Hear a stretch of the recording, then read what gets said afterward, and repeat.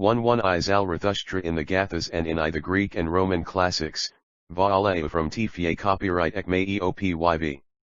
Drs Geiger and Ulm Dishman, VITH notes on M. Darmasteder's theory regarding the date of the Avesta, and an appendix, by Arab Dastur Peshhotansanjana, B.A. Leipzig, Otto Harasowitz. 1897 All rights reserved.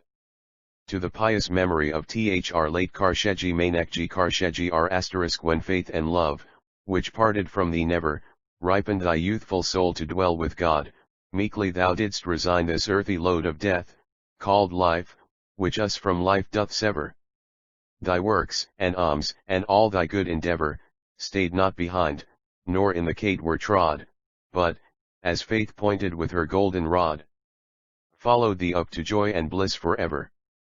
Love led them on, and faith, who knew them best thy handmaids clad them o'er with purple beams and azure wings, that up they flew so dressed, and spake the truth of thee on glorious themes before the judge, who thenceforth bid thee rest, and drink thy fill of pure immortal streams. He son of Sir Jamshedji Jajibhai, Bart, CSI, who, if he had survived, I have become a fourth baronet of the Sir Jamshedji family. /Idra. Epidoc Nask 2, 22, Search-RBTI, 2, 38. Jilton Sonnet 14. Joiry Face. Is now fully 10 years since the Oxford Clarendon pressed in 2 volumes my English translation of the German, R. Wilhelm Geiger's Osterdniskultur im Altertum. Volume on Zarathustra in the GDTHDS and in the Western 6 was then intended to have been the third of that series. Owing to the precedence of publication which I have given to editions of some of the important Pahlavi texts, this volume be put off for several years. The essay on Zarathustra in the Gathas is the rendering of the German Miss. F. Dr. Geiger, which is for the first time printed in this Lavidi pages 159e. It may be regarded as the first concise lucid discourse upon the authorship, theology, and monotheion of the Avestic Gathas, the oldest and most sacked hymns ij Zoroastrians. Herein Dr. Geiger is able to draw from his search the following inferences. 1. The Iranians had re-olden time, and without any foreign influence, independently through the Zoroastri or reform, the possession monotheistic religion, and its founders had attained to stage in ethics to which only the best paints of the old meant rise. 2. The Iranians display an inclination rds that depth of moral intuition which is perceptible in Christianity. At a very early period the Gathas knew about the full triad of the righteous thought, the righteous word, be righteous deed. Second essay on Zoroaster in the classical writers is TED and translated from the late Dr. F. Windishman's Loomis work, Zoroastrisk Study N. The German heading R which this essay is given, is still in der alten über Istrisches, references in ancient writings to Zoroaster. His doctrine it is highly interesting, giving as it does a extensive collection of the foreign views of classical guarding the Persian Zoroaster and his revelation, 1//Li, p-facet. /I as a supplement or appendix to the latter I have inserted this volume my refutatory discourse on the alleged PN of consanguineous marriages in ancient Iran to Whi, my classical writers allude, as will be noticed from Trant of Windishman's German. As to the theory of the age of the Avesta, which I here briefly touched upon, it is a pleasure to observe that who imagine, like Darmstaedter, a later origin for the AV are compelled to assume that they were written in a language with all the older forms of the names. But explanation presupposes that Avesta scholars in the Tinvalogeses were already acquainted with the philo-arguments developed in the 19th century AD, is absurd. I must take this opportunity of acknowledging my gratitude to the learned friends who have kindly rendered a very prompt assistance in the course of my work. I also to thank the trustees of the Sir Jamshedji Jijek Translation Fund for their kind patronage to this volume Darab Dastur Peshhotan Sanj nth December 1897, IMM Ukaitan. C/.jo ia6/4tfjoilo.0.0 J contents Zarathustra in the Gathas, Pagh Introduction. 1 I. The authorship of the Gathas, comma. 9.2 The religious and social reform of Zarathustra. 18.3. Zarathustra's monotheism. 28.4 The theology of the Gathas v Zoroastrianism is not a dualistic religion. 38. 50 Views of the classical writers regarding Zoroaster and his doctrine. Pythagoras, Democritus, Xanthus the Lgadian, Herodotus, Plato, Diogenes of Laerd, Eudoxus Dino, Aristotle, Theopompus 3, Plutarch, Hermodorus, Sotion, Hermippus, Strabo. J. Agathias, Plinius Beresus, Moses of Chorene, Cephalian, Syncellus, Clementinian, Rio Ignatians, Clemutinian Homilies, underscore 6 and 3 74 8163 85 86, 86 91 92 93 102 104 106 115 120 121 125 128 129 131 132 134, and contents. Dio Chrysostom. 135 The alleged Pahlavi letter OK Tansar to the king of Tiaistan L4 3 Observations on Dharmasteter's theory. 153 The German text of Zarathustra in den Gathas. Einleitung die Autorschaft des Gathas il die Religios und Sociale Reform Zarathustras hl Zarathustra's Monotheismus 4. Die Theologie der Gathas wie ist die Zoroastrisch Religion ein dualistisk? Appendix 159 164 170 177 184 192 205 to 256 The alleged practice of consanguineous messiages in ancient lean opinions 257 / Zarathustra in the Gathas. R. Zarathustra in THP. Gathas. General remarks. Every religion, wheresoever and whensoever it may have sprung up, has its history and its development. No religion appears of a sudden as something perfectly novel and unexpected. The eye of the historical investigator who seeks to prove and understand every event, i.e. the history of mankind according to causes and effects, will perceive that every new form of religion is preceded by a period of time which we may call the period of preparation. At such a period there appear certain phenomena in the intellectual, moral, and economical life of the people which point to an imminent revolution of ideas. As these phenomena become more numerous and more powerful, the desire for a reformation of the whole system of life will become more and more powerful and vigorous, until, one might say, with a certain natural necessity, the personage appears who will be able to give an expression to the wishes and hopes of all the people, and thus turn out to be the founder of a new doctrine.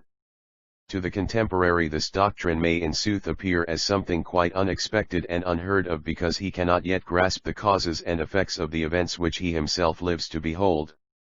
But the historical inquirer who is capable of doing it, will trace the phenomena which prepare such an important event, vide the German text. And will discover them everywhere and at all times, whether he turns his attention to the history of Christianity or Islamism, of Buddhism or Zoroastrianism. As every religion has, however, its prehistory, so it lies also its development. Not only do the natural religions of the wild Africans, Americans, and Australians contain a continuous transformation and variation, such is also the case, although in a smaller measure, with the so-called book religions, i.e., with the religions we depend upon sacred documents as compendia of their doctrines, as the rule and standard for the life of their adherents. Even in the Jewish religion, so far as it is known to us in the Old Testament, we discover traces of development and decay.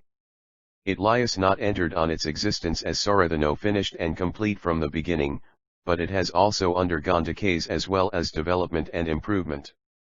Now the investigator who has made the contents and the history of any of the religious systems the theme of his discourse, will have to face the task of never losing sight of the idea of development and of tracing the course of this development.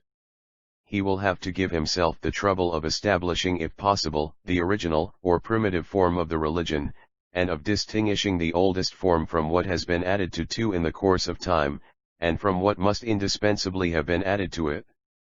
I say indispensably, because as the religion of a nation must be reckoned as one of its most important social advantages, so it will experience, like all other social endowments, certain changes in the course of centuries. The general social standard 1 Comp. Professor Max Miller's lectures Outli Origin and der Lopaniat of Lilian, pages 149 to 150.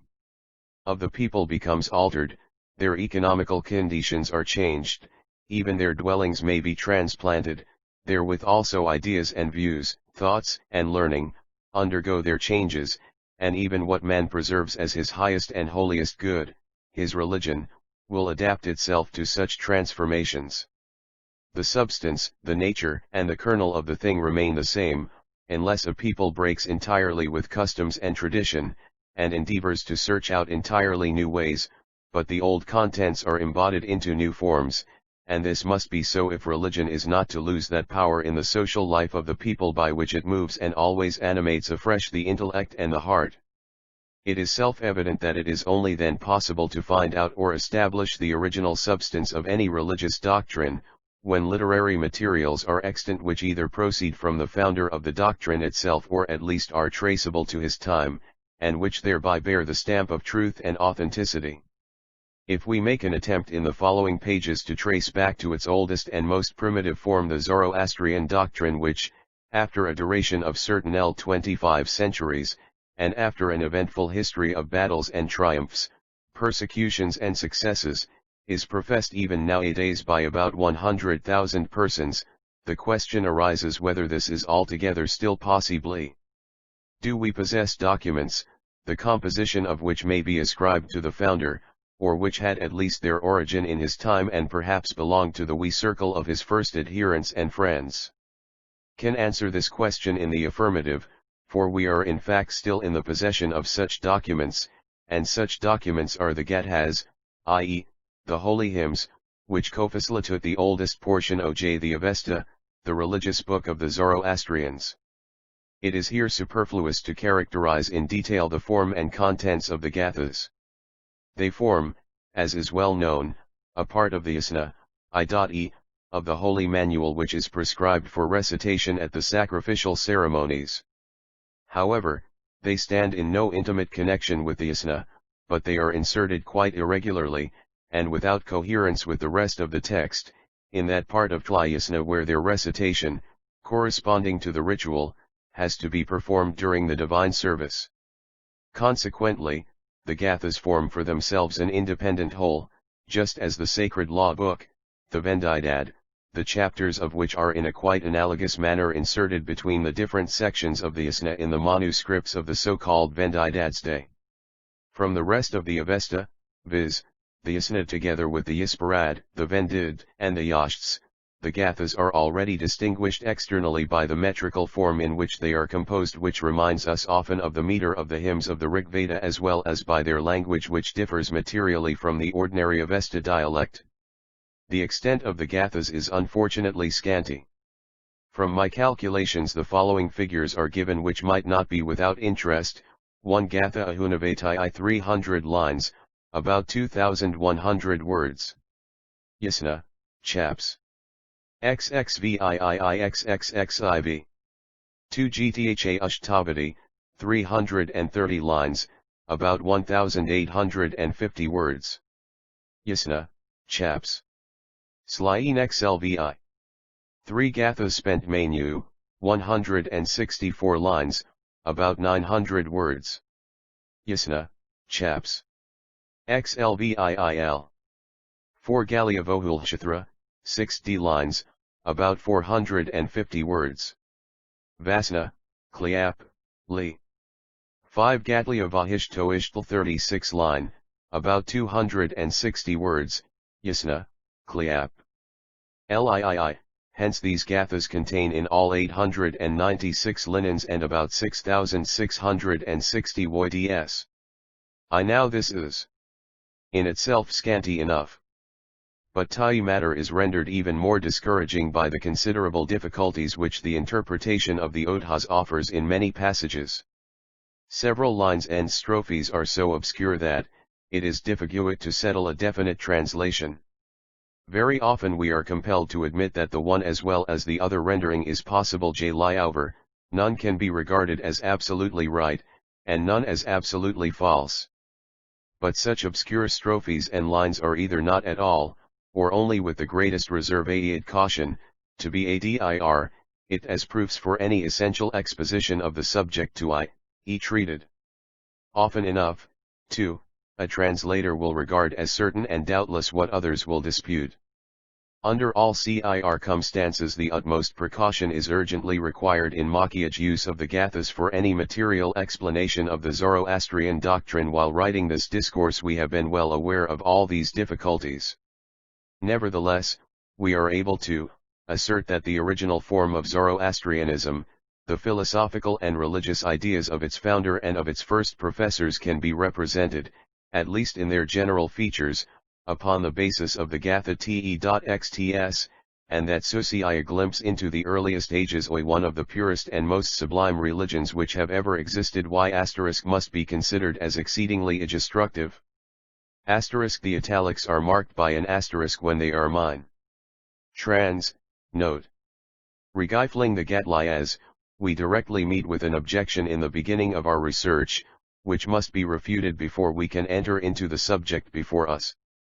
The points in question may be summed up as follows: whether the Gathas proceed from Zarathustra or his first adherents or disciples, whether they actually reach back to the primitive age of Zoroastrianism, nay, whether they are in general older than the rest of the Avesta. Among the Avesta scholars in Europe there are many who dispute all these points, who want to make Zarathustra a mythical person, and who take the differences between the Gathas and the rest of the Avesta to be not of a temporal but of a local nature.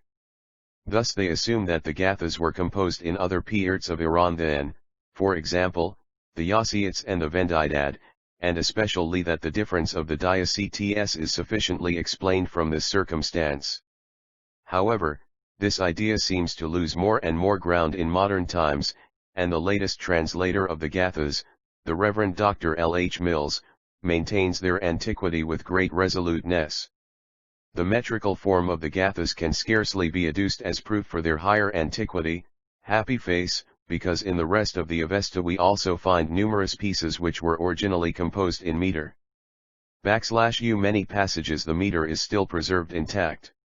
In other passages no doubt the text must first be cleared from the additions and interpolations made in the first redaction of the Avesta.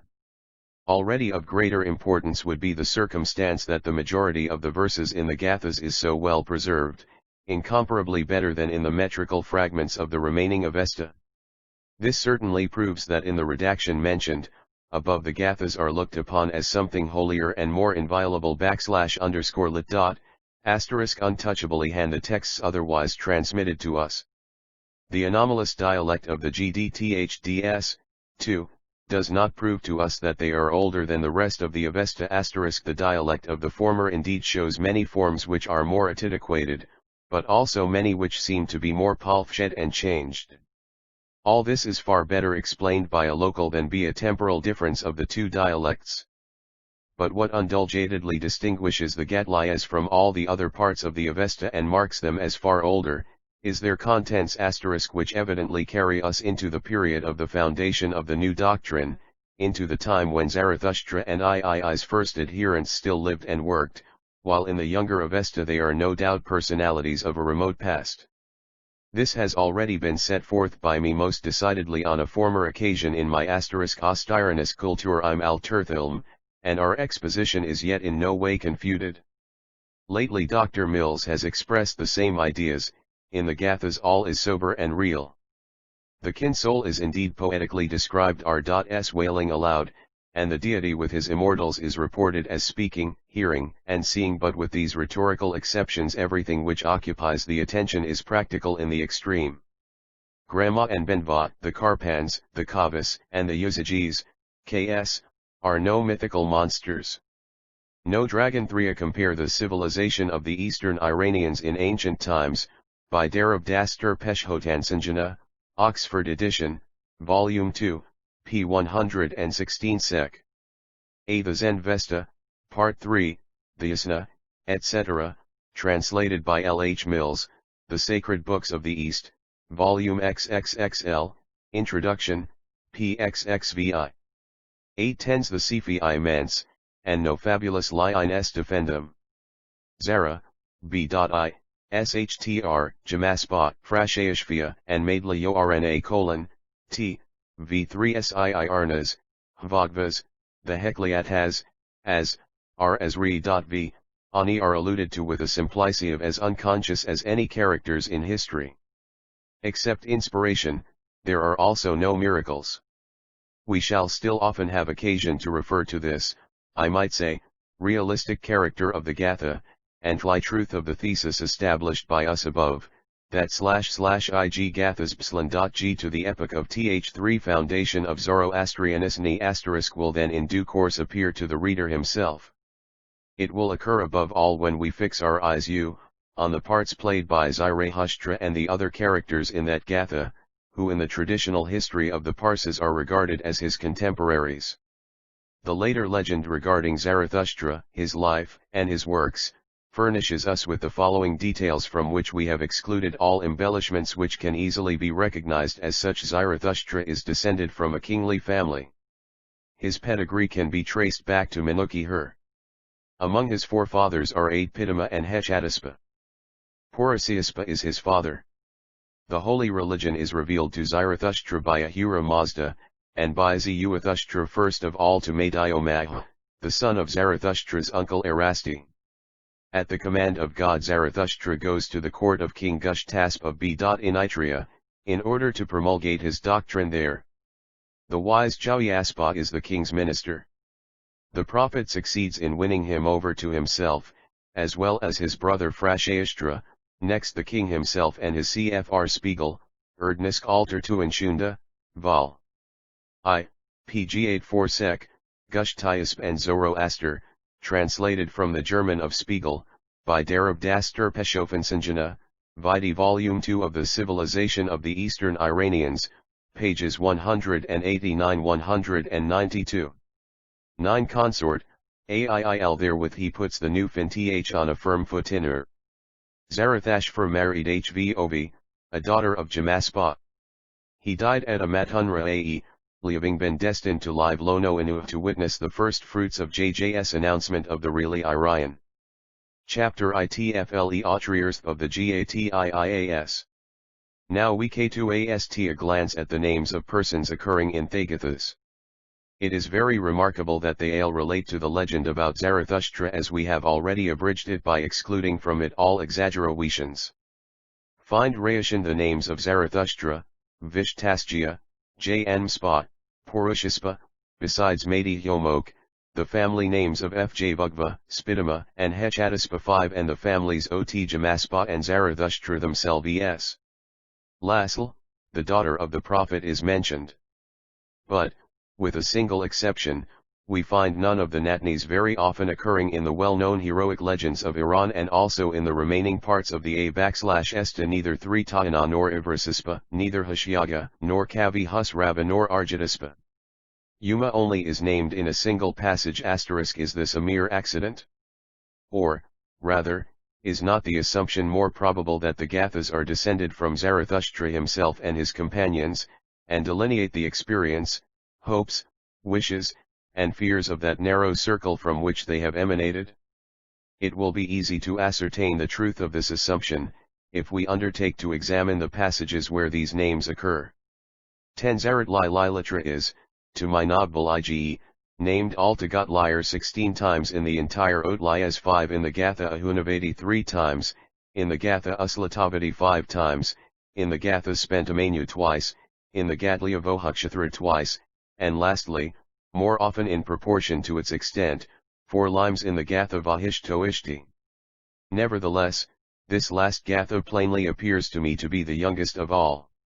i.e. introductory strophes in which Zarathustra, Kavivishtaspat, Purukishta, the daughter of Zarathustra, and Frashayashtra are mentioned, Setni I tome to comprehend a retrospective view of the Zoroastrian epoch. I do not dive that these strophes have originated directly from any of these persons. Of greater importance are the passages wherein Zarathustra speaks of himself in the first person. As for instance, Yasna xlvi, 19, says, "He who in righteousness seeks to evince goodness to me Zarathustra, for him the heavenly spirits will grant as a reward which is most fit to strive for, namely, the eternal beatitude. I mean, it is evident, that we have here before us voids entied by Zarathustra himself." Such a passage is perfectly distinguished from the passages of the later Avesta, wherein the prophet does not speak himself, but is made to speak by the composer of the texts, as for example, the beginning of Yasinsi 9, which undoubtedly contains an old hymn, but which at the first glance seems to have origin at long after Zarathustra, and it says, "At the lime of morning Hauma came to Zarathustra as he was consecrating the fire and reciting aloud the Gathas. And Zarathustra asked Hauma, Who art thou then, you man? Who art of all the incarnate wild the most 11 beautiful in thine O.V. botly uf triaso oleum iliavosin, glorious one." We are certainly antherized from the entirely distinct manner in which Zarathustra is mentioned in the former and the latter passage, to draw a conclusion as to their relative age. In an analogous way, Professor Olden Beji Loss recently proved a remarkable distinction between the older and the younger hymns of the Rigveda, according as the manner of the poet's expression is such and such, which may or may not demonstrate the fact of his having been synchronous with certain historical event. Thus Rigveda YLL.LS, is distinguished from the rest of the hymns of the same book as far older, because its author speaks of the reed battle which Kinjay, Sudas Fwatiyat as of something which had but just happened, while in other hymns mention is made of the same battle as an event of the past time. But if weeks, the strophe, Yasna xlvi, 19, as the words of Zarathustra, we might just as well assert the same undoubtedly for all the hymns contained in the same chapter. It is, however, uncommonly rich in personal allusions. In Dul 4 I strophe Zarathustra is accosted with tly words, Zarathustra, who is thy friend? This, nevertheless, does not at all controvert our opinion that all these hymns originate from Zarathustra himself. The poet in a purely poetical liveliness lets this question be put to himself, upon which he himself gives the answer, it is he himself, Kavivishtaspat. Expressed in other words, the passage simply means, I have found no better friend and adherent than Kavivishtaspat. I-12 further on, the poet, i.e. Zarathustra, alludes / his own family, the Spitamidi, and makes mention of Frashayashtra and Ajamaspat, and, at tly end, in the words quoted above, speaks of himself in the first person. And he promises all Tlios Tliat joined him, paradise as the reward of the faithful. If we next refer to the Gatliya Ashtavadi, we find in it another hymn, viz., Yasna xliil, which vividly reminds us of what is described above. Here, too, the poet asks himself the question, Who art thou then, and whose son? And again he gives the answer himself, *1 am Zarathustra, an open enemy of all evil, but to the pious I will be a powerful helper as long as I am able to do so. And tly poet concludes this time with a reference to high in self in the third person, now Zarathustra and with him all those who adhere to Ahura Mazda, declare I themselves for the world of the good spirit. This use of the third person, when tly poet speaks of himself, should not surprise us. It is found exactly so in the Rigveda. Here it is said, Sa has the Vasishtha, i.e., the singer, who is descended from the race of the Vasishtha, praised the powerful Agni, 7:42-6, and then again we, the Vasishthats, wish to be thy adorers, 7:37-4, and so on, expressed in one form or another. Evidently, it was thus quite usual in the ancient hymnology that the composer mentioned himself in the third person, and this use is also not quite unknown in our modern poetry. From the Gatha Ashtavadi we pass on again to the Gatha Ahunavadi. Here we light on a striking change. In Yasna XXVIII, 7-9, the poet 13 speaks of himself id the first J3CRSON, so there exists also no doubt that he lived in Tliperlal of the foundation of the new doctrine. However, I am inclined to think that Zarathustra is not the Autaiyer, but one of Il's friends and contemporaries. In the 3 strophes mentioned above, Yasna XXVIII, 7-9, the same poet prays to God in the following manner: bestow, powerful spiritual help upon Zarathustra and upon all of us. In the next strophe, grant power unto Vishtaspa and Tome, and in the following verse, I beseech thee, grant the best good to the hero Frashayastra and to me. The parallelism is so dear in these 3 stanzas that we can assume that the poet here represents himself as somebody distinct from Zarathustra, Vishtaspa, and Frashayastra. Hence he was not Zarathustra himself. Just as the Gathic Yasna XXVIII does not originate in my opinion from Zarathustra, but from one of his disciples or adherents, so also does the Gathic Yasna XXIX. In the latter hymn the composer or the bard makes Kashirvai, the kind soul, implore the heavenly spirits for help and for salvation from the misery and embarrassment in this world, which befall her from evil people. The heavenly spirits make her look for the mission of Zarathustra as a prophet, by whose tiakhino, or doctrine the Ramdvayo, inst that evil shall be procured. Jashirvan, however, is not satisfied with this promise, since she does not wish to have a powerless mortal as helper and savior. Now, according to my interpretation, this Gatha XXIX concludes the strophe, wherein Ahura Mazda promises that he would help on the weak ones and replenish Zarathustra with his grace and power, so that 14 he might be capable of thereby carrying out T's difficult commandment.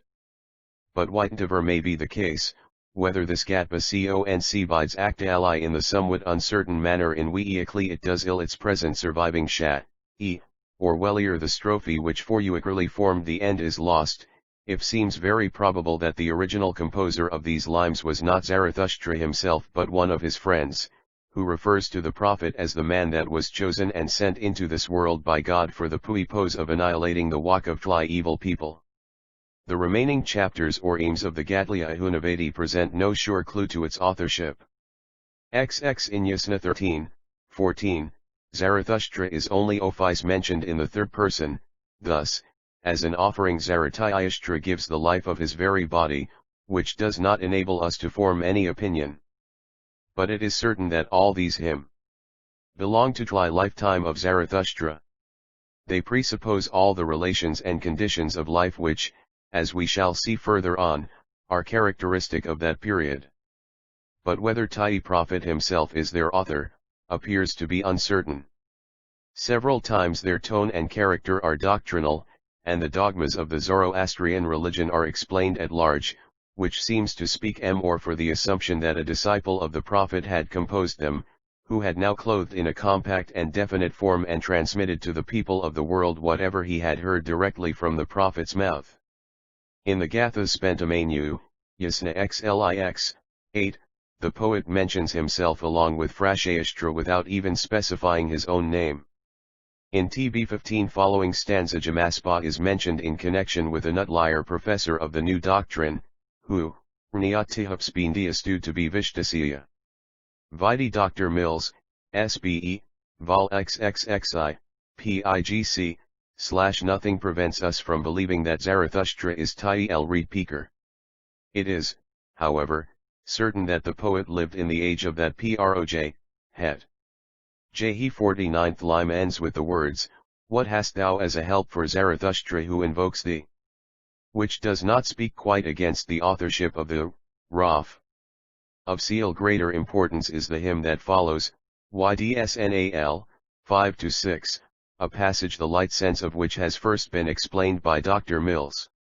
Here mention is made of Zarathustra in the 3rd person, as of one who declares the sonos and saving s or the mthras to Ahura Mazda and the heavenly beings, and then prays, "In good mind may he announce my laws."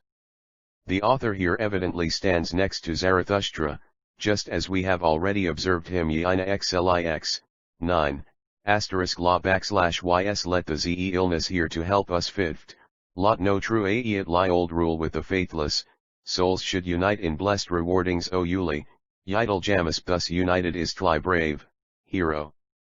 _vidi the sacred books of the East, p. 167 seq. The M.St. striking circumstance here, after the rhetorical and moral religious peculiarities have been observed, is the 6th verse, and as to the question of Zarathustriae authorship, it is tly biost strikani in the Gathas or the Abeta. In that verse we have Zarathustra, not named alone, which might easily be harmonized with his isonal authorship, nor have we only such expressions as to Zarathustra and tons, Yaso, XXVIII, 7, but we have Zarnel-Hushtra named as Mahid Iltsenstedt, M. He declare my regulations, which could only be said without figure of speech, by some superior, if not by tly prime mover lie himself. Were these verses then written by the prime mover one and was he other than Zarathustra one? Zarathustra was menially and personally the superior of all of them.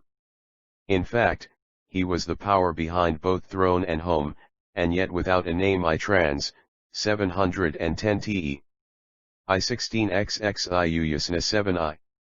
Perhaps it is Vaslitaspaolio here speaks, perhaps Jamaspa.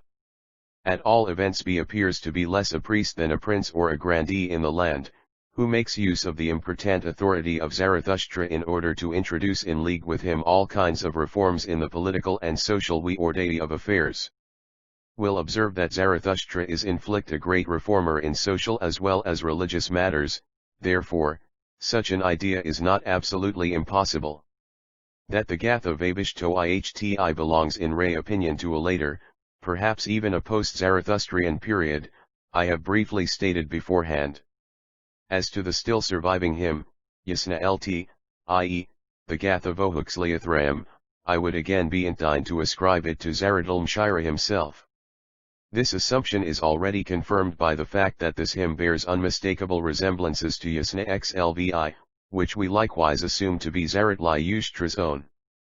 Dr. Mills has referred it in the 31st volume of the Sacred Books of the East, p. 182. Just as in Yama Xlvi, 14 so in Yasna Li, 1, the poet puts himself the question who, Alura, is a loyal friend to the Spidama, to Zarathustra. He answers then for the first time in the Neative, vicious heretics and false priests have never fortuyed the approval of Zarathustra, c12, these are exposed to perdition, while Zarathustra whom rs11 hast thou Zarathustra. Thus a holy friend who for the retinus? Is it who thus desires to speak it forth? Zarathustra answers. It is Arkavivishtaspa, the heroic. Transaction 7 IOT /. Pitarast Yuber gained his car, nor Kavi follower, Mills, SBE. 17 grants to his followers the prospect of paradise as their *art. C 13-15. And now he enumerates all his friends. In the first place he names Kavivishtaspa, then the Hvatvid Frashayashtra and Jamaspa, and, lastly, the Spitniad Majomok. Characteristic are the words at the conclusion of strophe 18, Buliach, however, seem to be suitable only in the mouth of Zarathustra, and grant me also, Mazda, that they, that is Vishtaspa and Frashayashtra and Jamajpa, may adhere firmly to thee. Accordingly, God is solicited to fortify and strengthen the belief of the first adherents, so that they would truly adhere to the doctrine of Zarathustra, which they have already recognized as true and light. The results of our investigations upon the personal names occurring in the Gathas, and specially upon the references to Zarathustra in them, are as follows. 1. The Gathas were all composed in the age of Zarathustra with the single exception of Ya-Nalii, and Tlu-Y are distinguished, therefore, essentially from Tli rest of the Avesta in which Zarathustra is a personage of the past period. 2. Some of the Gathic hymns, particularly Yasna Xlvi, Xlix, and Lt, were very probably composed by Zarathustra himself. 3 other hymns do not directly proceed from Zarathustra, but from one of his friends and followers or disciples, which may be proved with some certainty. Mazdayasna XXVIII, XXIX, and L. 4. Under all circumstances we have here a collection of hymns wherein the same spirit prevails throughout, and all of which give expression to the same wishes and hopes, sorrows and fears, to the same 38 joyfulness of the faith, and to the same trust in God.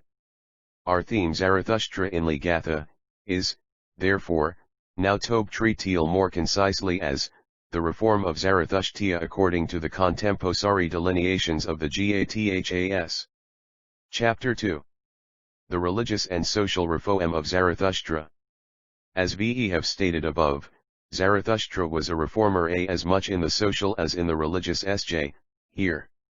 Glance at the contents of the Gathas, provides us with sufficient information as to this.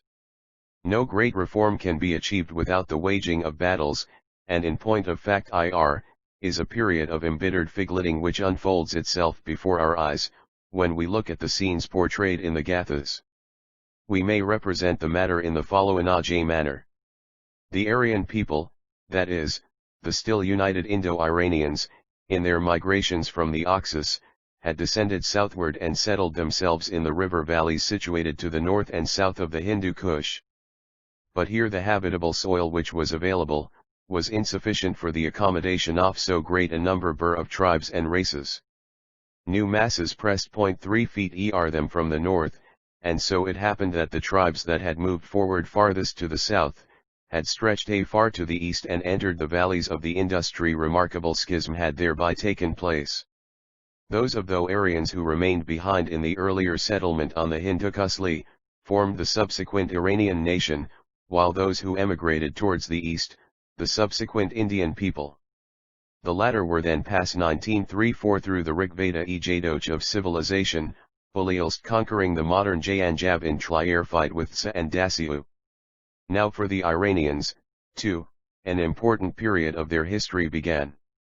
Tri land which they had in their occupation, did not prove quite sufficient to maintain a larger number of nomadic races with their herds, for such were the Iranians of that period. The lot also was favorable to nomadic life in many parts where the mountains run towards the steppes and gradually subside into lower and broader ridges, but in other parts here the ground is rough, rugged, and mountainous. It hindered the free and unlimited wandering of the nomads. Thus, naturally, one portion of the Iranian tribes was very soon compelled to take to a settled life and to practice agriculture. The Iranian people of the Gathic period were, in fact, subdivided into husbandmen and nomads, and in the sharp opposition, which obtained between the two, the prophet Zarathustra played a prominent part. In a number of Gathic passages we see him standing as an advocate of the settled husbandman. He admonishes them not to be tired of their good work, to cultivate diligently the fields, and to devote to the cattle that fostering care which they deserved. And far and wide spreads the dominion of husbandmen and * the settlements of the pious people increase, in spite of all molestations, all persecutions, and violence, which they have to suffer from the nomads who attack their settlements in order to desolate their sown fields and to deprive them of their herds. It may be sufficient to hint at this primitive condition here in a few words, since this social revolution, which the Avesta people passed through in the Gathic period. 20 lias already been described at length in my Osterdnisk Kultur im Alter Thumb, and we may avoid eating the same in this place. What is here of special interest to us is the spirit and the religious sentiments of Zarathustra, and of his Viids and first adherents as they appear in the Rete conflict, and as far as it can be understood from the Gathas. The conflict between the nomads and agriculturists, between the followers of the prophet and his enemies, was high-tier and of varying fortune. Here were times of despair and extreme embarrassment, so that the Perpiat disparagingly utters the words, "To what land shall I turn, wherein shall I enter?" And he laments that even his friends and relations leave him beset with difficulties, and all the rulers of the land refuse to give him their protection and support. Yasna XLVI, 1. Yet such outbursts are proportionately rare in the Gathas. Zarathustra and his friends, indeed, know about a helper out of all who difficulties. It is Ahura Mazda, has sent them, and henotheizes them in all their ways, unto him they turn in times of distress, and on him they look with a firm trust in God. The poet Zarathustra, therefore, continues after the opening words of the hymn, which are cited above, **Yeah, I know that I am poor, that I possess scanty herds or flocks, and scanty followers, I cry to thee, behold on me, Ahura, and bestow on me help even as a friend bestows help on his friend. Yasna xlvi, 2. Darab Dastur Peshhotansanjana, B.A., Civilizatioi of the Eastern Iranians in Ancient Times, Vol. 11, pages 119 seq 21. The consciousness Tliatahi Ira Mazda himself sent Zarathustra into Tlia's world for the purpose of announcing Tli new doctrine to mankind, and that God stands always Li's side as his advisor or guide, comes out prominently in the Gathas. The prophet directly exegesit, Yasna xly, 5, when he says that God will communicate to him the word which is the best for man. From the beginning he was chosen for that revelation, Vasgia xlib, 11. He declares himself prepared to undertake the functions and duties of a prophet, I will profess myself as your adorer, and will continue so as long as I may be able through the support of S/IA, and he prays only that Ahura Mazda may bestow success on his work, Yasna, 1. With pride he styles Lian Safely friend of Ahura, Yasna xlib, I, who truly and firmly adheres to him, and who on his part can rely on his help. In another passage, Yasna xxxii, 1, Zarathustra and his disciples called themselves messengers of Ahura Mazda, through whose mouth God revealed to the world his mysteries, that is, his revelation that was unknown and unheard of till then. Here we are vividly reminded of the same expression, ma-mk, occurring in the Old Testament, Geik denotia principally angels who serve as the messengers of God, and who act as intermediaries between Jehovah and man. Then again it denotes tle prophets and priests who serve as representatives of Jehovah oi earth, and exercise his will and, ipjtly, even the whole Israelite nation which is sent by God among the Hethians in order to convert them. Here as well as there, namely, among compare analogous passages in the Rigveda 233-105-85-8, 22, the Israelites as well as among the Iranians, the consciousness is clearly manifest that the new religion is not the work of a man, but that God himself speaks through his prophets, and that the latter are sent on their mission by him, and that they are his servants, his heralds or his messengers. This confidence in God has its highest and surest support or confirmation in the belief that, earlier or later, every man has at least to share in, or submit himself to, the lot which is assigned to him by the divine justice, and which he deserves in consequence of his good or bad actions. If in this life the evil person seems oft enough to enjoy an undeserved happiness, the punishment which is his due will, however, befall him directly in the next world. A life in darkness and torment and torture of the soul awaits him yonder. But, on the other hand, the prophet is able to console and strengthen his faithful adherents in all their miseries, struggles, and persecutions, by alluding to the joys of paradise which God will bestow on them in the next life. Yasna XXX, 4, XXXI, 20, XXXII, 15, 7, XLVI, 11, and XLIX, 11. In point of fact such a firm confidence CFR, XLV, in the divine dispensation, and in an adjustment between reward and punishment in the next world, is always indispensable when enemies abound, when the good cause is found in the highest danger and numbers only a few followers who adhere to it faithfully. The enemies of the new religion, in the first place, the nomadic tribes that feel disdain for settled life, the establishment of agriculture and careful tending of cattle, still pray to the old nature gods, the Devas 23 the Devas of the Indians. In the eyes of the adherents of Zarathustra, or the Gathic Zarathustrians, these devas become distinctly evil existences, deceitful idols, and demons. Those men or women who follow these devas or demons, and offer to them sacrifices and reverence, are called friends of the devas. Zarathushtra dear to Tli devas, in Yasna XXXII, 4, just as Zarathustra and his followers are designated the friends of Enra. And still more in a strophe of the Gathas the authors say, among the unfaithful to Ahura Enra seen the demons themselves in bodily forms, and the name of Deva shall, likewise, be applicable to such men. Yasna XXXII, 5, etc. Another denomination for the unfaithful enemies is the word Jkrafstra Yasna XXXIV, 9, which may mean perhaps vipers. In another passage they are called Krafstra Hizbt having viperous tongues, Yasna XXVIII, 6, and in a third strophe Yasna XXXIV, 5, the Krafstramu are named immediately and synonymously with the devas themselves.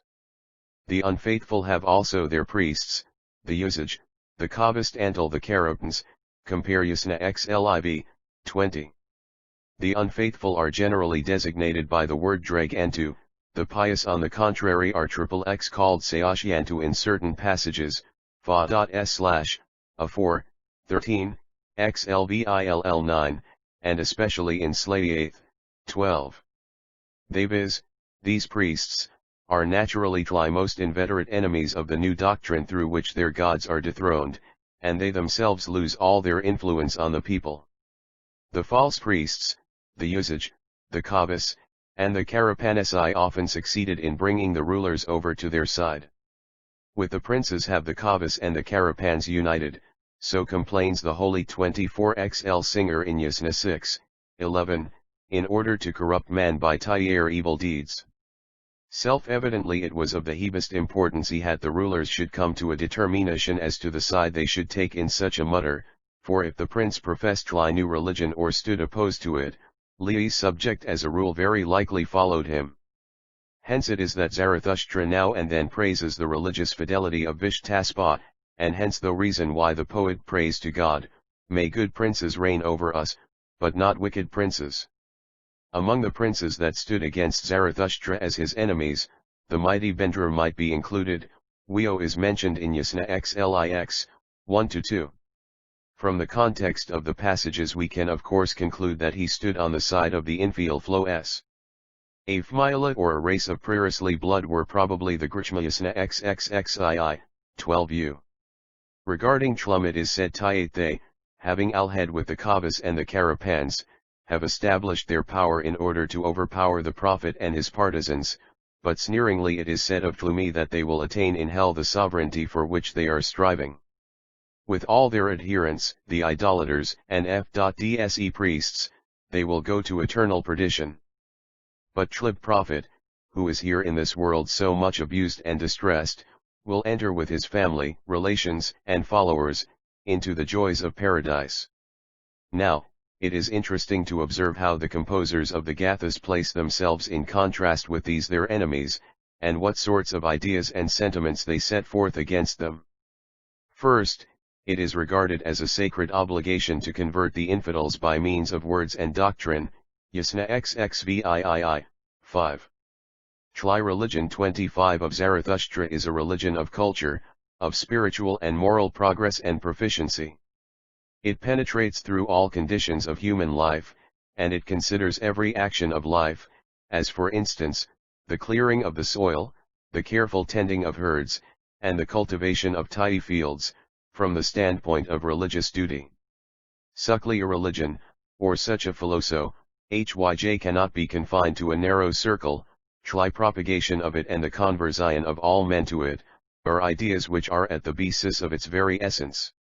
We, accordingly, find complete hymns, XXX as Yadalar, Ia Dud XLV, which were evidently intended to be delivered before a numerous audience, and in which Zarathustra, or one of his friends, expounds the essential points of the new doctrine for the approval of the hearers. Such a position follows clearly from the beginning strophe of the 45th Gathic hymn, I will announce it, now hear and understand, ye who have come from near and from error. Now hast thou made evident all, Mazda. In order that no false teacher shall again destroy the life of our mind, through false beliefs, a wicked person who speaks forth evil texts. Evidently has Vishtaspa, or else another provincial ruler, permitted his people to meet in a large assembly. In this assembly the Kavas and the Karapans may have delivered their songs in which they revered the Devas, the gods of storm and thunder, of the sun and stars. Probably they, too, brought offerings to their gods to gain their assistance in any enterprise, or to propitiate their wrath. But now Zarathustra steps forward and addresses the assembly. To his triumphant eloquence the priests of the nature religion had to give way, and his doctrine or religion, until then unheard, which to 426 declared Ahura Mazda as the sublime creator of the world and expounded the sacred duty of all men to fight strong against the infernal power of evil, was re-echoed and applauded by the attentive audience. Not bloody offerinos or senseless customs constitute the true worship of God, but the moral purity of the Ma'id, an ardent fulfillment of the duties to which man is invited in this life, as well as piety and industry. Whenever the prophet meets with an open opposition, and all preachings and expositions prove fruitless, then he denounces upon his opponents the full burden of divine wrath. The good shall hate the evil. There is no reconciliation, no forbearance, no connivance. Every act of forbearance in such a case would be a sin, because it encourages evil rather than destroys it. Tlia's spirit of intense hatred against the wicked stands, I believe, parallel to the ideas of the Old Testament. In the latter scriptures Moses, too, summonses the Levites to draw their swords and to kill the apostates who instead of holding firmly to the worship of Jehovah made a golden image and adored it. 2 Moses 32:25 Seq, Jehovah is a jealous God, a God of wrath, who commands to destroy the idols of the pagans and to throw down their altars. God of vengeance, Jehovah, God of vengeance, show thyself. So the psalmist invokes him. Psalms 94.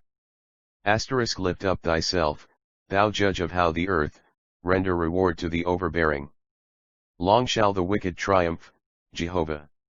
They congregate to threaten the life of the righteous, and condemn the innocent blood. But Jehovah is my citadel, and my God is the rock of refuge. He shall repay them their injustice, and shall annihilate them on account of their malice. Jehovah our God shall extirpate them. 27 Jehovah saves all before love him, but he destroys the wicked. Psalms 145:20. Through perverseness Jehovah's indignation will be excited, now he grows angry and pays with the sword those who revolted from him. Psalm 78:56 Seq. When the sons of Korah rebelled against Moses, Jehovah split the earth, and Korah with his relations, family, and property, was swallowed by it. 4 Moses 16:1 Seq. These passages from the Old Testament are culled at random. It would be easy to multiply them tenfold. The hatred which does not tolerate connivance with the sinner, but demands and expects his immediate punishment, even his total annihilation by the divine justice, is even a trait of the old Jezreelitish spirit. Cannot refuse it our admiration. There is vigor and energy free from all feeble wavering, rising to violence and fanaticism. And now when Zarathustra proclaims in the Gathas, would that I could be a tormentor for the wicked, but a friend and helper for the Mazdayasna 8, or when he admonishes the people, none of you shall mind the doctrine and precepts of the wicked, because thereby he will bring grief and death in his house and village, in his land and people. No, grip your sword and cut them down. Yasna XXXI, 18, or when he denounces death and ruin upon those who did not adhere to him. All this vividly puts us in mind of the spirit of the Old Testament. In fact, the opposition between the pious and the impious, the believers and the unbelievers, seems very often to have led to open combat. The prophet prays to Ahura that he may grant victory to his own when both the armies rush together in combat. 28 Whereby they cause defeat among the wicked, and procure for them grief and trouble. Yasna XLIB, 14:15. Whosoever deprives the liar and the false teacher of his power or of his life, can count upon Ahura's favor or grace, Yasna xlvi. 4. In any case, however, the wicked will not escape the eternal judgment, and if not already in this world, certainly in the next. Enforld, Ahura will inflict punishment upon them and dash them into the torments of hell and damnation, Yasna zxxi. 20, xlv, 7jxlyi, 6, 11, xlix, 11. Chapter 3. Zarathustra's monotheism. That the reform of Zarathustra called forth a lively agitation of the mind, that it even gave occasion to bloody combats and wars, is easily understood from the contents of the Gathas. It broke away almost entirely from all ideas extant before the Gathic period, and offered in fact something quite new. It placed itself in a conscious opposition to the religion of nature which had been handed down from the old Aryan times, and was still cherished by the people, and whatever it took over from the nature worship and retained in itself, was exalted into a far higher moral sphere and penetrated with its spirit, and thus the form acquired a new substance. Here we speak of the Gathas and their contents, not the entire Avesta, because it seems to me, and the surviving chapters will prove it, that the Gathas plainly preserve Zoroastrianism in its purest and most original form. The founder of this sublime religion had thought out and imparted it. If the present Parsis, the modern professors 29 of the Zoroastrian religion, would learn to be familiar with its contents and spirit, as it originated directly from the prophet, they would always have to refer to the Gathas, and they ought to endeavor to penetrate deep into the meaning, which is indeed often obscure and difficult. I believe that it will also have an important practical effect in increasing their love and esteem, and in preserving in a pure state this religion as a rare and valuable possession. Prophet, too, qualifies his religion as unheard of words Yasna xxxi, 1, or as a mystery, Yasna slayeth, 3, because he himself regards it as a religion quite distinct from the belief of the people hitherto. The revelation he announces, is to him no longer a mere matter of sentiments, no longer a merely undefined presentiment and conception of the Godhead, but a matter of intellect, of spiritual perception and knowledge. This is of great importance, for there are probably not many religions of so high an antiquity in which this fundamental doctrine, that religion is a knowledge or learning a science of Luhut, is true. Is so precisely declared as in the tenets of the Gathas. It is the unbelieving that are unknowing, on the contrary, the believing are learned, because they have penetrated into this knowledge. Yasna xxx, 3. Every one that is able to distinguish even spiritually between what is true and what is untrue, will enlist himself on the side of the prophet. Yasna 6, 15. Between the truthful, Adruhinyat not speaking lies, and the liars there is strictly the same antithesis as between the believers and the unbelievers, the adherents and the opponents of the new religion. Yasna xxxi, 15, etc. It is thereby expected from every individual that he or she should take a place in the 30 great question, and come to a decision on the one or the other side. Man for man shall the people examine or test whatever the prophet has announced to them. Yas 7 Iaxx, 2, and learn thereof the truth. Clearly enough it is an open breach with the old national religion. To the follower of Zarathustra the religion is no longer a reliance on unknown and more or less unintelligible higher powers, it is to hear, or rather a freedom of the spirit, and exemption from all superstitions and false notions, an independent penetration into the perception of the divine truth. Ivhic was to him a mystery before then. That the religion should develop from a feeling of dependence into that of freedom, is the most important step that could be taken generally in the sphere of religious life. We will again mention the Old Testament, where belief and perception, unbelief and folly, are likewise regarded as identical ideas. I need only refer to the famous passage of Psalms 14, "The fool speaketh in his heart. There is no God. Corrupt and abominable are their works, there is none among them, that doeth good. But Jehovah looks down from heaven upon the children of men, to see if there were any that did understand, that seek God, but all are apostatized, all are corrupted, none is there that doeth good, no, not one." Cfr Psalms 53, 2. but wherein consists the new doctrine unknown till then of the Zoroastrian religion, as it clearly emanates from the Gathas. It exists in the preponderating monotheistic character of this religion. Its founder has got rid of the plurality in which the Godhead had been split up by the popular belief and naturalism, and elevated himself to the perception 31 of the divine unity oleacally pervades nature in manifold waves. It is sufficiently known that in the Zoroastrian religious system Ahura Mazda is conceived as the ruler and commander in heaven and on earth, and as the highest and the first of the genii. This double name in the given consecutive order, occurs in the later Avesta as the constant and established designation of God. Exceptions to this use are not found in it, or are certainly met with very seldom only.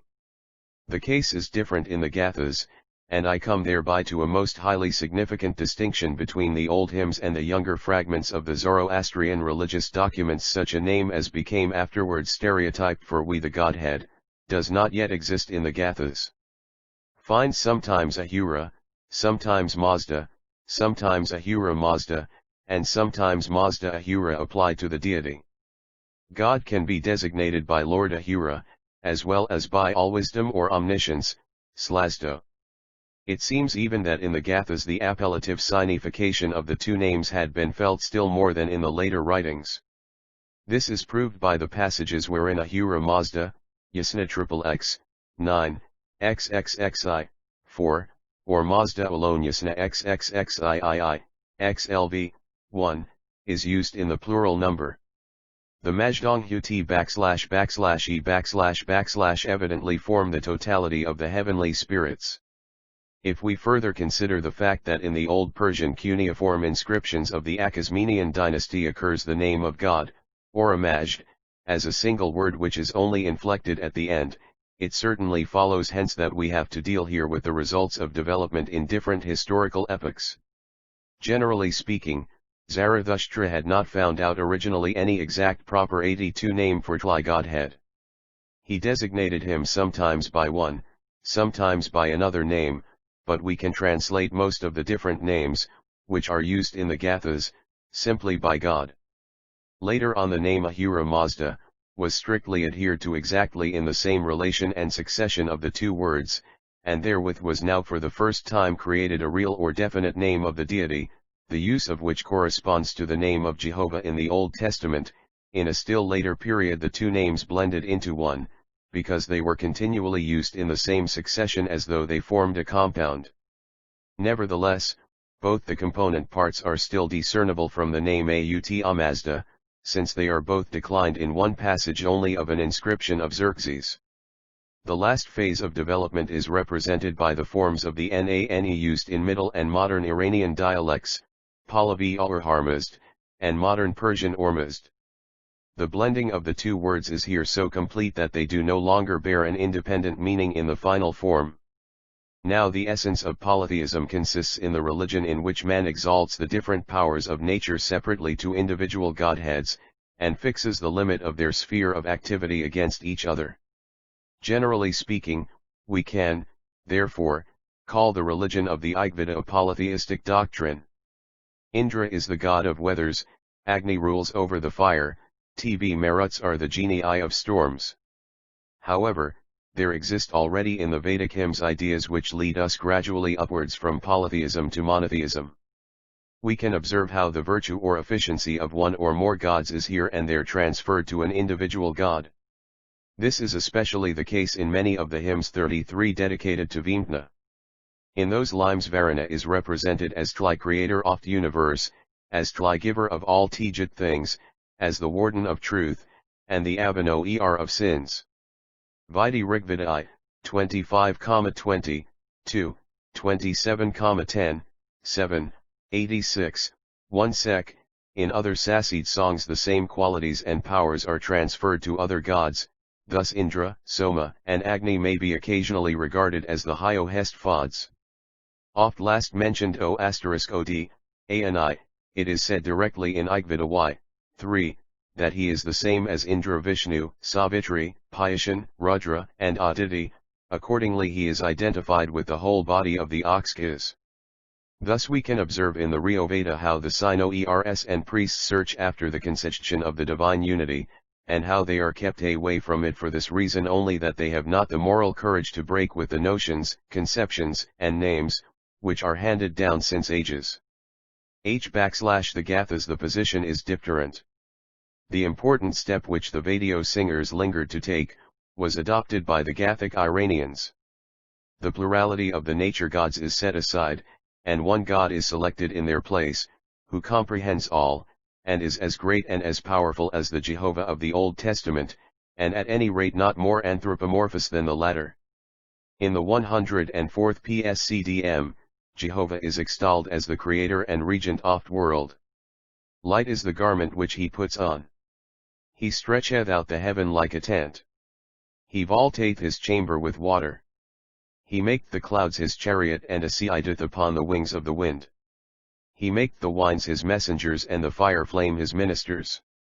Fleproj, et to the earth upon its foundations, so that it iuict not forever.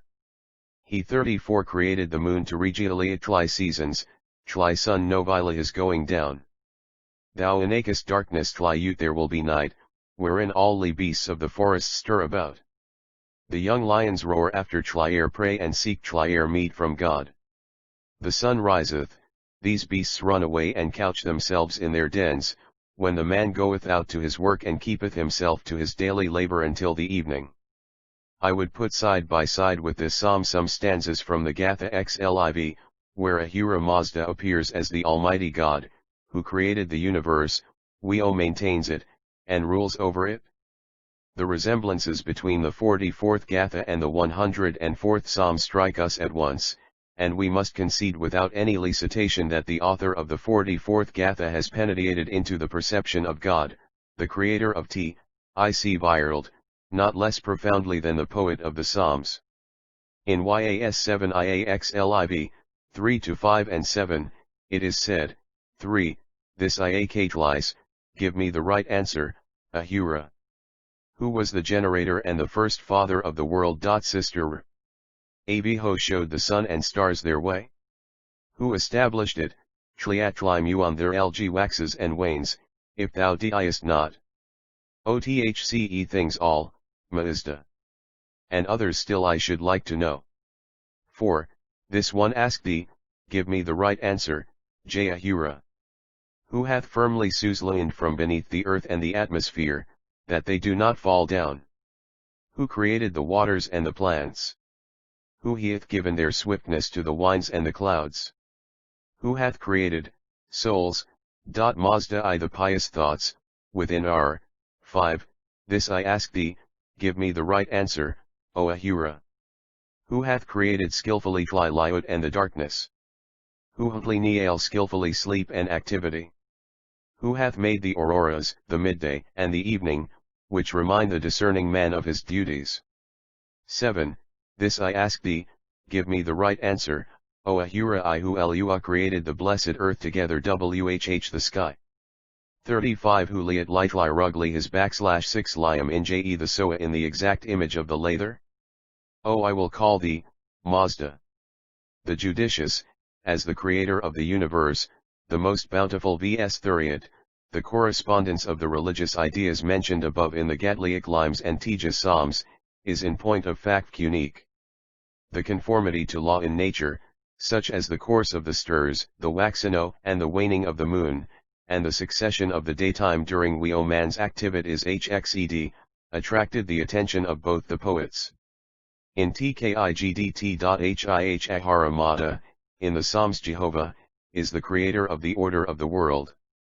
As such Mazda is freely and frequently mentioned in the Gatliah.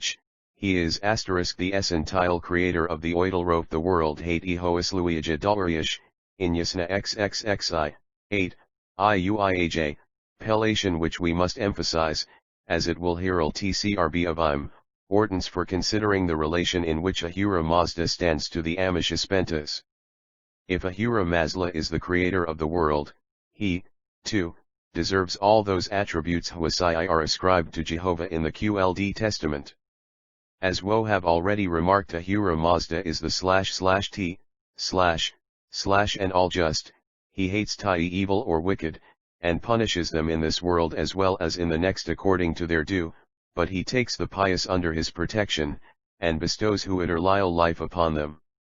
He is the Tumtatal, is also now the same Naxxxi, 7, as he has been who from eternity, Phi is the Almighty I, does what he wills, Virginia Ekshich/as, Yasna Slyin, 1, he is the point for / Noasini I, who looks down upon man from heaven cfr. 36 Psalms 14 quoted above, and watches all their projects and designs which are open or secret Yasna Xxxi, 13. Ahura Mazda is a spirit, he is a Iking, who cannot be invested with human traits of character, he is the Speenished Mainyth most bountiful Spint Yasna X Lil, 2. The absolute goodness or bounty. In fact, anthropomorphistic ideas or representations are very rare in the Gathas. Where such ideas occur, they are to be interpreted as the simple result of poetical usage or license. To Zarathustra Ahura Mazda was doubtless as much a spiritual supersensible, incomprehensible and indescribable being, as Jehovah was to the poets of the Psalms. Ahura Mazda is certainly called in Yasna Xxxi, 8, Xli 4, Xlvll, 2, the father of Vohurnano, Asha, and Armadi, Butitis to be remembered that Yalhaimi and Asha, and Armadi are only abstract ideas, Hhe, Jyoti's mind, holiness, humility, and devotion / hence it positively follows that we have here not to deal with human ideas or conceptions such as are tyrant in the Greek and Romaean ethology, but simply with a poetical mode of expression. It means nothing more than saying, God is the Father of all goodness, yeah, He is our Father / Yasna Xlih, 4, mention is also made of the hands of Ahura Mazda. It would be ridiculous if I were to trace therein any anthropory or physu, whatever. Such phrases Zarathustra could use as naturally as the Christian does, when in his prayers he lays all his cares and wishes in the fatherly hands of God. Itis neither IQ other Gauric passages Shyantamanu seems to be a beano distinct from Ahura Mazda, it is perhaps a particular trait of his nature by which he becomes the giver of Bwaoyantli creation, Yasna Xlv, 6, Slai, 1, etc. 37 Heatlionus lie nor Muliamadan nor Zoroastrian nor Christian, but a common mode of human expression. However, any traits which would allow us to infer that Ahura Mazda had been represented in a certain figurative form in the oldest period of Zoroastrianism, are certainly not to be derived from the Gathas. If we find in later times, as for example, in the monuments of the Akhasmuian kings a figurative representation of Ahura Mazda, one think we ought not to lay much stress upon it. In the first place it is to be observed that the Persians of the Achaemenian period had obtained Zoroastrianism as something foreign from without, thus they may have added or changed many religious notions. Secondly, has not also Michelangelo drawn an image of the God-Father and therewith given to the ecclesiastical Ai Toftheist a type fourth representation of the Godhead? We have seen that Zarathustra has arrived at the idea of an almighty, all-wise, and all-just God, of a creator and preserver of the void, and he has thereby provided his people with the monotheism in the place of a polytheistic nature worship. Further, we have seen that the manner in which the sole Godhead is conceived, vividly reminds us of the representations of Jehovah in the Old Testament, and indeed so well in the general as in the many particular characteristic features.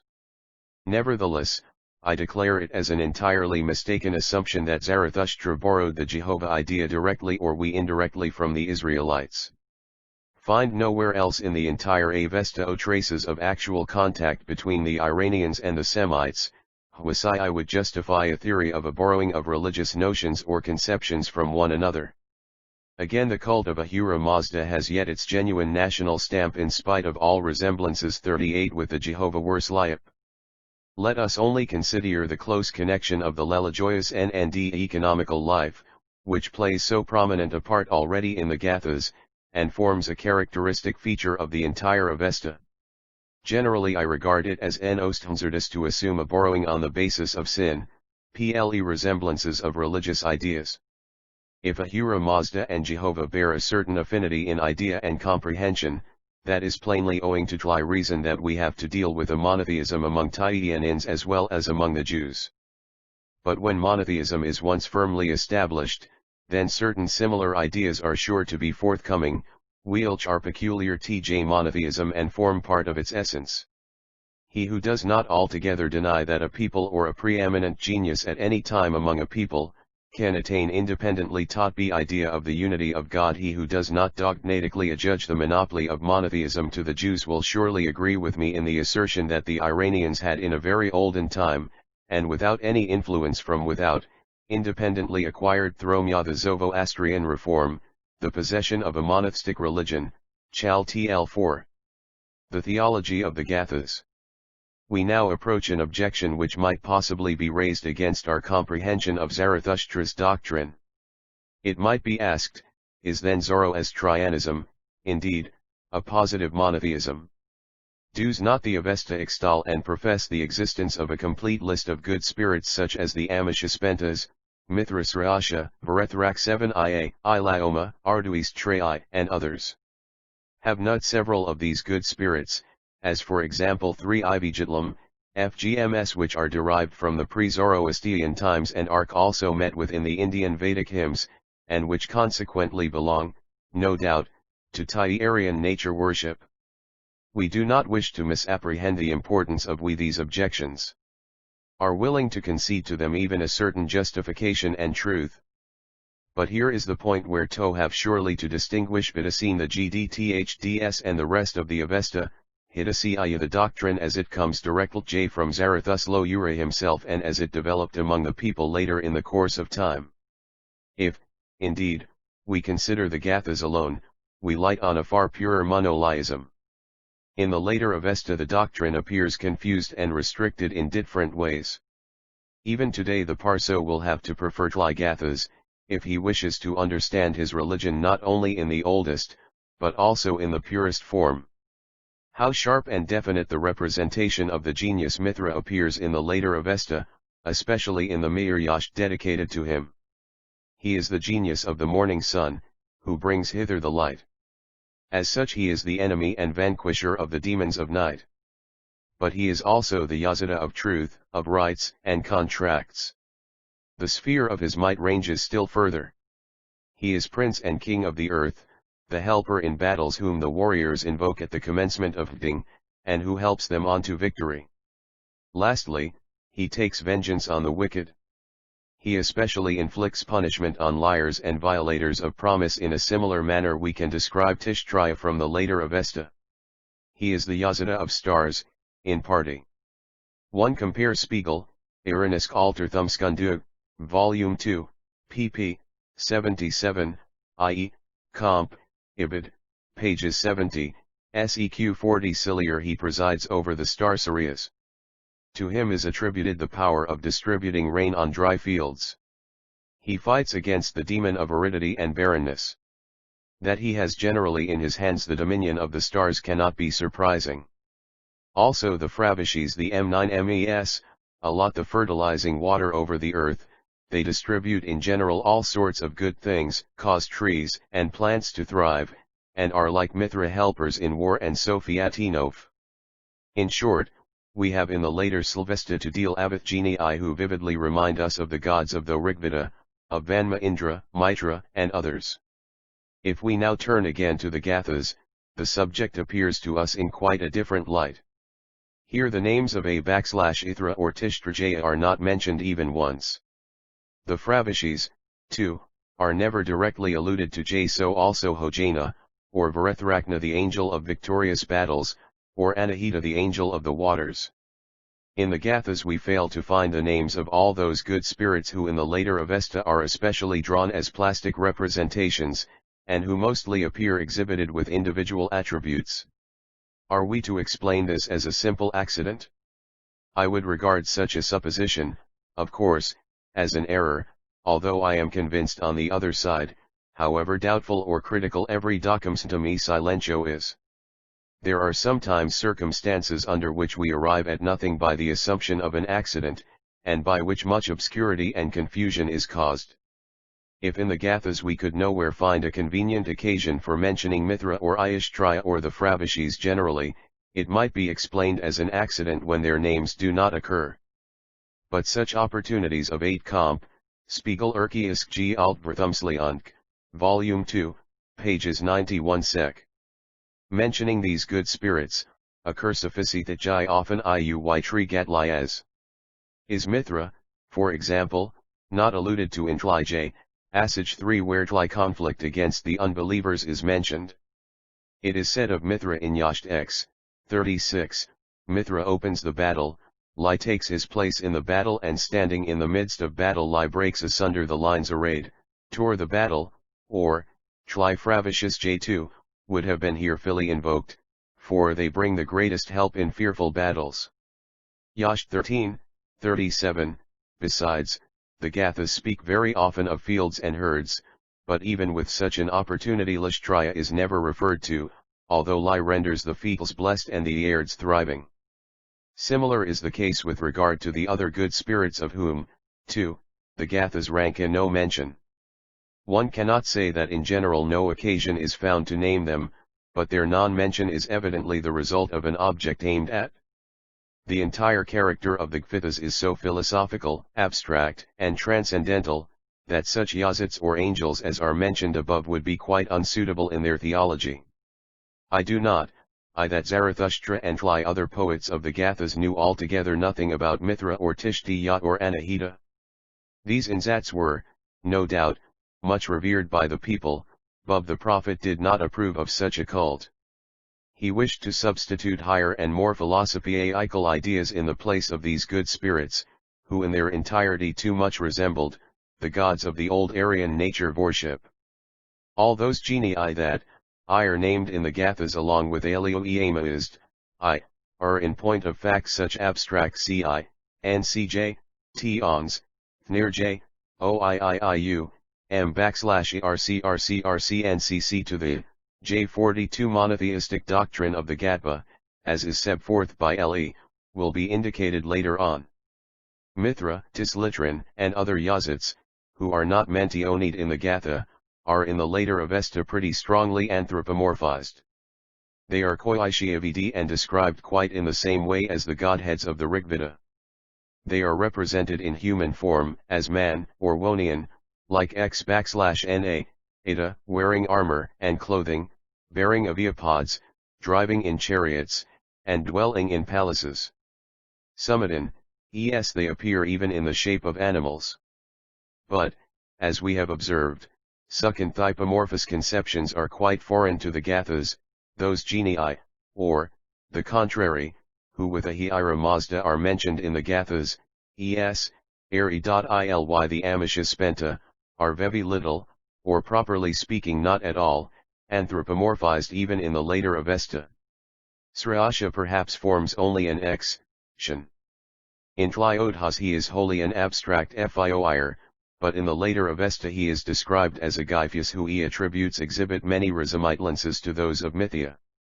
Hence, we are able to establish an adhoirative distinction between the theology of the Gathas and that of the later Avesta.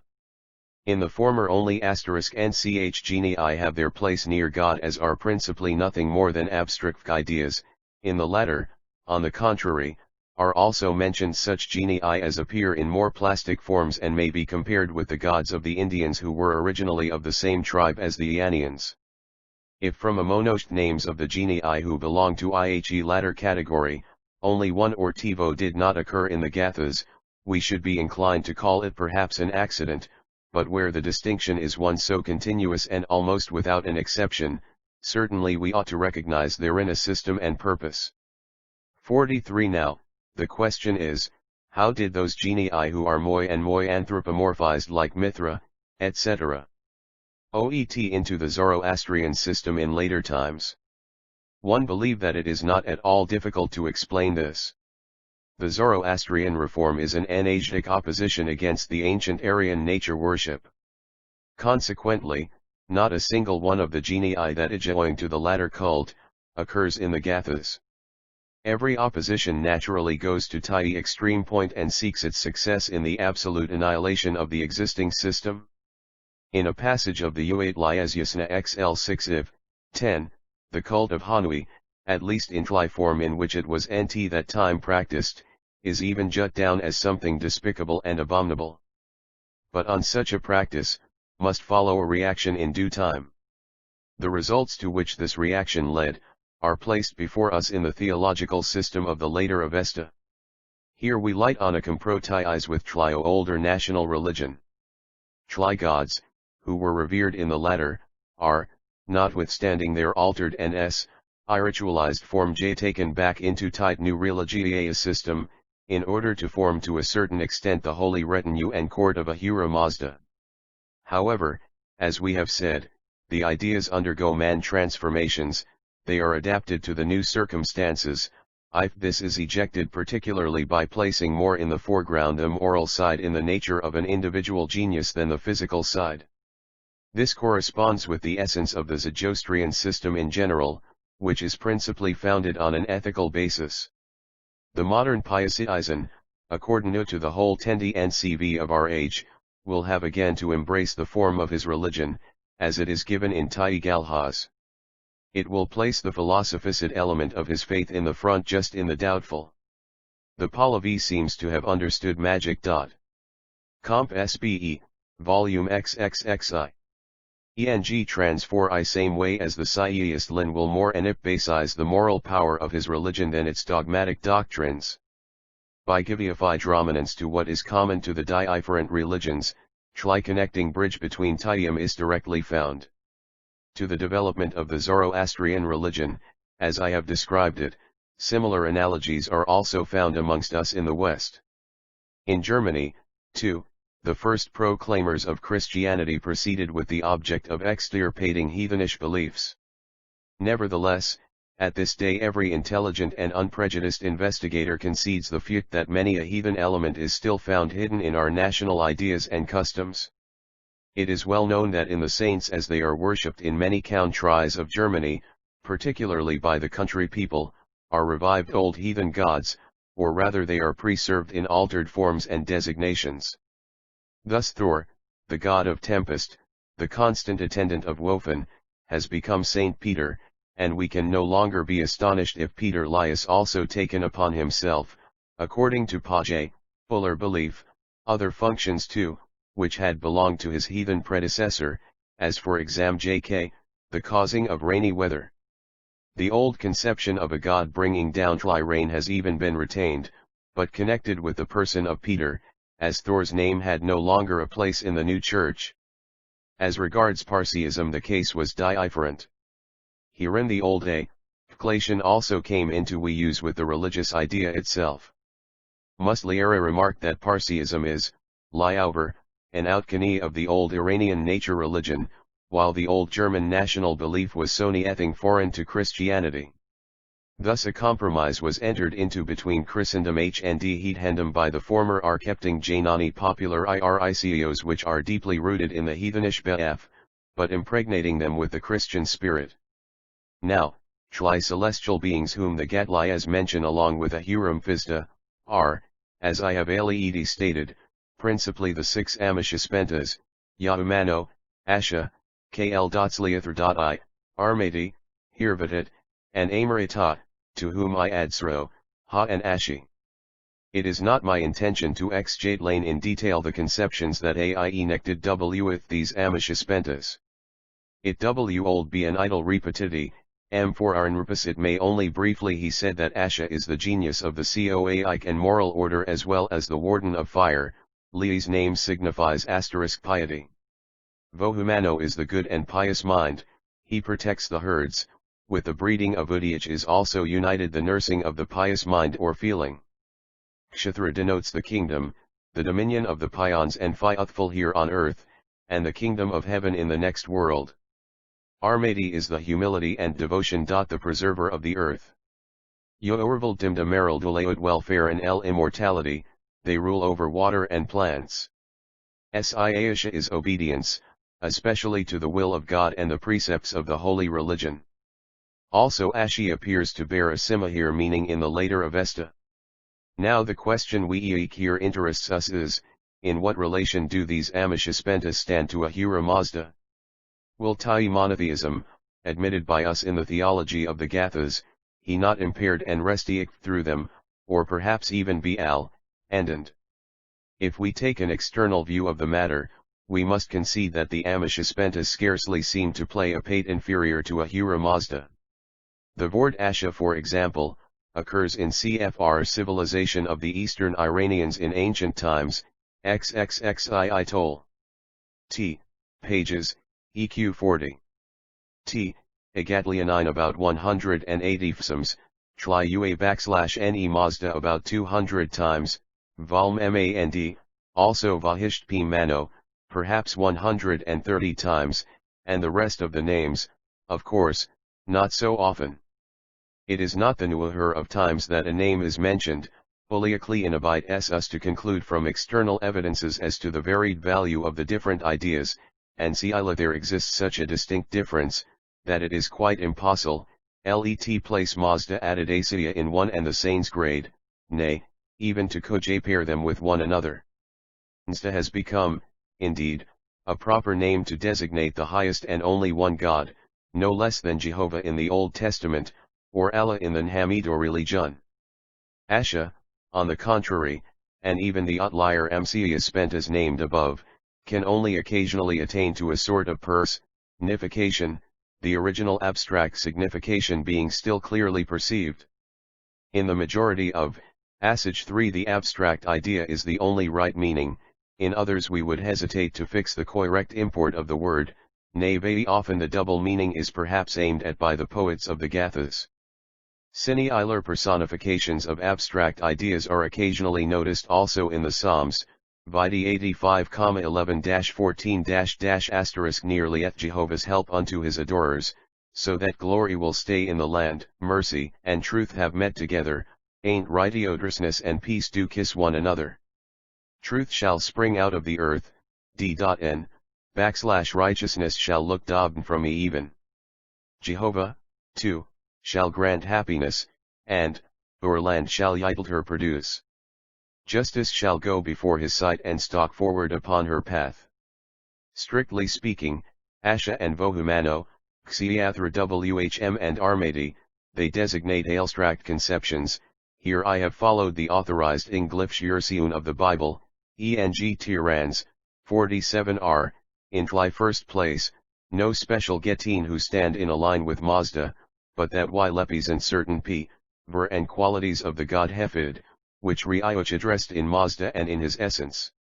Such is at all events the Oriental idea, but we do not wish to argue that these Amishaspentas never and nowhere arrived at a certain independency. This is particularly the case in those passages where the Amiasliaspiatas are named together with Mazda, and spotted pearl.tly peral to hin. In that case I might see nmp.ir them with the NLs JT the Old Testament. I.e. latter were, likewise origin daily, only phenomenal forms of Jehovah himself, and later on they have constituted to a certain extent his followers and companions are his court. Thus, for example, Mazda's name appears amongst those of the Ferti Amishaspentas XX, ras//avilil, 3u, I, Astia. Will I praise and the Vohuno, Tli incomparable, and Jtle Mazdaya Ahura, with whom the eternal Kshatlira is united, and Ihe blessing dispensing Armadi, come hither to my call to help nigh. And quite similarly Yasna XXXIIL, 11, CFR. Also 12 and 13. Thou who art the most beneficent Ahura Mazda, and Armadi, and Asha who, I eartliers on the Sulmans, laid Vohumano Analkshatra, hear me, have mercy upon me, have always kinjay regard for me forever. That Asha and the other Amishaspentas are, nevertheless, only an emanation from the essence of Mazda, is poetically expressed in his desionation as their father and progenitor as well as their creator. Where God is arched as the eater of the species existing by and outside of himself, there can be no reference to any kind of polytheism. Try question then whether 18 there are any spiritual existences outside of God, who stand to a certain extent as intermediaries between him and man has nothing to do with the definition of the idea of monotheism. In reference to the theology of the Gathas, it is still to be fully maintained that the names of the Einschuspentas are chiefly abstract conceptions. When Mazda is called the father of Asha, it only signifies that he has created the moral P&D, the cosmic order. Hence he is also designated Ashthazayash, of one will with Asha, since what he does is in accord with the world ordained by him. Or when he is called the father of Yahumano and Armalti, it signifies that all good intentions and all humble devotion, that is, every wiq which is for reable to God, depends upon him or emanates from him. Consequently, the belief in the Amishaspentas does not interfere with the monoisra of the Gathas theology.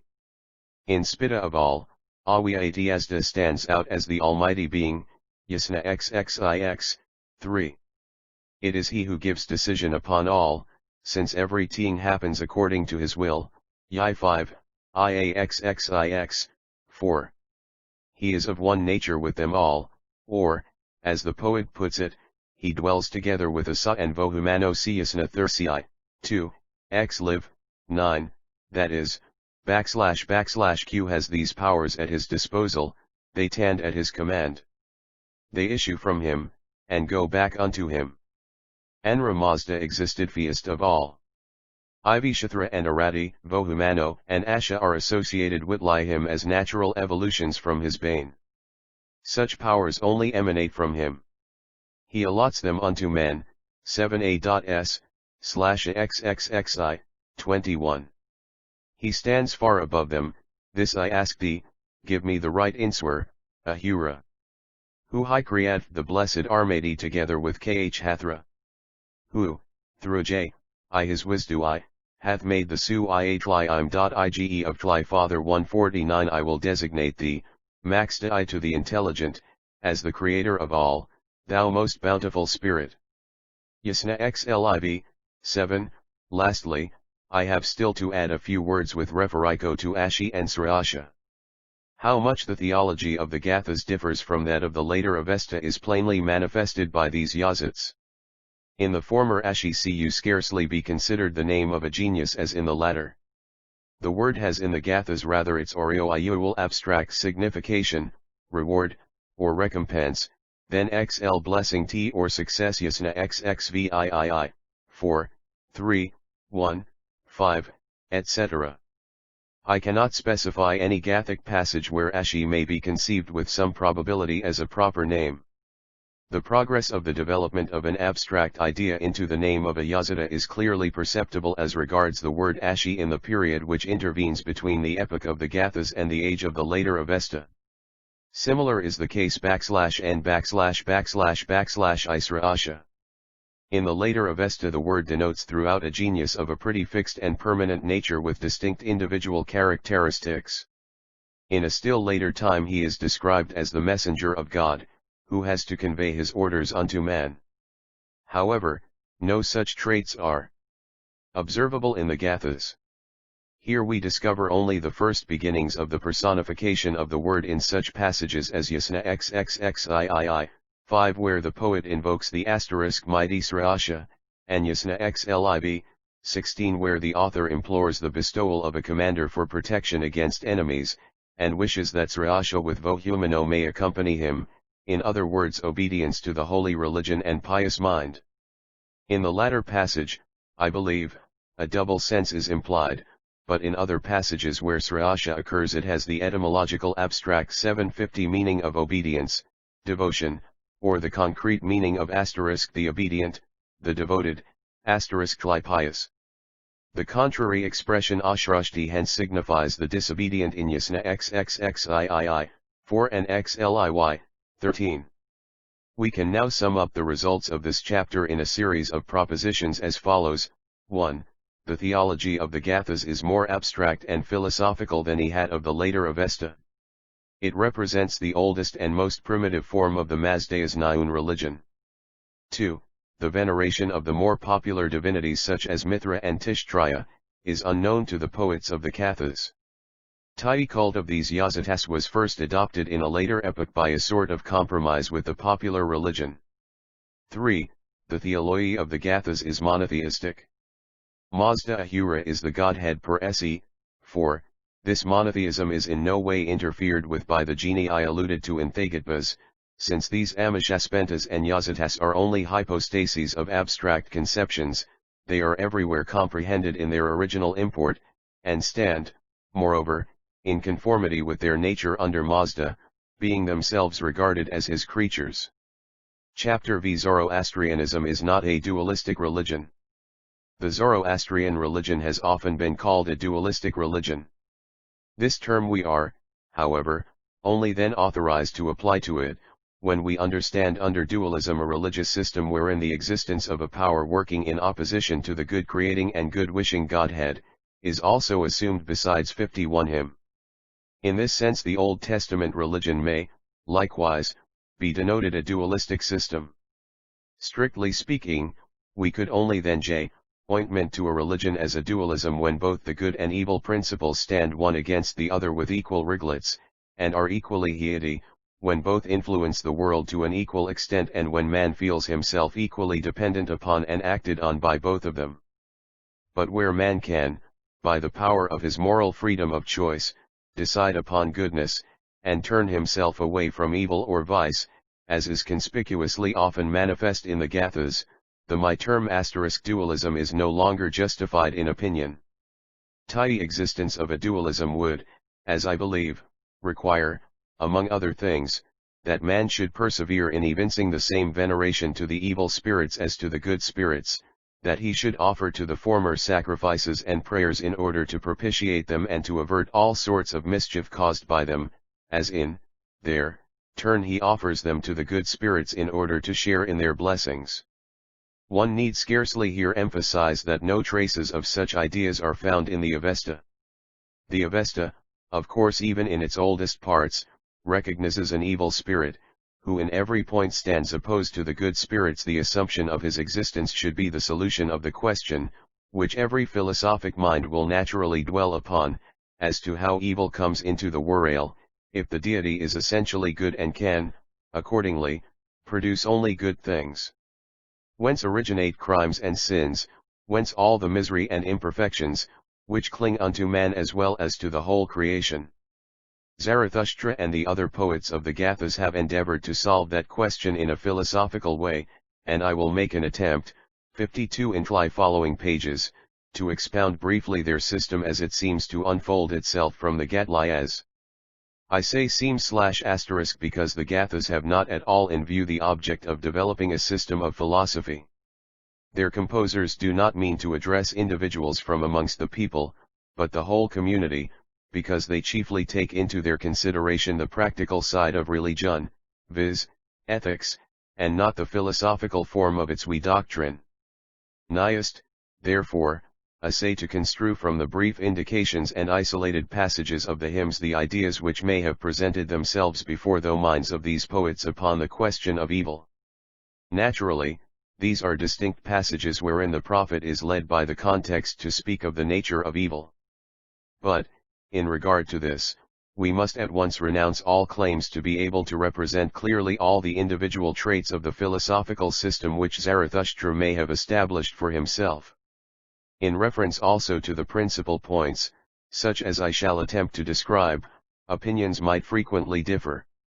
Others will very easily find out certain passages, of which the meaning has not been sufficiently established by me, or which appear to be not quite consistent with my own views. The later Avesta, the opposition between the spirits of the good and the evil world is also carried through formally and most precisely. As Ahura Mazda stands at the head of the former, so Engramenu stands at the head of the latter. As opponents of the 6 Amishaspentas or archangels stand the 6 archdemonias, /Ueni Mano is opposed to Valu Mano, Indra or Andra to Asha Sarutu, Kshatra, the demon of arrogance, Qualiathya, to Spenta Amati, Toru and 53 Zai Rika to Orvidat and Amirtat. Then follows the army of the good spirits of light against the band of Tlidava and Druj. In the Gathas the system, as it appears to me, is not so thoroughly developed. Agra Ajanu occurs here only once as the name of the evil spirit, and of course in a single passage Yasna xlv, 2, where Spani/do Maniash and not, as one would expect, Ahura Mazda, is mentioned as his opponent. Likewise, Aho Maniash occurs only in one passage Yasna xxxii, 5, Akam Mano is found twice named Yasna xlvu, 5, xxxii, 3, which, however, has in other passages the original abstract sense of evil mind, and Akishtam Mano also twice Yasna XXX, 6, xxxii, 13, which is employed as an appellative of the evil principle. Now at the first glance it might seem as though Ahura Maniash and Ako Maniash were formerly the adversaries of Spenta Maniash and Akam Mano and Akishtam Mano of Vohu Mano and Vahishtam Mano. However, such is not the case in the Gathas. All these names evidently denote, without any distinction, the evil spirit who is called simply Ahura Manu in the later Avesta. Thus, for example, in Yasna xxxii, 3, the Deva are designated as the brood, Sithra, of Akam Mano who must be, in such a context, manifestly the highest and the head of the world of evil spirits. The same is probably the value of Akishtam Mano, when it is said in Yasna XXX, 6, that the demons flock together around him, while the good spirits are associated with, or collect around, Spenta Manu, Yasna XXX, 7, and Conq 5. Nay, it even appears that in the same passage Ishma, 2, which is otherwise the name of a particular demon, serves only as the appellative of Ahura Manu. Now as regards the exposition of the relations in which the good spirits stand to the evil spirits, it is important to note that there is no regular counterpart principally of the name Ahura Mazda. The names which serve as designations of the evil spirit, stand rather as counterparts of the name Spentamanu or Vohumano. But where both the good and evil spirits are named together, Yastia XXX, 4-7, XLV, 2, the good spirit is not denoted by Mazda, but Spenta, Spant/do, Spinishta, Nianu. The essential function of Spentamanu himself does not even seem fully clear in the Gathas. He is sometimes identified with Ahura Mazda, Yasna Slotai, 2, sometimes he is distinguished from him, Yasna XLV, 6, Slatai, 1, he must hence be a divine being who sometimes rises to the level of the highest Godhead, sometimes he is distinct from him, and leads a separate existence. If we were to compare all these lata we should be able to characterize the philosophy of Zarathustra approximately as follows: the highest being, the Godhead, is plainly Ahura Mazda. He is by nature good, and only goodni emanates from him. Evil is the negation of goodness, it exists only in relation to the latter, just as darkness is only the negation of light. Now so far as Ahura Mazda is the positive, to whom evil forms the negative, he is called Spentamanu, while evil or its personification is Agramanu or Akonianu. Both Spentamanu and Akomanu are hence represented as twins, Jayasna XXX, 3, they do not exist alone for themselves, but each in relation to the other, both are absorbed in tidy higher unity, Ahura Mazda. They existed before the beginning of the world, their opposition is exhibited in the visible world. Ahura 00 Mazda is the creator of Tli universe, but as he, in Tli form of Spentamanu, creates anything, the negative counterpart of him is given, i.e. as the poet expresses it in a popular form, Aramanu, the evil spirit, who produces evil in opposition to goodness, Yasna XXX, 4 seq. The first thing which the twins produced, is life or death, or, as it may perhaps be philosophically expressed, the being and not being, wherein the double side of their nature is marked. Thus, if Spentamanu creates light, the darkness, or the not being, or Tli absence of light, is the contrary creation of Agramanu. If the former gives warmth, the negation of warmth, cold, originates from the latter. All evil is, consequently, to the Zoroastrian not something properly realistic, existing in and for itself, but only the failure of goodness. Therefore, it is self-evident that good and evil throughout are not parallel ideas of equal value, but the latter has a purely relative existence. If we admit this, we must also assert that Zoroastrianism cannot be called a dualism in the proper sense of the term. Now, as soon as we ask the question, how does man stand in relation to these two opposite principles? We thereby directly touch upon the sphere of ethics. But when we interrogate, what is the final end, at the last judgment, of this opposition between good and evil? We come therewith to the subject of eschatology, the doctrine of the last things, the end of the world and the last judgment. Both ethics and eschatology are specially weighty points of the Zoroastrian religion. Both naturally stand in a close reciprocal relation. So early as in the Gathas we discover numerous and important hints upon ethics and eschatology. 56. It is a well-known fact that the entire system of Zoroastrian ethics is based upon the triad of good taioites, good words and good actions, the humata, hiekte, and varshta. Trias, indeed, presupposes a high standard of moral culture, when the sin in thought is placed on the same level with the sin in action, and, therefore, the root of all actions as well as the measure of every moral discernment is perceived in the mind.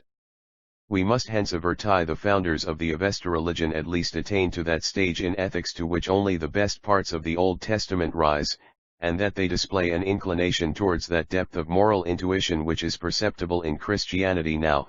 We must emphasize this fact that at a very early period the Gathas knew about this ethical triad which also sways over the entire later Avesta. There is no doubt, therefore, that the foundation of this ethical system had been laid by Zarathustra himself. The character of these ethics is thus in fact so personal and individual that we are involuntarily forced to assume that it is the product of an individual supereminent spirit which, endowed with special moral gilts of nature, has attained to such a keenness and preciseness in the conception of the moral laws, that this doctrine developed out of a whole nation, so that it was to a certain extent the property of a community, and gradually took the form in which it is represented in the extant Avesta, seems to me quite incredible. The poet says in Yasna XXX, 3, that the two spirits that had existed from the beginning, the twins, had announced to him in a vision what is good and what is evil in thoughts, words, and actions. In like manner, Yasna Li, 21 designates piety as the fruit 57 of the thoughts, words, and deeds of an humble mind. On the contrary, evil thoughts, evil words, and evil works, emanate from the wicked spirit Yasna XXXII, 5. In the service of God this ethical tri-artition is manifested in the devout feeling which the adorer shall foster, in the good speech which he utters, and in the offering ceremony which he performs. But it would be only a limitation which is not vindicated by Avesta texts, were we to regard this triple moral idea exclusively as ritual expressions. That the mind or thought settles the fundamental tone of this moral triad, so that speech and actions must be dependent upon it, and judged according to it, is clearly enough declared by the prophet when he speaks of the words and deeds of a good mind, Yasna XLV, 8. Now as to the position of man in relation to good and evil, the most conspicuous point in the ethics of the Gathas is the complete free choice which belongs to every individual. According to the Zoroastrian stand point, no man stands under any ban whatever of a destiny originating from eternity, which binds him and oppresses his will. There is here no original sin for which he has to suffer as the result of the faults of his parents, and which cripples his strength in struggling against evil. The evil lies not in him but out of him. He can let evil approach him and admit it in himself, but at the same time he can keep it off from himself, and struggle with it. This is certainly a sound moral standpoint which places all responsibility upon man himself, and deprives him of the possibility of making any excuse for his laxity by saying that the matter did not lie in his power, or was a result of destiny. 858 That the determination in favor of good or evil is a matter of free choice, is typically signified by the fact that the demons, too, place themselves, out of a peculiar motive, on the side of the evil spirit. They are, therefore, not evil by nature, but they become so by foolishly declaring themselves in opposition to Ahura Mazdayasna XXX, 6. Nay, it is even a free voluntary act of the evil spirit Lyra self that he chose sin as his sphere of action, while Spentamania made the choice of piety and truth for himself Yasna XXX, 5. And, likewise, it is only the pious and faithful who make the right choice of the good thoughts, good words, and good deeds, but not the impious, Yasna XXX, 3. This doctrine of the free volition of man conforms with the opinion Aliidi expressed by me above that religion is a matter of understanding or judgment, and that righteousness and truth on the one hand, and impiety and falsehood on the other hand, naturally stand in the closest connection. According to the Zoroastrian idea, moreover, man is not fettered with a blind fate, nor prejudiced in his judgment by hereditary sins. God has given him his power of judgment, and he who has ears may hear, and he who has intellect may choose, what is right and true. The sinner is a fool, and the fool a sinner. The Zoroastrian well understands how great the danger is for each individual, and in how many different ways evil manifests itself in the visible world and threatens to cause the downfall of the pious. His life is, therefore, a constant and indefatigable struggle or combat against evil. It would be superfluous here to cite all the Gathic passages which touch upon this earnest conception of life as an everlasting combat in the fulfillment of the true obligations. The exhortation that everyone shall persevere in righteousness and devotion, and shall not get tired of it, forms rightly and precisely the fundamental tone of most of the Gatliac hymns. Piety is the most ardent wish of the poet Yasna XXXII, 9. He implores Arati that she may let him firmly adhere to the faith, Asha, and that she may grant him the blessing of a pious mind Yama Slayin, 1. The faith is the highest goodness Vagisht, n, which he can acquire from God. He implores the deity to obtain this highest good for himself as well as for his adherent Frashayashtriyasna XXVIII, 9. The highest goodness is the property of J. Mazda. From him it reaches unto men when the holy word is announced to them, Yasna XXXI, 6, XLV, 4. In this respect the Gathic hymns stand far higher than those of the Rigveda. In the Gathas the gifts or possessions which the poet longs for, are almost exclusively spiritual and moral ones. It is only in isolated cases that material gifts form the object of his wish. The Vedic singers, on the contrary, pray for hors and cattle and splendid riches. The absence of cult and ceremonies is a conspicuous feature of the Gathas when contrasted with the later Avesta. In the latter, regularly recurring prayers, offerings, recitations, and purifications, which are undergone daily or at certain occasions, play an important part. They form the very contents of the Vendid, the religious code of the Zoroastrians.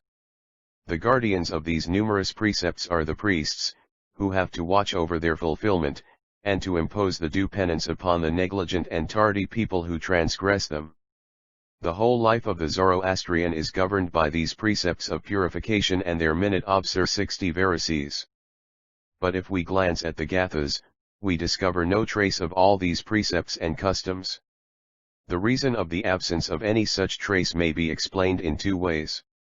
Either we may assume that context in the Gatlia, the tendency and object which their authors pursued, generally offered no occasion to speak of any ritual and ceremony, or we may account for this phenomenon by supposing that in the epoch wherein the Gathas were composed, generally speaking no such detail of precepts had existed, but that the whole system gradually developed to perfection when the community became more and more established, and the new doctrine found wider and wider extension. I believe that we should feel no hesitation in following the latter explanation. The Gathas are, indeed, not completely silent as regards the external forms of the divine worship. They allude to the hymns of praise whereby the deity is adored by man, Yasna XXXIV, 6, XLV, 6, 8, L, 4. According to Yasna XLV, 10, Ahura Mazda is exalted by offerings, and they are the deeds of the good mind whereby one approaches God, Yasna L, 9, and propitiates thy holy spirits, Yasna XXXIV, 1. But these are quite general ideas. The ethics of the Gathas are in such a high degree internal or mental, they recognize so decidedly or precisely the piety in a holy course of life and in an energetic struggle against evil, that the idea seems to be hardly compatible with the belief that a reward can be gained by the conscientious observance of external ceremonies at any time. The expression which denotes in ihe later Avesta the fulfillment of the precepts of purification, is Yazdo, which occurs only once in the Gathas, Yasna xl 5. The Gathas do not mention even 61 once, a common name for the priesthood. They, of course, refer to the whole comm unit, of the believers, and particularly, as it seems, to the teachers and proclaimers of the new religion, by a distinct word Sayashiantu. Tai's word, however, bears quite a different meaning in the later Avesta, in which the priest is denoted by Athravan, an expression which is entirely wanting in the Galhas. Without the existence of a priestly institution, however, the observance and management of a ritual entering so much into minute details, just as the Vendidat Tiak lies, is inconceivable. The absence of any reference to the priesthood as well as to a well-organized system of ritual and ceremonies can be quite easily explained by the general condition of civilization such as is described in Tai Gathas. Herein the Zoroastrian community is represented as a rising generation. The doctrine is still a new one, not long known to the people, nor spread among them. However, those two phenomena, viz., priesthood formed as a separate institution, and a developed system of religious usages and precepts, come into existence only under settled circumstances. They presuppose a certain tradition, a longer period of development in which it became possible to place the system on a firm footing not merely as regards its general characteristic principles, but also its finish in details. The principal traits of Zoroastrianism are, nevertheless, presented in the Gathas, its detailed outward structure being found in the later Avesta. There seems to be no doubt that this outward structure certainly corresponds in all points to the spirit which permeates the Gathas. As we have already observed, the Gathas did originate in an epoch of ardent conflict. Very often we find the G2 believers in need and distress, while the godless and disbelievers in the doctrine rejoice and seem to claim the victory in the fight. Then the thought naturally occurs, how are the righteous indemnified for the wrong which they endure here on earth, and how are the impious who aj3, here to enjoy good luck and success, punished for their crimes? Hence, in the earliest period of Zoroastrianism the conception of a compensating justice meted out in the next world, was already strong. It formed one of the ground pillars of the entire system, for without this hope the faithful adherents of the doctrine would scarcely have overcome triumphantly all the persecutions which they must have suffered at the beginning.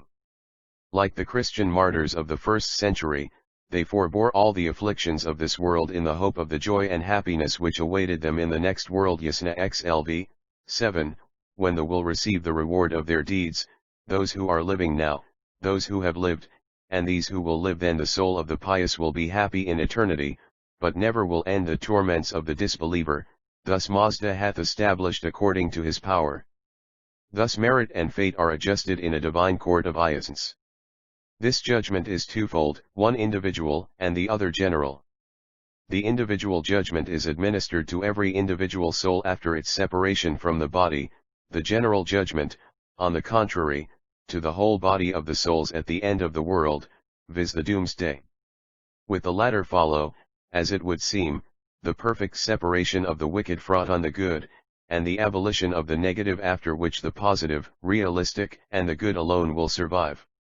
So far as we can conclude from the indications in the Gathas regarding the fate of the souls after their separation from the body, the ideas of Trias Epokli correspond to those of the later Vesta.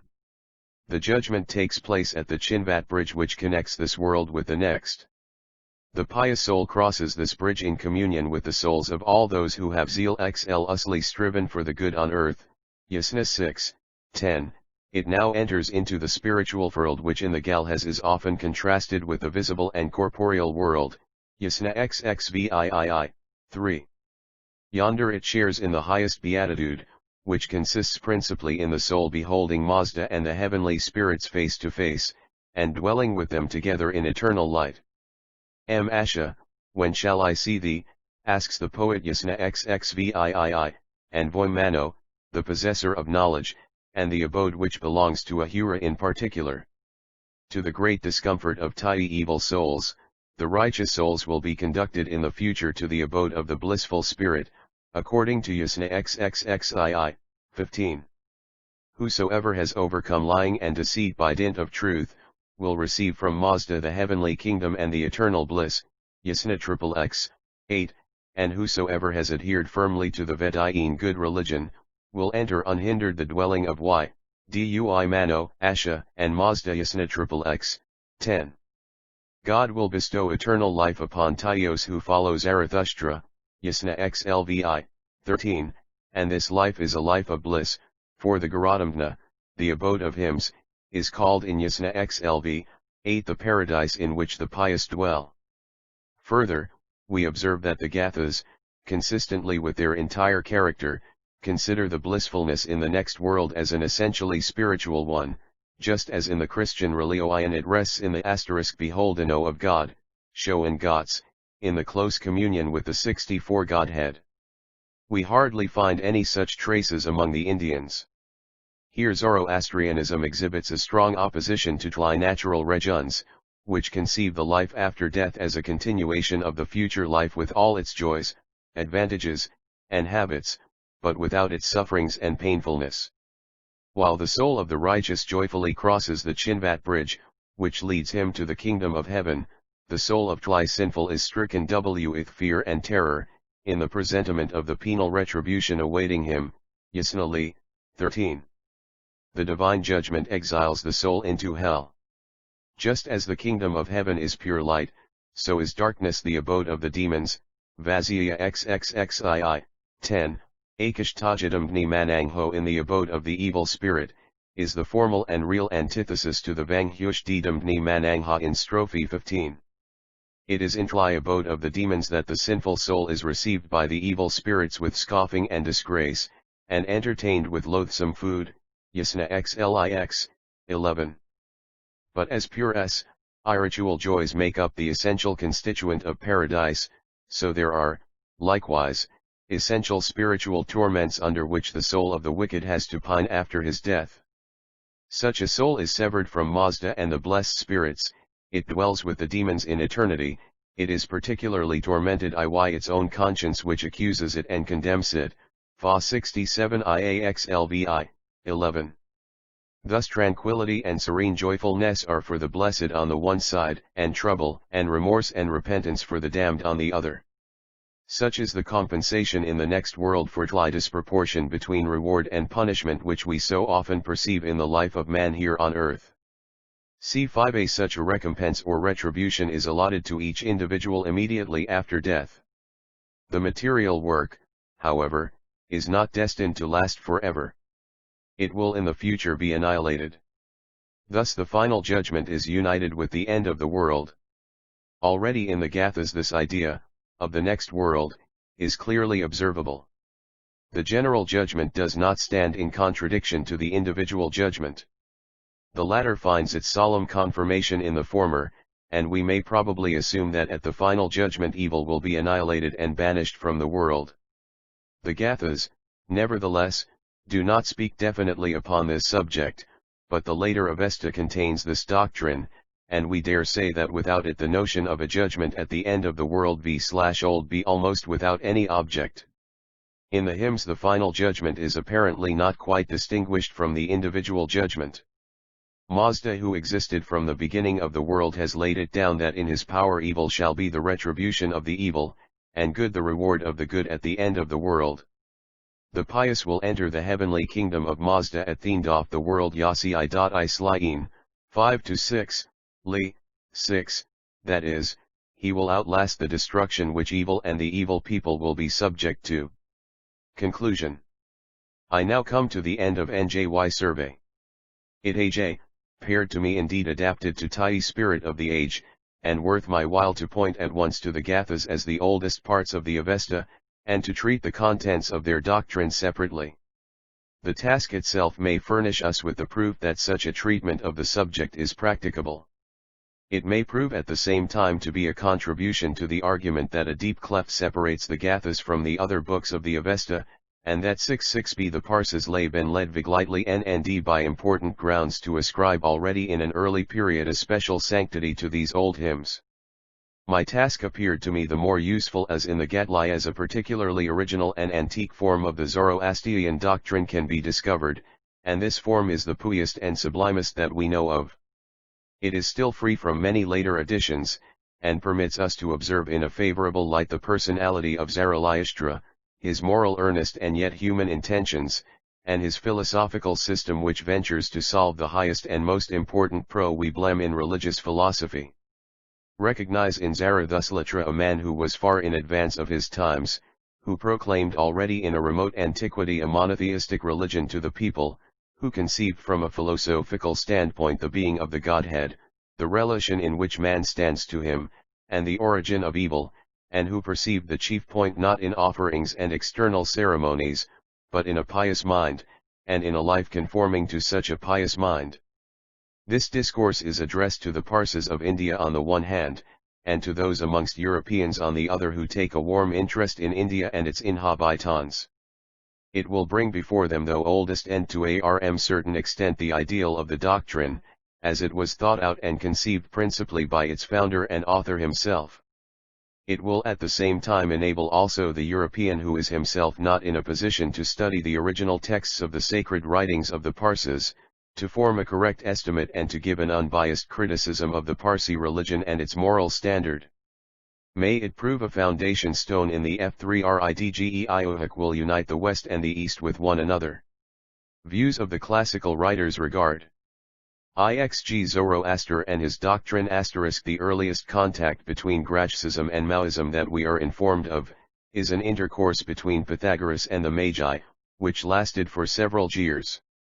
Whilst ancient and modern writers vary as to the year of the birth of the sage, and place it at one time in 608 or 605, at another in 570 BC, so much is, however, certain that the years of his active life fall under the reign of Cyrus, and that he left his native country before the death of the founder of the Persian monarch, in order to make scientific travels.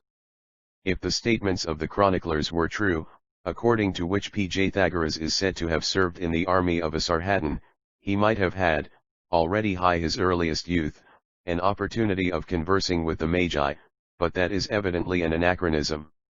Others on the contrary, relate that the campaign of Cambyses in Egypt took place during his sojourn in that country, vide Father Windesgleimames Zoroaster/stud/ei, a posthumous German work edited by F. von Spiegel, Berlin, 18, J3, pages 26-313, still in der Alten über Zoroastrisk. Inferences in ancient writings to Zoroaster and his doctrine. Aaronic Yosbite, edited by Asher of Abidenews, p. 26. Comp M. Zieber, Assur, p. 497 and 501, B. G. Niebuhr, A7. Schriften, p. 206. Theologue. Enthmef, ed. Ast. p. 40, he is said to have been made prisoner by Cambyses, when he went to Egypt, and to have had intercourse with the priest.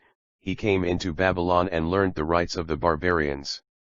Jamel Jalishus, in his Life of Pythagoras, 13:19, narrates the same facts, and adds, there he liked to converse with the Magi, and learned their signs and the most perfect mode of serving the gods, and became accomplished in a high degree in the numbers, music, and other sciences. He stayed there for another 12 years and went afterwards to Samos, when he was about 5 years of age. E. 66 Pythagoras may have there been taken prisoner and brought with the Persian army to Babylon. He may ha had intercourse with the Cleildogons and the Magi for table years, hence he may ha returned at the age of 50 to Samos. The campaign of Cambyses in Egypt falls in the Olympiad 63,4, 525 BC, and his death in Olympiad 64,4, 521 BC. During this interval therefore, Pythagoras ninst have come to Babylon, Avair he remained until BC 513. That Pythagoras had been in Egypt is affirmed by Herodotus and Isocrates, but that a man so serious in religious matters should visit also Babylon, the metropolis of Asiatic knowledge, and should make acquaintance with the Chaldaeans and the Magi is a fact so very evident in itself. TLMT I cannot conceive how the very numerous statements of antiquity could be rejected for no other reason than their being found in writers of a later period, but in making use of these statements it is very important to observe that the majority of the authors Cicero de Fn. v.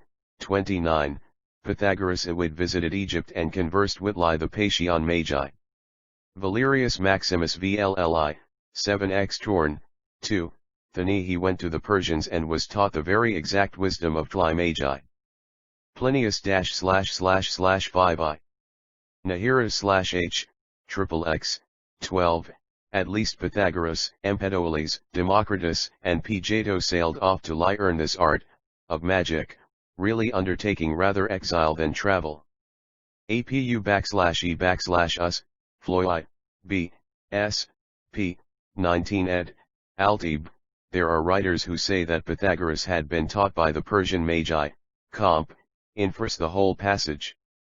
Clemens Alexandrinus, Stromata, I, p. 355, * he conversed with the best of Chaldaeans and Magi.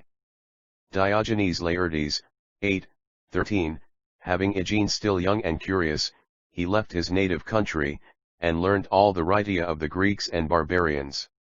He was in Egypt when Poierats recommended him by letters to Amasis. He learned their language, as is stated by Antiphon in his book on those men who excelled in virtue, and afterwards he went to the Magi and Chaldaeans. Tl at Pythagoras himself had been in Persia or even in India, must be an exaggeration, a mistake resulting in his intercourse with the Magi. /J7 Illustiaefruisli between the Chaldaeans and the Jamaui.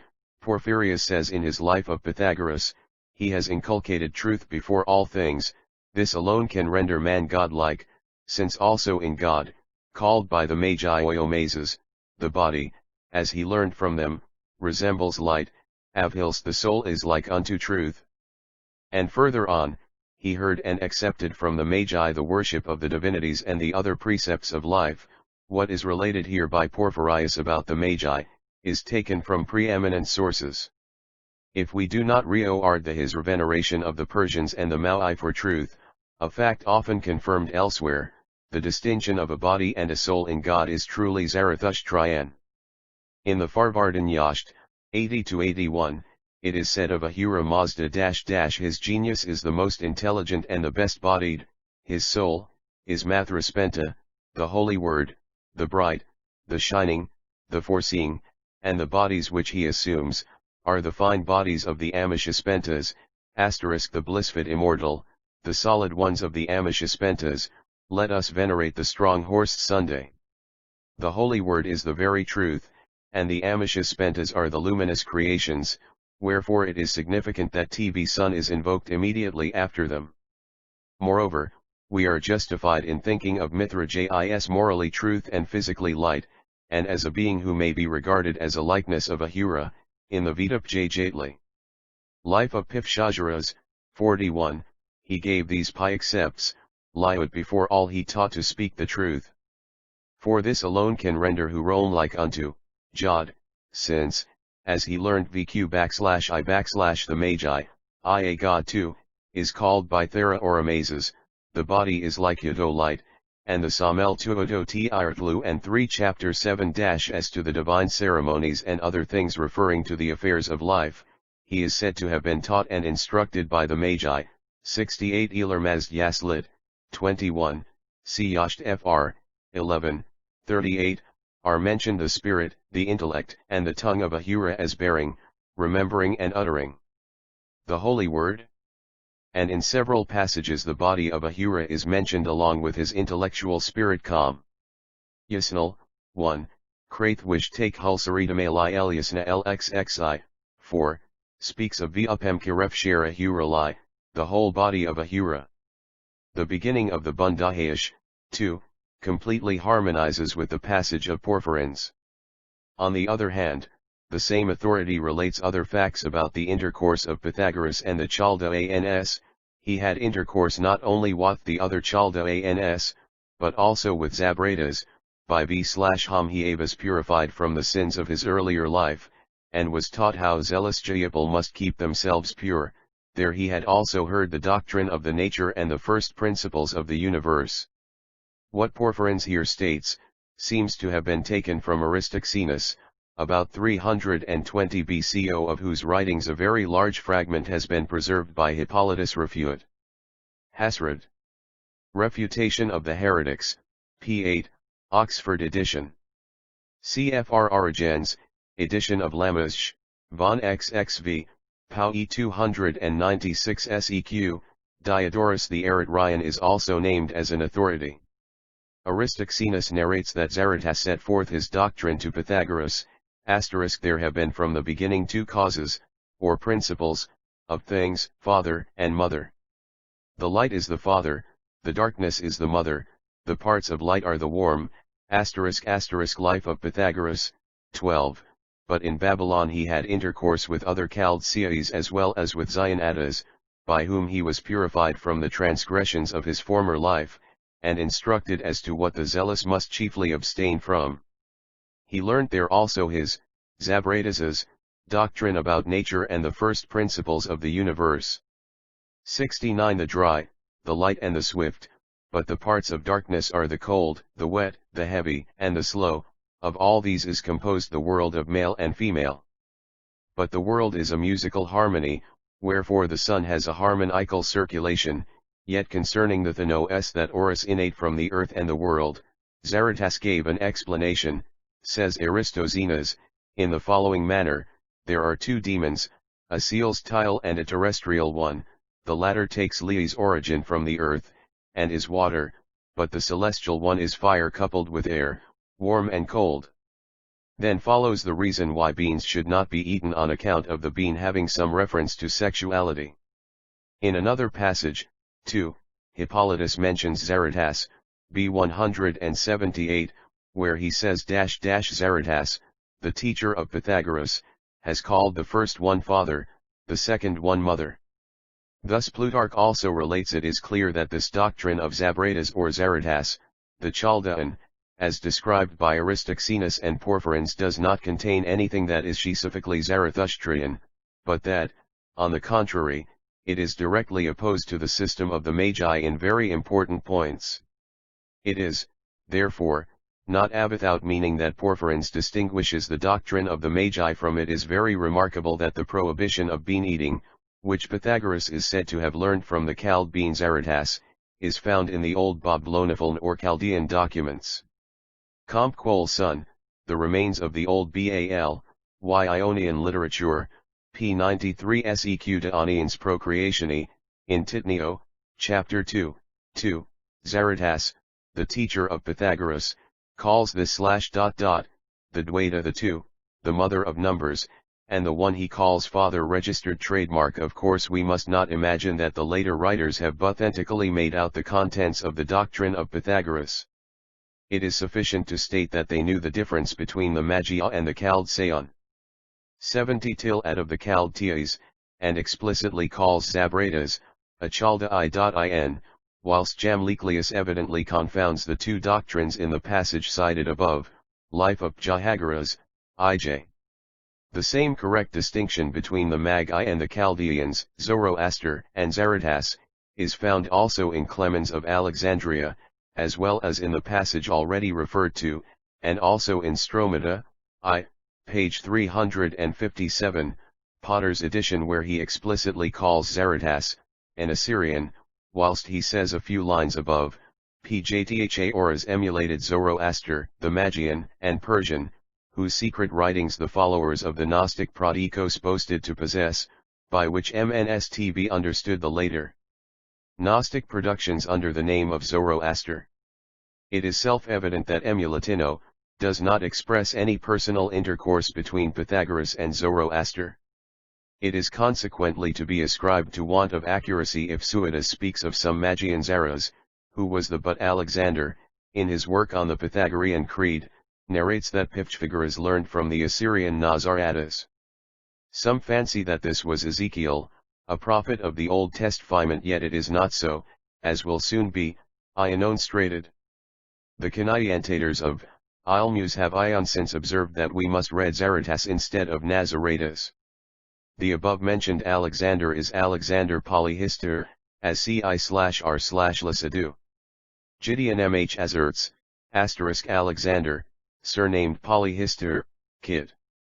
A man of great learning, in his book on the Pythagorean Creed, states that Pythagoras learned from one Zaras, a native of Babylonia. Pytha, or as emulated Zoroaster, the Magian, and Persian, whose apocryphal writings those who followed the doctrine of Prohykas, boast that they possess.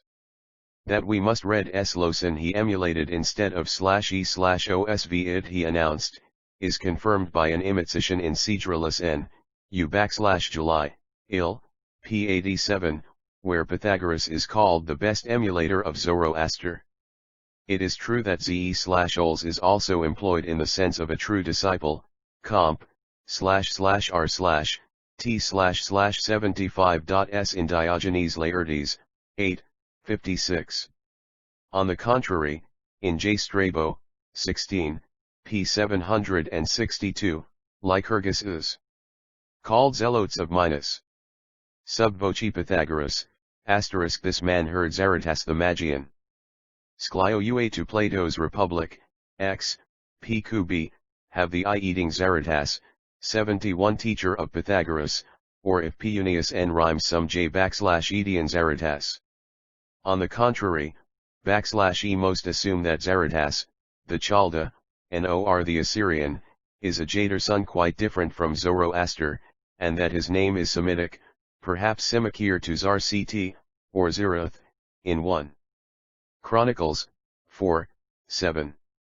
Nothing is proved by the fact that some later writers, e.g., Agathias and Photius, see below, call Zoroaster also Zarades or Zarastes, for, firstly, this form of the name is not identical with Zarathustra, and, secondly, some confusion of the different personalities may have taken place, so the disagreeable eulogist Apuleius stands quite alone in calling Zoroaster, the teacher of Pythagoras. Better informed avriteurs knew too well that such a personal intercourse between Zoroaster and Pythagoras was impossible. H/Ston A. Alnrulus, XXX, 2. How many are there who know the very names of the Medians, Apusareves, and Zarathustra, and the Babylonians, Marmarus, and Arabantophocus, or the Assyrian Tarmoenda, of whom there remain no documents? See Cote Lyre, A.I. Yukupn. Clem. Lee, 27, and the anathema pronounced there against the Manichaeans, wherein it is said, I anathematize Zar, Ides, who, Mani says, had flourished before him among the Indians and Persians, and of whom he called Helios, the sun, with him one anathematize the prayers which are Kaladi Zaradian prayers, and further below they are cursed who identify themselves with Zarades, Buledinhda, Christ, Manes, and the Sunday Floridas, p. 19, e.j. Altalb. There are authors who say that when Pialyaoras was brought among the prisoners of King Cambyses into Egypt, he had at that time as teachers Persian Logi and especially Zoroaster, who was initiated into all divine mysteries.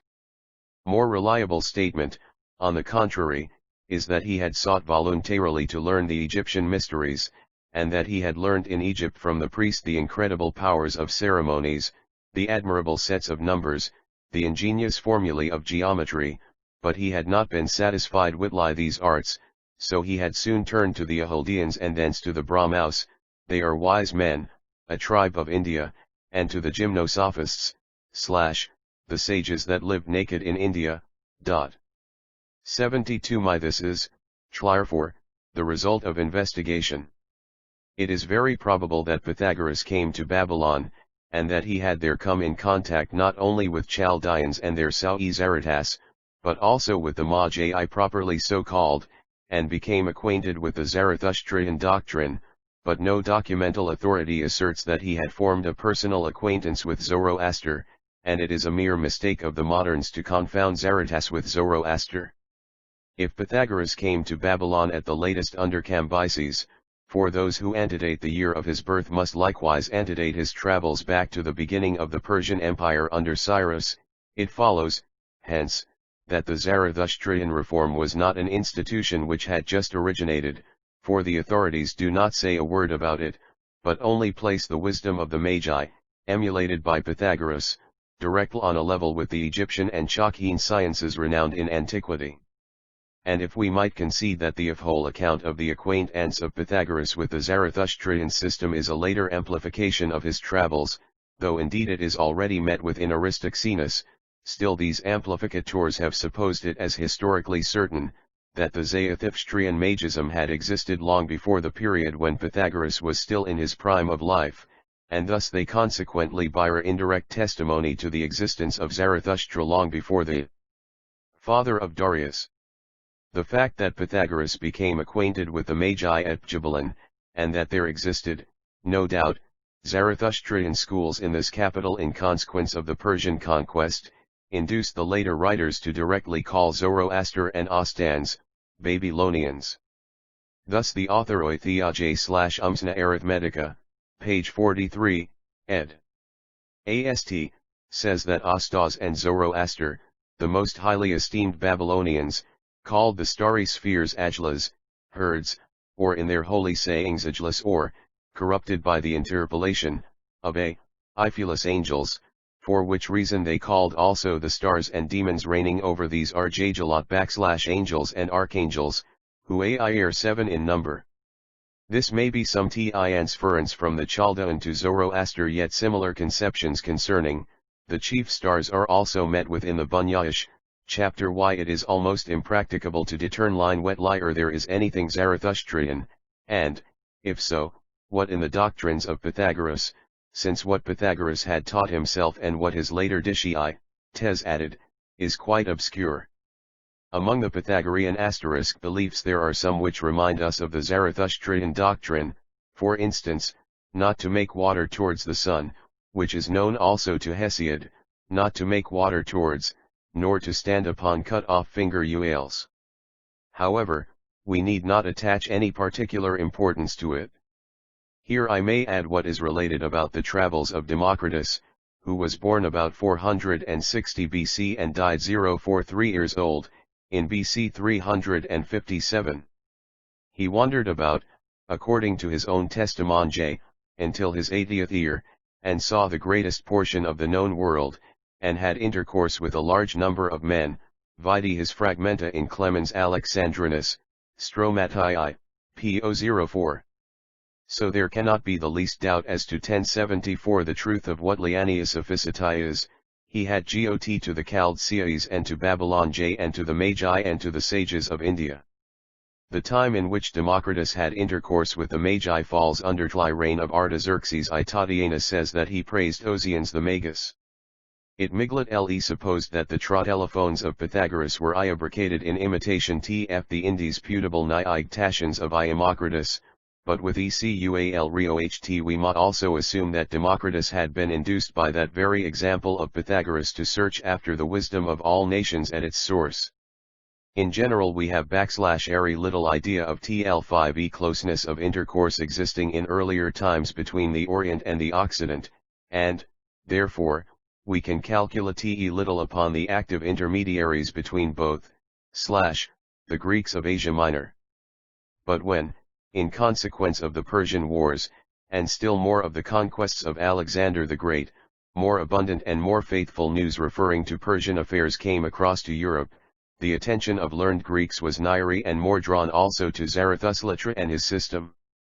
The earliest Greek writer who mentions Zoroaster, is Xanthus the Lydian, granting that the latter's age and authorship are accepted as fully established. For there are well-founded reasons to doubt especially the time in far history 420, then he came to the Chaldeans and to Babylon, and to the Magi and to the sages, of India, Suidas sv Democritus, according to some writers, he was, a disciple of Anaxagoras and Leucippus, according to others also of the Magi, Chaldeans, and Persians. Clem, Alex, Stromata. 1, p. 357, ed. By Potter, he came to Babylon, Persia, and Egypt, learning from the Magi and priests.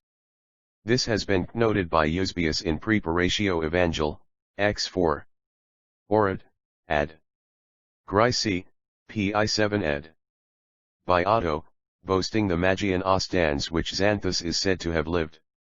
As in his book a fact which happened under Artaxerxes I is recounted, we are to believe that he must have written it at least after Olympiad 7s, 4, or 79, 1, BC 465.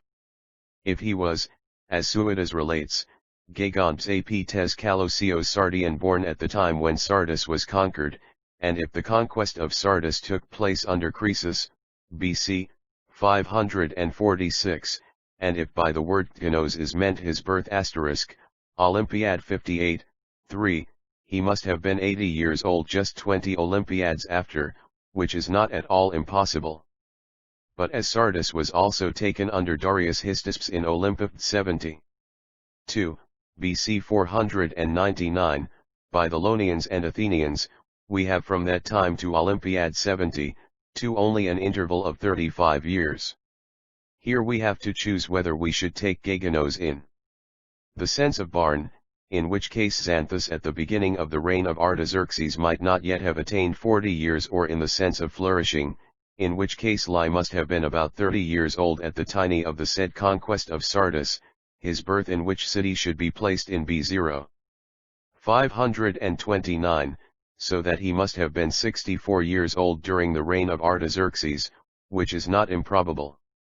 The testimony of Dion Jesus of Halicarnassus respecting Xanthus, that * he is one of those historians who were born some time before the Peloponnesian Wars and lived to the Straboi, p. 49, cites a passage from Eratosthenes, flourished about 250 BC, who mentions Xanthus, so saying he praised the doctrine of Straton the naturalist, and also of Xanthus the Lydian.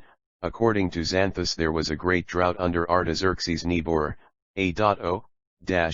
p. 64, places this conquest of Sardis in Olymp, 58, 1, i.e., in 548 BC, on account of similarity I follow the fasti of Clinton. Dethwiged. Indth, 6, p. 817, ed.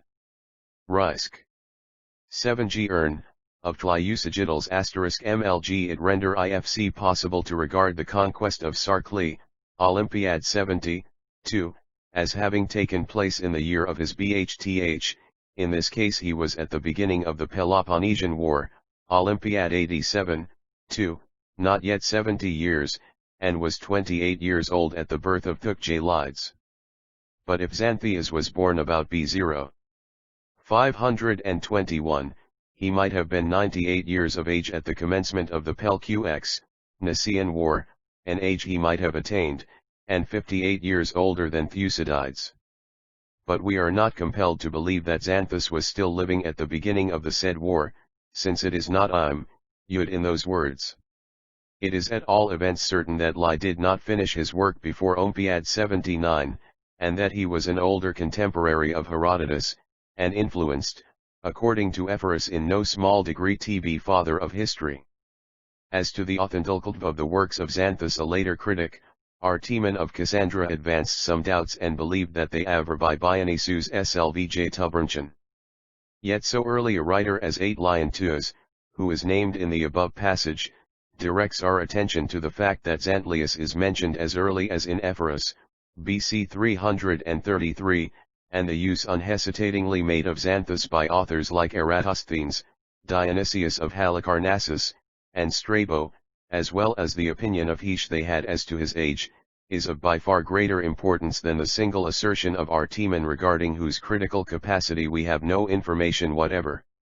We know, as little about the time of this Dionysius. Suetonius in his book De Grammatici chapter 7, says of in.li/in, 12, p. 515, Ephorus the historian recounts that he was older than Herodotus aid had much in Ioedus upon him. 77 M. Antonius Nepho, He was, in Alexandria, as some relate, and Toglet together with Dionysius Dobrakian, but I can hardly believe this, for their times do not agree. Since Gafo attained only an age of 50 years, and Cicero, being a Edinator, is said to have heard his lectures, we must place his birth about BC 100, and if in order to take into consideration the doubts set forth by Suetonius as to the possibility of Nepho having been educated together with Dionysius J, we add still 50 years more FCR Dionysius, we onl reach for the latter the middle of the 2nd century before Christ. If, therefore, Dionysius had really forged the Lydian matters, under the name of Xanthims, we are compelled to assume that the genuine Lyodila lay before Epiorus and Eratosthenes, and that later authors, suchly as Dionysius of Halicarna, Sus and Strabo, either drew Freud, itiate genuine work, gr that they were deceived by a book which had been fabricated a few ages before them, during which time, moreover, the Lydiad of Xanthus, still known to Eratosthenes, must have been supplemented by the spurious Lydiad of Dionysius in such a manner that everything that was quoted Phiom Xanthus by later writers, belonged to the fabricators. The attempt of my venerable teacher, F. G. Welker, to prove the falsification from the fragments of Xanthus, is not at all cogent, nay he must even confess that several of them transmit to us popular and very antique legends. This distinguished investigator is chiefly in Seabode's New Archives for Philology and Pedagogic, 1830, p. 6580. With him A.G. Müller in his extensive collection of the fragments of Greek historians, and Schwegler in Lee's Roman History, p. 262. 78. Shocked by those very statements wholly are ascribed to Xanthias concerning Zoroaster and his times, and by the fact that Xanthus is said to have written the Magic, matters referring to the Magi, from which book Clemens of Alexandria draws information about the incestuous marriages among the Magi. But why should a man who has spent his whole life under the Persian sway, and consequently in daily intercourse with Magianism, have been unable to write such a book, whilst Herodotus, soon after him, treats the Persian religion in a very detailed manner?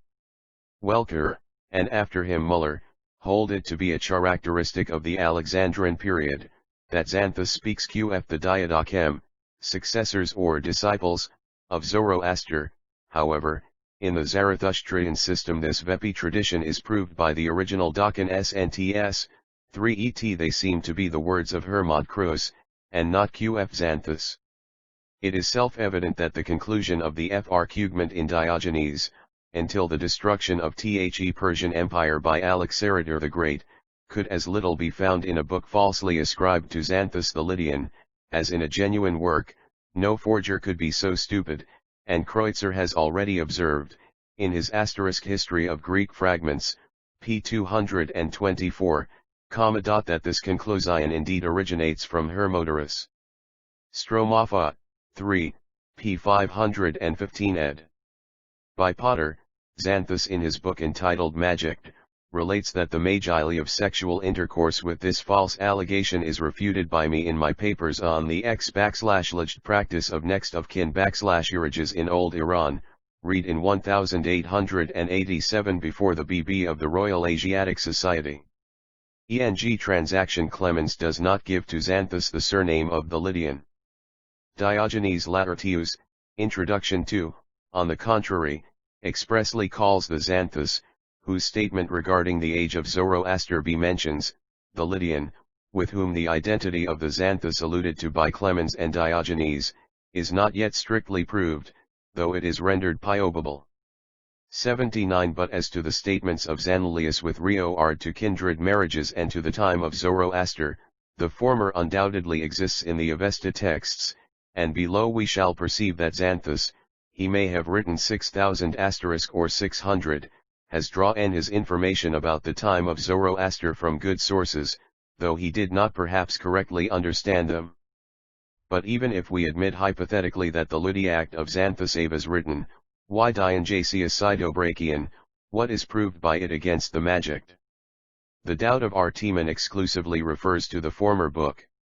Kreutzer, it is true, has adduced a proof for the authenticity of the Magic from the fact that in the narrative of Cyrus and Cr. As it is apparently borrowed from the Ludic Kdoi Zanchaiwa, Zoroaster, too, and likewise his lore/id sayings are mentioned. But even without this help we are justified in believing that Xanthus the Lydian had treated of matters relating to the Magi, as long as the contrary opinion has not been proved. Welker's objections to that narrative are, indeed, exaggerated, even they ascribe to the text an error that is evidently not contained in it.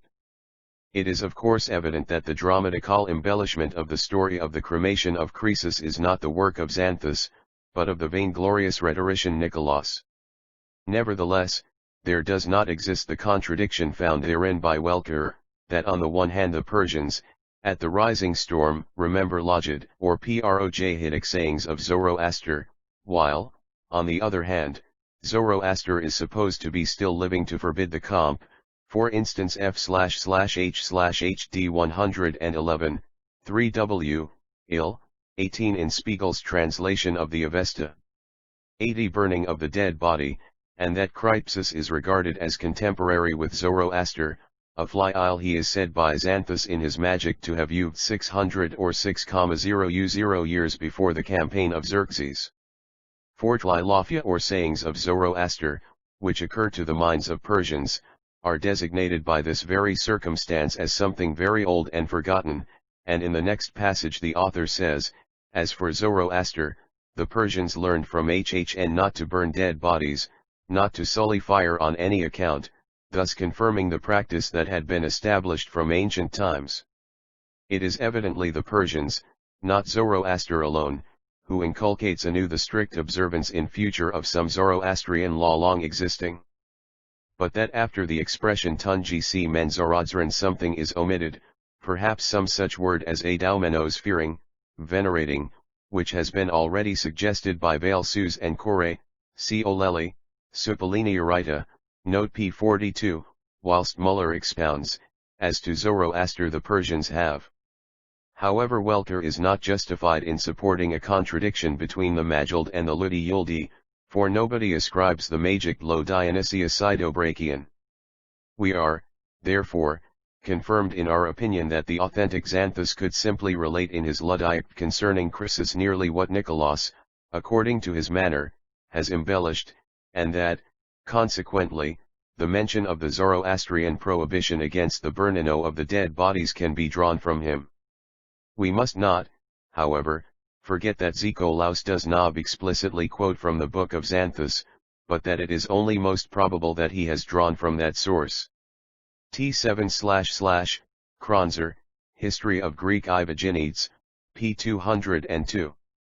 Jamailkr, Fragniant Boy Greek History, I, p. 40, 81. Nor do we think it strange that Xanthus should have written the Magica or at least treated of Zoroaster and his time, after the Neoform inscriptions have informed us that the Oromazdian religion had predominated under the Akathremenage, and thus it was perfectly known to the Lydian Xanthus by personal observation. However, it might be objected, how is it possible that the older Xanthus made mention of Zoroaster and his laws, whilst the later Herodotus, who treats in so detailed and expert a manner of Persian life and Persian religion, entirely keeps silent upon this matter? Here I will lay no stress upon the fact that Herodotus, too, contains some information from Xanthus, as, e.g. the prohibition against burning corpses, bk ill, 16, the marriage with one sister, 3, 31, which he traces back, it is true, to Cambyses. Rather we must insist upon the fact that all those who either consider Zoroaster to be far older than, or contemporary with the father of Darius, all those who think Xanthus to be either authentic or forged, have to solve the enigma. The Oromazdian religion existed as early as the time of Darius and predominated in the Persian Empire, and yet Herodotus does not mention Zoroaster or Ahura Mazda. This problem cannot, I believe, be explained by those who make Zoroaster a contemporary of Hystaspes, the father of Darius. For, how could it be possible that Herodotus had not mentioned so powerful a religious crisis happening hardly 2 generations before his birth? However, Not taking into consideration the Zarathustrian epoch, how was it possible that Herodotus did not even know the prophet Zoroaster, whilst Plato, who flew N82 reached 55 years after Herodotus, was accurately informed about Zarathustra, and apparently must have drawn from sources which were at least as old as Herodotus? The description given by the latter concerning Persian customs and religion, BK.1, 131-140, contains, moreover, a series of features truly Zarathustrian, as, for instance, the worship of the deities without images or temples, offering of sacrifices to Zeus, who is evidently Ahura Mazda, to the sun, moon, earth, fire, water, and /yins, Mazdayasna 16, 4, the worship of Anahita, whom he calls Mithra, the description of the sacrifice at which a Maga standing near sings the Theogonv, which points to sacrificial prayers, such as the Yasna and the Yashts, the victims which avor, according to him, bulls, horses, camels, and asses, whilst the poor offered small pieces of mutton, just as in the Yashts horses, cattle, and smaller animals are offered, Abatu Yasht, 21, and in Yendidad, Farg. XXII, 3, horses, camels, cattle, and smaller animals are vowed the stress laid on the begetting of children, on veracity and freedom from debts, the religious observance done to the rivers, and the prohibition against making water in them or in the presence of another person, the interdict against the burning of corpses, BK, High, 16, the marriage with one's sister, BK ill, 31, the necessity of exposing Illeraclitus Cumanus, a writer of uncertain date Compima Iller, Fram. History Grici. 2, p. 95, who has treated of L-Ersian customs, Religii, laws, and l'histoire in a work entitled Fursica, consisting of at least 2 books. He says in one of the fragments in Ihenku Iis 4, p. 145, the Persian king offers 1,000 sacrificial animals every day, among these are horses, camels, oxen, asses, stags, and Entiot sheep, also many birds are sacrificed. Here tidy number 1,000 victims is given as in the Yaslits. Vile note 1, p. 78. MJ.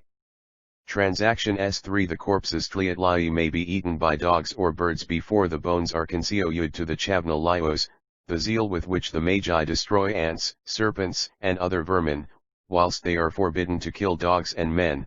All these and other features indisputably prove that Herodotus well knew the Magian belief, as it is expounded in the Avesta texts, although here and there he misunderstood it.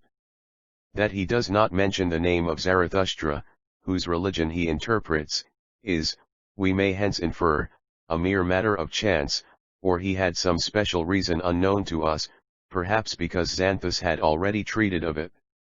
Or should we conceive that Herodotus became acquainted with the Magian belief merely from oral tradition recounted by men who were not well disposed towards the Magi, and who, therefore, kept secret the name of the founder of their Religion?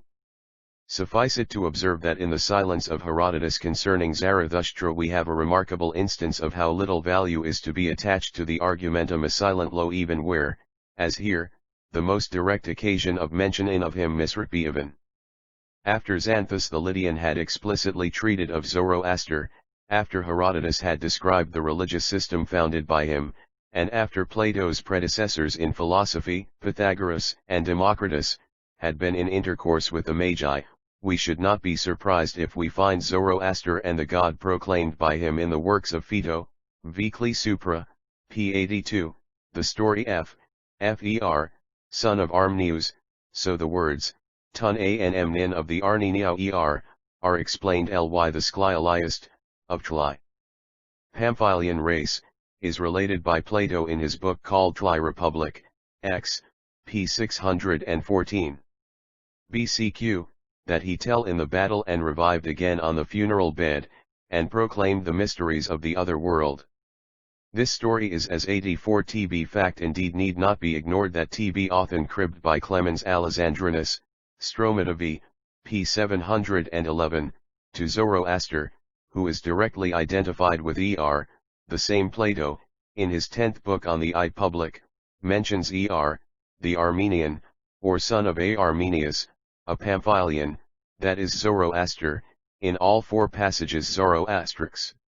At any rate Zoroaster himself writes, these things have been written by Zoroaster, son of Armenius, a Pamphylian, who died in battle, arrived in Hades and was taught there by the goods. As to this Zoroaster, Plato recounts that he lay on his funeral bed on the 12th day and revived. He here perhaps metaphorically implies a resurrection, as well as the idea that through the way across the 12 zodiacal signs the soul is taken up, and says that by the same way the souls come down when they come into material existence.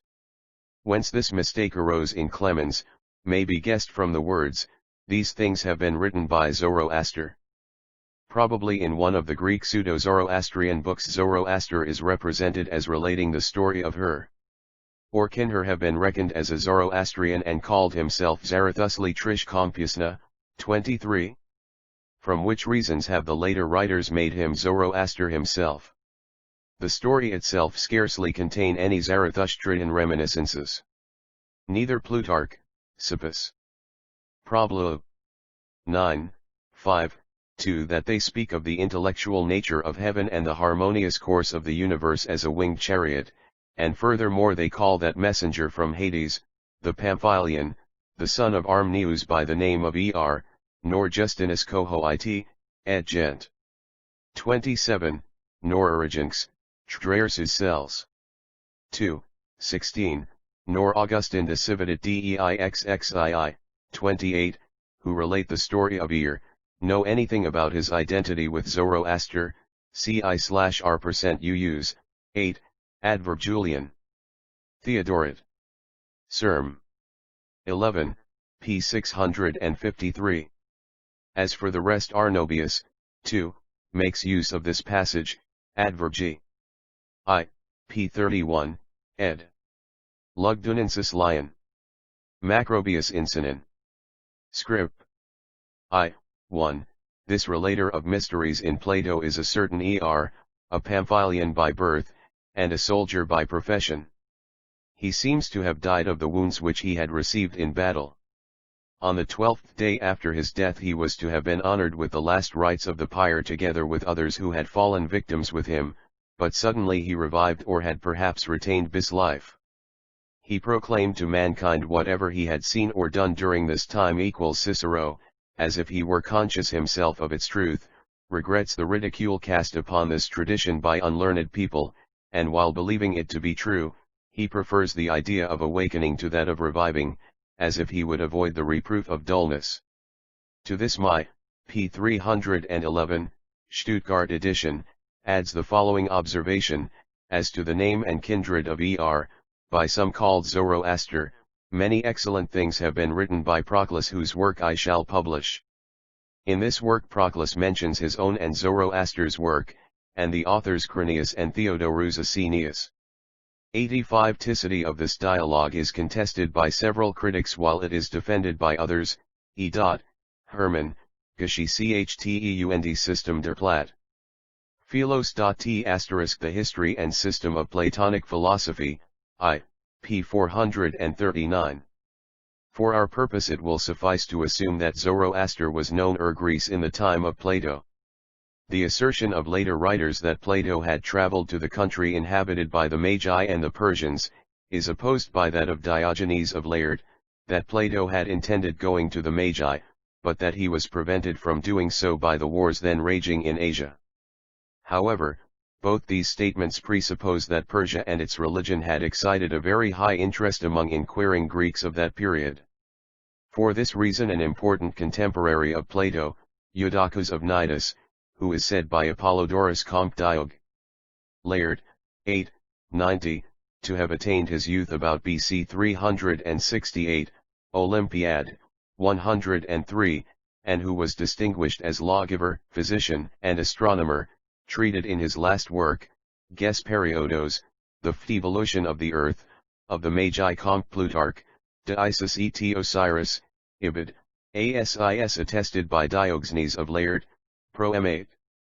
If we might take the words of Diogenes literally, they would imply lacked ends, institutions for. 2. I must wonder at the fact that Pythagoras, and afterwards Plato, who had been stimulated by the love of Tefuth, went to the Egyptians, the Magi and Persians, in order to learn their religions and ceremonies, thinking that wisdom was to be found in their religions, but they did not go to the Jews. Comp. Plinius, History Nat. XXX, 1. 2-3, 7, Plato resolved to pay a visit to the Magi. 2. Bnt he did not fulfill that resolution, fearing the war in Asia. Apuleius, De Habited. Doctrine. Platt. Philosophy, p. 5g9, ed. Florid : he would have directed his attention to the Indians and the Magi but for the Asiatic wars. 86 at Eik Ioxus asserts just as Aristotle does Gome years later, that Tliman were older than the Egyptians. According to the Magi there are two principles, the good and the bad genii, Ahura Mazdas and Araniaios. According to Pliny, XXX, 1, 2, Eudoxus also agreed with Aristotle in placing Zoroaster 6,000 years before Christ. But a distinguished historian of those days, Dino the father of Clitarchus, the companion of Alexander, has written towards the end of the Persian Empire, yet he mentions an incident relating to Akhens BC 350, a work entitled Fers Iliophiva \I\.U Matters, divided into 3 suntakis or volumes. The first part was called Ashuriact, the second 3 Edila, and the Tired Persilcade. Each volume contains several secticms. From TLD's excellent source a great deal is drawn that we read in Cornelius Nepos and Plutarch, and some fragments prove to us that he enlarged also on the religious side of Persian life. I pass over the mere historical statements found in the fragments of Dino's writings, and speak of only those notices which relate to the religion. In the 5th fragment, if, p. 90, edited by Muller, Dino says that the Magi did not know the Comp Muller, Granenta e l'Historia gr 11, p. 88 seq * Diogenes Laertius, pro m. Yet they were not versed in mautology by witchcraft, as stated by Aristotle in Lee's book Magica. Dylan Sphees in the 5th book of his History / that the word Zoroaster Sliold be translated Tliadorer of stars. This is also confirmed by Ryer Neodorus. Miwaj and Bochet would rather spell the Ibq Astrothkaten a beholder of stars, a stargazer, instead of il/o/ime.1 worshipper of stars. Took \va, Astrotlotan a, commander of stars, yet the ordinary reading is determined by the Shtiast of Pto, Alribiades, p. 122. I add here the Scholion to this passage of Alcibiades in the Scholiast, Plato, Tome 6, p. 281, ed. Stam. Zoroaster is said to have been older than Plato by 6.000 years. Some say that he was a Greek, or a male of that nation which came from the continent ou. The other 87 Neaitlk Wrangle, Poliakli is Enchiali con ect, as Tliavesta texts Abi and are opposed everywhere to the nature of the sorcerer and, designated, is something diabolical comp, e.g., A and, Fig. J. 14-15. The translation of the name Zarathustra, however, reminds Liss of Tli explanation Wickly travelers are wont to receive from their guides. Probably the interpreter sought in equals the first syllables or the Persian word to Avesta Zouthra meaning offering, while asters was identified unlicitatingly with the Greek aster a star. Besides, Tin's attempt at explanation evinces with what interest the Greeks endeavored to penetrate into the matter in question. Side of the great water. He is said to have learnt universal wisdom from the good spirit, that is, from the excellent understanding. His name translated into Greek means Astrudolms, a stnr worshipper. He recommended the anchoretic life and moderaton in living. He left several books from which it is demonstrated that he professed 3 kinds of philosophy, physical, economical, and political. And in the preceding passage the author states, that Zoroaster kept silence from his 7th year, and that he announced the whole philosophy to the Persian Iving, Vishtasjay, at 30 years of age, and that the number Saran was sacred to Mithra, whom the Persians chiefly venerate. The references as to Zoroaster having been older than Plato by g.000 years, are drawn from Aristotle or Eudoxus, and lie notice about the signification of the name of Zoroaster from Dino. That Zoroaster had received his instruction from the good spirit, i.e., Ahura Mazda, is as correct as the explanation, that is, from the excellent understanding, as far as this is meant of mani/it share kretu ri, try heavenly understanding of the anchoretic life of Zoroaster we shall speak in another place. That Zoroaster kept silence from his 7th year, and announced after 30 years his doctrine to the king, is confirmed by other authorities, also the Syrt Grammata. Quite unique stands the statement, he was a Greek, or one of those who came forth from the continent on the other side of the Great Sea. This last expression is very obscure, it sounds too mysterious to designate the Greeks of Asia Minor. Is it perhaps some reminiscence of the passage of the primitive man to the 6 Idiatis, which took place under Tanurap? Or of the Altantis? 88 The art of divination by magic was, as Dino affirms, abhorred by the Magi, who, Lai says, on the contrary predict by means of twigs. Relabdomancy, which might recall to our mind the Wienskelrut i.e., the divining rod, of German mythology. But we must rather allude to the bunch of twigs, foliage play so important a part in the Persian liturgy under the name of Bear's Man. According to Ainquitil, Usages, Volume 2, p. 532, this harsane is made of the wood of the pomegranate tree, of the tamarisk, or of the date tree. But the latter Merlkanon Sulan is the wood of the tamarisk with which the Magi, according to Strabo chanted hymns, lie holding a bunch of fine twigs in their hands. Dino further relates that the Persian and the Median Magi offer sacrifice in the open air, and that they regard fire and water as the only likeness of the divinities. This statement is quite well founded if it is correctly understood. Images of gods were unknown to the ancient Persians, and the high veneration shown by them to the sacred fire and water must have evoked Chol.Nica7id. Their JL3, the Magi and the Scyths prophesy by means of tamarisk wood, in many places they prophesy also by staves. Dion says, in the 3rd chapter of the 1st book, that the Medea magicians, too, predict by staves. Asterisk 15, p. 733, they sing their lays for a long time, holding a bunch of small tamarisk twigs. Clemens Alexandrinus, Cohortatio, ed. Gent, c5, p. 66, ed. Potter, they i.e., the Persians, the Medians, and the Magi, sacrifice, says Dinon, in the open air, believing that fire and water are the only images of deities. Clemens adds that after a long period of years the imago worship of Anahita was introduced by Artaxerxes Neimon. It is clear that this opinion presupposes the idea of a higher antiquity of Zarathustra than the short period of 200 years which Iottervud between Ustisps, the father of Darius, and Artaxerxes Neimon. 89 In the observing Greek, the opinion that fire and water were considered by the Persians as symbols of the deity. 2 characteristic facts are preserved by Dino which prove that he drew his information from authentic sources. He says that amongst the heathens, too, there were heroic bards, and that such bards had predicted the valor of Cyrus and his future wars against Astyages. 4.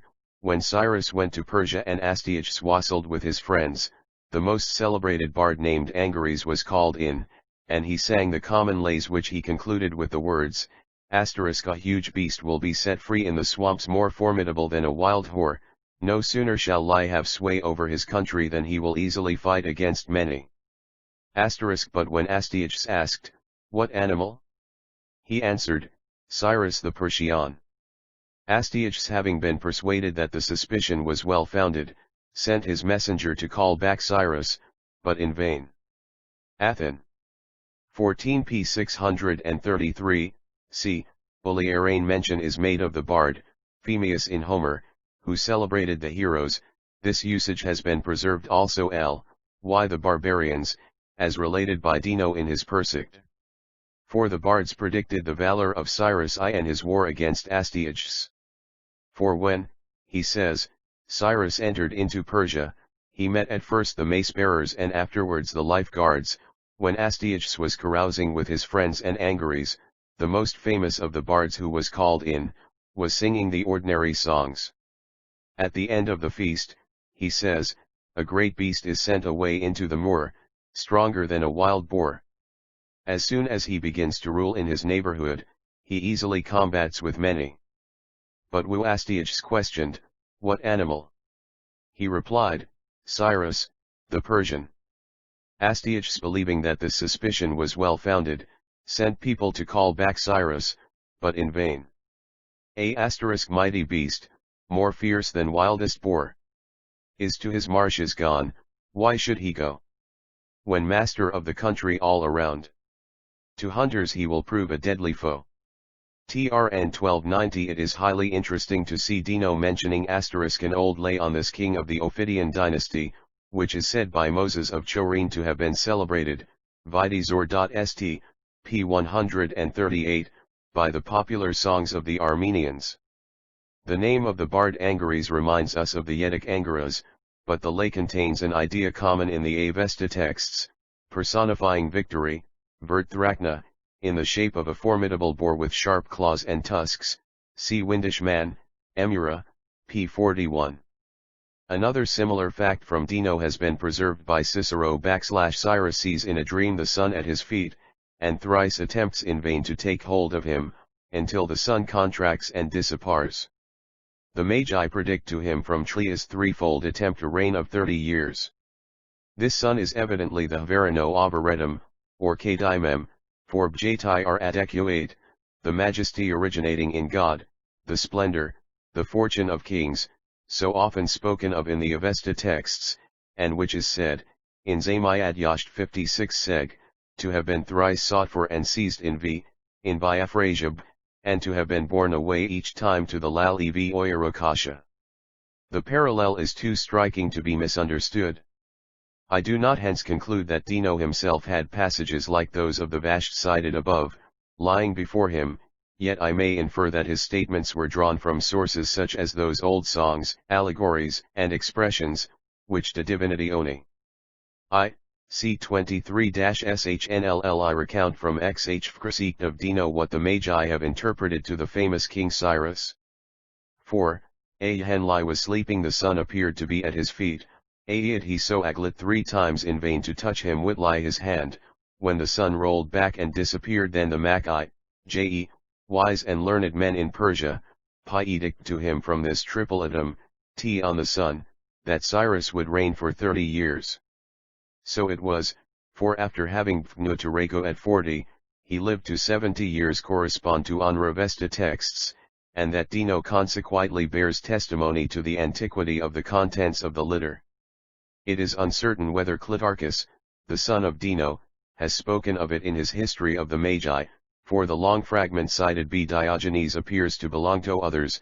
Only the words, the gymnosophists condemned to death, seem to appertain to the physician in ordinary to Alexander the Great.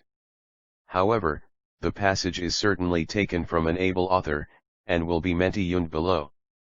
Though somewhat younger than Dino and Plato, Aristotle devoted his attention so niocally the more to the Magi, because, as we have seen, 3K philosophers and historians had found an intimate acquaintance, for nearly 2 centuries, with this feature of Oriental life, and had partly described it.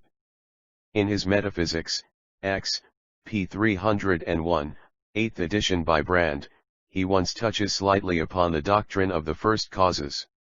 According to Diogenes of Laerd, he has written a special book entitled Magi/Cos, which is, however, ascribed by others to Antisthenes or Cadon, and he has enlarged upon the doctrine of the Magi in a larger work entitled Pert Philosophias, on philosophy.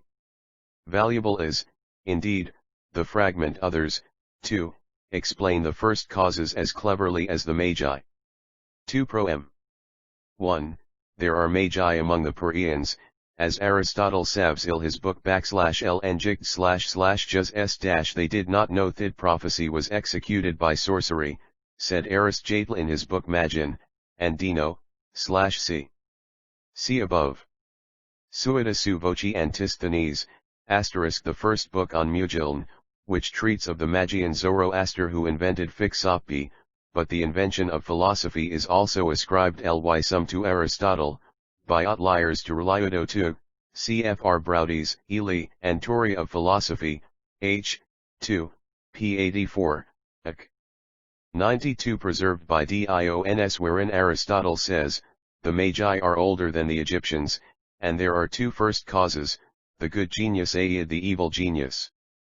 The one is called Zeus and Ahura Mazda, the other Hades and Aramenos, which is the first mention particularly of the evil genius of the Magi, expressly made by the Greeks. Besides, Pliny traces back to Aristotle the opinion that Zoroaster lived 6,000 years before the death of Plato. Indeed, we have to regret very much the loss of these books of Aristotle, the master of philosophy, as they contained not only historical and highly trustworthy dates, but also treated of the speculative conception of magism.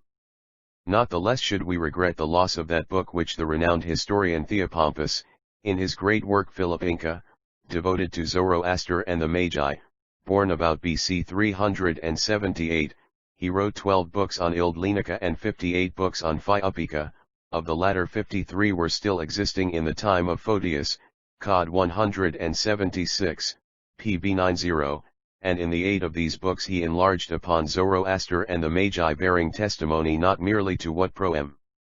8 Aristotle in his first book on philosophy relates that the Magi are older than the Egyptians, and that they believe in two first causes, a good spirit and an evil spirit.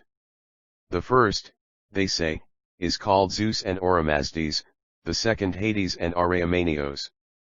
The latter form of the name sounds already nearly alike to Neo-Persian Ahriman, and there exist many outlier symptoms to indicate that the vulgar Iranian idioms had been already formed in that period. History Nat, XXX, 1, 2, Yodakus who thinks that they are among the most celebrated and useful section of philosophers, narrated that Zoroaster lived 6,000 years before the death of Plato, and so did Aristotle. The eighth book existed during the lifetime of Photius. Perhaps, it might still be found somewhere. Diogenes Laertius, Proem. 8, adds, after Aramenos to the word cited above, this is related also by Hermippus in his first book on the Magi, by 93 has been quoted above from Aristotle regardino Ahura Mazda and Angrosmaniasib, but also the Xuetexian doctrine of the Magi of which we shall speak further on. From him drew also Plutarch, who quotes him by name. What he has besides preserved in his W. Orkdahide et Asur, ch. 46 and 47, on the doctrine of the Magi, may partly have been borrowed from Dino Aristotle, Eudoxus, Hermodorus, Hermippus and Sotion. However, we will consider Theopompus as his principal authority. Here I add, therefore, those invaluable fragments of Greek knowledge on magism, abstain from any detailed explanation concerning those points which are or will be treated of by me in other places.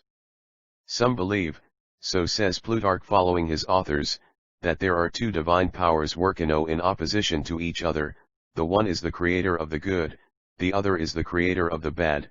Some call the better one God, the other demon, like Zoroaster the Magus. Who is said to have lived 5,000 years before the Trojan War. He called the one Oramazes, the other Aramenos, declaring that the former, more than any other thing perceptible through the senses, resembled light, the other, on the contrary, darkness and ignorance. But between these two stands Mithra, who is for that Eudoxus in his travels, and by Theopompus in the 8th chapter of the Philippica. Theopompus also says that, according to the Magi, men will revive gain and be immortal, and that things and names and will keep together. 0 Isis and Osiris, 47, in the 8th book of Theopompus is also contained an allusion to Pythagoras c. Athen, v. p. 213 seq. This is borrowed from Hermodorus. In other passages, too, these contrasts are mentioned by Plutarch. 94 Reason called by the Persians Mithra the mediator. He taught to offer supplications and thanksgiving to the former, but deprecations and gloomy sacrifices to the latter. Pounding a certain herb, called omomi. In a mortar, they invoke Hades and darkness, and then mix it, the juice of the herb, with the blood of a slain wolf, and take it to a place which is not illumined by the sun, and cast it away. 4. Some of the plants they regard as pertaining to the good God, while others to the evil demon, and some of the animals, as dogs, birds, and hedgehogs, as belonging to the former, but water mice to the latter, for which reason that person is called happy who kills most of them, viz., the evil creatures. But they, i.e., the Magi, too, relate many wondrous things about the divine existences, as for example the following: Oromazes emanating from the purest light, and Araeomanios from darkness, fight against each other. Oromazes created 6 Amishaspentas, the first that of bounty, the second that of truth, the third that of good government, but of the remaining he made one the spirit of wisdom, another that of riches, and the last that of the pleasures of the beautiful creations in Iature. Araeomanios made an equal number, as it were, of antagonists. Afterwards Oromazes enlarrowed himself threefold, and withdrew from the sun as far as the earth is remote from the sun, and decorated the heaven with stars, but one star, namely, Sirius, was placed by him before all, as it lies long since been observed that this fully recs with the preparation of the homogenes, and that these Renan stones are the Hauahial stone and iron, which the sacred plant is luated 95 Oiafordian and Forerunner. And when Oromazes created 24 gods, he placed them in an oval body, but as many evil spirits as were created by Araeomanios perforating it entered into it, a gap, for which reason good is intermixed with evil. There will come a predestined time during of Araeomanios, who brings pestilence and hunger, will entirely perish at the hands of the good genii, and will disappear, for when the earth has become even and level, there must appear one life and a community of all happy men, who will likewise speak one language. But Theopompus says that, according to the Magi, one of these divine powers will reign by turns for 3,000 years of and the other will be swayed over, another 3,000 years they will combat and war against each other, and the one will destroy the creation of the other. But at Lenu Hades will succumb and men shall be happy, neither wanting food nor throwing a shadow. The supreme power, who is to effect this, will rest and repose for a time, though long in itself, yet moderate for the god as if he were a sleeping man. TT has already been observed elsewhere, vide W. Indishman, Mittlera p56 seq, that whatever is said about the opposition of the two spirits, about their nature as light and darkness, about Mittlera and the four, ZF/MRI, literally harmonizes with the Avesta texts and the Bundahish which is based on them. What is said concerning the /IRT6/IRT offering, ought to be correctly understood. Every Magian offering is in itself partly an appeasing of Ahura Mazda, partly a counteracting of the evil spirits, but, moreover, we find along with 9G the Uktala invocations, and Shari Syria prayers unto Ahura Ayad the Yazatas, also Batro and Akai Skuthrop deprecations and execrations against Angrosmaniously and the demons Rfeg Vendidal, Farg. X, 9,10,13,16, 11, 8, Seg. It is especially said with regard to the 7 Ioma offering that the least squeezing out of the /year, Naj nice, the least eulogy of the Hauma, the least drinking of the Hauma, serves for a 1,000 killings of the Devas, Yasna X, 6. Must not put stress, therefore, upon the word thwi, to offer, as it would not be correct to say that something is offered to Angrosmaniash, on the contrary, rather Tyin is joined here by as Yugma with the next proposition to which it is not adapted.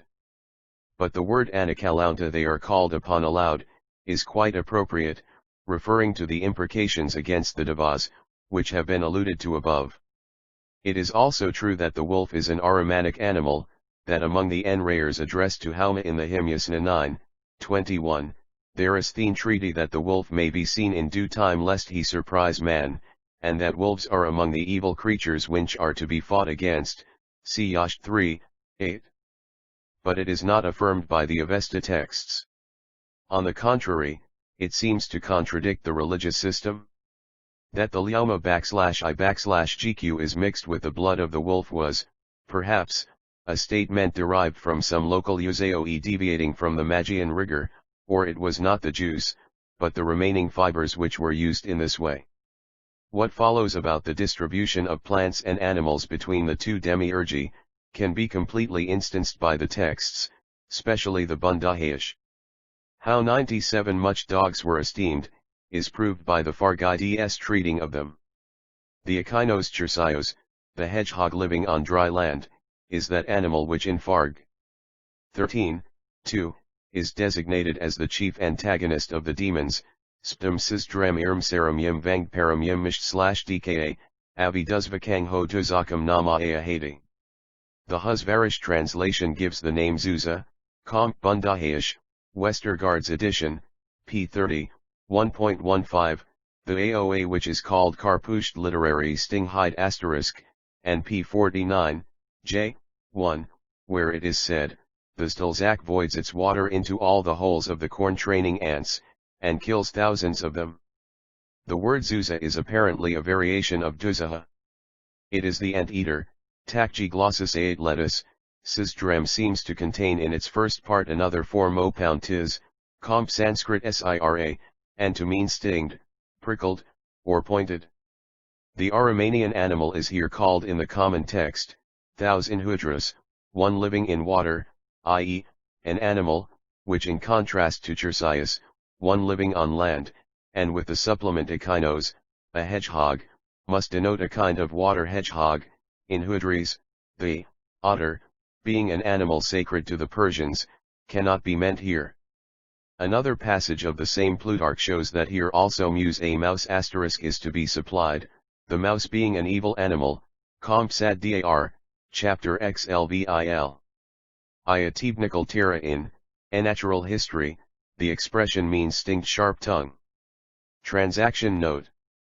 \quadist conviv, 4, 5, 2, the Magi, being followers of Zoroaster, esteem in the highest degree the land hedgehog, but hate water mice, and call him, who kills most of them, a friend of the good spirits and a happy man.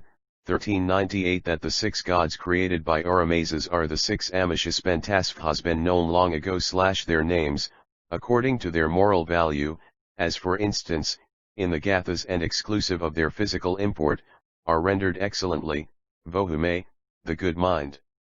Is the demiurgos Esanoias, the demiurgas of benevolence, according to the physical meaning he is the lord of cattle and outlier animals. Ashavahisjata is * the best purity or truth. I have elsewhere shown that he is the Omdius of Strabo, and that the name Ochos is derived also from it, for both of them morally mea tu Asha, the D3Miour, JS Atlasias THQ demiurgas of truth, and physically imply the Lord of Fire. Kshatravari /A, the excellent or venerable Lord, Isad Hestmi Tim3 * the Lord of Metals. Spent Dharmati * the humble pious M \\ I \\ YT \\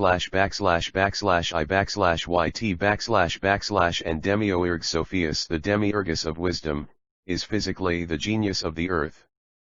Hirvald, the preserver and feeder, who gives terrestrial blessings, the demiurgos Plafua the demiurgus of riches, is physically the lord of water.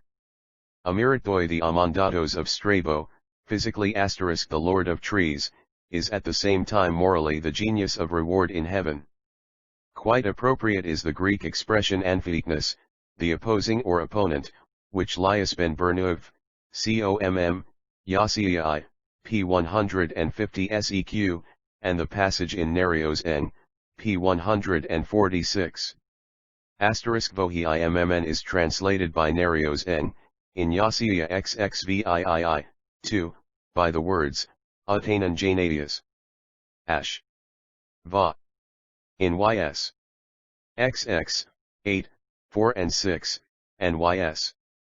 XXIX, 2, by Dana, yet in verse 11 also by Safi/Ada, Wishath Rem Birgiam, in ys. XXIX, 11, the names Ashamite, Vohi-Imanu, and Ksg at Lyra-Vario are explained by Jamivium, Udamam Mam, and Rgiam. Ys. XXXI4, Pyanya equals .esh. Va.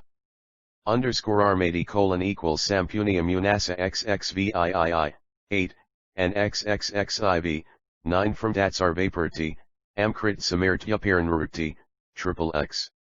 609 Sposen to Desigovko Kotlio adverse nature of the Aramanian, evil, genii, and to render the Avesta word, Itira, Kompog, Gutjias, p. 223, for in contrast to these 6 Amishaspentas literally st, nd the evil spirits, Akuma, I, Andar, Samva, Taromat, Tarikji, and Zurich in the Pahivi Bundahayish, Westergaard's edition, p7q16 compared with p5,1.9, whose statements are based on the original Avesta texts, A3 for example the Z Imayad Yashti 96.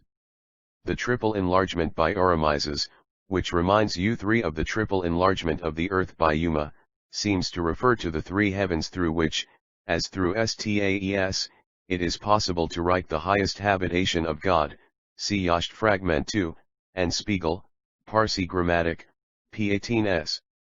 The Yasna 19, 6, also seems to point to this triple growth. The term of distance, as far as the sun is from the earth, is truly Avestic. The great eulogy of Sirius, i.e., the Avestic Tishar Yah, is confirmed by the sacrificial hymn on this Yazida, and it is very remarkable that in the Bundahayish, p77, after describing the creation of the stars, Tisjitai is called the first leader in their rising. The remaining 24 good genii are the Yazitas whose number can be variously given, T20 of them, besides Ahura Mazda and the 6 Amishaspentas, give their names to the days of the month, Compusna 16, 3 seq to these 4 others might easily be added, as for instance, Nalrajosanglia, Atriuma Ischia, Analia, if this is not already included in water, Rayama, etc. Truly I know no Avestic passage in which the universe is represented as an egg, a conception very common 100 with the Indians, yet the idea of a heaven by which everything is surrounded cannot be explained but by a spechal shape. However, in the Pahlavi Makrad, chapter XLIV, 8 seq the world egg is explicitly mentioned, VO4A15, S, SRFP2, 8, UUJ, FYG1, 10, S, Phi/F, CRR** the sky and earth and water and everything else within them, resemble a fried egg, for example the egg of a bird. The sky is arranged above the earth, like an egg, by the direct help of the Creator Ahura Mazda and the semblance of the earth, in the midst of. Heaven is just like the yolk amid the egg *, the perforation and penetration of Ahriman into the terrestrial creation and the intermixture of good and evil resulting from it, is described verbatim in the Bundahayish, p9, 1. 13. The remaining part of this passage will be explained below.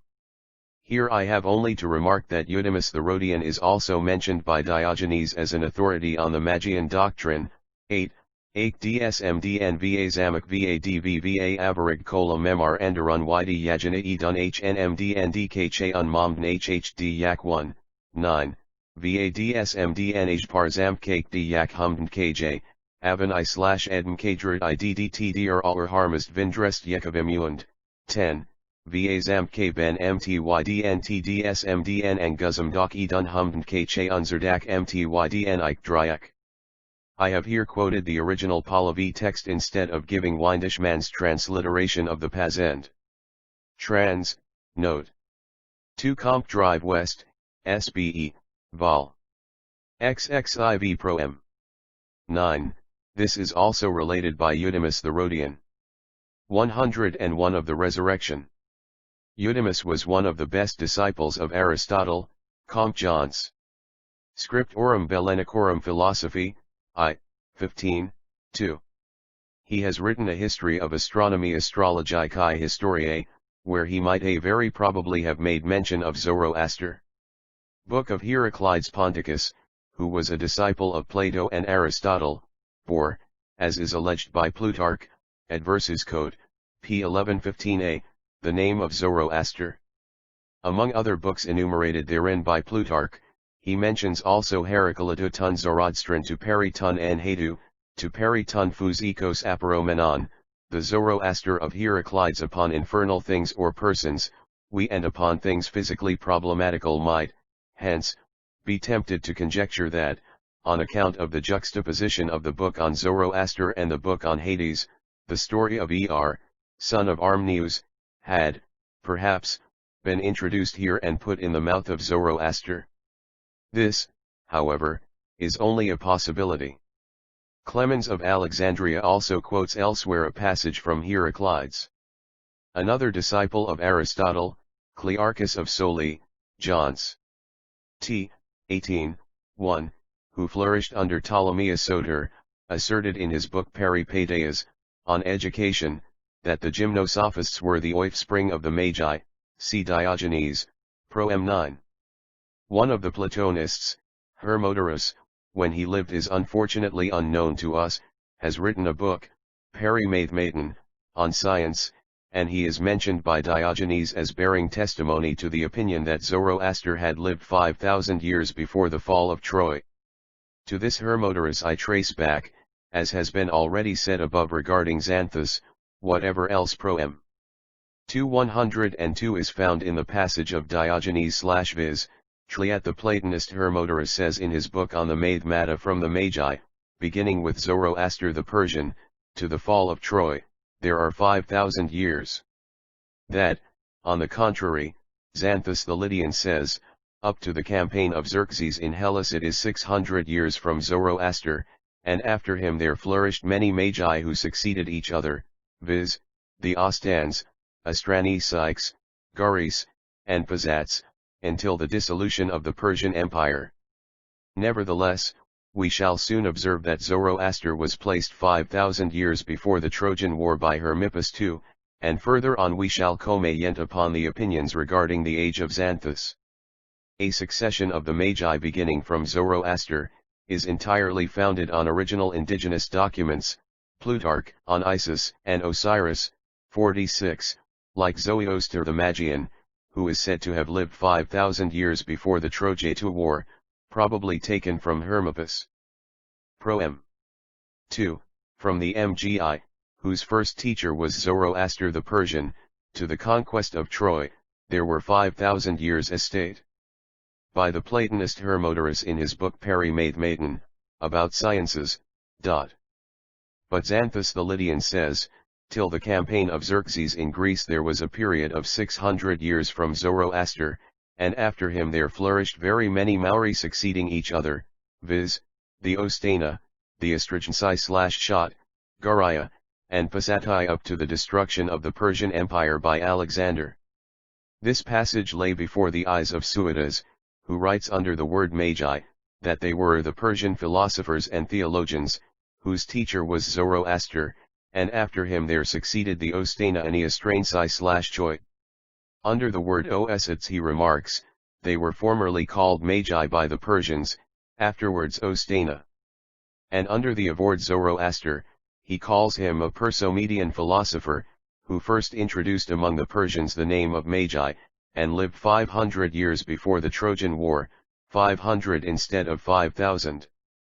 And Favorinus says, the Ostans were formerly called Magi by the Persians. The names Ostans, Astramp/CJWS, and Zoroastries, are met with also in Hippolytus Espli La Supply, p. 130, Oxford edition. 103 for Zarathustra, the son of Zarathustra, Comp Farvardi Yasht, 9y, is, according to the Bnish, p. 79, L16, the chief Mabad, and in line 13 of the same page it is said that all the Mabads of Persia are descended from the Roal Nili of Menukihar. The name Ostana, which sometimes denotes a species, is given to a magus who accompanied Strixus into Greece, and wrote a book on his Magian art, Vide Flinans Jail Storia Naturalis, Istat Ural History, XXX, 1, 8, and after him to Amagus in the suite of Alexander. The word seems to be derived from the Avesta Ishta, expressing a formula of salutation, Conk Tfr Yasht, 2j. The second Gatha Ushtavadi, 2, b, ends with the word Usht. Jaliat the Maui were named after this formula of benediction, seems to me to be obvious. The queer expression Astrampsykjwi or Astrampsyks, might probably be a trace to the purely Avesta name of the third order, Riz the Vdstry or the farmer. Zarathustra is explicitly called, in the Farv. YT, 89, the chief Vast R1/6 Shia and his son Urvadatnara, who announced in the Vara the holy doctrine, is, AC Cordano to the Bundahayish, the chief of the farmers. Gabriaz is known as a proper name of one of the 7 connected with Dius, and it is preserved in the Bohistmai Inscription 4, ISL, v. 7, in the form Gauriba. The brother of Artaxerxes is called Osgions. The name of Tlimagus Ostas is found also in Tertullian, De Anima, OU the Soul, chapter 57, in Myosi Up, Fall, chapter 27, in Augustinus, Contra Dunatum, 6, last chapter, in Eusebius, Prepar. Evanged, 1 // circumflex comma and Apuleius, Demagia, chaps. 27 and 90. In Plinius the manuscripts vary between Osthanes and Ostas. 104 A similar name is Gdirb in the Farv. YT 118, the Pizzatai, or Pizzatos, may be allied to the Avesta Pates and a technical term for the reconciliation of the good spirits.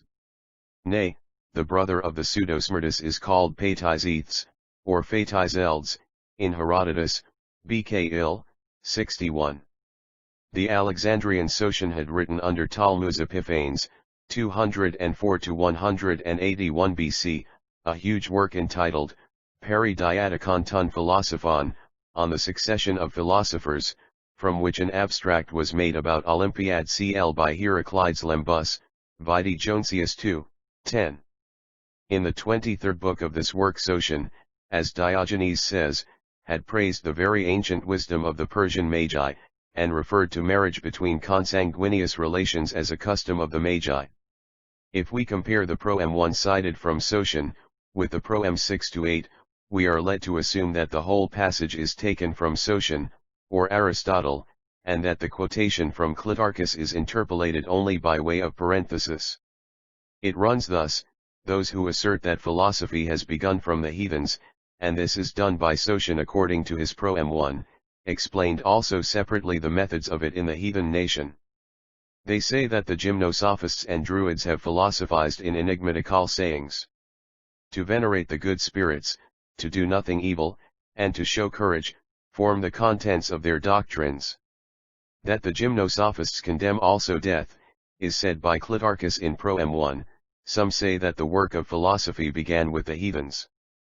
There were the Magi among the Persians, Chaldeans, and Babylonians or Assyrians, the gymnosophists among the Indians, the so-called Dranids and Semitheists among the Celts and Galatians, according to the testimony of Aristotle in his Magica, and of Sotion in the 23rd book of the Diatica Comp, Ibid 7. 105 his 12th book. The Chaldeans are occupied also with astronomy and predictions, but the Magi practice the worship of the good spirits, and make offerings and prayers to them, which alone, they asserted, were heard by the deities. They also taught or inquired into the nature and origin of the deities, and considered fire, water, and earth as such. But idols of the gods are contemned by them, particularly by those who fancy the gods to be male and female spirits. They preach also upon justice, and think it illegal to burn dead bodies, nevertheless they permitted consanguineous marriages as Sotion says in the 23rd book. They practice also neontology and prediction, asserting that the good spirits are seen by them. And the air, according to their opinion, is also full of forms perceptible to the eyes of sharp-sighted persons by means of evaporation. They forbid the wearing of gold and ornaments. Their dress is white, their couch is the soil, their food is vegetables, cheese, and simple bread, their statla cane with which they pierce the cheese to take it up and eat it. Yet magical sorcery is quite unknown to them, as is stated by Aristotle in the Mojaikos, and by Dino in the 5th book of his history. We observe here a series of points confirmed, which we have found already in Xanthus, Herodotus, and we Dino cannot better describe the nature of the Magi than by calling it an occupation thean therapiae, vzae, and uk** with divine service, sacrifice, and prayer. As to the conceptions, see above, of the Yazatas of fire and water, they resemble that of the earth, U106 the 8 Madi of the Avesta texts.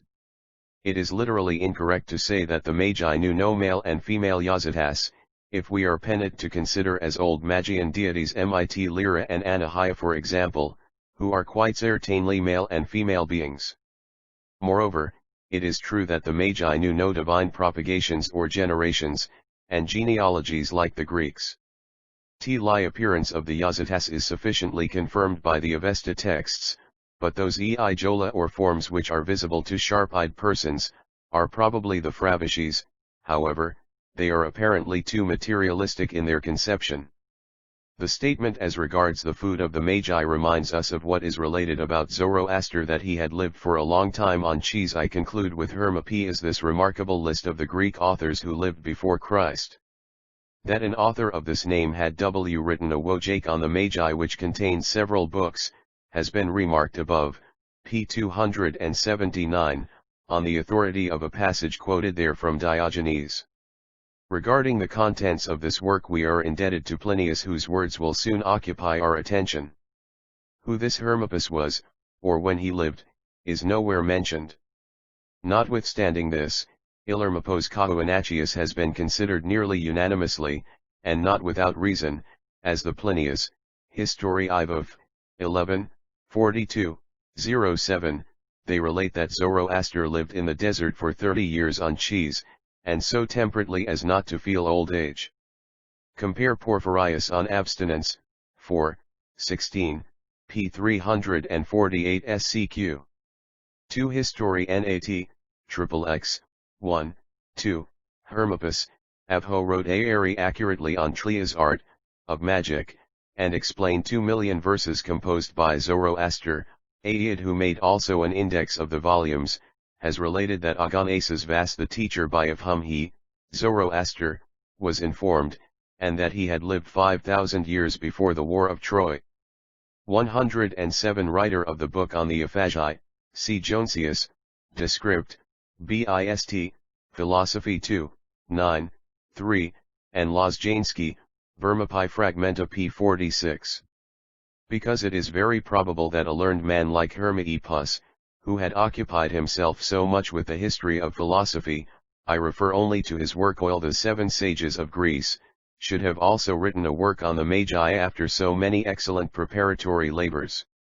This Hermopaeus, the disciple of the celebrate Icolimachus, who lived when very old under Ptolemaeus Energetes, and who died about 240 SSC, had displayed his great literary activity in the second part of the 3rd century before Christ, and since he mentions the death of Chrjsippus, who died in 207 BC, his last works must belong to the end of the 3rd century. Probably he is identical with the peripatetician Hermopaeus cited by Hieronymus in Descriptoris Ecclesiasticis. Miller vidi his Historia Graecorum Fragmentorium * History of Greek Fragments, 3, PSG, on the contrary, differs from the common opinion, according to which Hermopaeus, the disciple of Callimachus, wrote the book Perimed Goke, on the Magi, and ascribes that work to one Hermopos o Asmagikos Hermopaeus the astrologer, who seems to be alluded to in Athena 3 us / and who has also written Phenomena, History Natp 478a, Isticomachus says in the first book on the Egyptian festivals, the drinking cup is Persian. The next 2 lines are very obscure, from which tli wonders and fruitful things on earth come forth. Sabois corrects tli text tli language being obscure. Persarodes it quite otherwise, was like the world of which Hermippus the philosopher says that the wonders of gods, etc. I must acknowledge that I doubt very much whether the name of Hbermai, Pus is here in its right place. I believe that Wheely of here 108, yet Muller avers that this astrologer Hermippius must have been contemporary with the Callimachon, and that both might also be identical, so the question, whether the two Hermippi are one and the same person or not, is without any importance as to the age of the book in question. If the statement of Hermippus concerning Persian matters is obscure and uncertain in Athena, us, another quotation from the former in Arnobius * is no less so. The name of some astrological vessel, or instrument. It was an astrological tripod like the world. The word Jacindu is used, in Ge Nesis, Sliv, 2, 4, 12, in the Septuagint, of Tli drinking cup of Joseph. Or we must read Ilias, in the beginning was, as says Hermippus, an astrological world. Certainly it appears to nigh very doubtfully whether the predicate astrological refers to horn, pus. According to Ainquetil, Usages, T2, p. 533, Tli water vessel used in Tli liturgy is called in Gozarati el Rimvi rather z, hr / Sanskrit Kandu 9 / iron panadraercius gentes, against the Hellenes, chapter 52, p. 31, ed. Lugud. There may now come, here Tlyra Argria T variations in the manuscripts, on the fiery way from the interior path the Magian Zoroaster, the Bactrianus, as Tly author Hermippus calls him, may he come to the meeting, whose deeds are recounted by Jadasias in the first book of his Tristan / Arrhenius, the nephew of Zostrianus and Pamphilus, the friend of Cyrus, Apollonius, Damigero and Dardanus, Velus Julianus and Spulus, and any outlier person who is said to have excelled in these things. Instead of Zostra / Anus, which occurs in the manuscripts, some editors read the Mord Ostanes. They are followed by Lozinski and Muller too. They, as well as Oler and Orelli, have a punctuation after octary, and connect the word Bactrianus with the following Bactrianus et il. Dicid. Heraldus in his Ananiaelber. Ad Arnobius p. 52, would read Thursday, * there may now come some Magian Zonuses from the interior orbit, so that we assent to the author Hermippus, that the Bactrian also may come. His Bactrian is, in his opinion, Zoroaster, whose name, he imagines, was first written on the margin and thus found its way into the first sentence. The words, Armnius Zostriani nepos et famigignas Pamphilusiri, Armnius, the nephew of Zostrianus, and Pamphilus, the friend of Cyrus, are, I think, corrupt. They refer to the her mentioned above. Perhaps we should read, Armenii filius Zoroastis nepos et familia Pamphilus Hiru? A nephew of Armnius, the son of Zoroaster.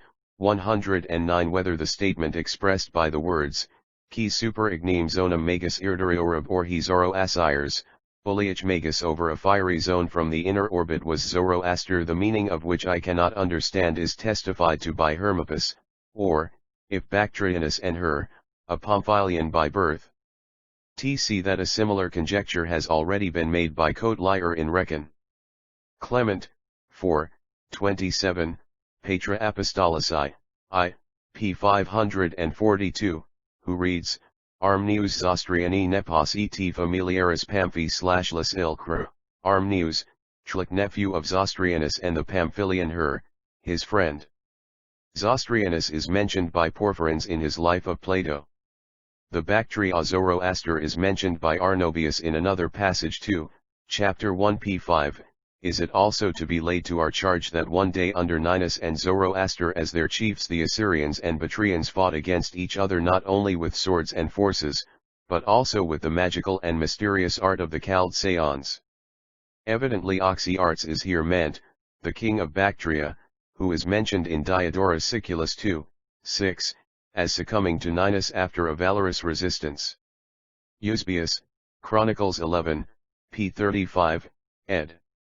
Och, concerning the 7th year of Abraham, says, there is some Zoroaster, the Magian, who is reckoned a famous king of Bactria, against whom Ninus fought.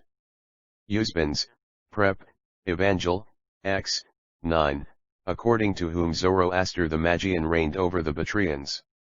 We find the same Magian and king of the Bactrians in Moses of Chorene. Cleoprogen Mast in the book on comparisons, says, for, if Tamaris is stronger than Cyrus, or Semiramis stronger than the Bactrian Zoroaster, we must not, therefore, conclude that a female is stronger than a male. Justinus, History, II Arnobius, ADV Gent, 1,52, the Codex has, according to Euler, the words 5, root super which above, key super v, ho above, in Orelli, Lozinski, and Muller, qui sopor I pray through is a conjecture of Salmasius, adopted by Euler. The words, suju ignem zonum magus inferiorib or he Zoroasters, above the fiery zone from the interior circle the magus Zoroaster, are very obscure. Tenia zona, the fiery zone, has been considered by Salmasius as the Libyan, or African, glowing zone, which is impossible. Interiors of orb, from the inner orbit, might perhaps mean from the central orbit, in opposition to Bactrianus, but it might also denote the inner magical circle out of which Zoroaster comes from the burning mountain through fire, or above the fire circle. Then we have to compare the passage in Dio Chrysostom in his *Borgesthenian oration, see below, and in this case we should have Hermippus bearing testimony to this fiery apparition. Or interior orb might perhaps refer to the opinion which represents Zoroaster as an offspring of the Greeks. See super the Skolin fit of 110 belongs to the first part of the sentence, whether the origin of Zoroaster was from Bactria, is Duternel the former, however, is more probable. It perhaps alludes to what the later Greek flibulists narrate concerning the death of Zoroaster by lightning and the preservation of the fire glowing in ashes, as a symbol of dominion. We will, however, go back to the passage of Plinius, in order to learn more certain data about the afork of Hermippus. Herein 3 things are related of Hermippus: 1. That he placed Zoroaster 3,000 years before the Troja War, wherein he agrees more or less with other Greek authors. 2. That he called Aganaces, an obscure name, the teacher of Zoroaster, and s. That the manuscripts uf Plinius have the variants, Aganaxon Agagison, Aganison, Abanasi Amigo and Sison, which sufficiently prove that the passage in Cassian is corrupted. Since the Avesta texts and tradition know no other teacher of Zoroaster than Ahura Mazda himself, I assume that Hermippus rendered the name Oromazes or Chromastes in some form corresponding to the Avesta, perhaps Agaramas Desef giving the Avesta/I by the Greek, or perhaps only Agamazes. If this hypothesis is correct, it proves the independent investigation of Hermippus and his knowledge of the Avesta, Plato, or Ignazona is perhaps a translation of Atropatene, or Atrabijun, Atropatene originally signifying the fire land. Strabo, Xt. p. 523, derives the name of this province, which he calls Atropatene or Atropatia, from Atropates who had preserved this province from the Macedonian dominion. Athratuke, iti means in Avesta the master of the fire, or Dthrd the protector of the fire, or he who is protected by fire, or as in the Farv. Yti, 102, one of the sons of Vishtaspa so called. In the Bunlahish the country is Kalhd Atro, Ashi Anipkade. The birth of Zarathustra is said to have taken place at Ermai in Atropatene. Ill language. The Greeks knew right well that Ahura Mazda himself was the teacher of Zoroaster, for in no other way must the Platonian words Zorkast res otou oramjas, Zoroaster the disciple of Oromazes, be understood, as the explanation of the scholiasts correctly indicates, and, moreover, we have the explicit assertion of Plutarch who derived from the best sources whatever he said as to the Magi, for he says in his Life of Numa that the deity had intercourse with Zoroaster. The third thing asserted by Hermippus, according to Plinius, is regarding the existence and number of Zoroastrian writings, of which were known to Hermippus, and illustrated by him with a synopsis of the contents of the several books. It is evident that the word explanavit, see he has explained, must not be urged, or taken to mean translated. This expression is rather used to elucidate what is obscure and uncertain. Most probably Hermippus became acquainted with a synopsis of the contents of the 21 nasks of the Vesta. The contents of one of these nasks are still surviving, and Lasson has excellently indicated a parallel between the expression the 20-fold composition or interpretation of 100,000 verses and these nasks, which correspond to the 21 words of the prayer, Yathaim Vairi 6. Only a small remnant of number 4c, while agreeing in this, is it worthwhile not to believe that the deity conversed /Yth Zalosius and Minos and Zoroaster and Numa and Lycurgus, who had governed empires and established kingdoms? Or is it probable that the gods have earnest intercourse with these men to instruct and admonish them in what is best, but that with poets and lyric warblers such dealings as they have are only in sport? Indisc Alterdum Scunda Indian Antiquities, 3, p. 440 note 112. These nasks has been preserved. The whole mass must have been very numerous. In the register given by Ainquetil and Vollers, Fragments of the Religion of Zoroaster, p. 15, 825 chapters on the whole are indicated of the two leaders' nasks, the smallest having 17, the largest 65 chapters. For the /Endidad 22 chapters are correctly stated, and we have no reason to doubt of the accuracy of the other numbers. In the edition of Spiegel, these 22 chapters of the Yendidad have about 4,485 lines, each chapter, therefore, having about 205. In the lithographed codex of the Vendi/Lud Sdle there are 560 pages, of which a little more than the half, z.e., 292 pages belong to the Vendidad. Each page in it has 19 lines, and the whole book amounts to 5,548 lines, consequently each chapter has on average 252 lines. If the volumes described by Hermippus were perhaps in form and handwriting of the same extent as that codex, we may believe that in an older time they were still larger, grander, and more extensive, and if we assume that the same average is applicable for all the 825 chapters of the nasks, the whole sum of the stichoi or lines of the nasks amounts to 207,900, or, if some chapters were shorter, to about 200,000 verses, vlcs tknamilia versuiun, gra kosakis murioi stichoi, 200,000 verses. Should we read in Plinius, wherein possible mistakes as to numbers are so obvious, just the same vils dina inilia versum, instead of vicis centum millia versium, 20 times 100,000 verses, we should see a striking harmony between the statement of Hermippus and the register of the nasks and of the manuscript of the Vendidad. But if Plinius has actually written on 113 the authority of Hermippus, tied cmtm mihu versum 20 times 100,000 verses, either the other nasks must have had much longer chapters, or the Oaklist manuscripts must have been written in a way much more extended, or they see lies at the bottom an oriental exaggeration. That the division into nasks is no invention of Hitter writers, is proved by the well-known Avesta passage, Yasna 9, 22w%3afc-ao Hauma grants Mora's sanctity and greatness to those who have long sat reading the asks. Consequently, the statement of Hermippus is as unobjectionable as important.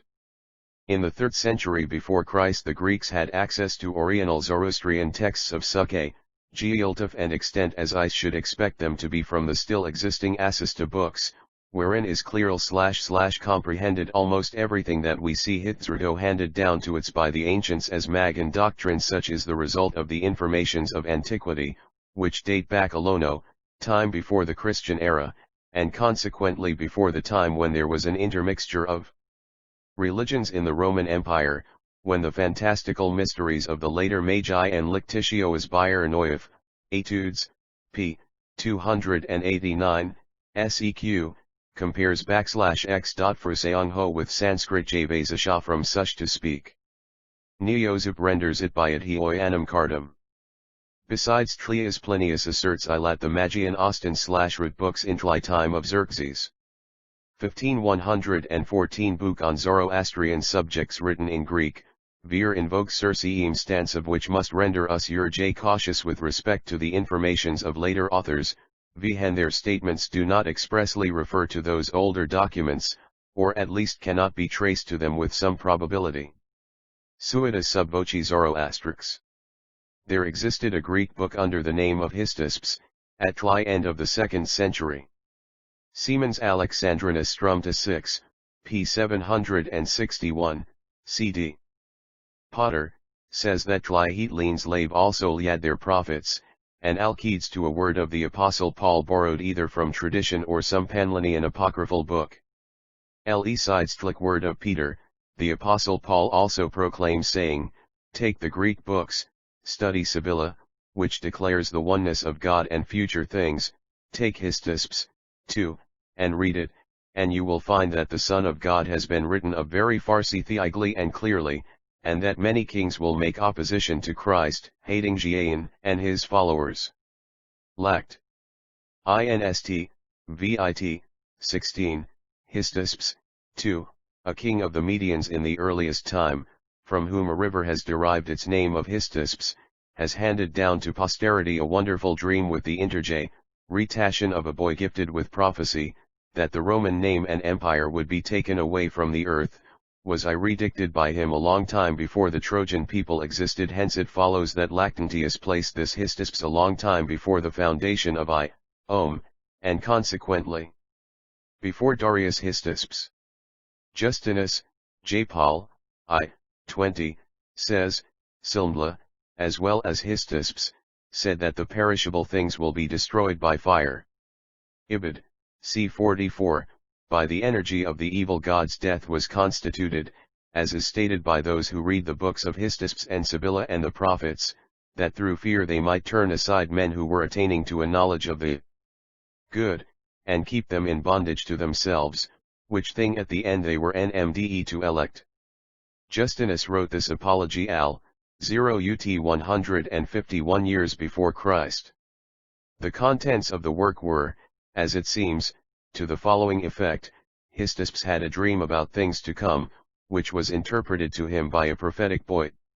In this was a description of the Son of God, and how the kings of this earth persecuted him, besides the decay of the Roman Empire and the destruction of the world in fire.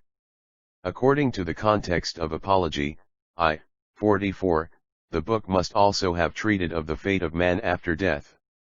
The book must have been known at any rate in the 1st century before Christ. 115 among the authors of the period of the Roman Empire, the first pios is taken up by Strabo. Lidrora Jamrapi between the Magi and the Indian philosophers, essaying that the former gave instruction hke the latter in divine things. In another passage he describes them as a tribe of the Persian people, and calls them zealous students of iy life. That the Magi were of one tribe, although not of the Persian, is stated in the Bundaliash, p. 79, 1. 12, where it is said that Mahdihuma, the cousin of Zarathustra, had first adopted the holy doctrine, and that all Mabads of Persia are to be tsast back to the family of Manishchithra, Minukar. The detailed description of the Persian customs and religion, given by Strabo in the same book, is partly based on autopsy, and partly on the testimony of other historians. We must consider the whole passage, which runs as follows: the Persians do not erect any statues or altars. They offer sacrifices on an elevated place, thinking the heaven to be Zeus. They venerate also the Stm, whom they call Mithra, the Mach, the Aphrodite, fire, earth, wines, and water. They offer sacrifices also in a pure place with prayers, standing near the garlanded animal which is to be immolated, or standing garlanded near the victim, if we read with Herodotus Esteminoi garlanded, and when the Magus who 15, p. 717, they are informed about divine things, by the philosophers of India, as the Persians by the Magi. Iberl, p. 727, in that country there live tribes called Podishenrics and Achaemenidae, and the Magoi, those latter are devoted to a pious life. 15, p. 733, the former we have seen ourselves, the latter you can read in histories, equals 15, p. 732. IIG performs tli holy net has cut the flesh into pieces tbe distribute and give it away without offering any portion of it to God, for God wishes for the soul of the animal sacrificed, and nothing else. Nevertheless, they lay, as some say, a small portion of the intestines, or fat, on the fire / hitherto wheelie of an abridged extract from Herodotus, which I think wants correction here and there, Herodotus I, 131 to 133. The words * whom they call Mithra, are an incorrect addition made by Strabo who, following the opinions of his time, confounded Mithra with the Sunday. He is right, however, in dropping the words of Herodotus, oid per dinakiosi neither do they illumine fire. The concluding portion beginning from the words for the soul, is a sing ida and quite certainly an authentic insertion taken from another source.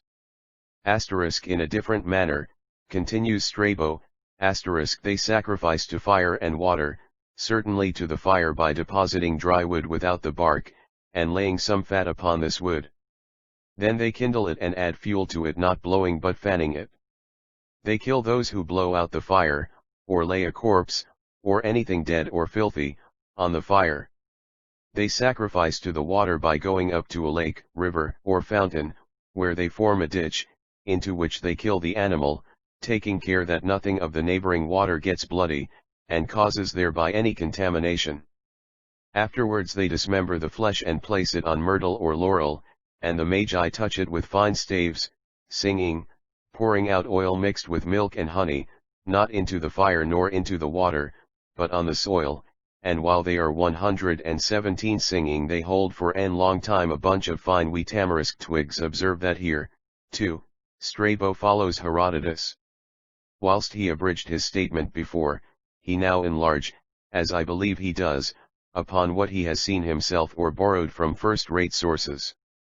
The laying on of dry wood to venerate the fire id, farg. XLV, 238, 19, the strict prohibition against putting dead or impure objects on fire, or of mixing it with water, the classical description of the harisma, vide super the passage of Digio, and the long hymns connected with its gathering. All these things are completely confirmed by the Avesta texts. The oil here spoken of may doubtless be identified with the Aamrite juice, which was mixed with milk. Honey, too, is mentioned in the Avesta, if according to my supposition in the Discourse on Mithra, p. 72, the madai employed in offerings does not mean * wine, but honey. What now follows especially refers to Cappadocian magism, and we are fully entitled to consider it as an account of what the Cappadocian Strabo had seen with his own eyes. But in Cappadocia, where there is a large number of magi who are called tire burners or fire priests, and where there are many sacred places of Persian deities, they do not sacrifice with the sword, but they strike with a leu, of wood as with a club. There are also fire-burning places, Circean remarkable enclosures, in the midst of which stands an altar full of ashes. On which the magi preserve inextinguishable fire. Daily they enter it, and sing for nearly an hour, holding a bundle of harisma before the fire, their heads covered with 118 cocktiums, foliage go down on bodily sides so far as to touch the lips. The samji thing is customary through the temples of Anais and Ominis. They, also, have enclosures, and the picture of Ominis is borne in a processi, m. These thajigs we have now seen, but those previously mentioned are related in historical books just like the following. The Persians do not make water in a river, nor do they ash or bathe in it, nor cast into it dead bodies or it ever produces contamination. They always first adore the fire before making an offering to any other deity. After mentioning several features of private life, which are partly related by Herodotus, too, Strabo continues, they inter corpses surrounded with wax, but the maui are not interred. The latter are suffered to be devoured by birds, from Herodotus. Strabo gives us here a most accurate description of the Magian fire hearths and the divine service connected with them, such as is described in the original texts. He translates the Avesta word thrav very accurately with the gr parathans fire hearth, and the pers-gaz with the gr parathela fire temples. To the description of the harsam he adds here that of the Padidna, Vend, Farg. 14, 8, Odd Yt 123, or Pinam. Of Aufdiita and Ominous I have treated in another discourse, and I can, therefore, pass over the Strabonial passages concerning them, and also those about Mithra, General Athmrunaj, Date Dorun, Asathrabanian. In the Bundali Ili, p. 40, 1. 20, Alan, DTRN, Gas the fireplace. TBOD, Tifai/Ogat Asholuxc is found in the 8th Fargard of the Vendidad, 119. So WC Imbatesti Iuani as to the Oleol offering service of the Magi, and the prayers and songs used Iuad, of Hesh confirms the holy texts no less than it is confirmed by these texts to the minutest point. Still another feature has been preserved by the geographer Strabo in describing the Bactrians. Their customs have been somewhat milder than those of the Sogdians, but of them also many evil things are recounted by one Onesicritus and his followers, as for example, those who are debilitated by old age or sickness are thrown by them, i.e. the Bactrians, before living dogs which are fed expressly for this purpose, and which are called in their Lenops spurious in solitude, gr on fef. Alasphus. The place outside the wall of the capital of the Bactrians appears clean, but inside every jailase is filled with human bones. Strabo mentions as his authority one Onesicritus of Mazdayasna, a avrator of the time of Alexander, who is certainly not regarded as a great authority. Nevertheless, what he states here is true in itself, though painted in two striking colors. Porphyrius also mentions the facts, and the later Agathias enlarges upon this subject, describing how the ceremony was performed by the Magi in his time. If people of lower rank in the army fall victims to any bad disease, they are brought away from the city while living and conscious, and when a soldier is exposed in this way, a piece of bread, water, and a stick are placed by him. XR, p. 517. Or abstinence, tv, 21, Tlac-Ilyrcanians cast living persons before devouring birds and dogs, the Caspians dead persons. The Bactrians cast old men living before dogs. 223, p. Il, od. Bon. 120. As long as B is able to eat of the bread, and has strength enough, he drives away with the stick the approaching animals, and repels the hungry guests. If his life is not yet fully extinct, but he has grown so invalid as to be unable to move his hands, the beast to devour the unhappy man who is half famished and already rattling in his throat, and deprive him of the hope at any rate of escaping from his illness. For many have already recovered and come back to their homes as one in a theatre or a tragedy arrives from the gates of darkness, emacarat and meager enough to terrify persons meeting them. If someone returns home, all turn aside from him, and run away from him as though he were contaminated in the highest degree, and as though they were still with the infectious dead. He is not allowed to partake of the ordinary manner of living before he is purified by the Magi from the contamination of the expected death, and before he has as it were regained fresh life. According to Agathias, people of the lower ranks were treated in this way, who in the army contracted evil maladies. According to one Onesicritus, sick and old people in general were so treated. The Avesta texts, however, confine this treatment to those who bear corpses, singly, and contaminate themselves by doing so. The Vendid, Farg. Il, 15, says what shall be the place of the man who bears corpses alone. Thereupon Ahura Mazda answered, wherever the earth is most waterless, treeless, cleanest, driest, and the least passed through by cattle and team, and by the fire of Ahura Mazda, and by the bearsma spread in purity, and by the faithful man. 16. I Jaufer from the 121 fire? How fleur from the pure or clean water? How far from the spread bearsma? How far from the faithful men? 17. Thereupon Ahura Mazda answered, 30 steps from the fire, 30 steps from the water, 30 steps from the spread bearsma, 30 steps from the faithful man. 18 to 19. Thus the Mazdayasnians shall there erect an enclosure, and therein shall these Mazdayasnians bring the coarsest food, therein shall these Mazdayasnians bring the most avorn clothes, such food he shall eat, such clothes he shall put on, so long as he grows old and sick, and quite invalid. 20. But when he has grown old or sick, and quite invalid, the strongest, swiftest, and most skillful Mazdayasnians are to lead him on a mountain, and to cut his head off from the breadth of his back, and deliver his corpse to the hungry and corpse-devouring creatures of the holy genius, i.e., to the birds Karkadsa, saying, this man here repents of all evil thoughts, words, and deeds, and if he has done other vicious deeds, he is pardoned, by his repentance, but if he has done no other vicious deeds, this man is absolved by his repentance forever and ever. Hence we observe that the Greeks did not fully understand the Persian practice or exaggerated this kind of interpretation, unless the practice had been more cruel than the law. It is important for us to know that from the time of Alexander to the 6th century after Christ this strange custom of the Magi, as contained in the original texts, had been fully verified. Plinius, living 23 to 79 years after Christ, had, in his great work on natural history, Phi *Quent oper 16 122 cities of speaking upon magic, Tri-Magi, and Zoroaster. In his first book, in which he enumerates the sources and contents of all books, Tome 1, p. 87 ed. Sil, he cites Eudoxus, Aristotle, and Hermippus among the extraneous authorities for his 30th book, wherein the well-known passage about the Magi is found.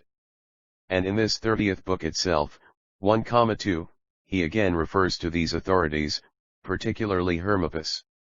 So we are fully justified in ascribing to Hermippus those notes on the Magi and Zoroaster, which are given by Plinius without specially mentioning his authority. Besides those passages in Plinius, which have just been mentioned in Eudoxus, Aristotle, and Hermippus, we have \e here to dilate upon that passage wherein he calls Osthanes, the companion of Xerxes in Greece, the first writer on magic. Olio had sown the seeds of this marvelous art wherever he went. But further on he states that a short time before this Osthanes another Zoroaster of Proconnesus had lived, as some trustworthy writers have related. Osthanes had awakened an ardent desire for learning this wisdom among the Greeks. There were also a tribe of the Magi who were descend history not, XXX, 1, 2, as far as I can find, 1 Ostleons, Viho accompanied Xerxes ou his campaign in Greece, first wrote aloud at phys, witchcraft. He sowed the seeds of this miraculous art wherever he went, and the world was infected wherever they reached. Some very accurate authors state that Zoroaster, another Proconnesian, lived a short time before him. It is certain that this Osthanes chiefly excited the Greek nation to that pitch, not of eagerness but of frenzy, for this art, although I see that in the earliest time, and nearly always, the greatest literary glory and excellence was sought in this art. There is also another magical sect depending on the Jews, Moses, Jans, and Loda P, but it was many thousand years after Zoroaster. Still younger is the Cyprian art.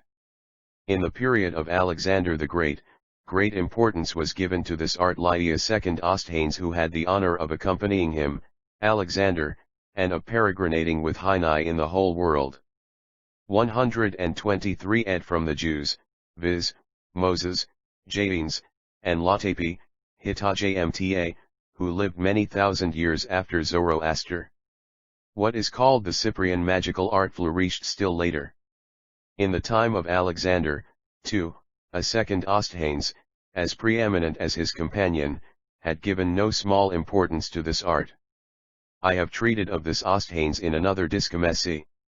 Accordins, to Plinius, there can be no doubt as to the reality of his person and books. We wish that Plinius had more enlarged on the Elrochanesian Zoroaster, and on those Diogenci or as more zealous persons, who had adhered to him. The Miltian colony on the island of Proconnesus in the Propontis, may be traced back to Zevj High Antiquity, for Herodotus, Vide BK 4, 15, places Aristes of Proconnesus 340 years before his time, that is, in the beginning of the 8th century before Christ, or, if the reading Diahogios is correct, in the beginning of the 7th century. The miraculous story of Aristes is related by Herodotus. He died at a tanner's house, who had shut him up in his shop, and announced his death to his relations, that he had been seen by someone while on his route to Cyzicus, and had not been found either living or dead. On opening the woike shop, that he had reappeared 7 years afterwards in Proconnesus, had composed some poem entitled Ahura Mazda, and disappeared a second time. 340 years after this second disappearance he appeared again in Metapontus and ordered an altar to be built to Apollo, and a statue to be erected on the side of it bearing the name Proconnesius Aristems, for Apollo bade come to them alone in Italy, and he now being 124 Aristes, had then followed that god in the shape of a raven, and after that he had disappeared. Strabo also mentions him, XXII, p. 589, speaking of Proconnesus, asterisk here, he says, asterisk was born Aristes. The author of the Arimaspian Epos, RFR. 1, p. 21 Plinius, YII, 2, a magician, of r//6e.s, if there was any magician in the world.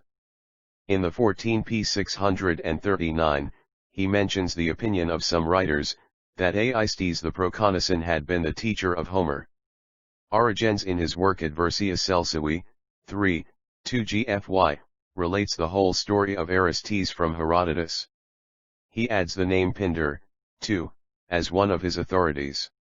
We author from this narrative that Proconnesus was a seat of mystical things, and it is possible that just as son of Armneus, who revived on the funeral isle, happened to be transformed into Zoroaster, so the reviving Aristes gave origin to the story of the Proconnesian Zoroaster. What is said by Plinius about the two Osthanes, may well be connected with the asterisk succession of the Magi, which has been treated of above.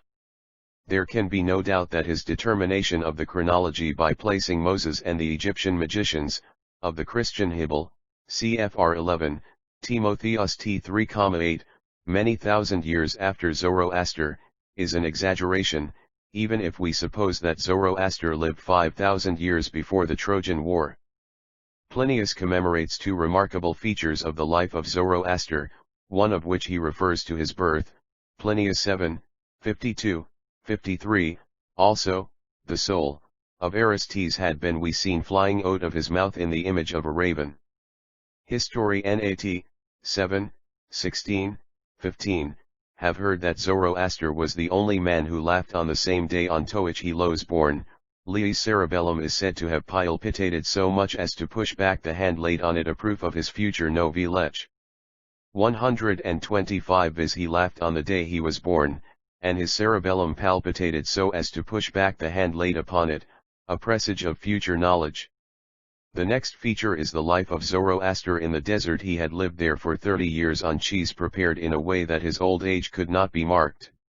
The first feature is also found in the Zarathustra Endma, chapter 6, the second is likewise confirmed by the original texts on the life of Zoroaster in the desert already spoken of elsewhere, as well as by the passages of Eubulus in Porphyrius, which refer to it, and of Dio Chrysostom. Plutarch too mentions that Zoroaster lived on food made of milk. In the 37th book of Plinius there is a series of quotations from the book of Zoroaster, Pai Lithon mentioned by Suidas. In the 18th book, 24, 56, there is a statement of Zoroaster about sowing, and in the 28th, 6, 19, some dogma about the gomez, the consecrated cow's urine. As far as we can rely upon the extracts made by Cusbius from Alexander Polyhistor, and by the latter from Berosus, the contemporary of Alexander, this Chaldean writer has placed after the deluge a set of 86 kings in Babylon, the two first of whom were Euechius and Comaspolis. To the former he gives 4 neri, to the latter 4 neri and 5 sasi, and who are said to have reigned 33,091 years.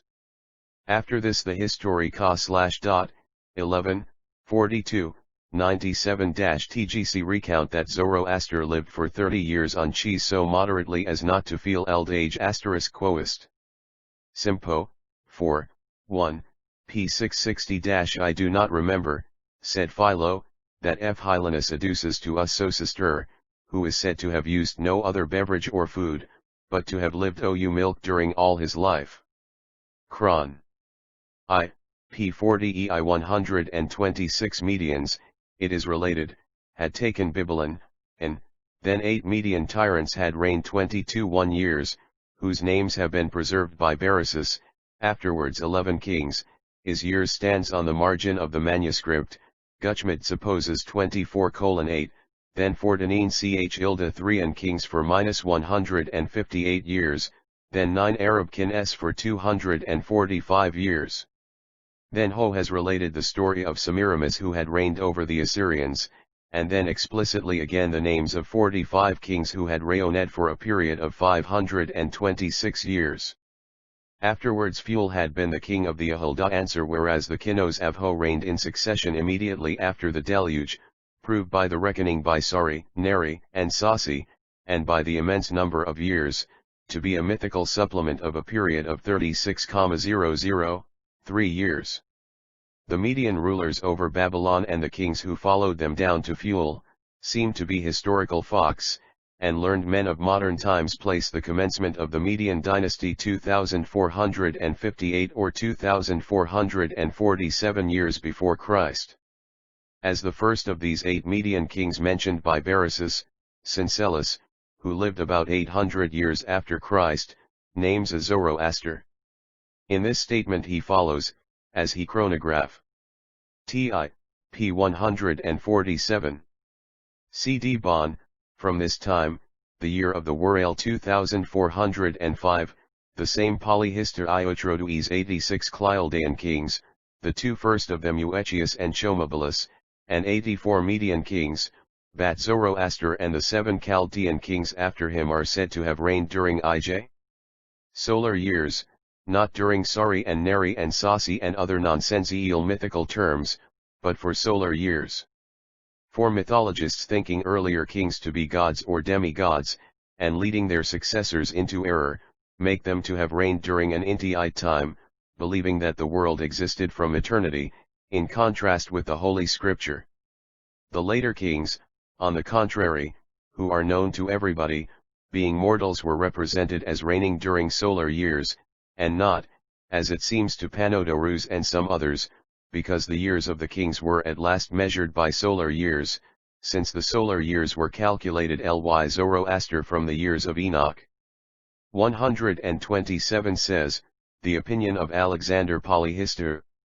From the words of Syncellus it likewise follows that Panodorus, 2, calls Zoroaster the first king, and ascribes to him astronomical calculations.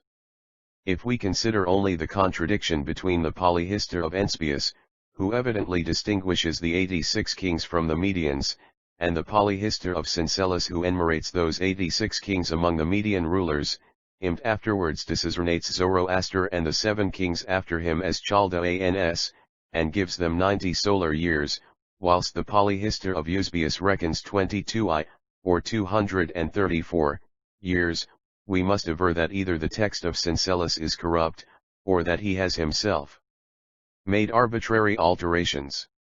It is, therefore, also problematical whether Alexander Polyhister and his authority Berosus had actually called the first of the Median tyrants Zoroaster, or whether it is an interpolation of the later writers. It is not at all certain that this Lessian Zoroaster, who reigned over Babylon, was the celebrated prophet of this name, and if we admit the correctness of the statement of Syncellus, it is not probable that several persons have had the name of Zarathustra. We have a proof of this in the statements of the chroniclers as to one Zoroaster having been king of the Bactrians and reputed as a contemporary of Ninus and Semiramis, according to the Armenian translation of the Chronicle of Eusebius, IP 43, ed. Audi, I begin to relate v. hat others also have recounted, principally the story of Hellenikus the lesbian, Antisias the Nidian, then Herodotus the Halicarnassian. At first there reigned in Asia the Assyrians, of whom the first was Niaeus, the son of Hines, during whose time very many and very splendid achievements had been performed. Further on he adds the birth of Semiramis and a narrative of the combat and defeat of the Magus Zoroaster, king of Bactria, by Semiramis, and that Zaius had reigned for 52 years and 128. Cephalion has related that the Assyrians first ruled over Asia. He has also treated of Niaeus and his achievements, of the birth of Semiramis, of the Magus Zarathustra, king of Bactria, of his war against and defeat by Semiramis. Niaeus, Cephalion says, reigned 52 years, after him Semiramis 42 years. The latter surrounded Babylon by a wall, and then undertook the unlucky war against India. Cephsalus, p. 315, abbreviates and, as it seems, disfigures this passage, provided his text is not corrupted. For whilst Eusebius makes Cephalion state the age of Ninus to be 52 years, Syncellus places the birth of Semiramis and Zoroaster in the 52nd year of Ninus, which is evidently absurd. Moreover, it in the year is an emendation of Scaliger, the manuscripts having it years and. Somewhat differing information concerning the Magus Zoroaster, the contemporary of Semiramis, is given by Moses of Chorene, p. 87, Venice edition. Semiramis, he says, as she spent the summer in Armenia, made the Magus and Median ruler Zarathustra governor of Assyria and Nineveh. Consequently she became his enemy and attacked him, but she fled before him into Armenia, and afterwards Ninjaeus killed her and took possession of her empire. Moses of then died. After Niaeus reigned Semiramis, and fortified Babylon in the form which has been described by many authors, viz., Tisias and Zeo and Herodotus and some writers after them. Then he relates that Semiramis waged a war against the Indians, but was defeated and put to flight, etc. I view in to relate, just as before, 52 years. The manuscripts have Zoroastrabatu instead of Zoroaster. Zoroastro inigo asterisk of the Magus Zoroaster has been conjectured by Scaliger, perhaps we should read instead Bactrianii. After him, he says, Semiramis fortified Babylon in the form related by many, viz., by Tisias, Zeno Cmilr reads Dino, Herodotus, and the writers after them, and her campaign in India and her defeat, vc. 129. Chorene is here expressly attacking the edition of Cephalion. The latter relates, as many others, first the birth of Semiramis, then her war against Zoroaster in which Semiramis was conqueror, and, lastly, the Indian campaign. Maribas of Katina, he says, has drawn the facts from Chaldean sources, which are confirmed by the Armenian tradition. Next he continues, p. 39, a certain Zarathustra, a Magian and king of Bactria, that is Media, says, that Zervan was the beginning and father of the deities, and many other things he has fabled about him which cannot be repeated here. Let us go back to Cephalion, whose age ret cannot be determined. Muller, Frachm, Hist, Gr. Il, p. 68 and p. 625. He expressly names Tizinswe among his authorities. Must, therefore, trace back to Tisias the whole story of the war of Semiramis against Zoroaster, so much the more, since it is also found in Diodorus, thou under another name.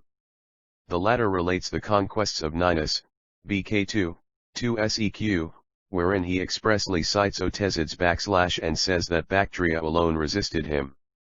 Further, that he then delayed the war against Bactria and founded Nineveh in the meanwhile.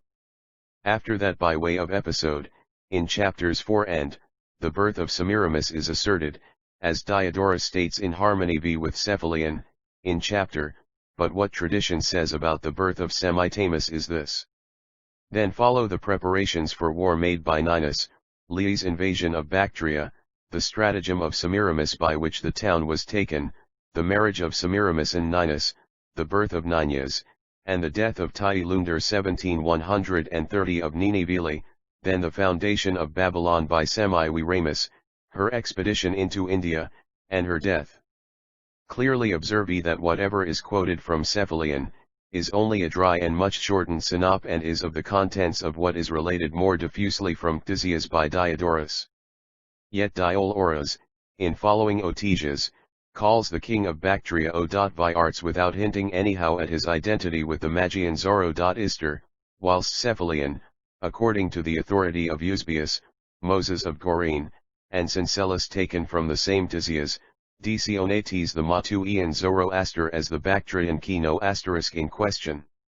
Considering that Cephalion is little trustworthy, we might be led to conjecture that he had, on his own account, altered the oxy-arts of Ctesias into Zoroaster.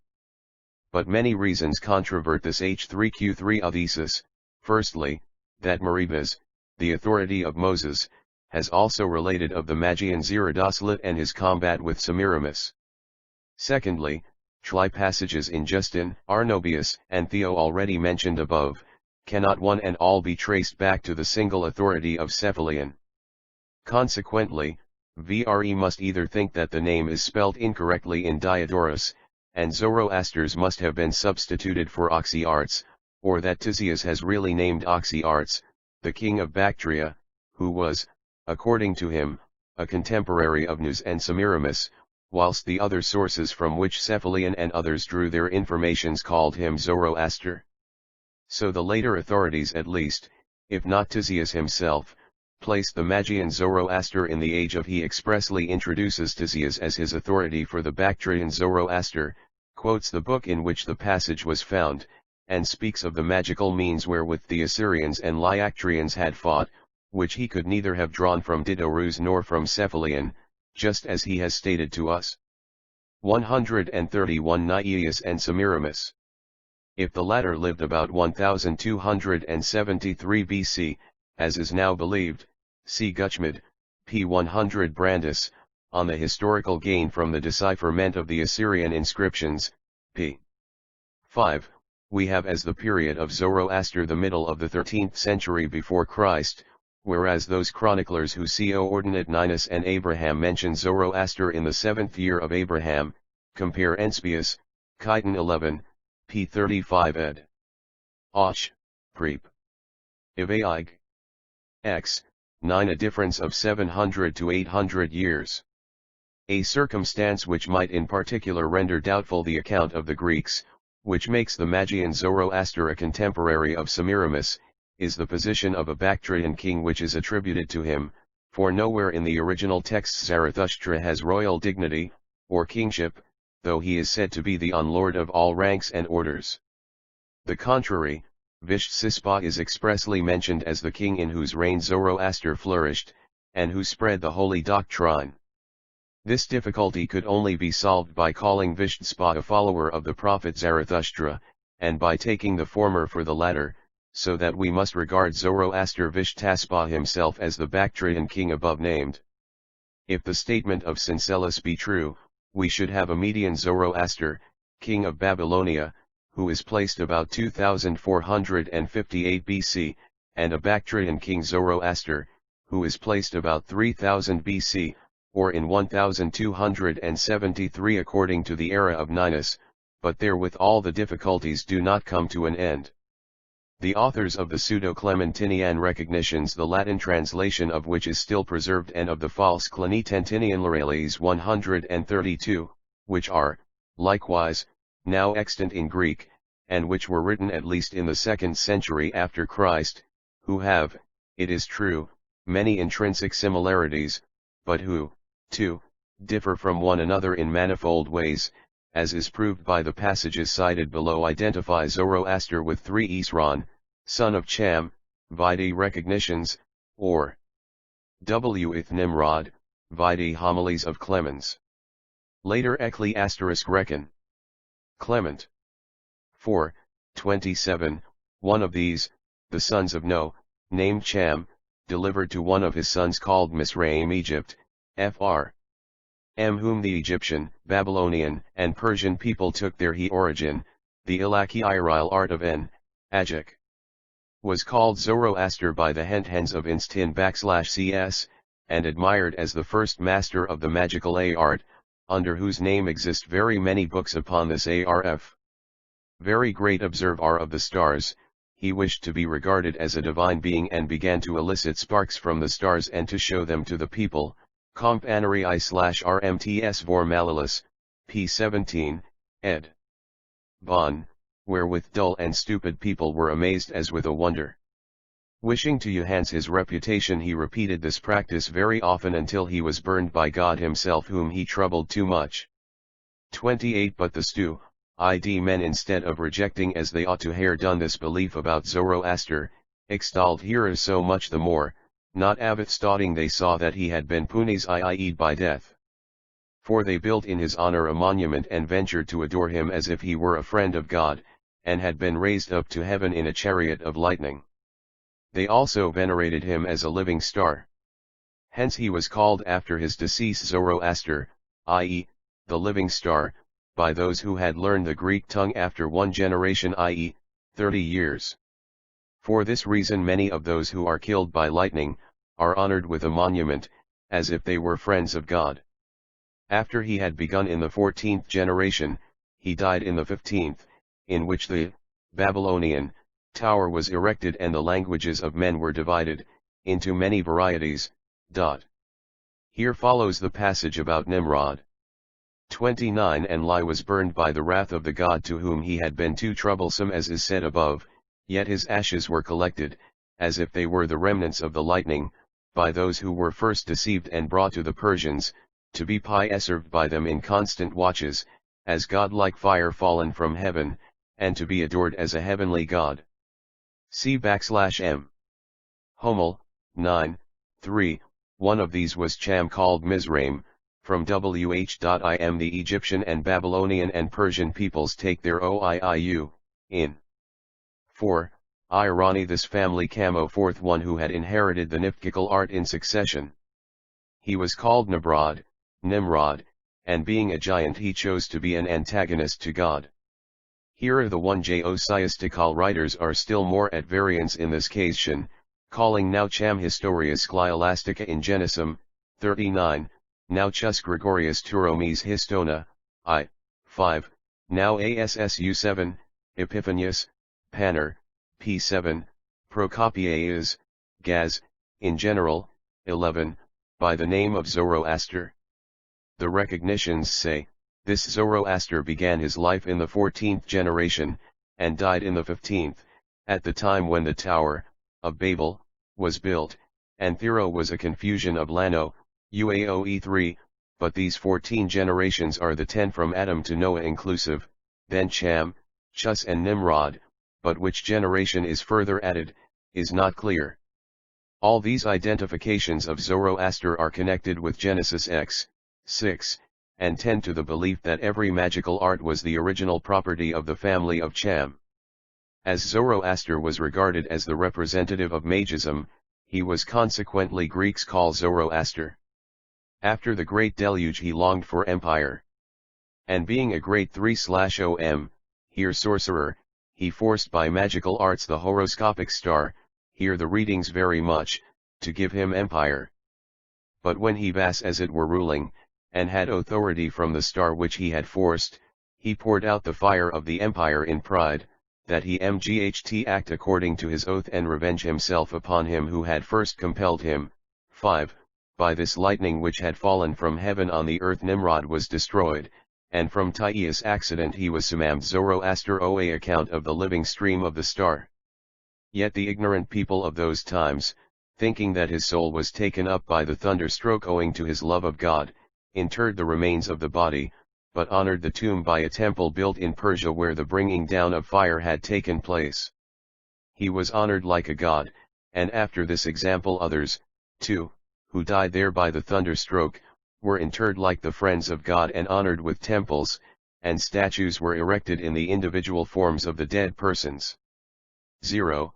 The Persians first took coals from the thunderbolt which had fallen from heaven, watched and nourished them at home and venerated the fire like a god, being the first to adore it, and by means of this fire they first had the honor of domination. After them the Babylonians stole coals of this fire, and preserved them in their houses and adored it, and they got the empire subsequently. 131 Setback, without hesitation, into this primeval time of Cham, although it was well known, as is proved by the passages cited, that Zoroaster was of the Medo-Persian tribe. 1. He origin of the Medians from Japheth, which is attested by the very passage in Genesis x. 2, is here overlooked. In order to maintain their hypothesis, these authors of the recognitions trace the Persians back to Cham and Mizraim, whereby they forgot at the same time that the Chamitical magism, which consisted of astrology and sorcery, very avidly differed from the Zoroastrian magism. It is possible that the reminiscences of a Median king Zoroaster in Babylon, or of the relations in which Ninus, who was thought identical with Zimrod, stood to Zoroaster, king of Bactria, had floated before the minds of these authors. It is certain that no historical trace could be found in all these combinations, but they are only useful in showing the extent to which the conviction prevailed in antiquity that Zoroaster lived in far older times than the reigning familje of the Achaemenid. There is a remarkable difference between the statements of the recognitions and those of the Clementinian homilies as regards Zoroaster.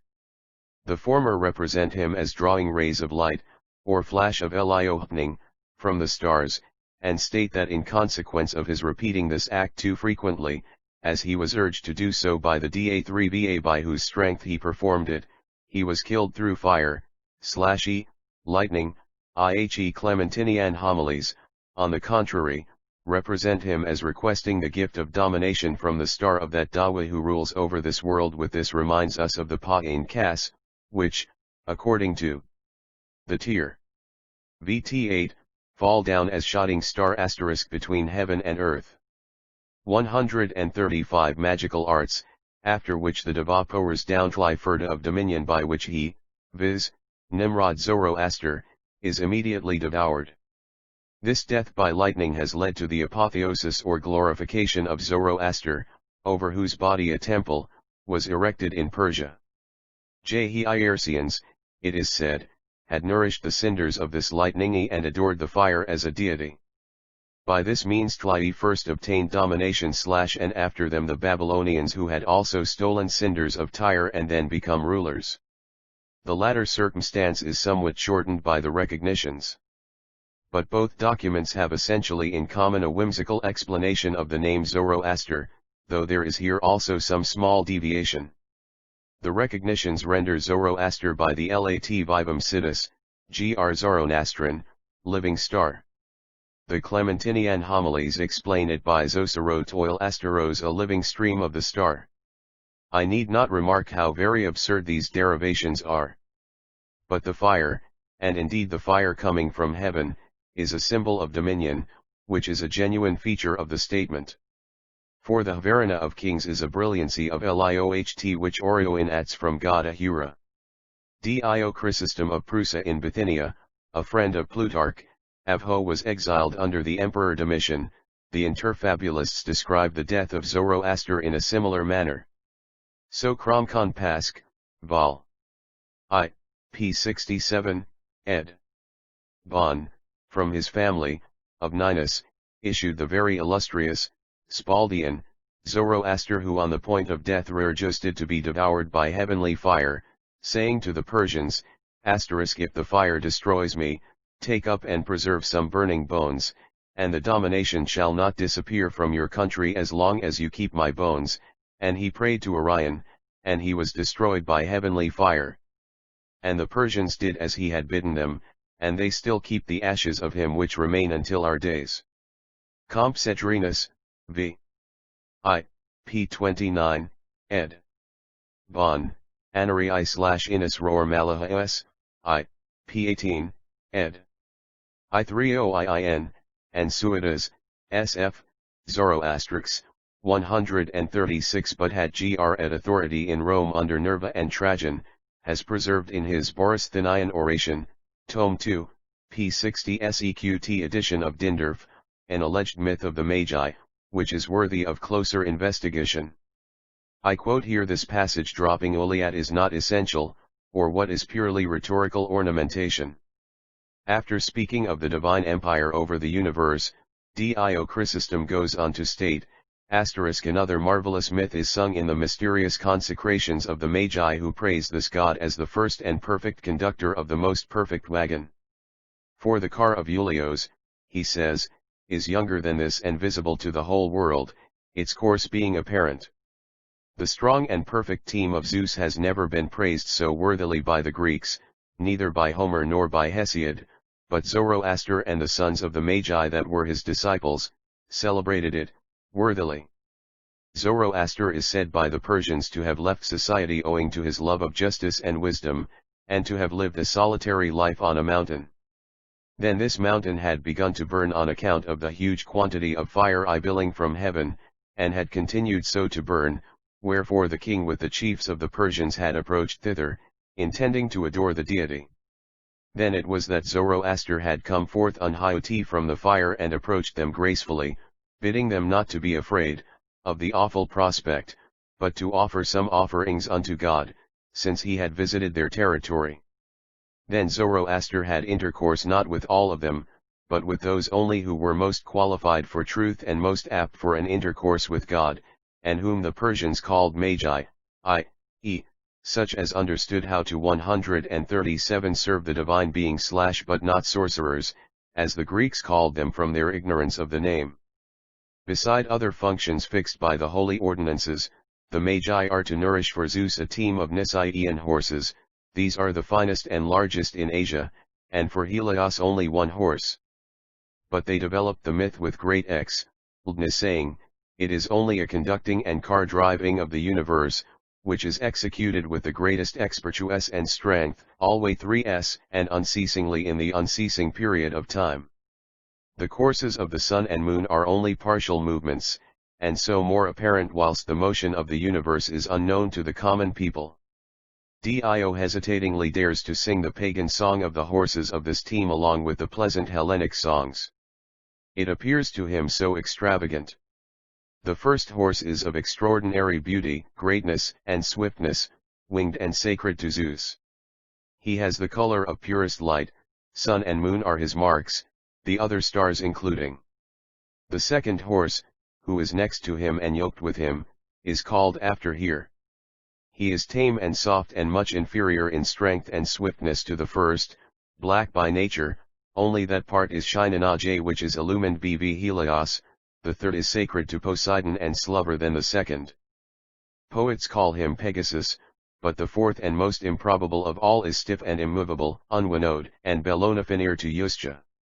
Nevertheless, they, the Magi, do not dismiss the image, but they say that this horse, too, is yoked to the wain. He remains in his place champing a bit of diamond. He clings to his place with all his parts, and the two others near him bow towards him. The Satna definition is given YDIO elsewhere. 18138 Pills. The first and most distant horse always moves round the remaining as round the goal of an arena. Commonly they are peaceable, but now and then a strong pull of the first causes a conflagration of the world, like that of the Hellenic Phaeton, or some vast sweat of the third causes a flood like that of Deucalion. All this, however, is no fortuitous accident, as people fancy, but it is executed after the design of the wise driver of the way Jaon. Beside this movement of the universe there is also a movement and transformation of these four that changed their form until they all adopted one nature, vanquished by the stronger. This motion also is compared by them in a still bolder image with wagon driving, as if a wonder-working man forms horses of wax, taking away and turning off from each one an adeno, to the other, until he combines all four into one, and works up one form of the whole mass. But it is not as though the demiurgi were working from outside on lifeless images, and changing the materials, but they, as it were, themselves endured the same as in a struggle for victory in a great and true combat. This victory is naturally gained by the first, strongest, and swiftest horse which was at the beginning designated as the chosen one of Zeus. For this horse being the strongest of all, and naturally all fiery, devours the others in a very short time, as if they were indeed made of wax, but they seem infinite according to our calculation. The first horse takes into himself the whole essence of others. He appears much larger and brighter than before, having turned out the vanquisher in the greatest combat, not through any one of mortals or immortals, but through himself. Again he stands proud and haughty, glad at his victory, needing larger 139 space on account of his strength and valor. Having arrived at this point of the narration, the author is afraid of naming the real nature of the animal, which is simply the spirit of the wain driver and lord, or rather his understanding and guiding essence. So far, it seems, runs the description of the Magi in Dio Chrysostom. It is difficult to decide how much of this mythical discourse is drawn from a true Magian document, and how much has been added by the Greek panegyrist, as such additions are to be presumed on account of the occurrence of the names of Zeus, here, Poseidon, Hestia and Pegasus, and from the references to Phaeton and Deucalion. Or it may be that the whole matter has been invented by Dio, and ascribed to the Magi. The latter, however, does not seem probable. On the contrary, it is possible that Dio, who speaks of the M3, Sturius initiations of the Magi, has drawn this matter from the Mithraic mysteries which prevailed at Rome in those times. The idea of a wagon with 4 horses being driven by God is not opposed to the Magian mode of belief. Find in the original Avesta texts that Antheta drives in a chariot with 4 white horses, Od F. 11, 13, which are afterwards designated as wind, rain, cloud, and lightning, Ibid 120. Mithra, too, has a team of 4 white horses, whose 4 hoofs are shod with gold, the hinder ones with silver. 3 Fihyt, 125. The same thing is mentioned of Sriasha, Yasiya Lvii, 27, though he is drawn by falcons of all-surpassing swiftness. It is not, therefore, impossible that such a team of 4 horses was ascribed to Ahura Mazda, too, in Sui Avesta text which is now lost. 140 The horses of the team are easily to be interpreted as light, air, water, and earth. The combination of light and air reminds us of the combination, so frequently found in the Avesta texts, of Mithra, the representative of light, and Rodmoxtrayeoshyoparokario, the genius of air, who likewise appears personified in the EDM 37, 54, SE, 2. As they were so well represented under the image of mighty warriors, they might as well also be represented under the image of horses, for we see Tishtraya and Varethrachna take the shape of horses in the yashts dedicated to them Tir Yt 18, borrowed Yt 9. Moreover, we have the description of the wain of /Zeus, who is evidently identical with Ahura Mazda, in Xenophon's Siraj Amdia, Yiii, 3, 12. Where a white wagon, the color refers to the horses of the wagon with golden yoke and sacred to Zeus, is conducted in a procession. What is said by Dio Chrysostom of the bright horse reputed to be the soul of the chariot-driving god, this, too, is malign in my opinion. It is the Fravashi of Ahura Mazda, that is spoken of in the Fravardan Ytt so, 81, as we have seen above. Most important is what Dio says about Zarathustra. He had lived from love of justice and wisdom in solitude on a mountain burning with fire which fell from heaven. Out of this burning mountain the prophet had made his appearance to the king and commenced his revelations. Whence has Dio drawn this? By the by, I remark that Dio, or his authority, does not mean to idudip the skinny. Vith the father of Darius. 141 Life of Zoroaster. The solitude and on a mountain is, I think, founded, as has been already presumed by me in my discourse on Mitlara, p. 63, on a statement of Vend. Farg. XTX, 4, compared with the Bundahayish, p. 53, 1. 5, p. 58, 1. 5, and p. 79, 1.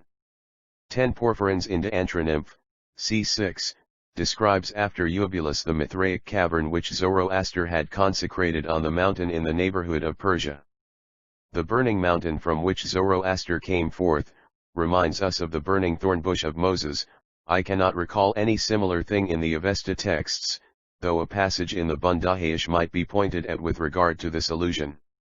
143 The alleged Pahlavi letter of Tansar to the king of Tabarslan. In his disquisition upon a Pahlavi letter of Tansar said to have been addressed by Liam to the king of Tabaristan during the reign of Artaxerxes, M. Darmstetter gives very great prominence to a supposed Persian rendering of that Pahlavi letter, and attempts to point out from certain incongruous statements which are made in it, and interpreted by him according to his preconceived opinion, that the antiquity of the extat Avesta literature is not as remote as is established by most of his contemporaries in science, viz. Geiger, Geldner, Mills, etc.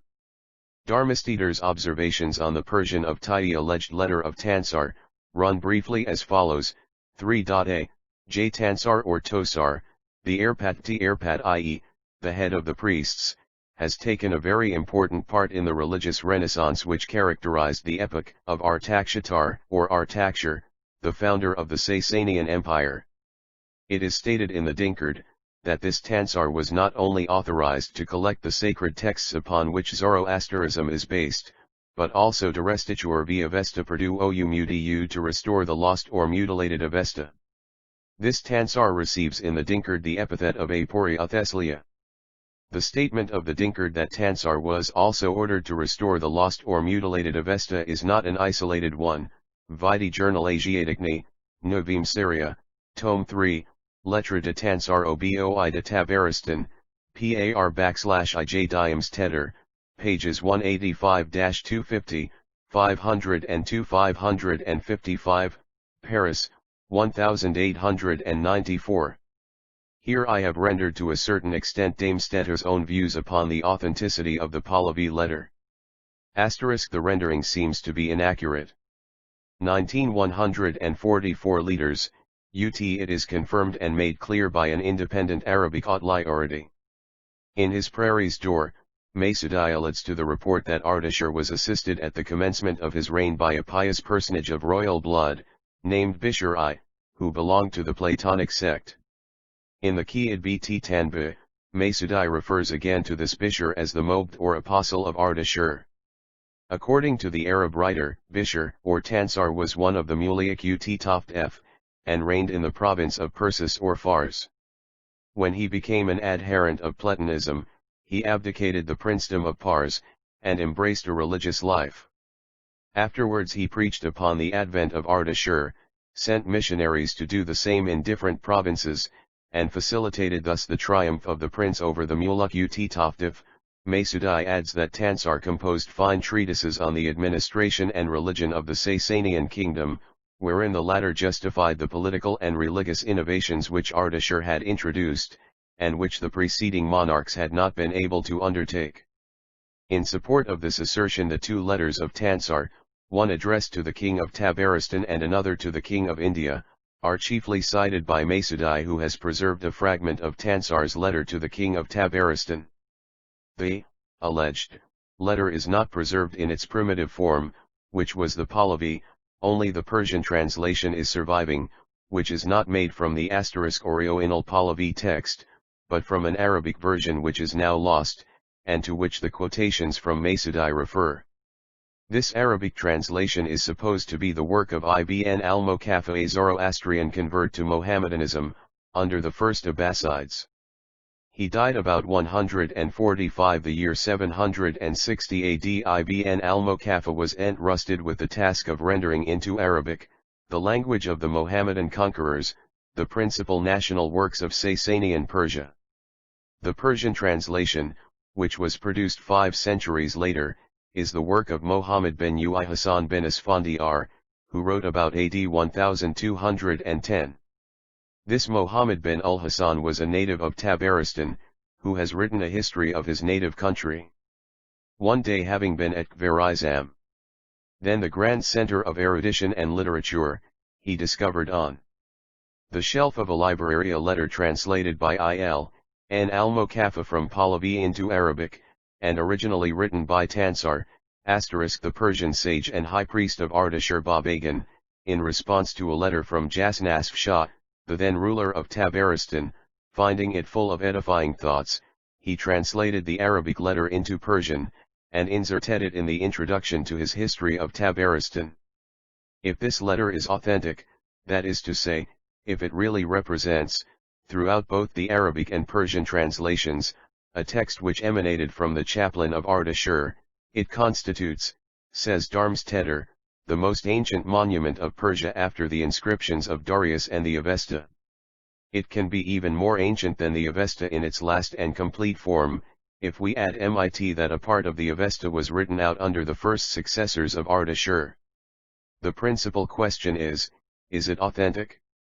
To this question the French savants' reply is, it is not so in its present form, not only as to the language, but also as to the main points of thought at CP 189, LNE test pas dans sa forme présente, noye point si alment quante la langue, ce qui va de soi, mais la aussi quout au fond. 146 does not apparently if the Persian translator Lias added any trying of ills own to the principal facts that he found in his Arabic original, save perhaps the anecdote on the fatalist King Jihang, which is cited by him at the end of his translation for the purpose of throwing some light upon the relations between free will and destiny. It is, however, clear that the Arabic translator has inserted a number of new things in the original now lost, whatever the materials for which he had before him. Ibn al-Makassa had with the object, no doubt, of rendering the old Zoroastrian text more appreciable to his Musulman readers, interpolated in the letter some quotations from the Quran and some from the Bible which stand out from the context and which were besides, not meant to form part of the Pahlavi original. It is also to be remembered that Ibn al-Mukafalfa's mind was also occupied with the translation of the Pahlavi book entitled Kalila and Dimna, and he has thereto added, in order to please its reader, a long fable which is found in the Pa 7 Chat Antra, and which undoubtedly appertained to his Pahlavi translation of the Kalila. Let us add to this list of interpolations the description of the anarchy, the history of the generation in the small chest, the explicative commentary of the judicial term Abdul, the history of the fatalist King Jihang, and the Arabic quotations reproduced and translated by Mohammed bin al-Hassan. These interpolations having been deducted, there remains, according to Darmstaedter, a text which, iti reference to its fundamental ideas, is anterior to Ibn al-Mukaffa, sens to exporandra le view text Weber plus respectable ASES lectoits musulmans, y glasso de citations du cor.inet de la Bible qui se detailit dls mems di context et qui, d'alers, nont jamma ou la pretusha di appartenir original. 147 al-Mukaffa, and you cannot be his original work. Its general authenticity is as clear as daylight, because it is teeming with details of which the authenticity is guaranteed to us on the one hand by their conformity with what we know directly by means of the extant Pahlavi texts, and on the other hand by the new things which instruct and throw their light on the obscurities of those very Pahlavi texts. We do not see why Ibn al-Mukaffa, while writing for the Musulmans, should have forged such a text as had only a historical and archaeological interest. Ibn al-Mukaffa is before all an antiquarian, who wiles to know what he can of the past and to familiarize the Musulmans with that past, in order to make his writings interesting to them if possible. Here he continues on what he has done in his translation of the Qudaynama, the Kalila and Dimna, and other national old works of the anti-Islamic period. Besides, we cannot ascertain that he had before his eyes the Pahlavi Rajifial of Tansar himself. He gives himself a statement of II's authority in a line of which the sense is unfortunately somewhat ambiguous. According to Masudi, the colophon states, that is to say, according to Bahram, son of Khairzad, and the latter according to his father Manikahar, Mobd of Khorasan, and according to the sages of Persia. In this indication of the source one thing only is absolutely clear, viz., that the Arab translator has worked upon a text which he discover mais en ne percacheur portant en tant certitude chu il sous les original pebhi de tansar reem. 148 ed in a hook belonging to a Zoroastrian named Bahram, son of Khairazad. Now the question arises, whence Bahram himself got this text? According to the analogy of the colophons which are found in same old Pahlavi manuscripts, and which give the genealogy of the copies, it seems probable that Ibn al-Mukafa gives ns here the colophon abridged from the text of Bahram, that is to say, from the successive copies of the text. In other words, Bahram copies a miz emanating from his father Khliurazad, and transcribed from a miz written by Kurzad's father Manikar, a mobd of Khorasan, the last copy having been derived from a miz emanating from the copyists of Farsistan. If this interpretation is the right one, the Arabic version of Ibn al-Mukafa goes back to a polyvs of the letter of Tansar. But the short Arabic colophon, which is translated into Persian as above, is susceptible of another meaning. It can denote not only the successive originals of an anterior text, which from copy to copy came into the hands of Bahram and of Ibn al-Mukafa, but an ensemble of two sources on the basis of which Bantmum posed the Pahlavi that is rendered into Arabic by Ibn al-Mukafa. In this case, as Darmstaedter avers, our text is not the work of Tansar, but the work of Barodm, son of Kurt. But even then, says he, the letter of Tansar is not less authentic, although in a different sense, because the details, which it contains, bear so far the stamp of truth that it must be inferred that Bahram worked on some excellent historical sources. The epoch of Bahram is not known to us, but, according to Darmstaedter, that matter is of relatively secondary importance for the question of the authenticity of the text. Dan ce ka, notre texte nest plus isuver de Tansar, ya isuver de Bahram, fils de Kurzad. 149. In fact, Ibn al-Mukafa died at the commencement of the 2nd century of the Hijr era, scarcely a century after the close of the national dynasty. Now, 2 centuries later, in the epoch of Masudi, Pahlavi was flourishing as a written language, and whether Bahram belonged to the Sasanian period or to the Arab period, he at least lived in a period when the old Pahlavi literature was yet intact.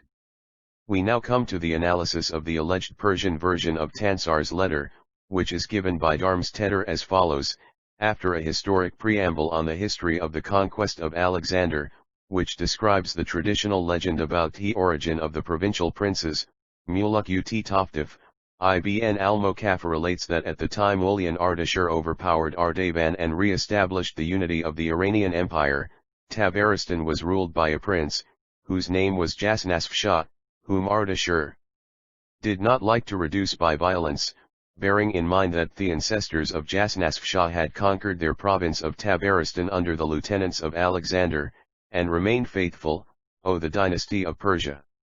However, Jasnasf-Shah, seeing his independence afterwards menaced, wrote to Tansar, the high priest of Ardashir, who had formerly served as an intimate advisor to his father, a letter containing a veritable act of accusation against Ardashir, against his cruelty, his practice of inquisition and espionage, his tyrannical laws, and his religious innovations. The Persian text of the letter is the reply of Tansar, which was judged to be decisive, for Jasnasf-Shah sent in his submission, and thereby retained his province under the suzerainty of the Sassanid Set. 150. Darmstaedter divides the Persian letter into the following 14 sections. Tansar commences his letter by explaining why he quitted the world, and embraced an ascetic life. It was to induce the kings and nations of his time, who seeing him detached from selfish interests might believe in his advice. He renounced everything in order to have greater authority for the purpose of reforming the world according to the true religion. The duty of Jasnasf-Shah is to surrender himself without any delay to the court of Ardashir, and to lay his crown at his feet. Thus only lately the king of Kiernan and Qtibus has done, who in return of his obeisance, has kept his royal title. The King of Kings allows the title and right of kingship to all those of the provincial kings who would recognize him as their head. 3. Jasnasf-Shah remonstrates with Ardashir for Ranmai representing himself as the restorer of the ancient law. Indeed, the sacred texts have been destroyed by Alexander, and there only remain of them a few traditions and legends, which are so much corrupted by the vice of men, by the taste of novelties and unauthenticated stories, that there survives nothing authentical in them. In order to revive religion, therefore, an upright and honest man was required. Is there a man who is so capable for the purpose as the Shah Shdh? 4. Zarathustra reproaches Zarathustra with the rigid division of men into 4 classes, and the laws regarding handicrafts. Tansar enlarges upon the necessity of a hierarchy of classes and upon the evils arising from mixing up the ranks of society. The king besides 151 authorizes promotion in rank from an inferior class to a superior class, but that is clone after UIE examination and guarantee of individual merit. Zarathustra accuses Zarathustra of cruelty. Upon which Tansar remarks, a king may be cruel although he executes only a few persons, and he may not be cruel even if he spilled floods of blood. The number of executions only proves the public corruption and the extent of evil to be suppressed. Zarathustra, on the contrary, is more merciful than the ancient kings in cases of crimes against God, against the king, or against particular individuals. Formerly immediate death was the punishment inflicted for crimes against religion, but since Zarathustra's time the heretics are imprisoned for 1 year, during which time some of the scholars daily preach to them and catechize them. It is only in those cases where they remain obstinately blind that capital punishment is inflicted upon them. Before Zarathustra's reign, the rebels or fugitives were never treated with forbearance. At present the king is satisfied with decimating Thetun in order to hold others in suspense between terror and hope. In ancient times the delinquency against individuals was punished with mutilations which diminish public strength, without bringing any advantage to the individual accuser, to the people who wished to be compensated for it. In Zarathustra's time punishment or fine takes the place of mutilation. A6. Justification of the sumptuary laws as distinguished from the classes. A7. Justification of the laws of inheritance established by the king. 2152 vid. Zarathustra is accused of sacrilege for having extinguished the sacred fires of the Maluk It Tavaf. Not he but the fires were sacrilegious. 9. Zarathustra is found fault with for the practice of espionage.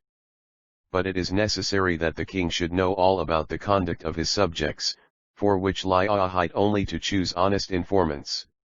The honest people have simply to congratulate themselves upon this practice of espionage, which will cause their merit to be made known to the king, and render him favorable to them. Why has the king not appointed his heir? In reply to which Tansar states the laws concerning the election of the king and the rules of sacerdotal consultation in the matter. 11. Virtue and grandeur of ancient Persia. History of the fall of the dynasty. Legend of Dara and Rastin, related by the king of monkeys. 12. The place of Persia in the world. The superiority of the Persian race which united the merits of all other races. 13. The preparations made by Zarathustra against the Romans, the successors of Alexander, whom he attacked in order to conquer the provinces which the latter had formerly taken from his ancestors. 14. The relationship of Zarathushtra to Zarathustra does not make him his equal. 15. The genius of Zarathustra, the prodigious grandeur of his work, would last forever. Do we not know from religious sources that the abandonment of his laws 1dny will cause universal ruin? 153 Observations. The discovery of a Persian version of the so-called piety letter of Tansar, addressed to Zarathustra, by the late M. Darmstaedter, is a subject of high interest to the student of Iranian antiquities. However, the light that has been thrown upon the question of its authenticity as well as the non-existence of the Pahlavi original, does not persuade us to regard the surviving Persian text of the letter as an indigenous authority for fixing the date of the Avesta. Darmstaedter's arguments, Buddhistically are mostly derived from the extant Persian letter, may be summarized and replied to as follows. 1. Tansar, the writer of the alleged Pahlavi letter, had taken a very important part in the Sasanian Renaissance of the Zoroastrian religion, and he had been authorized not only to collect the sacred texts, but to restore the lost or mutilated Avesta, as is evidenced by the Pahlavi Dinkard and Masudi. According to the passage of the Dinkard referred to by Darmstaedter, and quoted and translated below, it cannot be proved that the high priest was ordered to restore the lost Avesta. No Pahlavi expression in the text points to such an idea or import. The original Pahlavi only indicates that he was entrusted with the task of collecting all the scattered fragments of the copy m/nipik min pargandigital evok pvdk idlt which had fallen into the hands of the Greeks, and to compile, bim documentai, the whole of the sacred work with the help of the Pahlavi version or tradition preserved by the people. At the same time, we cannot infer from the statement of Masudi that Tansar, having belonged to the Platonic sect, must have introduced Platonic ideas into the Avesta. Do Abbe not learn as to Greek philosophy that much of it was suggested by ideas borrowed from the East? Plato is said to have been born BC 429 at Athens and to have traveled for 12 years to Gyrene, Egypt, Sicily, and 154 Italy. He died in BC 347. So in Egypt he bad good opportunity for learning much about Egyptian and Eastern philosophy, and we know from historical testimony that the chief advances in Greek philosophy took place after the Greeks came in contact with Eastern nations, including the ancient Persians. Socrates lived in BC 468 to 399.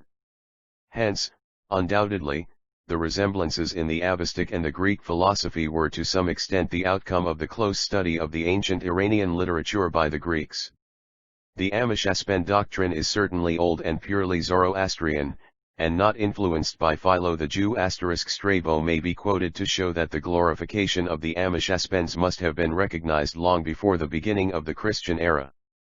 The divinities whose elaborate /worship is described by Plutarch, can be none other than Vali Umino and Emerkt, since the elaborate ceremony of their worship in Cappadocia does not imply a historical development of any considerable time. J2. Neither the Pahlavi original text of Tansar's letter nor its direct Arabic translation is surviving, but only the Persian version of the Arabic of Ibn al-Mokaffa. Besides this, the Persian rendering is not authentic in its present form, not only in respect of the language, but also of the main points of thought, and we comp Max Muller, the Contemporary Review, Volume LXIV, p. 870 sec, are Lloyd that Tansar was a Ilatonist, and it is in order to account for the Neoplatonist ideas which M. Dharmasvsiddhar discovers in the C4 Athas he places the Gathas in the 1st century of our era, the time of Philogidus.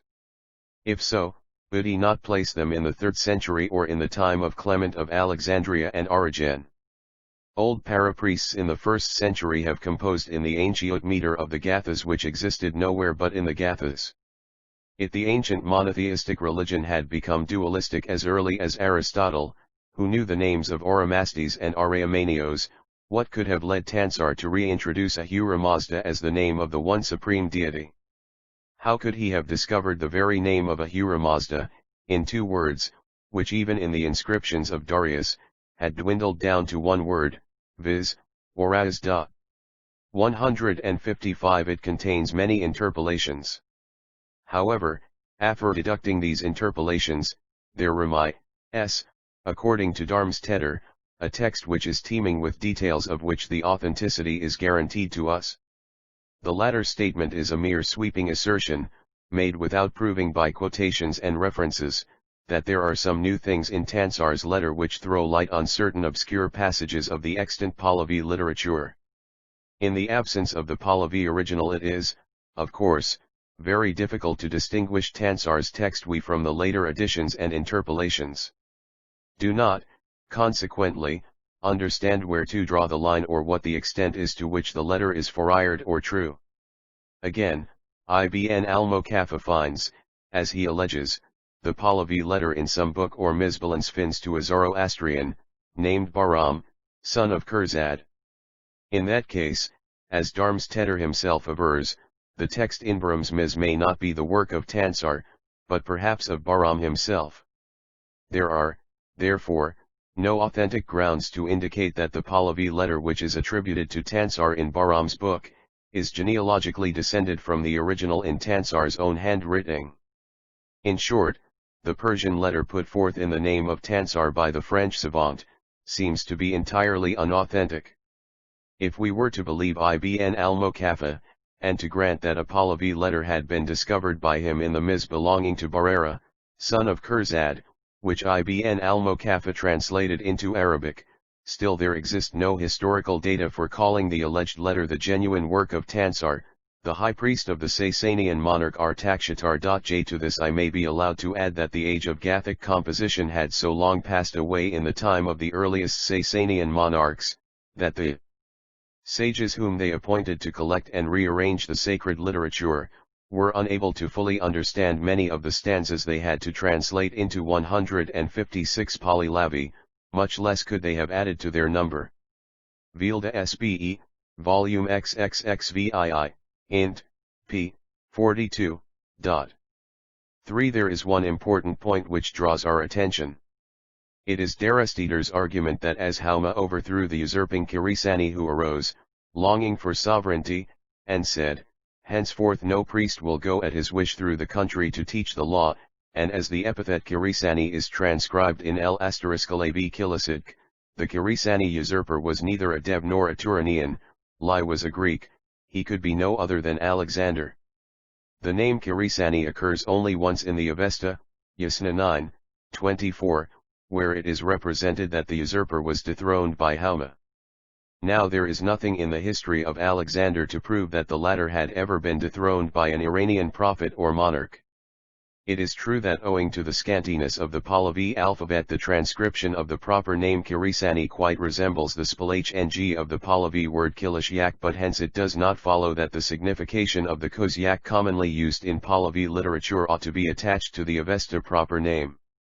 The mythical idea connected with the Vedic Krishanu, archer, and demigod who guarded the heavenly Soma, A.V. Hauma, Mills, p. 237, suggests to us some old Aryan origin of this picture o Kirisani in the Avesta and Vedas. Compare the Rigveda, hymn CLV, 2, your Aam Ritalri Ukkar keeps afar your furious rush, Indra, and Vishnu, when ye come with all your might. That which hath been directed well at mortal man, bow-armed Krishna's arrow, yet turn far aside. The Pahlavi statement regarding the state of the Avesta literature in the Tmiqo Artaxerxes T. Pakan, which is contained in the last chapter of the third book of the El-Hankardi, runs as follows: 157 Vidi chapter 420, page 450 of Dastur Peshhotanji's forthcoming edition of the Dinkard, volume 9. Juu Li, Ia, T, Aou, dash asterisk A asterisk R, 1, O, E, J, T E, JJIV New York S0, E, IISV, O transliteration VA Hesvazand I Minmar IDMH Gadman Al Jake Sandar 61 Erdi Ishatro DTN Iqtildil Hamad, VA Zak I 61 Des I Nipish 61 Suzishno, VA Zik I Pavan Ganjay I Shapigdai 61 Yedman I Ariemed Kaden Mad, Abisholikli Yudanda Judsbn Vidrest Pavandvaldsi I Min Please Lunt Kagifto did. Ulmani I Artashatar percent Mokdi Mokt I Baldi I Mat 61 Lokdra Dress Strud I Aderd Kadia, Hamnipt came in Pargandaja 61 Evokjid Kidataunt, VAP 6 Re 6 T Kesh Al Yaro Tosar I Adrapat the I Airpat Yehavunt Madam Mada VA Levatman Peet Kim in Avast K Lokvar Antkan VA Minzak Peet Ki Hundakanitan Fra asterisk 158 7 NTI, J. VA Ham Jahayak Karkal / Angushadak Min Road Min Hi Arshan, Pavan Kenjay I Shapiajdan Svitnan, VA Paklahipa C Jajid Ferdknine Iden Framild Gadal. Translayan and Io the subversion which happened to the religious sovereignty of the country of Iran, Paul. I, that, literature, which was, deposited, in the Dtz I Nipi Slit fortress of documents or manuscripts, came to be a Barat, and that which was in the treasury of Shapagan fell into the hands of the Arumdas or Greeks, and it was rendered in the Greek language, too, as the knowledge that was derived from the tradition and observation of the ancients, and, thereafter, when he who was Artaxerxes, king of kings, son of Papuk, came for the restoration of the religious monarchy of Iran.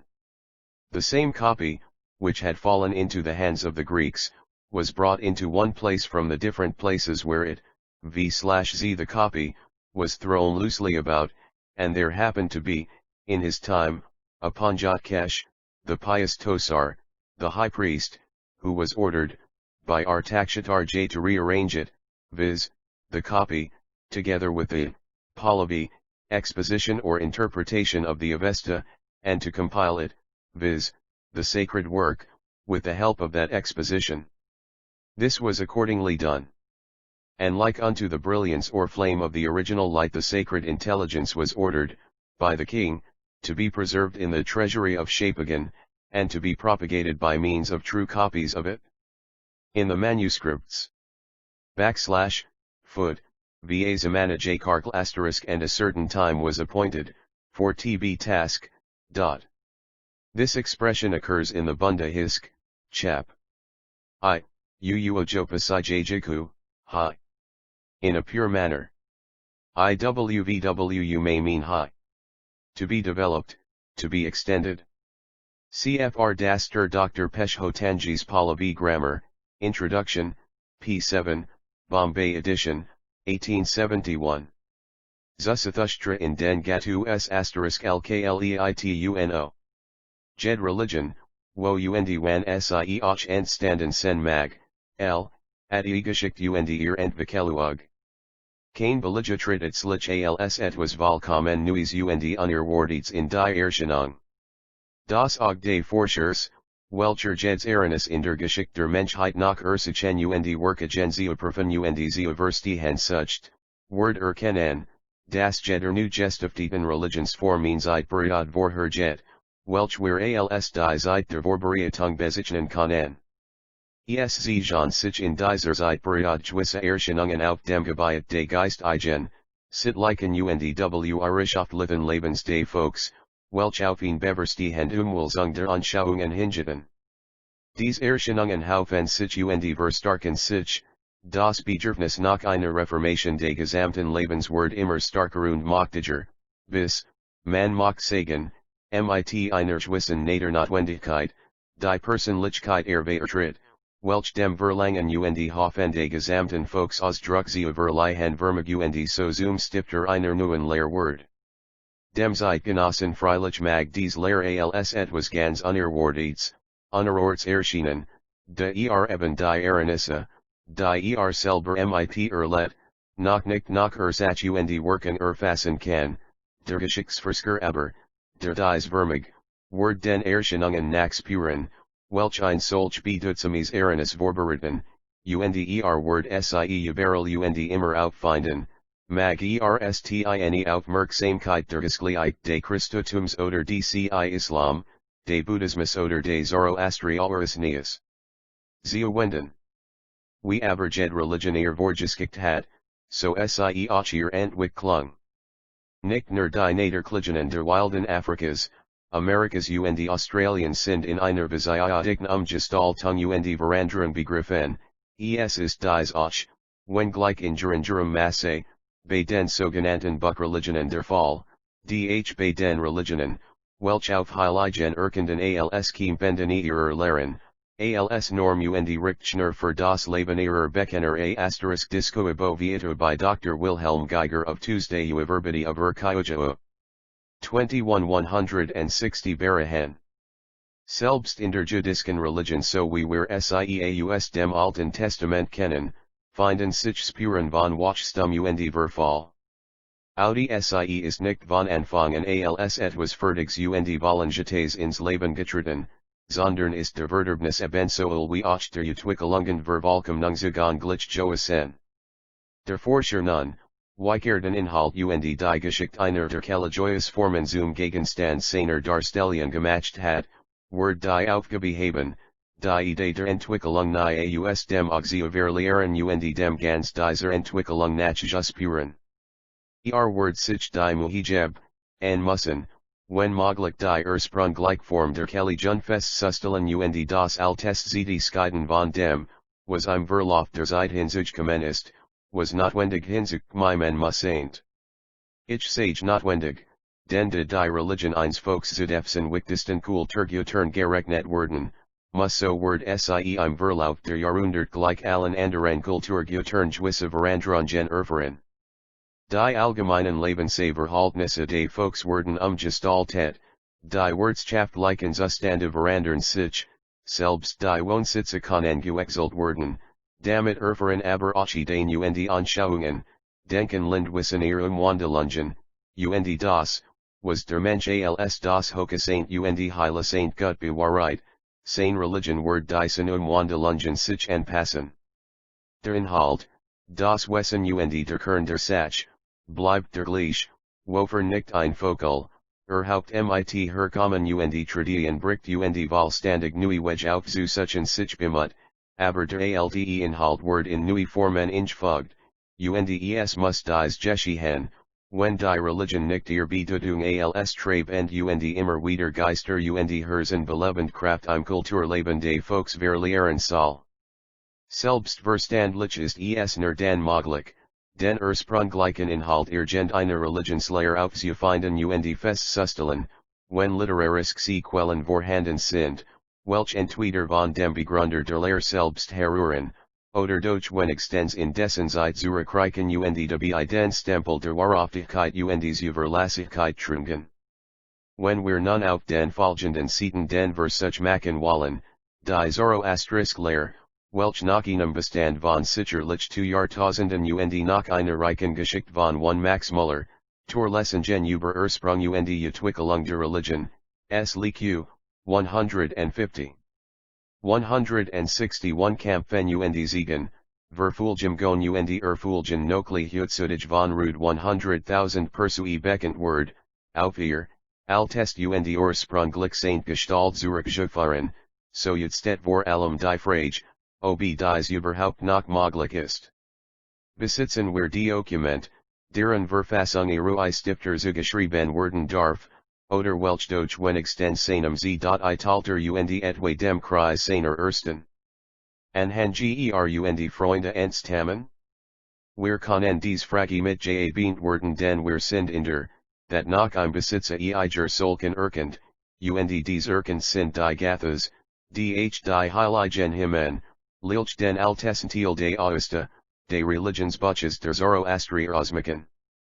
Es ist hier walu herflussig, Form und Inhalt der Gathas Händer zu charakterisieren. Sie bilden, wie bekannt, ihnen Mazdayasna, de zur Recitation bei der Opferhandlung bestimmten Handbuches. Sie stehen enber mit dems Elben in keinem, inneren Zusammenhang, sondern sind ganz los und ohne Verbindung mit dem übrigen Texten der Stelle in den Jasna gefügt, wo ihr Worte waren de Gottesdiensts dem Ritual entsprechen stattfinden hat. Somit bilden die Gathas ein Cell, Standages ganzes für sich wie auch das Sakralgesetzbuch, der Vendidad, dessen Abschnitt in durchaus analogerweise in den Handschriften des SNG. Vendidad souls wisken die einzelnen Stück des Jasna vom Geschoben, Wörter. Ganzen Übrigen Augusta aber, dem Jasna Sawabla wie dem Visperad, Vendidad und den Yachts, unterscheiden sich die Gatlius schon außerlich durch die metrisk Form, in welcher sie verfasst sind, und welch vielfachen die Metrik der Uninen de Rigvidia uns erinnert, so durch ihr Sprach, die von dem Schwolmlichen Augusta Dialekt nicht unerheblich abweicht. Der Umfang der Gathas ist leider nur ein geringer. Aus meinen Berechnungen ergeben sich folgende, deren Mitteilung nicht ohne ihres dürft, one Gatha Ahunavati 300 Zeilen, rund 2100 Wort ys. 28 to 34, 2. Gatha Ashtavati 330, 1850, 3. Gatva spent Emmanuel 6 4, 4. Gatha Vohukshatra, I6, 5. Gatha Vahishtoishtish 30, Samt like Gathas 896 Zeilen, rund G60 Word 1 to Ulie Fram JL, History, F the Para, Volume I, S91, 92 1 G2 dies ist en Sikli Solian wie 8 Genug.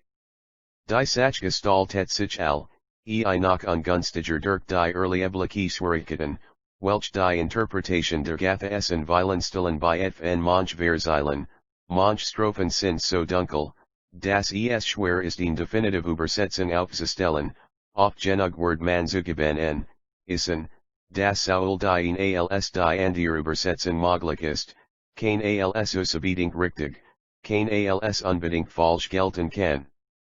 Solkstrophen und Zeilen dürfen aber nicht oder durch nur mit großem Vorbehalt als Beweis für Irgendien Sachlich Aussehen andersetzen bezogen werden.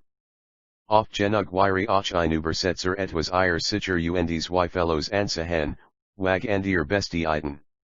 Unter allen Umständen ist außer Saint Versicht in der sachlichen Verwertung der Gatla stringent geboten. Aller dieser Schwierigkeiten sind wir uns wohlbewusst Joasen.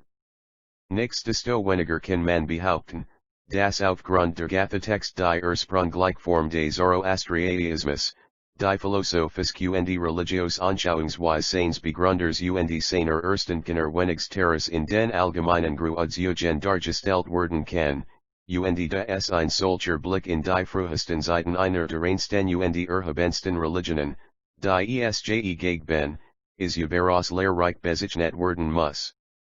Wir begegnen hier aber gleich am Beginn unserer Untersachung in Wande, welcher Antkieftet sein muss, ehe wir auf die Sach selbst eingehen können.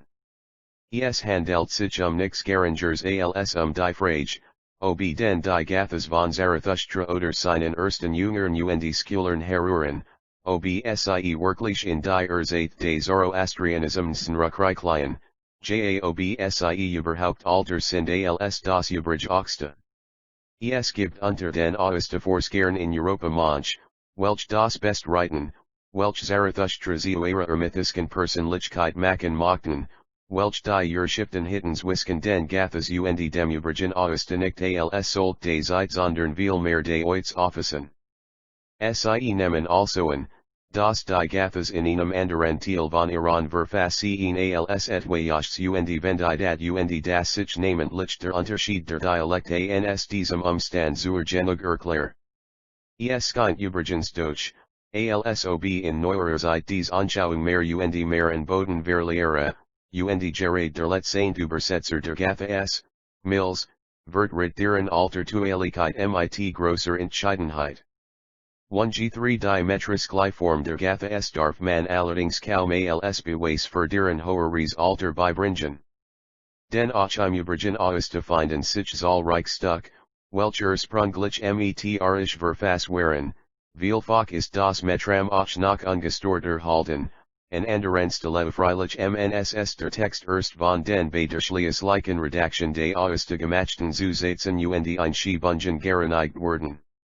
Von grosserem Gewicht war schon der Umstand, dass das Vermaß in den Gathas so gut erhalten ist, unvergleichlich besser als in den metrischen Stücken des übrigen Auguste. Dies beweist sicherlich, dass man bei der eben erwähnten Redaktion die Gathas für etwas Heiligers und Unantastbares ansa als die sonst überlieferten Text, auch der abweichende Dialekt der Gathas beweist uns nicht, dass sie alter sind, als das übrig Auguste. Jener Dialekt siegt allerdings manch altertumlicheren Formen, den ben aber auch solch, die mehr abgeschliffen und verandert zu senskennen. Als dies erklärt sich weit besser durchgehenden Ortlichen als durchgehenden zeitlichen Unterschied beider Dialekt. Das Aves die Gathas aber unzweifelhaft vom ganzen übrigen Auguste scheidet und sie als weit alter kennzeichnet, ist ihr Inhalt, der uns deutlich hineinführt in die Zeit der Gründung der neuen Lehre, in die Zeit, wo Zarathustra und sein ersten Anhänger nachlitten und wirkten, während sie für das jüngere Auguste ohne Zweifel Persönlichkeiten einer fernen Vergangenheit sind. Dies wurde früher schon aufs Entscheiden St. Herberghoben und unsers Wissens noch auf kein Weise widerlegt. Neuerdings spricht Mills den namlichen Gedanken ans, in the Gathas all is sober and real. The kind soul is indeed poetically described as wailing aloud, and the deity with his immortals is reported as speaking, hearing, and seeing, but, with these rhetorical exceptions, everything which occupies the attention is practical in extreme, Grema and Benvat, the Karpans, the Kavas, and the usages are no mythical monsters. No dragon threatens the settlements, and no fabulous beings defend them. Zarathustra, Jamaspa, Frashaestra, and Mahdayasna, the Spitamaz, one civilization of the eastern Iranians in ancient times, by Darab Dastur Peshhotansanjana, P.A., Volume 2, p. 116 ff. The Zendavesta. Part 3. Dhyana, etc., Translat PD by L. H. Mills, Sacred Books of the East, Volume XXXI, PXXVI. 164 Bhagavas, the Ilakataspas, are as real, and are alluded to with a simplicity as unconscious, as any characters in history. Except inspiration, there are also no miracles. Wir werden noch auf genug Gelegenheit auf diesen, ich mag sagen, aktuellen Charakter der Gathas hinzuweisen, und die Richtigkeit der von uns oben aufgestellt these, das die Gathas in die Gründungsperiode des Zoroastrianismus gehören, wird dann wohl jedem Lesser sich von selbst ergeben.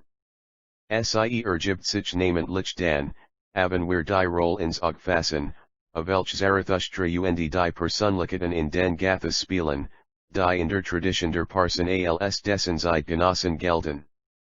Die Spazierlegende au Zarathustra, seinem Leben und seinen Werken hat ungefähr folgenden Inhalt, wobei ich von allen aus Schmuckagen absahe, die sich als Solk sofort erkennen lassen. Zarathustra stammt aus Königlichem Geschlecht, sen Stammbaumfahrt auf Minukiher zurück, zu seinen Almen gehören Spitama und Hekataspa, Purushaspa ist sein Vater. Von Ahura Mazda wird ihm die Heilige Religion geoffenbart, zu Share als der Erste von allen Mediumai, der Sohn an Zarathustra Esaheim erasti. Auf Gottes Befehl begibt sich Zarathustra in den Hof des Königs Gathas von Bactrien, hier sein Lehr zu erkündigen. Minister des Königs ist der Weise Jamaspa. Gelingt dem Propheten, diesen sowie dessen Bruder Frashaestra, dann auch den König selbst und dessen Gemahlin für sich zu gewinnen, und damit fast der neue Glaube fessen boden. Zarathustra vermählt sich mit einer Tochter des Jamaspa, Hvovi. Hochgebedigt stirbt nachdem ihm bescheiden war, die ersten Erfolge seiner Verkündigung zu erleben. Die Autobskap deb Gathas. Werfen wir nun einen Blick auf die in den Gathas renden Personen nehmen, so ist es in sich schon bemerkenswert, dass sie alle der Zarathustra Legend, wie wir sie kurz zusammenfassen haben, einhören. Es finden sich genannt, Zarathustra, Vishtaspa, Jamaspa, Purushaspa, Außerdem Mediumok, von Familiennamen Bhagava, Spitama und Hekataspa, die Geschlechter des Jamaspa und des Zarathustra selber. Wird endlich die Tochter des Propheten. Dagegen findet sich mit einer einzigen one von Spiegel, Iranian-speaking Altertumskunde, TIS 684 FF 165 Ausnahmkeiner der in der Iranische Heldensage of all bekannten und auch im Übrigen zu oft genug vorkommen Namen, welcher T. Braeden nach Karisaspa, welcher Hashiaga nach Kavi Hus Rava nach Arjadaspa. Nur wird in einer einzigen Stelle genannt. Ist das ein bloßer Zufall? Oder ist nicht durch die wahrscheinlicher, dass die Gathas eben von Zarathustra selbst und seiner Umgebungers Tammen und die Erlebnis, Hoffnungen, Wünsche und Befürchtungen des engen Kreises skildern, aus welchem sie hervorgegangen sind? Diese wird aber wohl dem unbefangenen Zurgewissheit, wenn man die Stillen, wogen Namen wahrkommen, ingehender prüft. Zarathustra Word, means wissens im ganzen Sechsenmalgenant und war in samtlichen Gathas, in der Gatha Ahunavadi Dreimal, in der G Ashtavadi Fünfmal, in der G Spentamanu Zweimal, ebenso oft in der G. Vohukshatra und endlich Verhaltnis Masig oft Hessen, namlich Viermal, in der G. Vahishtoishti, Gerade des Letsaint Gatha Jedixkind mir die Jung Saint Zeusen. Die Einleitenden Strophen in welchen Zarathustra, Kavivish Taspat, des Zarathustra Tochter Porusista, und Frashaestra werden, skinen mir ihnen Rückblick auf die Zoroastrisk Epoche zu enthalten, das sie unmittelbar aus derselben stammen, glaube ich nicht. Von grosser Dichtigkeit sind nun die Stellen, wo Zarathustra von sich selbst in der ersten Person spricht. Jjer mir in Frömmigkeit gut zu erweisen sucht, heißt ESZBYS. 46, 19, mir, dem Zarathustra, dem werden die himmlischen Geister das als Lohn was das Erstrebenswort ist, namlich die Wigselige Eicid. Ich mein, es liegt am Tage, das wir hier Wort des Zarathustra selber vor uns haben. Ein solchstel unterscheidet sich vollkommen von Stellen der jüngeren Augusta, wo nicht der Prophet selber spricht, sondern der Verfasser in Sprechen lässt. Man verstehen wortig sich nur unter anderem etwa den Anfang von ys, 9, der ohne Zweifel auch ein altes Lied enthält, sich aber auf den ersten Blick als lang nach Zarathustra entstanden ergibt, wenn es heißt, die Morgenzeit kam Haumazio Zarathustra, de dieser das Führer wheat und die Gathas resichert. Und es fragt die in dieser, werbist du denn? Usw wir sind berechtigt, aus der ganz verschiedenen Art, wie Zarathustra in dieser und in jener Stelle erwähnt wird ihnen 1g6 Sklilis auf ihr relatives Alter zu sehen. In analoger Weise unterscheidet Oldenburg Nordlings zwischen Altoru und jüngeren Hymnen im Lieigbita, je nach dem die Ausdruckses der Dichter in Solkist, die in gleichzeitig zwischen geschichtlichen Ereignissen erschienen ist oder nicht. So het sich RV7. 18 aus den Null, Rejo Hymende namlichen Buches als White Alter Heraus, Vasen Verfasser von der Großen Schlacht, die König Schlag, als von etwas eben erst Geschichten spricht, warend in anderen Liedern von der namlichen Schlacht als einem Ereignisse der vergangenen Zeiten die Rede ist. Gilt aber die Strophe ys. 46, 19 für Zarathustrisk, so können wir das ohne Zweifel von dem ganzen Lied behaupten. Das Elbe ist aber ungemein personlichen Anspielungen. Der 14 Strophe wird Zarathustra anger adet mit den Worten, O Zarathustra, wer ist dein Freund? Dies steht jedoch unserer Annahme das der Hymnus von Elioi selber herureit, keineswegs im Witch. Der Dichter lässt eben in dichterischer Leibhaftigkeit dies Frage aufgeworfen werden, auf die selbst dann die Antwort gibt, selber ist es, Kavivichta Pamit anderen Worten ausgedruckt bedeutet die Stelle also eben nur, ich habe keinen besseren Freund und Anhänger gefunden, als den Wichtaspot. Im weiteren Verlauf wendet sich dann der Dichter, Zarathustra, und seine eigene Familie, die Spitamiden, erwähnt den Frashaistra und den Digimaspot, eben zum Schluss in den oben angeführten Worten von sich selbst in der ersten Person zu reden und allen dienen, die ihm sich anschließen, das Paradies als Lohn ihrer Treue verheißen. Bleiben wir zunächst bei der Gatha Ashtavati, so begegnet uns in der Elben noch ein anderer Hymnus, der uns lebhaften den eben besprochenen erinnert, namlich ys. 43 auch hier lässt der Dichter an sich selbst die Frage gerichtet werden, werbist du den und Wessensohn?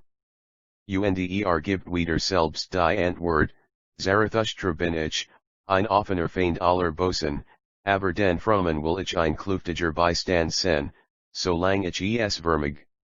Und der Dichter schließt diesmal, indem von sich in der dritten Lehrsen Sauti, jetzt entscheidet sich für die Welt des Geist Zarathustra und mit ihm entscheiden sich dafür, alle die, welch dem Ahura Mazda anhängen, str 16. IG7 dies anwenden der dritten Person, Teven der Dichter tun sich selbst spricht, darf uns ich befremden. Sie findet sich gerade so im Rigveda. IG ist es, asterisk so hat der Vasishtha, Dhh der Isanger aus dem Gevkleck der Vasishtha, den Gewaltiges Agni Geprisen, VIL 42, G, und dan wieder, asterisk where, die Vasishthas wolia dien veruer sem, 7. 37-4, und so oft genug, bald in der Renen, bald in der anderen Ausdrucksiask. Offenbar war es also in der Filten Hymne Edichtung der Kus Gebrauchlich, das der Verfasser sich selbst in der dritten Person nannt, und dieser Gebrauch ist auch in unserer Modernität Poesie durchaus nicht unbekannt. Von der Gatha Ashtavati gehen wir über zur Gatha Ahunavati.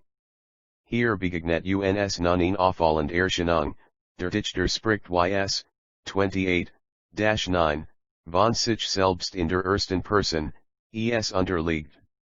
Auch keinem Zweifel, das zur Zeit der Stiftung der neuen Lehre NHINE Neuglied anleimen, das nicht Zarathustra der Verfasser ist, sondern einer von seinen Freunden und Zeit genossen.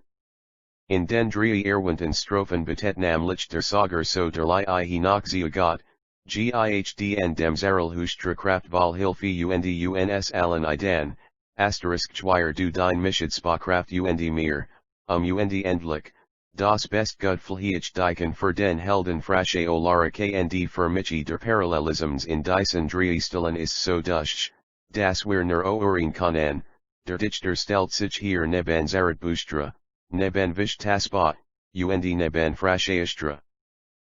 Vor also nicht Zoroaster selbst. Wie das Lied ys. 28, so stammt nach meiner Meinung auch ys, 29 nicht von Zarathustra selbst, sondern von einem seiner Anhänger. In diesem Hymnus lasst der Verfasser geschrieben, die Seele des Rheins, zu den himmlischen Geistern Beistand pflegen und Errettung aus der Not und Bedrängnis, welche durch Boac Menschen zu Tilve perd, die himmlischen Aberstellen fkr die Sendung des Propheten Zarathustra in Aussicht durch dessen Lehrgen Igbal standen Hilfe geschafft werden soll. Alien Gestirvan ist mit dieser Verheißung nicht zufrieden, denn nicht ihnen ohnmächtigen Menschen hat sich als Helfer und Retter gewünscht.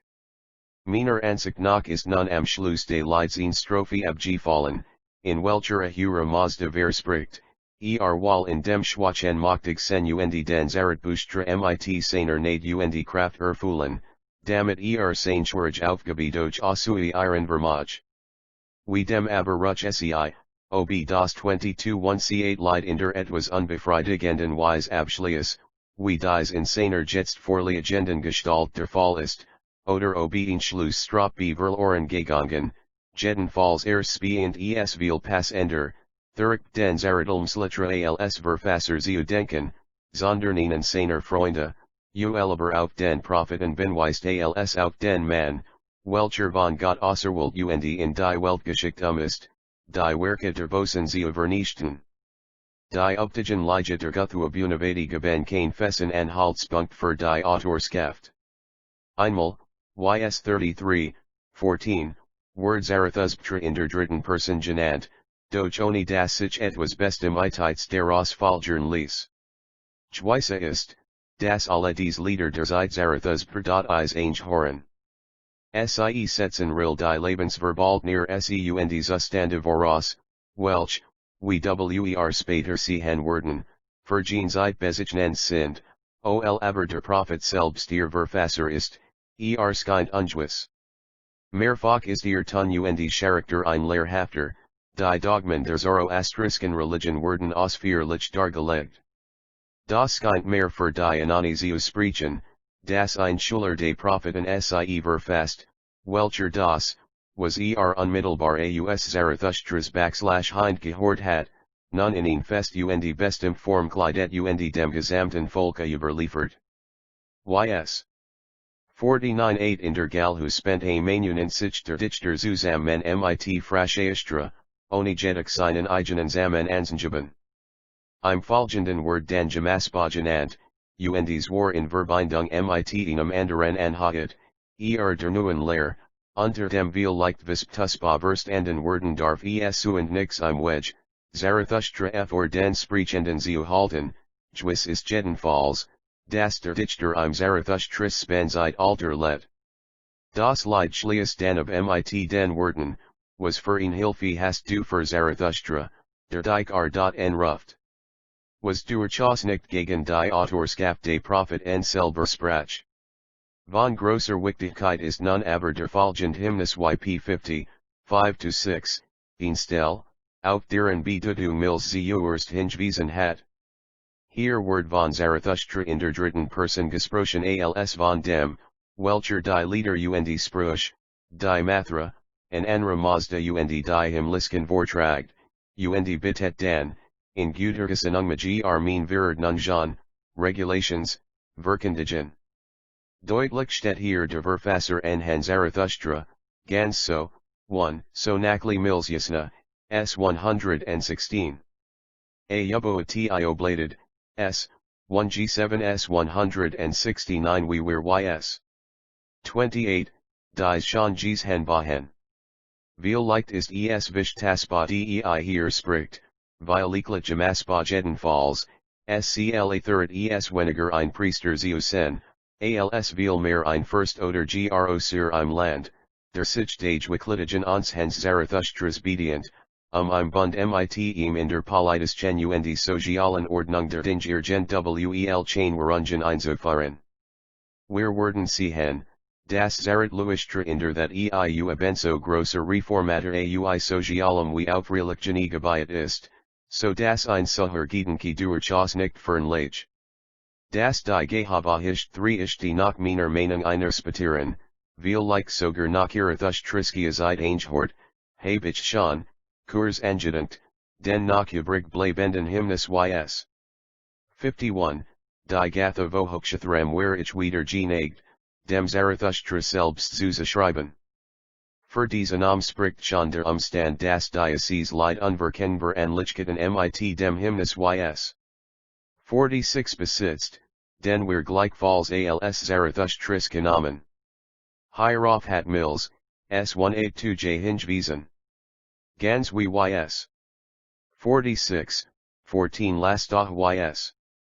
51, 12 Der Dichter die Frage gestellt worden, welcher Mann ist des Spitamiden Zarathustra Freund entwertet dan Zeuerst Nogati, nicht die Laster Haften ihr Lehrer und Falls Chen Priester haben je de Zarathustra befolgwonnen, Str 12. Dies werden viel mehr dem Vert urban Preisgeben, Fahren Zarathustra den sen Igen als Lohn das Paradies in Aussicht stellt, 13 ld. Und nun zählt seine Freunde alle auf, en Erstellnend Kavivish Taspa, dan die Vogbeiden Frasheistra und Jai, aspa und endlich den Spitamiden Niadi Heroic. Bezichnen sind dabei die Wort am Schluss wie an Str 18, die Dojner in Zarathustra s Mund passen Zasanskinen. Verlihi // o Mazda, das s/odh Vish Taspa und Frasheistra und Jamaspa odir festhalten. Gott wird also gebeten, den Glauben der ersten Anhänger zu starken und zu befestigen, das sie true festhalten und der Lehre Zarathustras, die sie einmal als war und richtig erkannt haben. Die Lasuate unserer Untersuchung über die in den Gatha 3 vorkommenden Personennamen und insbesondere über die Erwähnung des Zarathustra dens Elben sind folgend, 1. Die Gatha Stammen, viel leicht mit einziger Ausnahme von ys. 52, Samtlich aus der Zeit des Zarathustra, und unterscheiden sich dadurch wesentlich vom übrigen Augusta, welchem Zarathustra in Persönlichkeit der Vergangenheit ist. 170, 2, Einige Stia aus den Gatlia Eslexengera wahrscheinlich ist dies von ys. 46, 49, 51 Haben Vikramatlia den Zarathustra selb en fe zum Verfasser. 3. Andier Lieder Lehren nicht von Zarathustra selber sondern von einem seiner Freunde und Anhänger, dies Lust sich mit einiger Sicherheit erweisen bei ys. 28, 29 und 50, 4, Unter allen Umstanden aber haben wir es mit einer Sammlung von Hymnen zu thun, in denen allen der gleiche Geist wet, die alle der gleichen Zeit perjodenhor, die als den amliche Wünschen und Hoffnungen, Sorgen und Befürchtungen, der namlichen Glaubensfreudigkeit und den Mimlichben Gott verraten Ausdruck geben.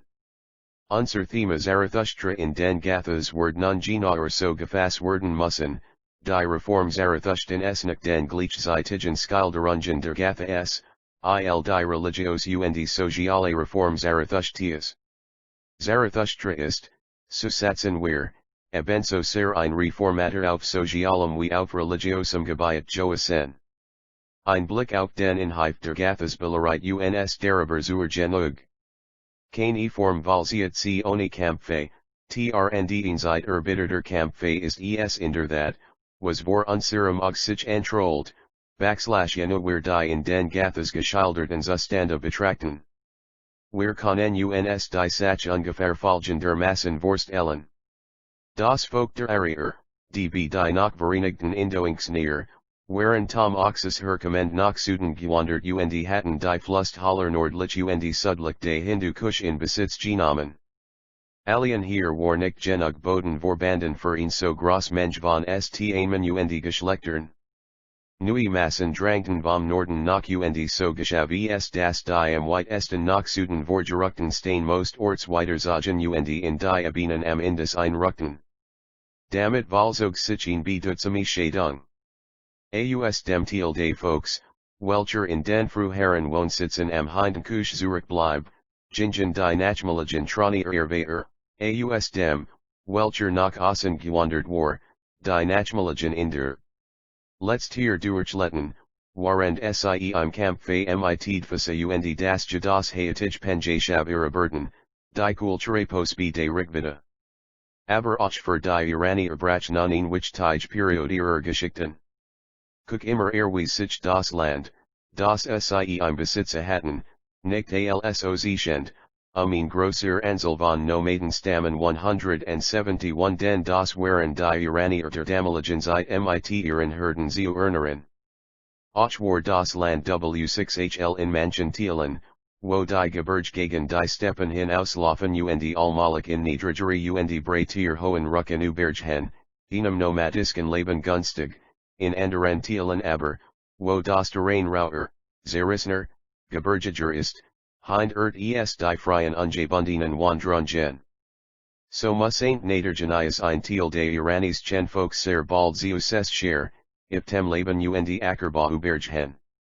Li Nomaden und Ackerbaern zerfalt nun auch wirklich das Volk der Gatlia und in dem scharfen Gegenpatze, welchers Wisken beiden bestet, spielt Zarathustra in hervorragende Rolle. Wir sehen in zahlreichen Stellen, wie in den Gatlias sich auf die Seite der Sesshafen Bevölkerung stellt. Ermend sie, in ihrer Arbeit nicht zu ermüden, fleißig den Acker zu bebauen und dem Rhein die Pflege zu werden zu lassen, welch es verdient. Und weiter breitet das Gebiet der Ackerbauern sich aus und mellern sich die Siedlungen der Frommen, trotz aller Anfechtungen, aller Verfolgungen und Gewalttäten, welch sie von Seite der Noraden zu erdulden haben, die ihr Niederlassungen überfallen, ihr Saatfelder verheeren, ihr Herden innen rauben. Es mag genugen, dies hier mit wenigen Worten anzuduten, die soziale Umwälzung, welch das aus der VDK in der Gehepoch durchlet, schon an anderer Stelle ausführlich geschildert wurde und wir wiederholungen vermeiden mochten. Was uns hier im Besonderen von ihres ist, das ist der Geist und die Gesinnung Zarathustras und seiner Freunde und ersten Annäherungen, wie sie dies Elbe in jenem großen Kampfe, so sich aus den Gathas entnehmen lässt, betheisigen. Der Kampf zwischen den Nomaden und den Ackerbainern, zwischen den Anhängern des Propheten und seinen Feinden war ein erbitterter und ein wechselnder. Es kamen Zeiten der Mutlosigkeit und der äußersten Bedrängnis, so dass der Prophet in die Wort spricht, in welches Land soll ich mich wenden, wohin soll ich gehen?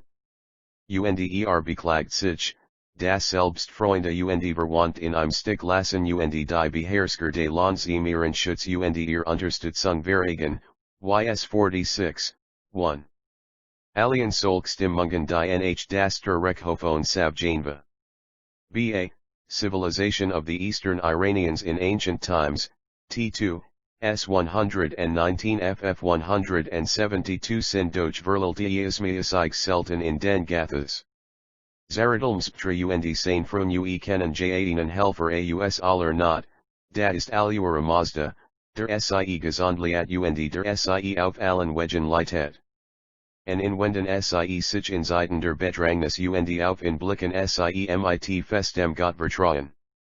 Darum verreit der Dichter nach den eben entfarten Ingangsworten seines Hymnes fort, ich weiß dass ich arm bin, dass ich wenig Herden und wenig Gesind besitze, dir Klagchte, sich auf mich, o Ahura, und schenk mir Hilfe, wie der Freund dem Freunde sie bringt.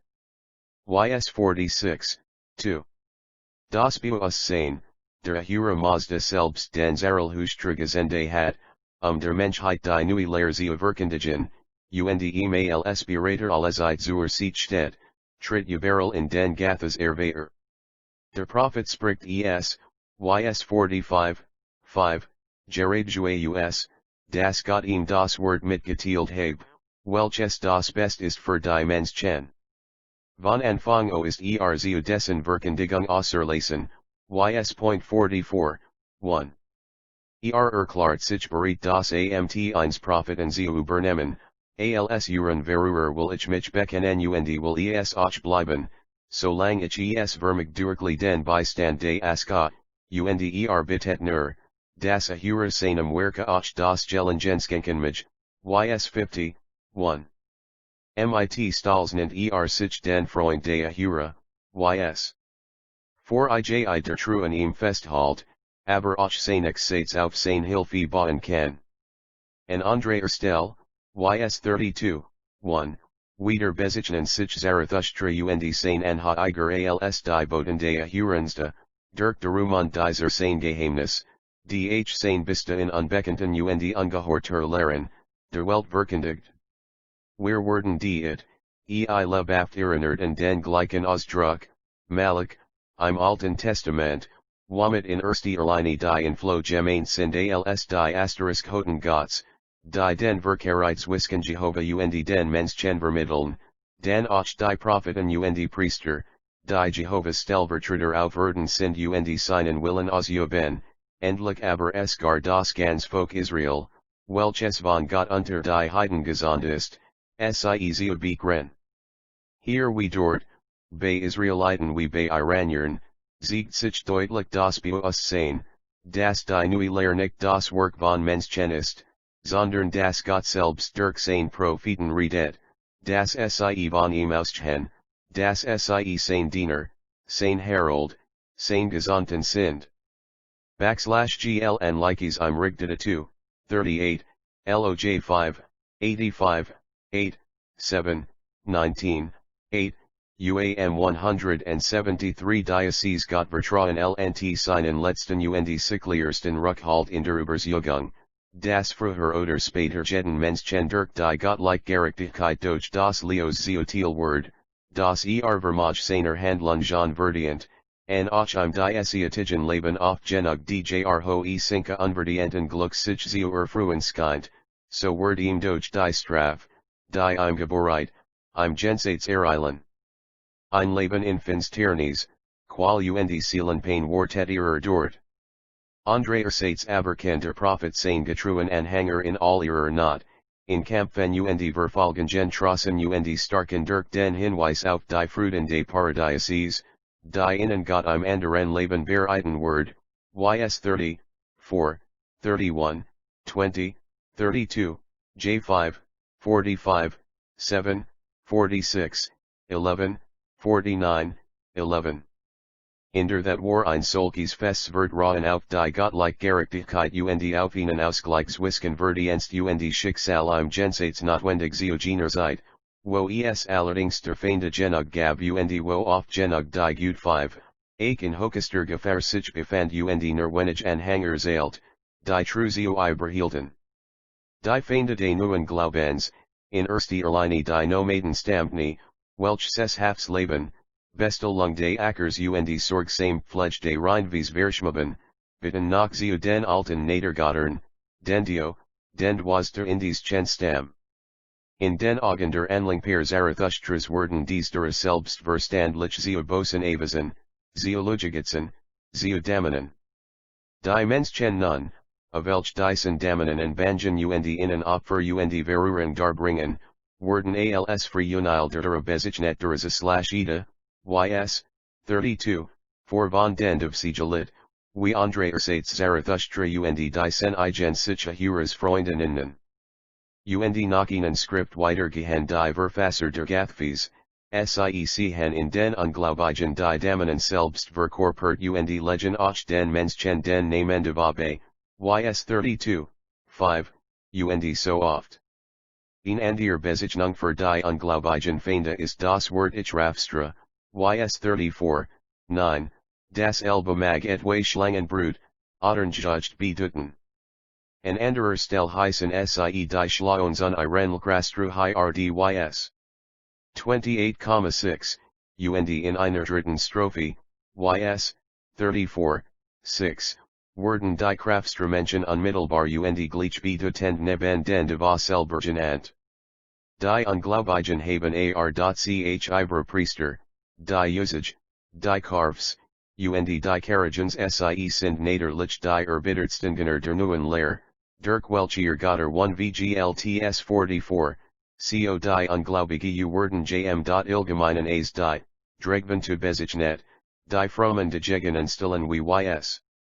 34, 13 J48, 9 Juulu amentlich, ys. 48, 12, ALSAOS line 2. 174 Antolerant werden und sie selbst allen Einfluss auf das Volk verlieren müssen. Oft ge sinkt es diesen Lugen Priestern, die Fürsten auf ihr Seat zu bringen.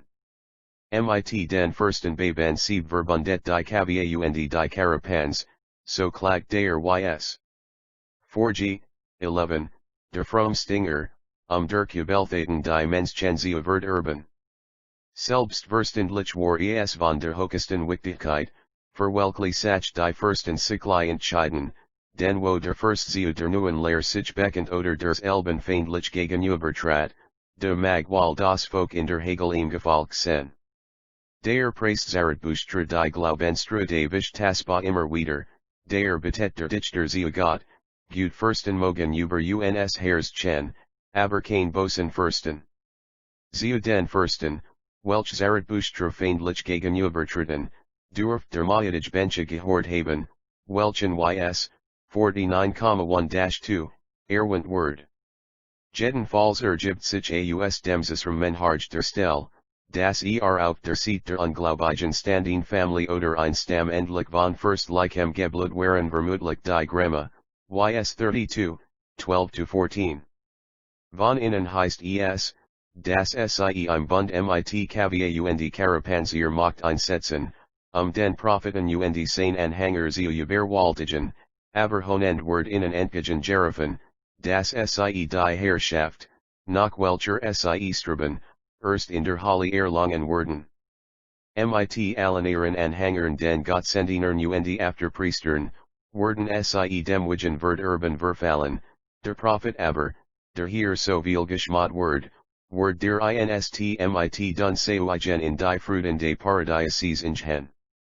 Es ist nun von int ihres, wie die Verfasser der Gathas diesen ihren Feinden sich gegenübertielen, welches ungen sie innen gegenüber den Tag legen. Zunächst wird es heilig Pflicht angesehen, durch wird und Lehre die Ungläubigen zu bekren, ys 28, 5. Die Religion Zarathustras ist die Religion der Kultur, des Geist und sittlichen Fortschritts. Sie durchdringt alle Lebensverhältnisse, indem sie die Battigkeit, so sie be die Erbarmachung des Bodens, die Sorgsame Pflege der Hirten, die Bestellung des Ackers, unter den Gesichtspunkt der religiosen Pflicht bringt. Ein solch Religion oder ein solch Philosophie kann sich nicht auf einen engen Kreis beschränken, die Ausbreitung des Elben, die Bekehrung aller Menschen zu liegt in ihrem Wesen selber begründet. Wir finden der Ochganslieder, wie ys.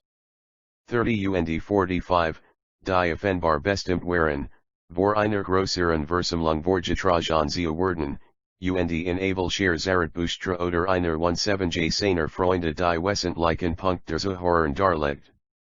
Die Situation ergibt sich Ugangstrophe des letztgenannten Hymnus, in Lehre eoche den der Kunk, welches nnli ort nnd vernemet, die von Naliquil von Fernherbeji outside. Jetzt hast du alle, Ahura gemacht, o Mazda. Damit nicht abermals ein Inler das Leben los Dirkfalls chen Glauben, ein Boser, der Schlimms redet. Offenbar hat Vish Taspu oder sonst einer der Ganfi ersten Folk zu einer großen Versammlung geladen. In dieser Versammlung mogen die Kavis und Karapansier Gesange vorgetragen lieben, in /icon sie die Dava, die Götter des Sturms und Gewitters, der Sonne und der Gestern verruten. Sie brachten wall auch Opfer dar, ihren Beistand Zeugwinnen für Irgendien Unternehmung oder ihren Zorn Versanen.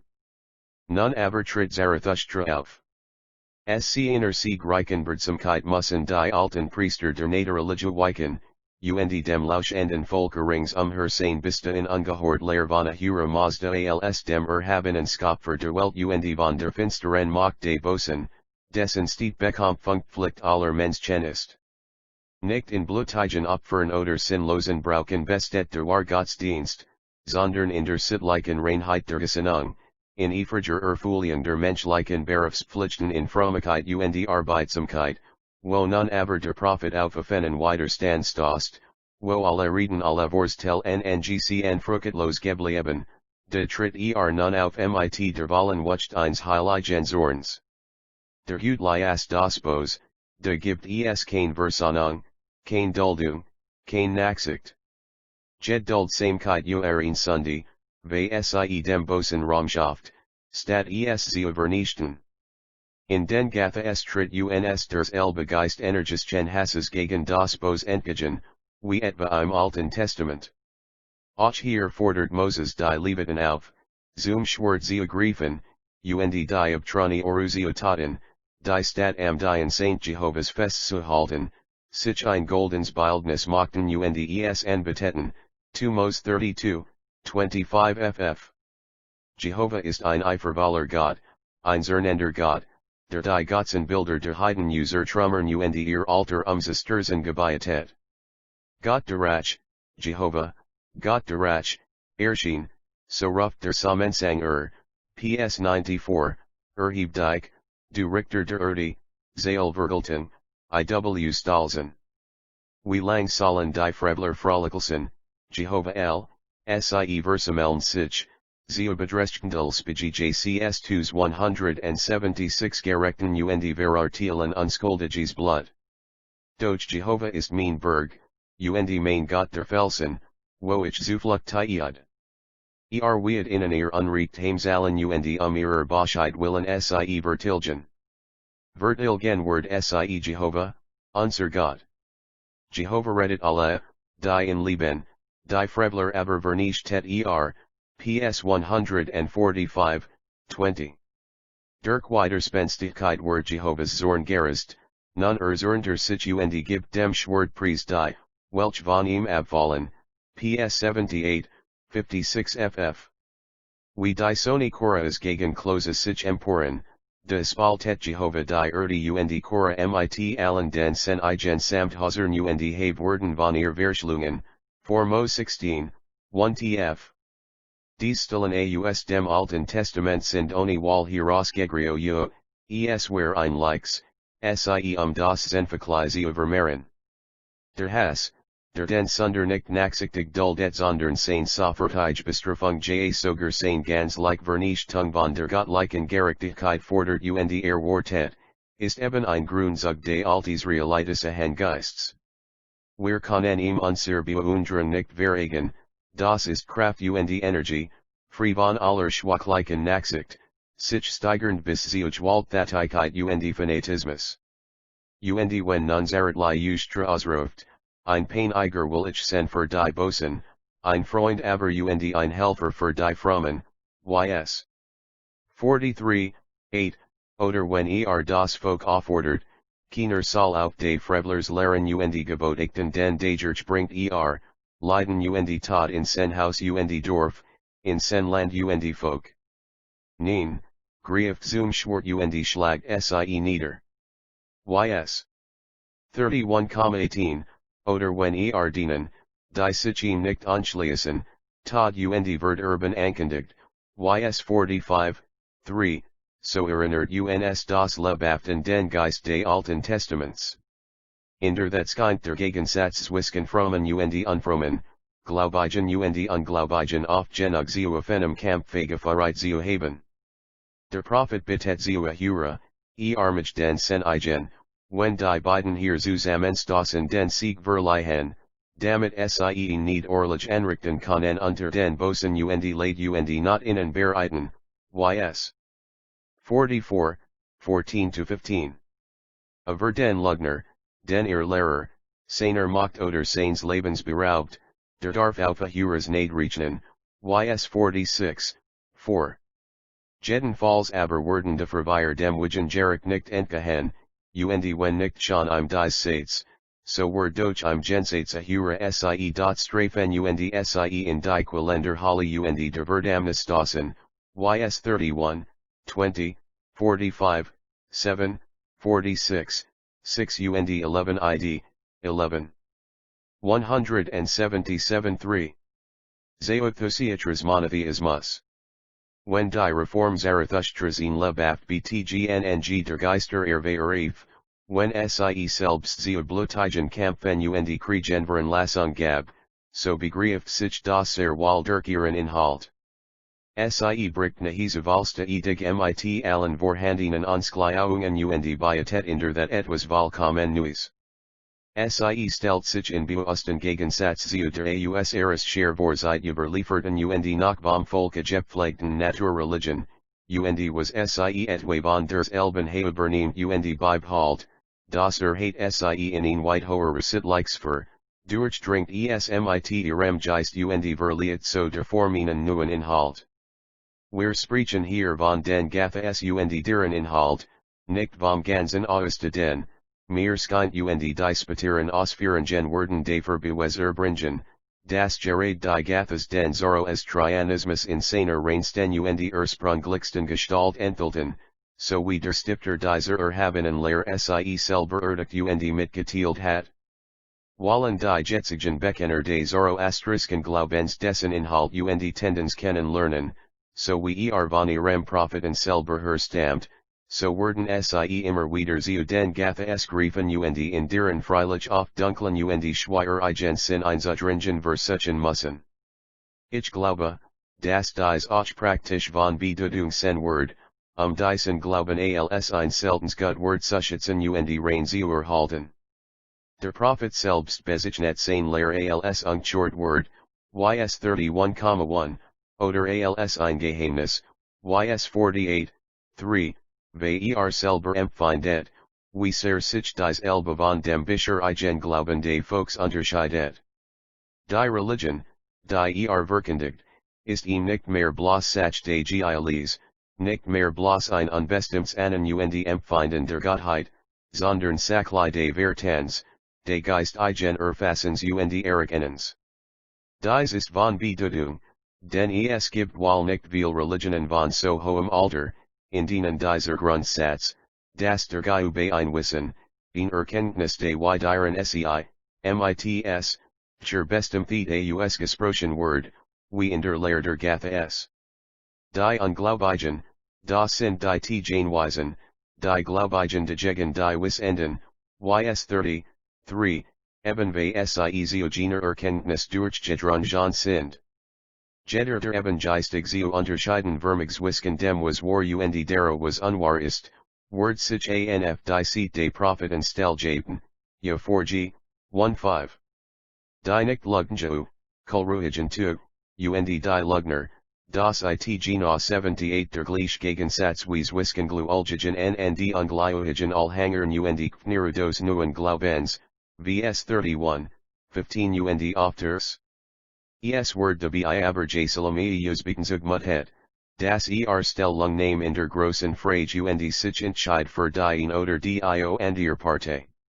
/Ranfi man soll das Volk prüfen, was der Prophet ihm verkündet, ys002, und dessen Wahrheit erkennen. Dies ist deutlich genug ein auf te Bruch mit der Volksreligion.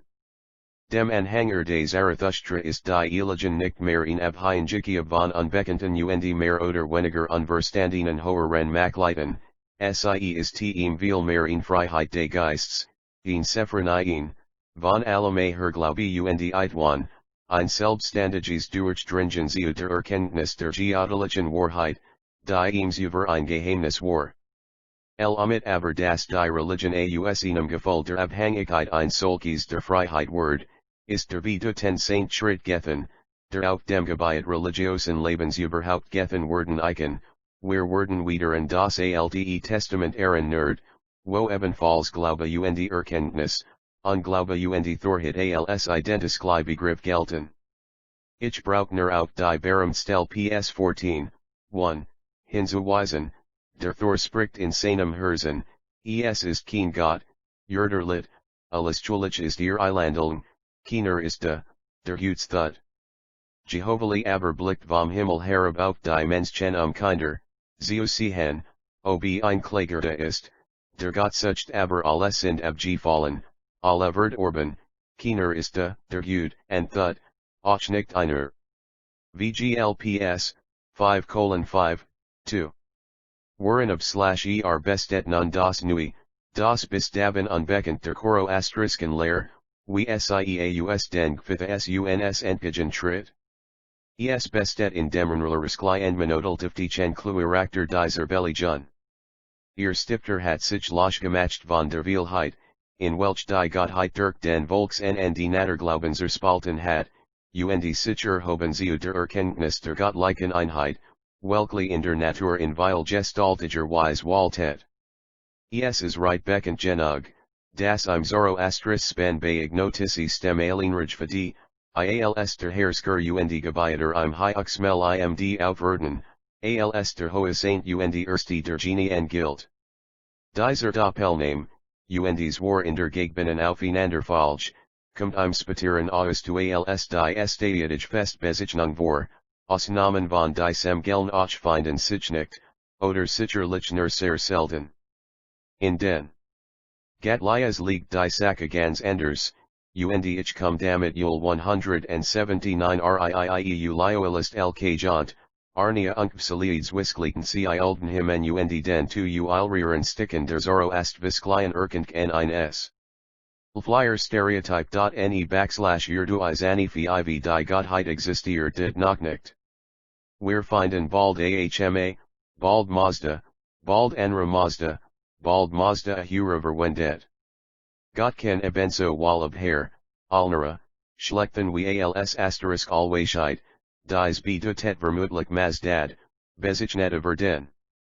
Es scheint eben, das in den Gotha die Appellative Echtodum beider Stami noch mehr gefolgt wurde, als in späteren Schriften bedenken wir nun noch, das in den altpersischen Keilenschriften der Achaemeniden-Dynastie der Gottsname Ahura Mazda als ein einziges Wort, das nur am Inflektierte wird, vorkommt, so ergibt sich Schwiss, de ars wir es hier mit den Ergebnissen verschiedener Zeitepochen zu thun haben ursprünglich von Zarathustra überlebt keinen eigentlichen Eigennamen.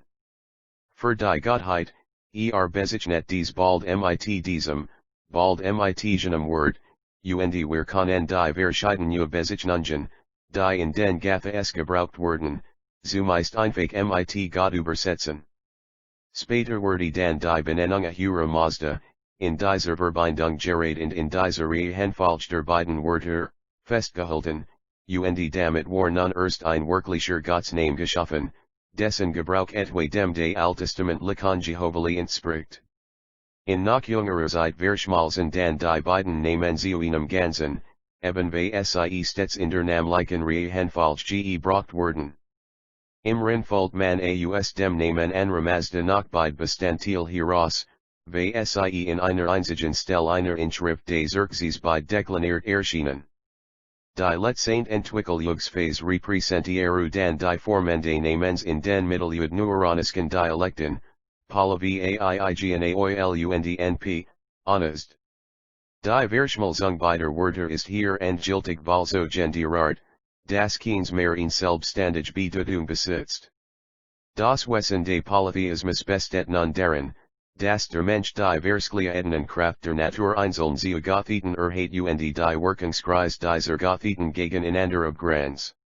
Wir können also die Religion des Eigvita im Allgemeinen ein polytheistisch nennen.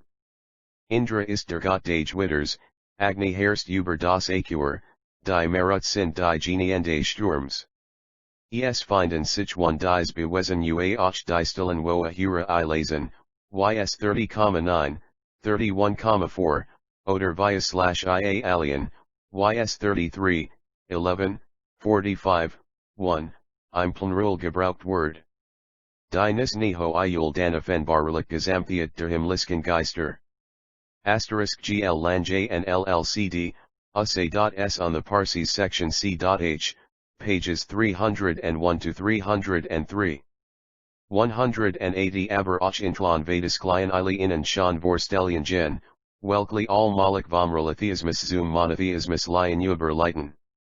Wir Ibunen Bioboten, we claund dort auf ihnen Gott die Wirksamkeit eins anderen oder der anderen übertragen Word.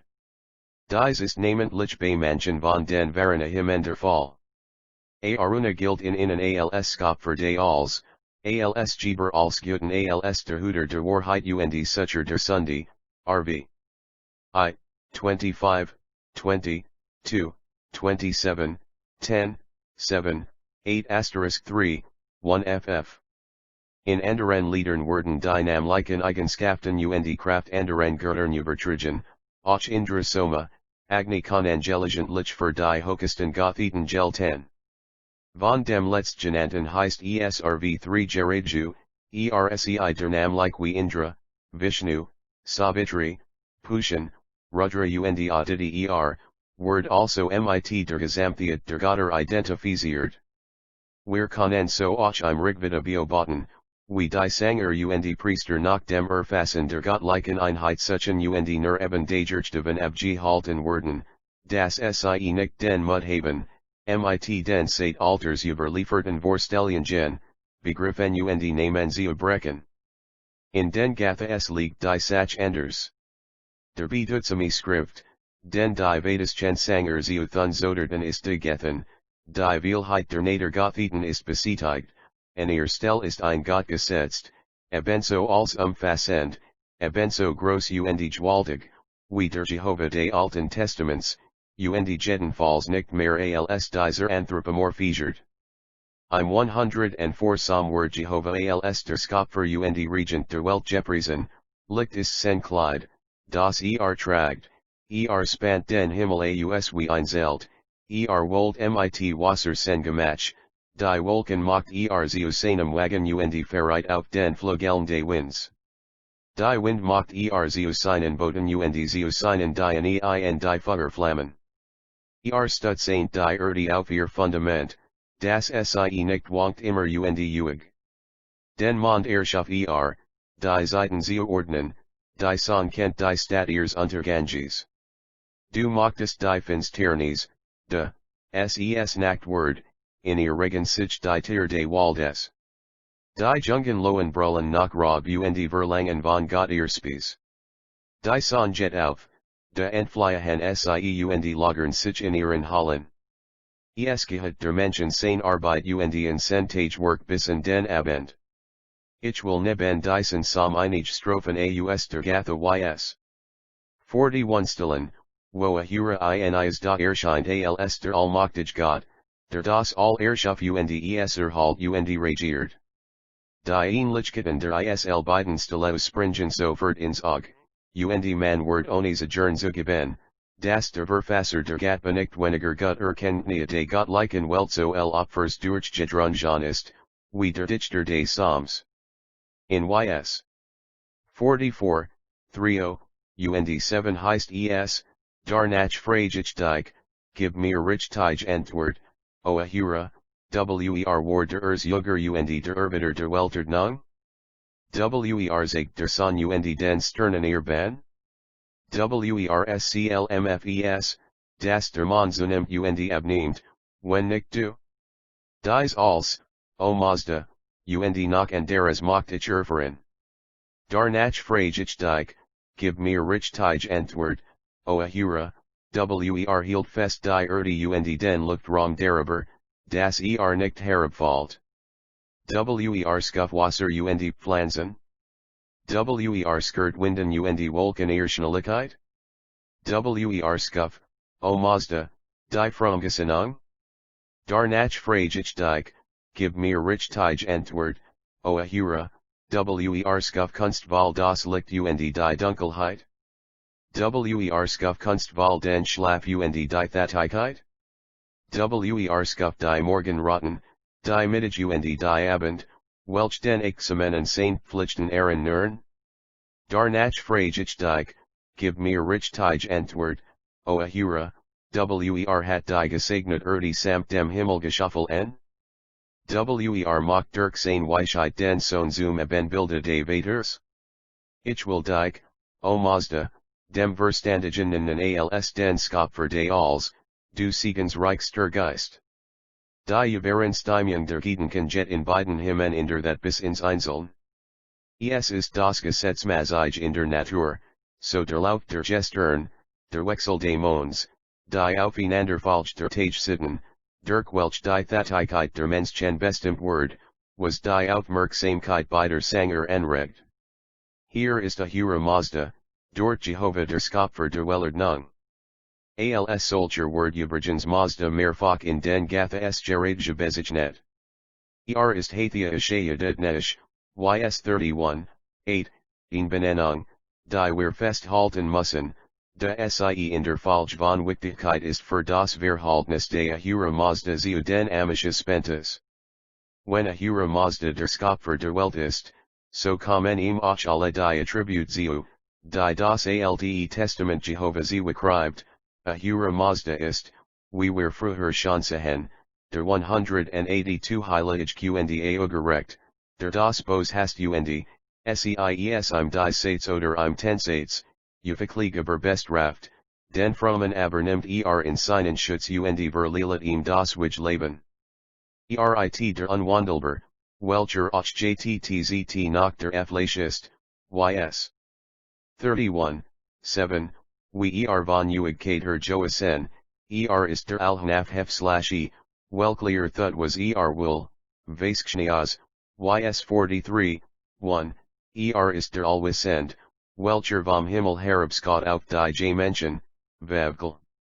Psalms 14, Oben s 178, und alle ihr Anschulkage seht, die Offentlichen, wie die Geheimen, ys 31, 13.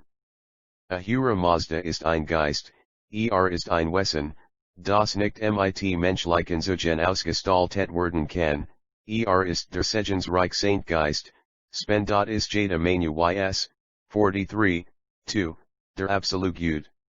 In der Tat sind, Anthrogeomorplustisk vor wo Stellingen in den Gathas sehr selten. Sie varkommen, de klaren sie sich einfach aus dem dikterischen Sprachgebrauch. Dem Zarathustra war Ahura Mazdas Fellows ebenso sehr ein geistiges, übersinnliches, unfassbares und unbeschreibbares Wesen, wie Jehovah den Samendikter tu. Allerdings wird Ahura Mazda der Vater de Vohumano, de Asha, der Armade genannt, ys 31, 8, 45, 4, 47, 2, Alien Manbergen Warshio sich, das Volmen, ksiui. Aranity nur abstract Begriff from Gesinnung, Heiligkeit, damit und Ergebenheit sind. Daraus ergibt sich uns Felhoft, das wir es hier nicht etwa mit Renenschleichen Vestellingen zu thun haben, wie sie den Mythen der Griechen und Römer gelaufen sind, sondern einfach mit dichterischer Ausdrucksies. Es bedeutet das nix anderes als wenn wir sagen Gott ist der Vater als Guten Jaer ist unser Vater. Auch von den Handen de Ahura Mazda ist die Rede, ys. 43, 4. Es wär lächerlich, wold man darin irgendwelchen Anthropomorphismus sehen. Solch Spreekweisen Zarathustra naturlich ebenso gut anwenden, wie noch jetzt der Viten sie brist alles ein Sorgen und Wunsch in die Vaterheit Gottes legt. Das ist eben Wedger Hedenisk nach Mohammedauriske, Wedger Zoroastrisk nach Christ-like sondern allgemein menschlich Readwise. Iro and welch zug aber, welch darauf schließen lassen, das man sich in der Altessenzeit des Zoroastrianismus Ahura Mazda in irgendeiner bestimmten sinnlichen Gestalt vorstellt, sind aus den one in eine Gruhstuenskawi utübergens sj, Seiten in von Ahura Mazda verschieden zu sen, es ist eben vereinu iswat idere seat seines Wessens, vermaj dessen durch die s guten in adhere sie fugist, vs 45g, 47,1, u off cis. 183 Gatlia s sicher nicht zu enchia Elemen. Wenn wir aber in sputerer Zeit, zb auf den Denkmalern der Gemeinen Königin bildliche Darstellheilige I Mazdas finden, so dürfen wir daraus, denke ich nicht zu viel schließen. Erstlich ist zu beichten, dass die Perserter Akliameniten seit den Zoroastrismus als etwas Fremds von außen herbekommen hatten, also manch Vorstellen hinzugefügt oder geändert haben mogen, und dann hat nicht auch Michel Ochlo ein Bild Gott Vaters gezeichnet und damit der kirchlichen Kunst des Abendjotinen Typus für die Darstellung der Gottheit gegeben?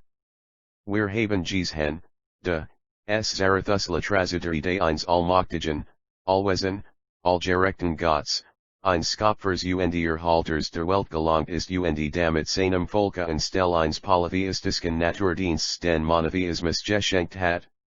Wir haben ferner gesehen, dass die Art, wie dies einige Gottheit aufgefasst wird, lebhaften die Vorstellungen des Alten Testaments von Jehovah erinnern, und dies Warsaul im Allgemeinen wie auch in vielen bezeichnenden Einzelzügen. Alien ich halt es nichts desto weniger für durchaus ihre Anzunmen, Zarathustra habe die Jehovahide direkt oder indirekt von den Israeliten entlehnt. Wir haben nirgends sonst im ganzen Osten spuren, welch auf wirklich Beziehungens wisken den Iranier und den Semiten schließen lassen und die Durchaushin Entlehnung der religiosen Vorstellungen rechtfertigen werden, auch hat der Kultus der Ahura Mazda, trotz aller Anlichkeiten mit dem Jehovahide anseint, doch sen ex rationals Jeprich man denke nur an die Engverbindung des religiosen und des bauerlichen Lebens, die schon in den Gathas Liquorvortritt und ihnen charakteristischen Zug. De ganzen Oeste bildet. Ich halt es überhaupt für höchst bedenklich, aus bloßen Abendlichkeiten der religiosen Vorstellungen auf Entlehnung zu wollen. Wenn Ahura Mazda und Jehovah in gewisse Verwandtschaft der Auffassung und des Begriffs sehen, so liegt das eben einfach darin, weil wir es hier bei den Iranier wie dort bei den Juden mit einem Monotheismus zu tun haben. Wo aber einmal der Monotheismus zum Durchbruch kommt, da werden auch immer gewisse gleiche Vorstellungen sich geltend machen, welch eben dem Monotheismus eigentumlich sind und gewisser Massen dessen Wesen ausmachen. Wenn man also nicht schlechten Lügne, dass ein Volk oder ein hervorragender Geist irgendeins Volk selbstständig auf die Idee der Einheit Gottes kommen kann, wenn man nicht 2484 dogmatisiv den Jukli das Monopol des Monotheismus, and, so wird man me zu Sternman in Dornsatze, dass die Iranier selbst ioedig, in sehr alter Zeit, ohne es Fluss von außen, durch die Zoroastrische Reform in den Besitz einer monotheistischen Art-Religion Elsington. Formi Theologie der Gathas. Wir kommen nun auf ihnen in Wand welcher Moileikerufis gegen unsere Auffassung der Lel, re Zarathustras gemacht werden Koniits. Ist denn überhaupt, so kennt man fragen, der Zoroastrianismus ein, wirklicher Monotheismus? Piest und bekommt nicht das Oeste in Geis, J. Ansel von Genian, die Amische Spentun, Midbra, Srasha, Varethrachna, Hauma, Art Vaan and Andir? Sind nicht Murier dieser Genian, wie ab Mithra, Gestalten, wie Vaus der vor Zoroastrischen Zeit Hers Tammen, welch sich auch in den Vedaschen Anjamender in der Vorfinden und somit ohne Zweifel in den Arischen Naturdienst gehören? Wir wollen das Zwick Diocese in Wandes nicht verkennen, wir wollen dems Elben sogar in gewisse Berechtigung und Wahrheit zugestehen. Aber hier ist der Punkt, wo wir zu unterscheiden haben zwischen den Gathas und dem übrigen Oeste, zwischen der Lehre sie unmittelbar von Zarathustra selbst herureit, tend wie sie später im Lauf der Zeit volkstumlich sich ausgestaltet. Bitter, chten wir nämlich die Gathas alien, so tritt unsaus dens Elben weit mehr Remer Monotheismus entgegen, Atiran Oeste erscheint mehrfach getrupt und beschränkt. Auf die Gathas Word somit auch jetzt nach der Pars den Blick richten Maisen, will sein Religion nicht bloß in der Tuyosen sondern auch in der Reinständigstelle kennen lernen. Wie scharf und bestimmt tritt im Spatieren Oeste, namentlich in dem ihm Gedmetten tenjacht, die Genie en Gestalt de Mitbra Erweiter. Ist der Genius der Morgenson, der das Licht herbeiführt. Als Soldier ist der Feind und Überwinder der Damen der Nacht. Ist aber auch der Gott der Wahrheit, de Rex und der Vertige. Sein Mox für Streck sich noch weiter, ist first und König der Erde, der Helfer in den Schlachtei, den die Krieger anrufen bei Beginn des Kampfs, und der Innenzum Siege 185 verurteilt. Endlich ist der Rocker des Bosen, namentlich Strift Lujai und Vertiagsbrückli / Konenu den Tischia aus dem Gegengaren aus des Gildern. Ist Gesternsgodelheit, Spiitell Gebietet über den Stern Sirius. Weid die Mach zugeschrieben, den Lexenden Fluren Regen zu spenden. Bekommt wie den Damen der und Trockenheit. Das die Scaffold der Gesternüberie oft in Handen hat kann nicht befremden.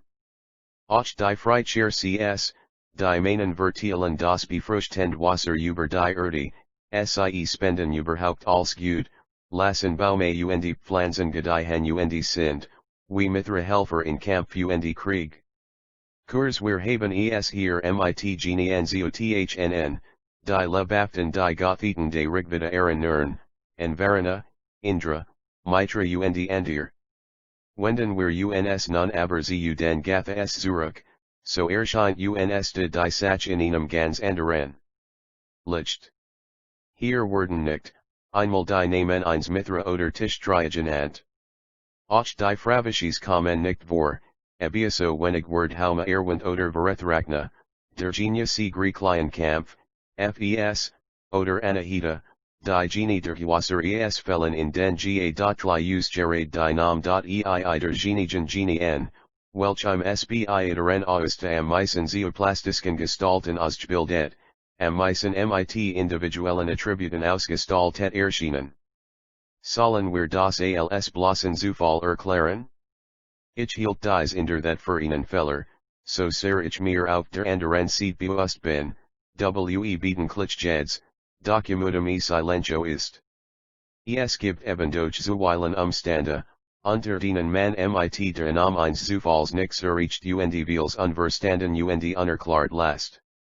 Wenn sich in den Gatbas niemals ein Pass Gelegenheit fände, den Mithra oder den Tischtrei oder die Fravisches überhaupt zu erwähnen, so würde es sich als Zufall erklären lassen, wenn Namen nicht verkommen. Solch Gelegenheiten aber gibt es oft genug. Warum wird sie be Mithra nie genannt, wo von Kämpfen gegen die Ungläubigen die Rede ist? Es heißt doch von Yt. 10, 3g, Mithra eröffnet den Kampf, nimmt Stellung in der Schlacht, im Streit steht zerschmettert die Schlachtreihe. Oder auch die Fravisches werden passend angegriffen werden den 1 VGL hierüber und zum FFs-Vehikel, erjue alter Thumbscud, IJ. S77 70 if, 91 FF 186 SIE Bringen in Jukultigten Schlachten am meisten Beistand, YT. 13, 37. Oft genug ist ferner in den Gathas von Feldern NND Herden die Rede. Aber nie wird bei einer solchen Gelegenheit Tischtrei gerufen, obwohl dieser die Fluren Seinet und die Herden gedeihen Lilses. Anlich steht es auch bei den anderen Genien, wiki wir in den Gathas nicht erwähnt finden.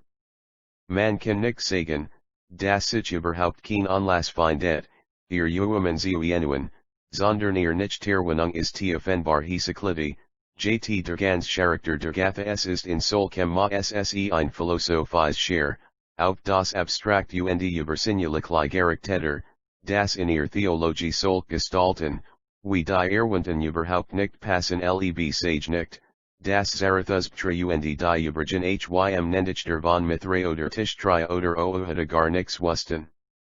Dies Elben waren ohne Zweifel beim Volke viel Verreit, aber der Prophet billigt solch Kult nicht, wollten die Stelle dieser Genien welche ganz Wessen als useren die Gothiten de alterisken Naturdiensts erinnern, hoher, philosophiskere Begriff setzen. Samt like Genien, die in den Gathas neben Ahura Mazda genannt werden, sind in that solch abstract Begriff, wie sich dies Elben aber zu der von mir eingenommenen monotheistischen Lehre der Gathas verhalten, deben weiter unten. Mithra, Tisch tria und die Übrigen in den Gathas nicht genannten Genien werden im Jüngeren Oeste ziemlich stark anthropomorphisiert. Sie werden gedeckt und geschildert ganz ähnlich wie die Gothiten de Rigveda. Man stellt sich vor in Menschengestalt, als man oder Weib, wie Anahita, mit Rüstung und Gewand anstehen, Waffenträgend, Wagen fahrend, in Palästen wohnend. Zuweilen erschienen in sogar in Tiergestalt. Anthropomorphisk Vorstellungen sind den Gathas, wie wir sehen, überhaupt Freier/id die Genigen Genien dagegen, welch in den Gathas neben Ahura Mazda sich finden, in erster Linie die Amishispuda, sind im Jüngeren Oeste am allerwenigsten, eigentlich gar nicht anthropomorphisiert. In Ausnahme bildet nur etwas Raska, der in den Gathas noch in ganz abstrakt Gestalt ist, später aber zu einem Genius ausgebildet wird, dessen Attribut manch Ähnlichkeiten mit denen de Mithra aufweisen. Somit können wir einen durchgreifenden Unterschied zwischen der Theologie der Gathas und jener de Jüngeren Oeste konstatieren. In jener haben neben Gott nur solch Genien ihren Platz, welch 187 zunächst weiter nichts sind als abstrakt Begriff, in dieser dagegen Ankli solch, welch plastischer aus JEBI erschienen und sich den Gothiten der Stammveultidi in der Vergleichen lassen. Werde von den Genien ernien, welch der letzteren Kategorie einhoren, nur der oder der Andier in den Gothas nicht vorkommen, so werde man das vielleicht wieder ihnen Zufallsungen genegt sen, wo die Schädungen so konsequent, nahezu ausnahmslos ist, de word man Wahlsystem und about dodict in ihr erkennen müssen.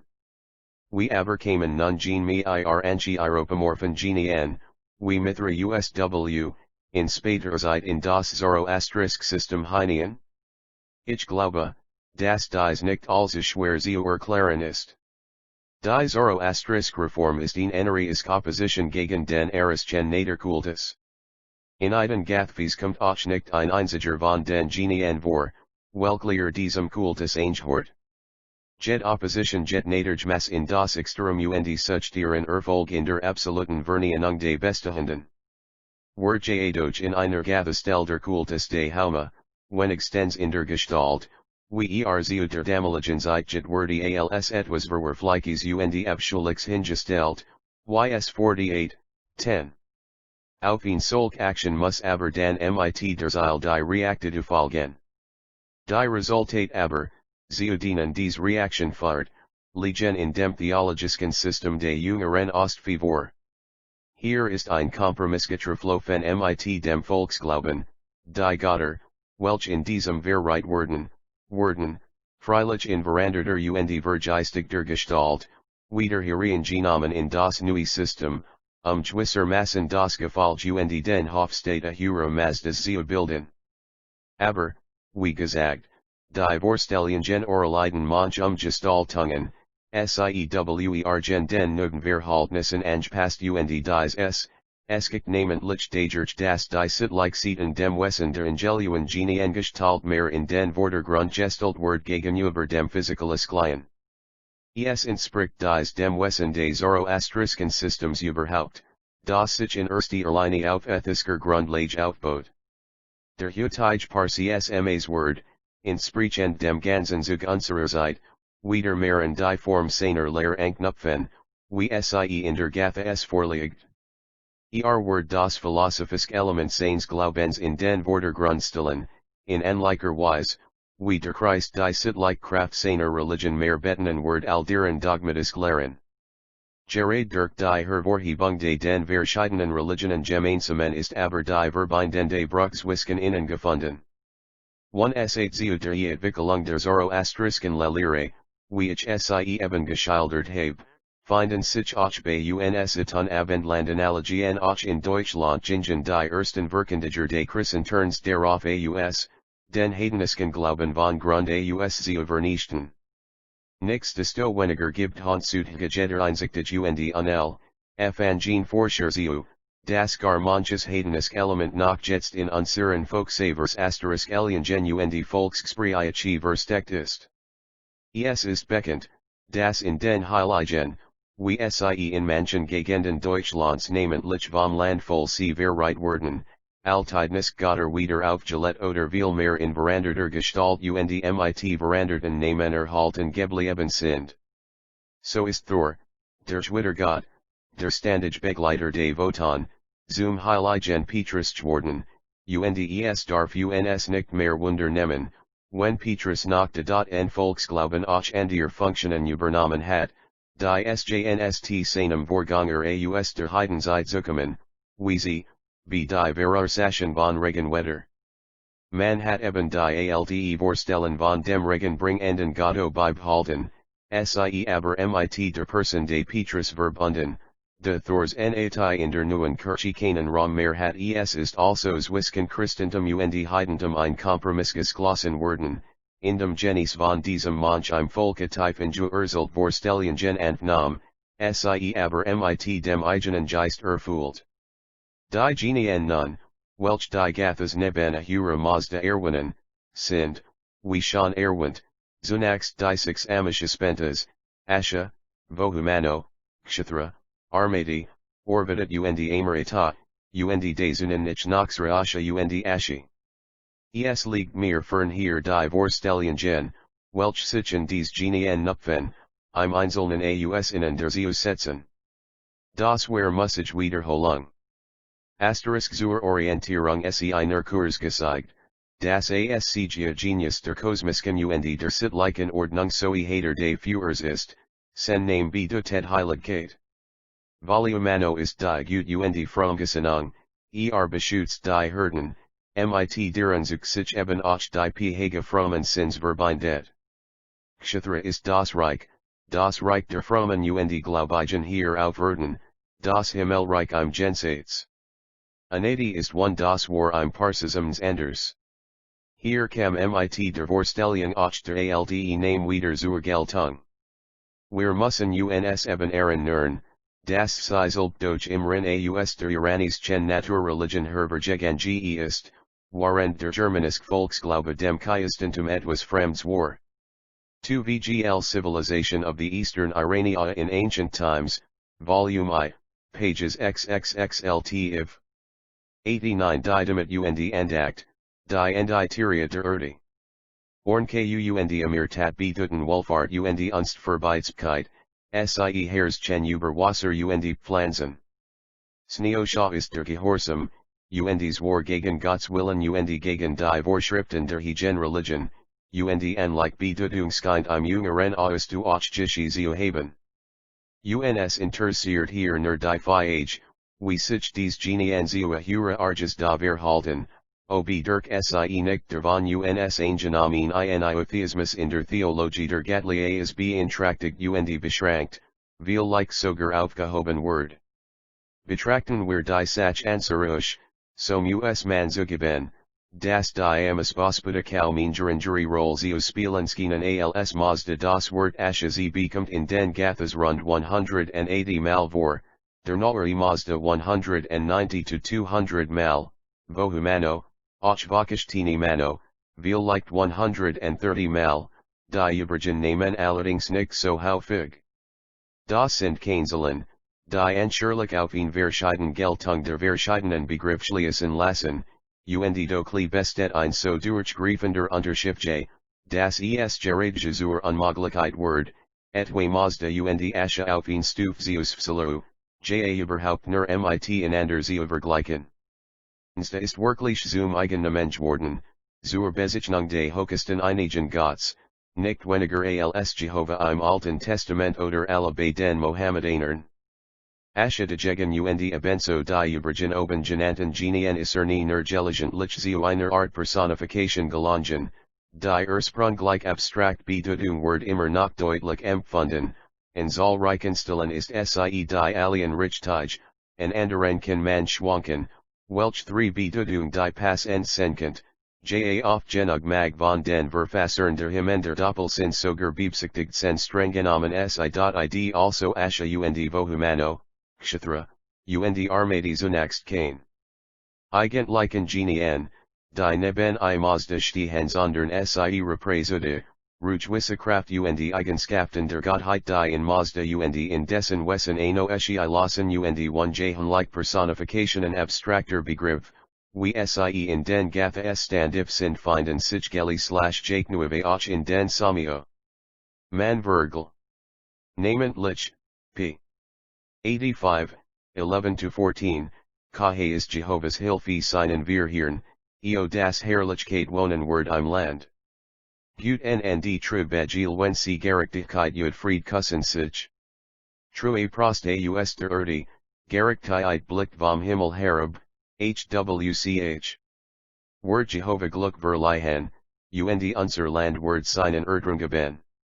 Gerecht Ijkeit wandelt vor Binary Perksicht ud Siasitel vorwarts auf ihrem Fade, 191 Begriffen Sinti, dies ist jedenfalls die Ursprüngliche, doch soll damit nicht gesagt werden, das Genien nie und nirgends zu einer gewissen Selbstständigkeit gelangten. Es ist das namentlichen Solkenstellen der Fall, wo die Amaslia Spenta zusammen mitens de genant werden und vollkommen parallel zu ihm stehen. Ich macht sie dann etwa mit den Engeln des alten Stimuts vergleichen.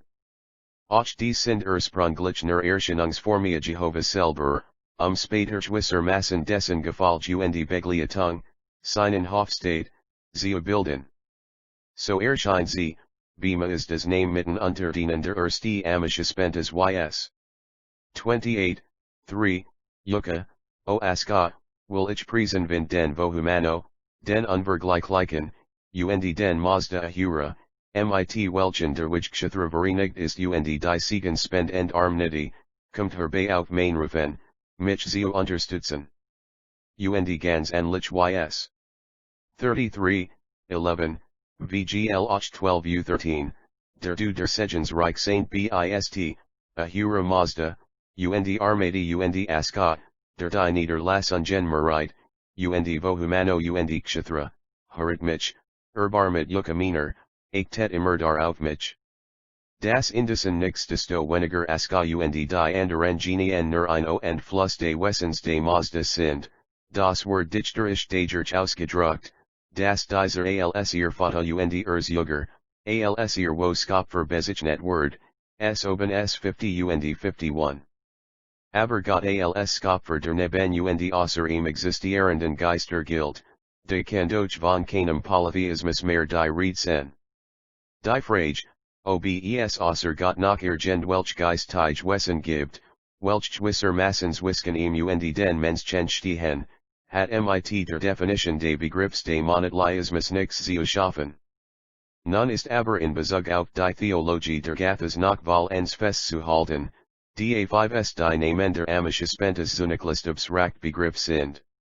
Wenn also Mazda der Vater de Asche genannt Word, so bedeutet das nur, das die sittliche und die kosmische Ordnung erschaffen hat oder wenn Vater de Vidumano und der Armati one der ist auch Aschenjazaiska eins Willens mit Asche, was thut stimmt über zu mit der von ihm gesetzten WCU. 191 heißt, so besagt das alle Gutgesinnung und alle Demitzwahl-Andacht, die als Gott wohlgefallig leben auf ihm Barrett und von ihm ausgeht. Durch den Glauben und die Amische Spentas Word der Monotheismus der Gatha-Theologie somit keins Wegs beeinträchtigt. Ahura Mazda ist trotzdem der Alien Allmächtig, ys 29, 3, ist der Genie welcher über als die Entscheidung hat, wie will, so geschieht, ys 29, 4. Ist eins Wessens mit innen allen, oder wie der Dichter sich ausdrückt, wohnt zusammen mit Aska und Vohumano, ys 32, 2, 44, 9, der hat dies Kraft zur Verfügung, sie stehen ihm zu Gebot, sie gehen von ihm aus und kehren zu ihm zurück. Ahura Mazda war zu Urst und zu ihm gesellen sich armati und Kshathra und Vohumano und Aska, ys 30, 7, als naderj Massayud Phalangen Sains Wessens. Dies Kraft gehen von Emmaus, tielt sie dem Menschen mit, ys 31, 21, steht weit über innen, darnickel fragich dike, gib mir richtig Antwort, o Ahura. Hat die gesegnet Armati samt dem Kshathra geschaffen? Macht durch sein Weisheit den Sohn zum Ebenbilde des Vaters? Ich will dich, o Mazda. Dem Verstandigen als den Schöpfer des Alls, du Segens Reichster Geist. Ys 44, 7, zum Schluss habe ich noch einige Wort über Asche und Sraasche beizufügen. Bei ihnen siegt sich deutlich, wie sehr sich die Theologie der Gathas von der des jüngeren Aosta unterscheidet. Dort kann Asche überhaupt noch kaum als Name einer Genie gelten wie hier, das Wort hat viel mehr noch sein ursprünglich abstrakt Bedeutung, Lohn, Vergeltung, Dan Siegen, Erfolg, ys 28, 4, 43, 143, 5, USW. Instel, wo man mit einiger Wahrscheinlichkeit als Nomen proprium officenkent, wie sich nicht anzugeben. Der Prozess der Erhebung eines abstraktums zu einem Genienem vollzieht sich bei Asche offenbar in der Zeit, welches zwischen der Periode der Gathas und der des späteren Aosta liegt. Anlich steht mit Sraasche. Im jüngeren Aosta ist daraus ein Genius von ziemlich fester und greifbarer Gestalt worden mit ausgeprägten individuellen Zeugen, in noch später Zeit wird zum Boten der dessen Befehl den Menschen zu überbringen hat. Hieven findet sich in den Gathas kein Spur, wir beobachten hier nur die ersten Anfänge zu der Personification des Wortes instillen wie ys. 33, 5, wo der Dichter den Machtvollen Sraascha 25 192 anruft, und ys. 44, 16. Hier erbittet sich der Verfasser ihnen Gebieter zum Schutz gegen die Feinde und wünscht, das zu diesem sich gesellen mit Sraascha in Verbindung mit Vohumano, die Gehorsam gegen die Heilige Religion und Frommgesinnung. In dieser Stelle liegt, wie ich glaube, ein beabsichtigter Doppelsinn wo über, Sraascha sonst vorkommt, da hat es die ursprünglich abstrakt Bedeutung Gehorsam, Ergebenheit Gegensatz ist erstens JDI * der Ungehorsam ys. 33, 4, 44, 13 oder die konkrete Bedeutung die Gehorsamen, die Ergebenen, die Frommen.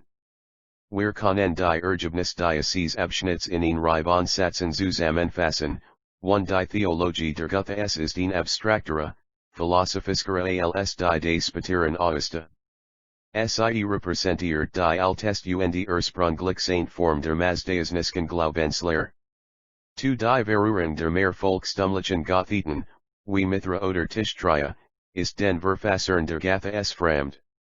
Die Kult dieser Genien wurden erst in einer späteren Epoche adoptiert durch eine Art von Kompromiss mit dem Volksglauben. 3. Die Theologie der Gathas ist ein monotheistisk, Mazda Ahura ist die Gottheit schlechthin. 4. Dieser Monotheismus wird durch die Ernst in den Gathas genannten Genien keineswegs beeinträchtigt, da dies Genien lediglich Hypostasen abstrakter Begriff sind, in ihrer ursprünglichen Bedeutung noch überall gefüllt worden, über dies dem Wesen noch unter Mazda stehen, als dessen Skopfungen sie gelten. Wie ist die Zoroastrische Religion dualistic? Man hat die Zoroastrische Religion vielfach dualistisch genannt. Dies Bezeichnung ist indessen nur dann berechtigt, wenn man unter Dualismus ein System versteht, in welchem neben der das Gutschaffenden und Wallenden Gottheit Existenz einer ihr entgegen wirkenden Kraft eingenommen wird. In diesem Sinn wär die Giltestamentlich Religion auch dualistisch. Streng genommen dürfen wir aber doch nur dann von Dualismus reden, wenn beide Prinzipien gleichberechtigt und gleichmachtig nebeneinander stehen, beide in gleichem Maße auf die Welt einwirken und der Mensch von wo beiden in gleicher Weise sich abhängig und beeinflusst fühlt. Aber der Mensch Kraft seiner sittlichen Wahlfreiheit sich für das Gut entscheiden und vom Bösen sich abwenden kann, wie dies in den 193 Gathas auf Geiger Vorgehoben wird, de ist die Bezeichnung Dualismus means Erachtens nicht mehr gerechtfertigt. Die Existenz ein solchen Werte, wie ich mein, unter anderem es heißen, dass der Mensch dem Bussen Geist die namlich Verurung zu Wesen enthalten wird ie dem Guten, das Argenum Opfer und Gebet darbringt, in zu Versanen und als Unheil abzuwenden, diesem dagegen, seiner Seinen gentilhaftig zu werden. Das aber von solchen Vorstellungen sich im Ausdruck verfindet, das brauch ich doch gar nicht zu betonen. Das Auste, und war schon in seinen Altessentialen kennt allerdings einen Bosen Geist, der in allen Stücken der Gegensatz zu dem Guten Geist ist. Die Venom seiner Existenz salt die Losung der Frage sen, die Nadergmasjeder denk en sich vorlegen wird, wie denn überhaupt das Bos in die Welt kommt, wenn doch die Gottheit ihrem Wesen nach Gott ist und dem nach auch nergutes aus sich herverbringen kann. Wo stammen should und Sunday, wo als das Elend und die Unwillkommenheiten, die dem Menschen wie überhaupt der ganzen Schöpfung doch anhöfen? Zarathustra und die Übergen Verfasser der Gathas versuchten es, dies Frage auf philosophischem Weg zu lösen und ich will versuchen, im folgenden ihr System Kurs darzulegen, wie es aus den Gathas sich zu ergeben scheint. Ich sage, scheint, denn die Gathas haben nicht den Zweck, ein philosophisches System zu entwickeln. Ihr Verfasser reden nicht zu einzelnen aus dem Volke, sondern zu dessen Gesamtheit, für sie kommt nicht der philosophisch Gehalt ihrer Lehre, sondern deren Praktik sieht, die Ethik, in erster Linie in Betracht. Wir müssen also Kissen Angetungen und einzelnen Stellen der Himen die Vorstellungen uns zu konstruieren versuchen, welch den Verfassern über die Inkadstehenden Frage vorgesquet haben mogen. Nadergmassen das Ziel Solkstellen, wo der Prophet durch den Zusammenhang sich veran lassen, von dem Wesen des Bosen zu sprechen. Darauf, das wir über alte Einzelheiten des philosophischen Systems, das Zarathustra sich gebildet haben mag, ins Klare kommen könnten, müssen wir von vornherein verdichten. Aber auch in Bezug auf die Hauptmoment, wie ich sie zu schildern versuchen werde, kann man vielfach verschiedener Meinung sein man kann wahrlich Stellen, finden, welch von mir nicht genügend berücksichtigt zu sein, oder welch zu meinen Ansichten nicht völlig zu passen schienen. 194 Im Spatieren Auste ist der Gegensatz zwischen der Guten und der Bosen Geisterwelt auch formell aufs Gena est durchgeführt. Wie Ahura Mazda und der Spitze der Ersteren, so steht Agramenu der Spitze der Letzteren. Den sechs Amische Spenta sind je6 Erdämonen gegenübergestellt, Akamano dem Vohumano, Indra oder Andra dem Aska, Saru dem Kshatra, der Daemon de Ubermutes Neoathia der Spenta Armati, Tor und Zahirika dem Orbitat und Amirtat. Weiteren folgt dann das hier der Guten und Lichten Genien gegenüber der Schar der Deva und der Druj. In den Gathas ist das System, wie mir scheint, nicht so konsequent durchgebildet.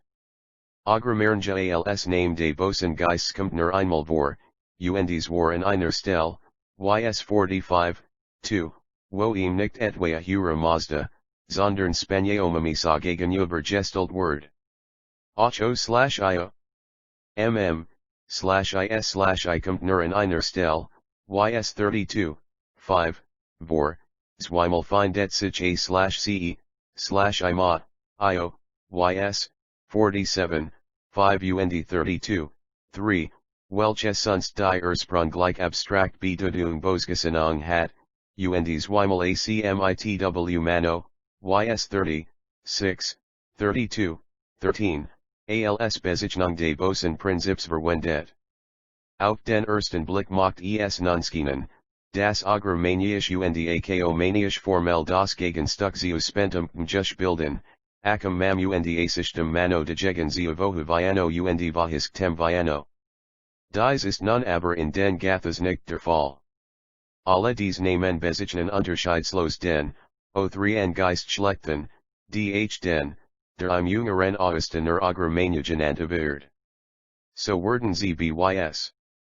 32, 3, die Devas als Brut, Sithra, de Akamano Bezicnet, der in Sol Kemsen Menhang Doche Fenbar der Hoch Steund das Hoch der Bosen Geister Weltsen Muss. Das Gleichgilt wal auch von Asichtem Mano, wenn esys, 30, 6 heißt, das in die Dämonen sich scheren, waren die guten Geister zu Spentamenu, ys 30, 7, undvgl 5, sich gesellen. Jas kein sogar, das in der Namlikenstelle auch Ishma, da sonst Name eins besonderen Demons ist, nur zu Bezeichnung de Agremenu dient. Es ist nun für die Erklärung de Verhaltnisses de Bosengeist zu dem Guten von Wichtigkeit, das es zu dem Namen Ahura Mazda formell überhaupt kein Gegenstück gibt. Die Benennung de Bosengeists die Enden Namen stehen viel mehr den Namen Spenta Wolenu oder Vohumao gegenüber. Aber, ys 45, 2, 30, 4-7, beide Geister zusammen genannt werden, heißt der Hutgeist nicht 105 etwa Mazda, sondern Spenta, Spani/Ao, Spinishta, Manu. Die Rolle des Spentamanen selbst erscheint in den Gathas Lachtvalig klar. Das Elba-Wort bald mit Ahura Mazda identifiziert, zbys 43, 2, bald ist von Ilm verschieden, ys 45, 6, 47, 1, ua, muss somit ein gottliches Wesen sein, welches bald in der höchsten Gottheit aufgeht, bald von ihr losgelöst, in gesondert Existenz verreit. Halten wir dies als zusammen, so lasst sich die Philosophie Zarathustras etwa folgendermaßen charakterisieren. Das höchste Wesen est, die Gottheitschlichen ist Ahura Mazda. Ist naderlich gut und von ihm Jetner Gutes aus das Bos ist die Exegation de Guten, bestetner im Verhaltnisse zu diesem, wie finsternisner die Negation de Lichts ist. Sofern nun Ahura Mazda das Positiv ist, able kem das Bos die Negation bildet, heißt Spentamanen, das Bos oder dessen Personification ist Agremenu oder Ako Manu. Beide Spentamanu und Ako Malnu werden der als Zwilling bezeichnet, ys 30, 3, sie alien für sich nicht existieren sondern jeder im Verhältnis zum anderen, beide gehen auf in der höheren Einheit Ahura Mazda. Sie existieren vor Anfang der Welt, ihr Opposition kommt aber gerade in der sichtbaren Welt zum Ausdruck. Ahura Mazda ist Schöpfer de alles, wie aber als Spentamanu irgend ein Ding erschafft, so ist damit von selbst das Negativ Gegenstück gegen oder, wie der Dichter sich in popularer Form ausdrückt, Agremenu, der Bosgeist erschafft das Übel im Gegensatz zum Guten, ys 30, 4ff. Das erste, was dies Willingsgeister erschaffen, ist Leben oder Tod, oder, wie man viel leicht Philosophie sich ausdrücken darf, sen und nicht sein, waren eben die Doppelsit ihres Wessens gekennzeichnet ist. Schafft also Spentamanu das Licht, so ist die Finsternis oder das nicht sein, die Abwesenheit de Lichts die Gegenskofuno de Agremenu, gibt jener die Wärme, so ruhigt von diesem die Negation der Warm, die Kalte. Als Übel ist dem Zoroastrier somit nicht eigentlich etwas Reals, und für sich Besthens, sondern eben nur das Fällen de Guten. Es versteht sich damit aber auch von selber, das Gut und Bos durchaus nicht gleichwertig Parallelbegriff sind, sondern letzteres lediglich relative Existenz besitzt. Geben wir dies aber zu, so wird man auch zugestehen müssen, dass der Zoroastrianismus ein Dualismus im eigentlichen Sinn de Words nicht genannt werden darf. Sobald wir nun fragen, wie der Mensch sich zu diesen beiden Gegensätzen verhält, so berehren wir damit das Gebiet der Ethik fragen, 196 wir aber eulikli, wie soll's dieser Gegensatz zwischen Gut und Bosi. Zum Ausdruck gelangt, so kommen wir damit auf die Eschatology, die Lehre von den letzten Dingen, dem Weltende und Weltgericht. Beide, Ethik und Eschatology, sind besonders wichtig Punkt der Zoroastrischen Lehre, beide stehen nadergemäß in enger Wechselbeziehung, über beide enthalten auch schon die Gathas zahlreich und wichtige Anschauungen.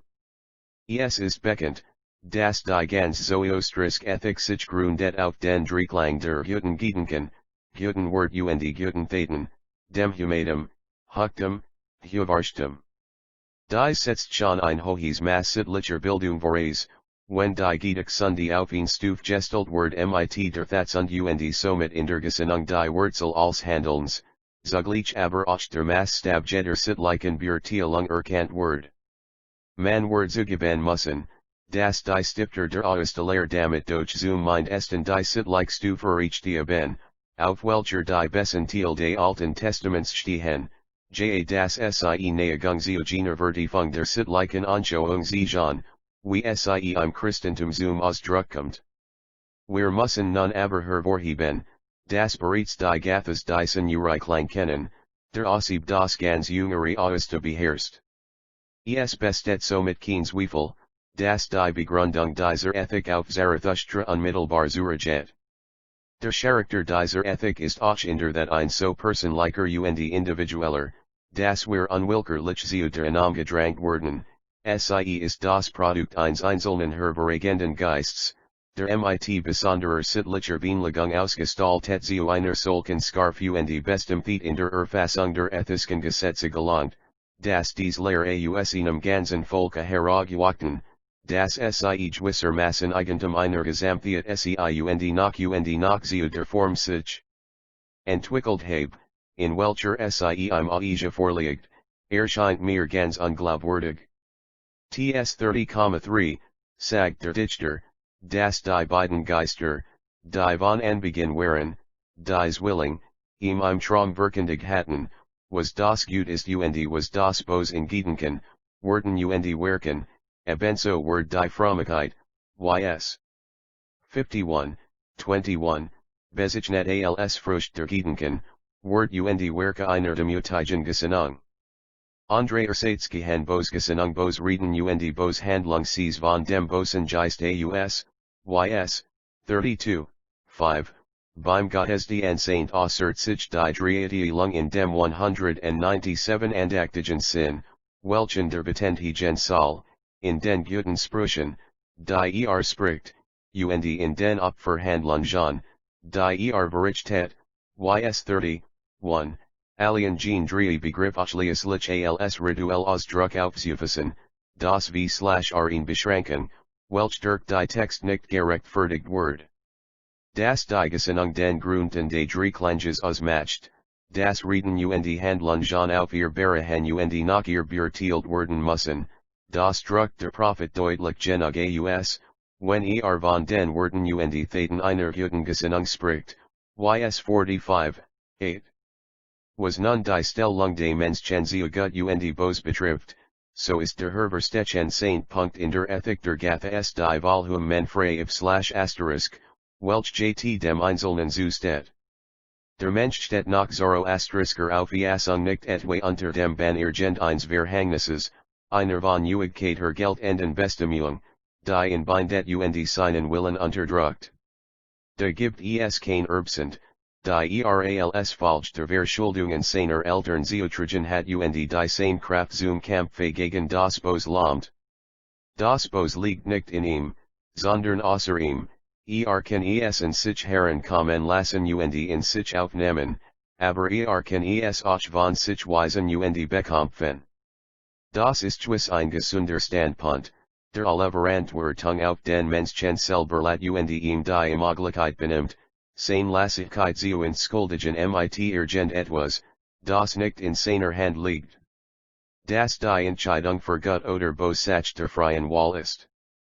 Dies Wort schon vorbildlich damit angedeutet, das auch die Dämonen sich aus eigenem Antrieb auf die Seite des Bosen Geist stellen sie sind also nicht schlechten bos, sie werden erst, indem sie charakterweise gegen Ahura sich entscheiden, ys. 30, 6. Jas ist sogar ein freier Willensachs des Bosen Geist selber, das die Sunday zu seiner Domina erwählt, waren Spntamanga die Frömmigkeit und Wahrheit für sich erwählt, ys. 30, 5. Und ebenso sind es die Frommen und Glaubigen welch die Richtige Wahl treffen der guten Gesinnung, Wort und Werke, nicht aber die Unfrommen, ys 80, 3. INIIT dieser Lehre von der freien Wahl des Menschen steht die schon oben von mir besprochene, S 177-178, Anschauung, dass die Religion Sach des Verstandens ist, das Frömmigkeit und Wahrheit einerseits und die Frömmigkeit und Lüge andererseits berichtlich 193 sich decken, in stem Zusammenhang. Der Mensch ist eben nach Zoroastrischer Auffassung nicht in ein blindes Geschick gefesselt nur auch stark Fehler in seinen Urteil beeinträchtigt. Gotti hat ihm seinu Verstand gegen ben und wer Orenbat, der Hor, wer Urteil besitzt, der Entscheid sich für das Richtige und Warje der Sunder ist ein Thor und der Thor ein Sunder. Wie groß die Gefahr für jeden Einzelnen ist, in wie mannigfaltiger Gestalt das Bos in der sichtbaren Welt sich siegt und den frommen Fall zu bringen droht, dessen ist der Zoroastrier sich wohl bewusst. Sein Leben ist der ein steter unermüdlicher Kampf gegen die Bos. Es wäre überflüssig, für diese Saint Auffassung vom Leben als einem wigen Kampfe in getruer Pflichter Folien, in Arbeit und Muli bewestelen aus den Gathas zu bringen. Die Ermahnung auszuharren in der Frömmigkeit und Gerechtigkeit und nicht müde zu werden, bildet so recht eigentlich den Gruten der meisten Lieder. Frömmigkeit ist der Dichters sehnlichster Wunsch, ys. 32, 9, vielleicht zu Armati, Image in Festhalten lassen am Glauben Asche, von dem den Siegen einer frommen Gesinnung verleihen, ys 43, 1, der Glaube ist das Hochgesaint RDH, SK, M, das von Gott erlangen kann Diocese Hochgesaint Gut Flat für sich und für seinen Anhänger Mazdayasna, ys 28, 9. Dem Liste ist eigen von, us gelangt zu den Menschen, wenn diesen das heilige Wort verkündigt wird, ys 31, 6, 45, 4. Wie will hoher stehen in dieser Beziehung die Gatha himen, als die de Rigveda. Dort sind fast ausschließlich geistig und sittlich Güter, welch der Dichter sich wünscht, nur in Varianzelten fallen, ys 44, 10, bilden materiell den Gegenstand seines Verlangens. Die Vedas Sanger Flhen Ras und Render und Glanzenden Reichtum. Ein Herverstechens Mal der Gathas gegenüber dem Jüngeru Augusta bildet das Zurücktreten des Kultus und der Zeremonien. Regelmäßig wiederkehrend Gebet, Opfi Trandlungen, Recitationen und Talik oder bei bestimmten Lassungen vorzunmend reinigen Spielen im Jüngeren Augusta in bedeutsamer Rolle, sie bilden den eigentlichen Inhalt des Vendidad, des religiosen Gesetzbuches der Zoroastrier. Die Hüter dieser zahlreichen Vorschriften sind die Priester, sie haben deren Ausführung zu überwachen und dem Nachlassigen und Samigen, welcher sie übertrat, die Gebührung Buße aufzuerlegen. Das ganz Leben der 199 Zoroastrier Word von diesen Reinigungsversklären mit ihrem Initiosen Zeremonial beherrscht. Werfen wir einen Blick in die Gatlia so finden wir kein Spur von allen diesen Bestimmungen und Brauchen. Hierfür ist ein doppelt Erklärung möglich entweder nehmen Nieren, dass der Zusammenhang in den Gathas, die Tendenz und Absicht, welche Verfasser verfolgten, überhaupt kein Veranlassung boten, von Ritual und Zeremonial zu Sperrkleien, oder wir erklären die Erscheinung damit, dass zu jener Zeit, wo die Gathas verfasst wurden, überhaupt noch kein solchen Einzelbestimmungen getroffen waren, sondern das ganze System erst nochmals, als die Gemeinde mehr gefestigt war und die neue Lehre weitere Verbreitung gefunden hat, sich ausbilden konnte. Ich glaube, dass wir kein Bedenken tragen dürfen, letzterer zu folgen. Die Gathas schweigen nicht ganz von den äußeren Formen des Gottesdienstes. Sie sprechen von den Preisleitern, durch welche man die Gottheit verhört, ys 34,6, 45, 6 und 850, durch Opfer hat man Ahura Mazda, ys 45, 10, sie sind die Thaten der Hütengesinnung, mittels deren man Gott nahekommt, ys 50, 9, und die Heiligen Genie en sich günstig stimmt, ys 34, 1. Alien das sind ganz allgemeine Vorstellungen. Die Ethik der Gathas ist in so hohem Maße ein innerlich, sie erkennt so entscheidend die Frömmigkeit in einem heiligen Lebenswandel und in energischer Bekämpfung des Bösen, dass sich damit die Vorstellung, als kann durch das Zwischenhaft befolgen außerlicher Zeremonien irgendein Verdienst erwerben werden, kaum sie wird regenskind. Der Ausdruck, mit welchem im Spatieren aus die Ausübung der Reinigungsvorschriften bezeichnet wird, I/Deo, kommt in den Gathas überhaupt nur ein Eisagesimal vor, ys 48, 5. Die Gathas kennen ja nicht einmal einen gemeinsamen Namen für den Priesterstand sie bezeichnens war die Gesamtgemeinde der Gläubigen und im Besonderen, wie es scheint, die Lehrer und Verkündiger der neuen Religion mit einem bestimmten Wort auslotieren zu, aber dieses Wort bekommt im Jüngeren aus ein ganz anderer Bedeutung, und der Ausdruck Thrären, womit hier die Priester bezeichnet werden, fällt in den Gathas vollständig. Ohne die Existenz eines geschlossenen Priesterstands ist aber die Ausbildung und die Handhabung ein so in die Einzelheiten gehenden Rituals, wie der Vendidad es Lehrheit, undenkbar. Das Fällen eines Priesterstands aber wie auch das Fällen eines ausgebildeten Rituals und Zeremoniale erklärt sich ganz ungezwungen aus den allgemeinen Kulturverhalt 26200 Nisan, wie die Gathas sie skildern. Dauriels war die Zoroastische Gemeinde erst im Entstehen begriffen, die Lehre nach nui, nicht seit langer Zeit im Volke bekannt und verbreitet beiden, Erscheinungen aber, ein nach außen abgeschlossener Priesterstand und ein entwickeltes System von religiosen Brauchen und Vorschriften begegnen uns nur unter gefestigten Verhältnissen.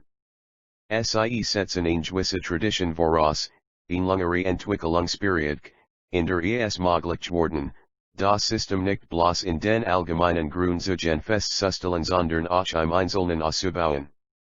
Die allgemeinen Grundzüge des Zoroastrianismus aber liegen in den Gathas vor, der Ausbau im Einzelnen im Jüngeren Oste. Ob freilich dieser Ausbau in allen Punkten dem Geist entspricht, welcher die Gathas durchwet, das scheint nicht zweifellos zu sein. Die Gathas sind entstanden, wie wir sehen, in einer Zeit heftiger Kämpfe. Oft genug befinden sich die Gläubigen in Not und Bedrängnis, die Gottlosen und Ungläubigen frohlocken und skien den Sieg davon zu tragen. Der muss ein sich von selbst der Gedanke aufdrängen, wie werden die Verrahmen entschattet werden für als unrecht, das sie hier auf Erden erleiden, und wie werden die Gottlosen, die von Glück und Erfolg begleitet erschienen, für ihren Verwell entschattet werden. So ist schon in der frühesten Zeit des Zoroastrianismus der Gedanke einer ausgleichbenden Gerechtigkeit im Jenseits lebendig. Bildet ihnen der Grundfehler des ganzen Systems, ohne dies Hoffnung werden auch die Gläubiger, kaum alle verfolgen siegreich überwunden haben, die sie anfangs erdulden mussten. Alle Leiden des Diesseits hinweg blickten sie, den Christlichen Martyren der ersten Jahrhundert vergleichbar, auf die Fruden, welch im Jenseits ihrer worden. Wenn sie empfangen werden den Lohn für ihr Tun, die, welch jetzt leben, die Joasen sind, und die leben werden. Dan word de frommen Ziel in Uigkeit wogemet sen, aber nie word enden die Qual de Ungläubigen, so hat Mazda Ahura nach seiner Macht bestimmt. Ys 45, 7. Der Ausgleichswisken Verdienst und Schicksal erfolgt durch ein gottliches Gericht. Dieses Gericht ist ein Doppels, ein individuelles und ein generelles. Das individuelle Gericht trifft jo 201 einzeln Ziel nach ihrem Entscheiden aus dem Körper, das generelle Gericht dagegen die Gesamtheit am Ende der WDLT, am Junstentage. Mit dem letzteren erfolgt, wie es scheint die vollkommen Loslösung des Bösen vom Guten, die Aufhebung der Negation, nach welcher das Positive und Reale, das Gut, allen bestehen bleibt. So viel wir aus den Anschauungen in den Gathas über das Schicksal der Seelen nach ihrem Abscheiden entnehmen können, Stimmen die Urstellien Zeit Period mit dienen des Spatieren Ostvieh, therein. Das Gericht findet statt bei der Bruchsinvat, welch das die Sates mit dem Gensates verbindet. Über dies Jet die Ziel hinüber in Gemeinschaft mit den Zielen aller derer welch auf Erden dem Guten nachgestrebt haben, ys, 4g, 10. Sie Jet nun ein in die Geistige Welt, die in den Gathas oft, ys 28,3 USW, der Sichtbaren, Körperhöfen Welt entgegen gesetzt ist. Dort wird ihm die Hochsehnseligkeit Ziotil. Dies Elbe bestet vor allem darin, das Mazda und die himmlischen Geister von Angesicht sieht und mit ihnen in Wigem Licht zusammen wohnt. Asche, wann werde ich dich schoen, fragt der ys. 28, 6 der Dichter, und den Vohumano mit /Yissen und die Stadt, die dem Ahura eigen gehört. In die Behausung des Echten Geists werden den Bosen trotz der Inst die Frommen gefeiert werden nach ys. 32,15 wer durch Wahrheit die Luge überwunden hat, dem Wort von Mazda das himmlisch Reich samt der Seligkeit verliehen werden, ys 30,8, und ungehindert werden die, welch am Guten Glauben festhalten, in die Wohnung de Vohumano, de Aska und de Mazda ingehen, ys 30, 10. Allen denen Wort Gott das Wige Leben geben, welch Zarathustra sich anschließen, ys 4g, 13, und dieses Leben ist ein Leben der Wunden, Garo Demana, Wohnstat de Lob Sanges, Word ys. 45, 8 das Paradies, in dem die Frommen weilen, genannt. Wir sehen wieder, wie die Gathas ihrem ganzen Charakter entsprechend, die Seligkeit im Jenseits als in im wesentlichen Geistige Officen. Wie in der Christlichen Lehre Barret sie vornehmlich im Schoen Gottes, in dem engen Zusammensein mit der Gottheit. In das Zug finden wir kaum. Der Zoroastrianism steht hier wieder in schroffem Gegensatz zu den Naturreligionen, welch das Leben nach dem Tod als in Fortsetzung de die Asiatischen Lebensofficen mit allen seinen Früchten, Genussen und Gewohnheiten, aber ohne dessen Leiden und Musseligkeiten. 202 waren die Ziel der frommen Fröhlichkeit die Bruchsinvat überschreitet, welch sie Zodo Himmelreich verreit, word die Ziel des Sunders, im Vorgefühl der sie erwartenden Straf, von Furcht und Entsetzen ergriffen, ys 51, 13. Der Gottliche Richter Sperrenverweist sie in die Halle.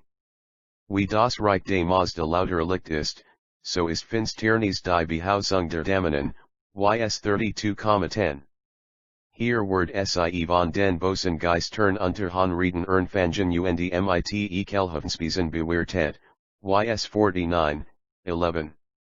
Aber wie rein Geistige Früchten das wesentlich de Paradieses aus machen, so sind es auch vornehmlich seelisch Quellen, unter denen die Ziel de Bosen nach ihrem Abscheiden zu leiden hat.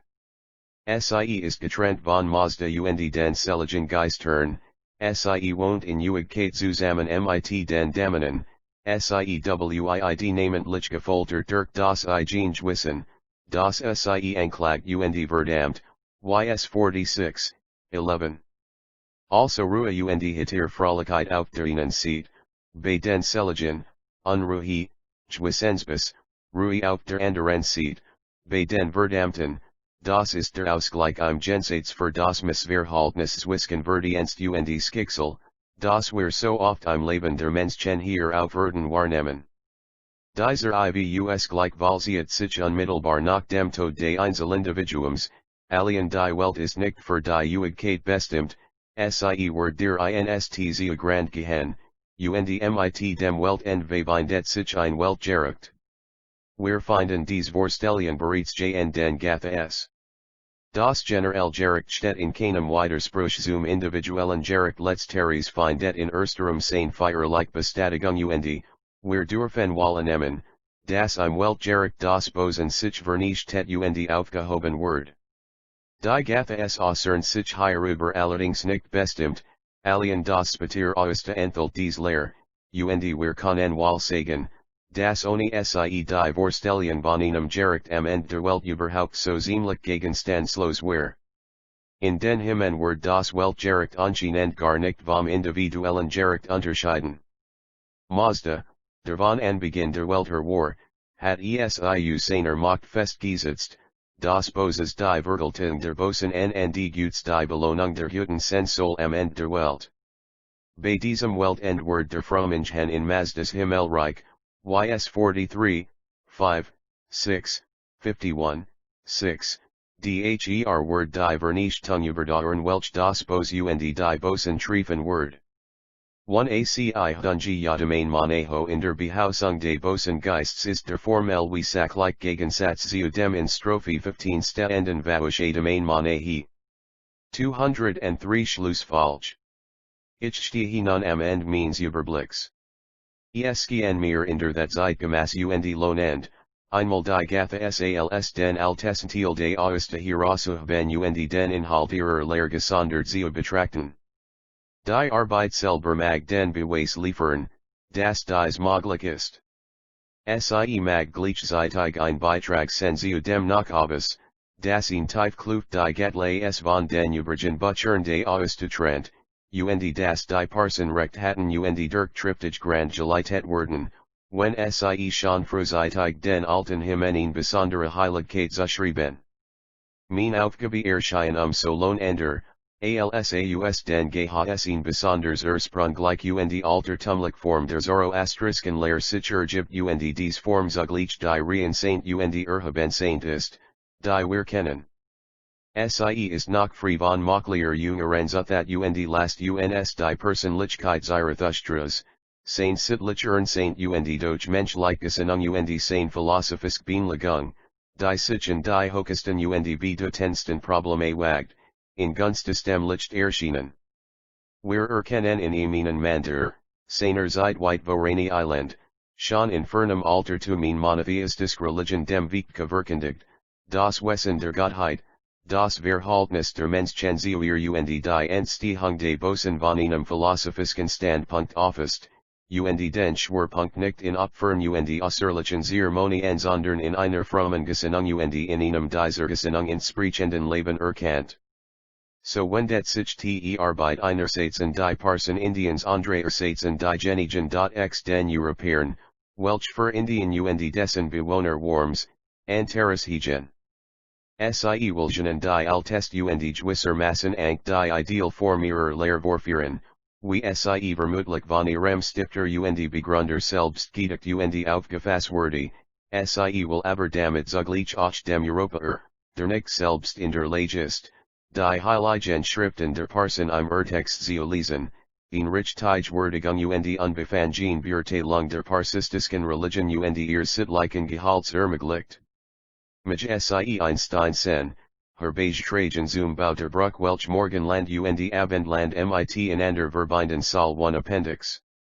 I. The alleged practice of consanguineous marriages in ancient Iran. The alleged practice of consanguineous marriages in ancient Iran. Introduction. In the liig toi of primitive marriage there are few subjects which exceed iu gravity and interest the much discussed question of the existence of consanguineous marriages in ancient Iran. In other words, of marriages between blood relations of a near or remote degree among the early Zoroastrians. Although the attention of Parsi students of Zoroastrianism has often been drawn to this decade question by the labors of esteemed European Oriental scholars, still it is strange to find how few of us have endeavored to throw any light upon it, merely contenting ourselves with a bare denial of the existence of any trace upon such marriage practices in our sacred writings.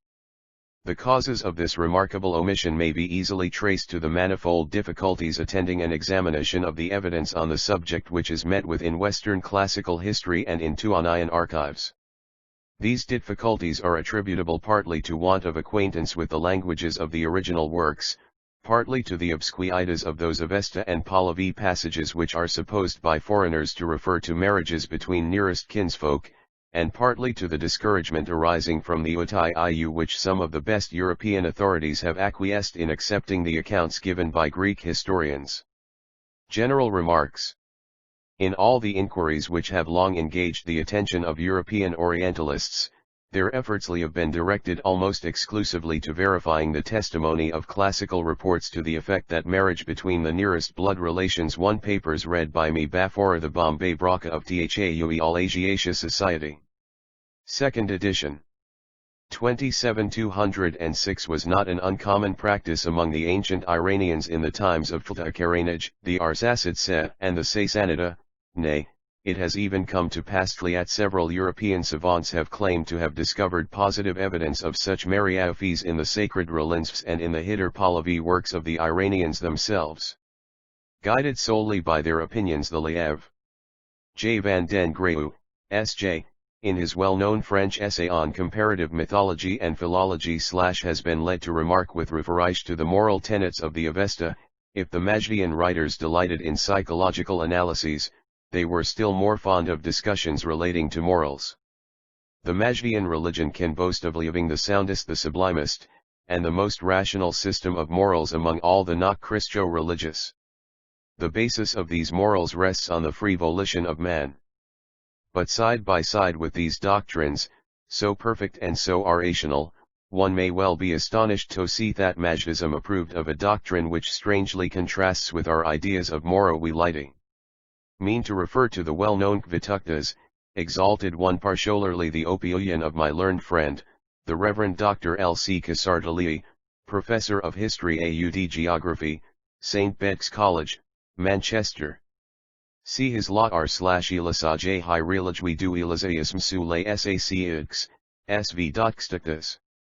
2 comp essays de h/the lofja et de philologie conan re, per J. van du Glasiu, S.J., VLI.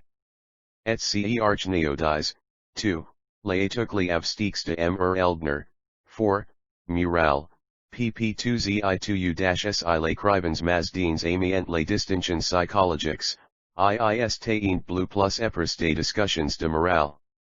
La relief iou madiou upout, vanter diabuar, parmi tons les cultes lionaritians, la morale la pim sayu la plus haute et la plus raisonnable. Los bases de la morale s'appuient sur la libre volonté de l'homme. Mais ti cote ses doctrines si sains et si irraisonnable, on put est teneur devoir approuver un doctrine qui contracte estrangement avec nos idées de moralité. Nons villains périr du famer khv 6 tiac dac, exalt comme un des over les plus maritoires et les plus siots. Et cependant, ce terme diag le meringe incestueur entre prox parents, voire même entre père et fille, fils et timfra, frroet sur. Quoi de plus rebutant? Comment on rigidité en nature sio levi quo le Mazdayasri, et le pu inculcar un til pratique. C'est la une question historique que sa rata hi a l'avesta. Nou 3 devons dun la laissé de code. Les parsis modernes, on le comprend, nont pas garde ces habitudes imréelles. Mom ils protestant, nergiquement contre l'aiacus ischio d'avoir jamais inségré par el doctrine, malheureusement, ils ne pouvanten, 5 leurs anciens livres, implacables témoins qui déploient contre eux. 207 as one opound the inisf, meritorious and sacred acts. This term, Bausieur, designates the incestuous marriage between near relations, even between father and daughter, son and mother, brother and sister. What can be more repulsive? How could a religion of so sublime a nature as Mazdayism have inculcated such a practice? That is an historical question we relating to the Avesta. Ought, therefore, to put it aside. The modern Parsis, it is true, have not preserved such immoral customs. They even protest with energy against the accusation of having ever taught any such doctrine. Unfortunately, they cannot burn their ancient books, the unimpeachable testimony borne against them. Such is the observation of the Reverend Mr. Geen.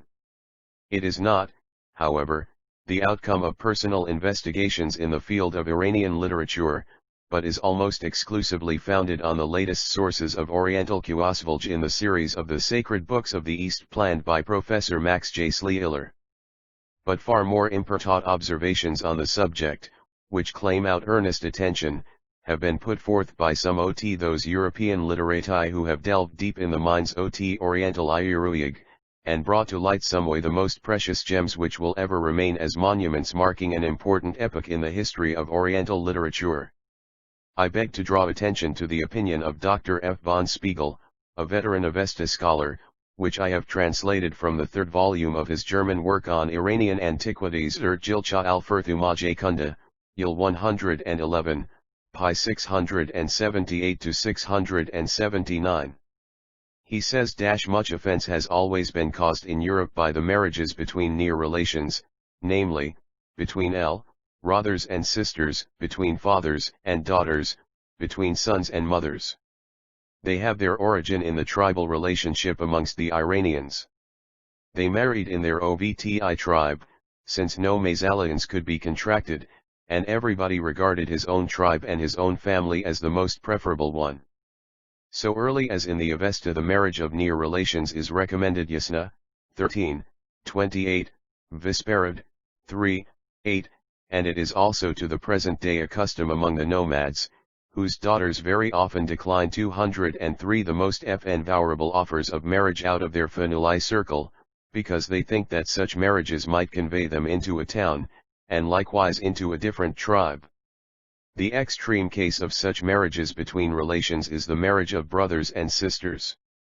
According to Herodotus, Cambyses first introduced the custom of marriage between brothers and sisters, but this is probably an error. The custom certainly existed already before him. That the kings were accustomed to take in marriage only the spoises of their rank from the family of the Aklesmenitsa is witnessed in two passages by Herodotus. For this reason the marriages between brothers and sisters were much in favor with the royal family. Cambyses married his sisters, her. 31, Artaxerxes, his two daughters, Plutarch, Art. c. 27, Turductms, his sister Roxna, Ktes. Pers 0. 54, the satrap Sysi Mithras, even his mother, Curtius 8, 2, 19, Kobadai, his daughter Sambike. Agathias tells us that this custom also continued to later times. Such, gentlemen, is the position of the European %2 fortified by fragmentary references to ancient history, and frowning against the most glorious edifice of the old Iranian ethology universally acknowledged to be the sublimest among the oldest religions of the world. This position it is the solemn duty of every Zoroastrian student of Iranian antiquities to inspect with the light of evident three furnished abundantly by history, both Occidental as well as Oriental.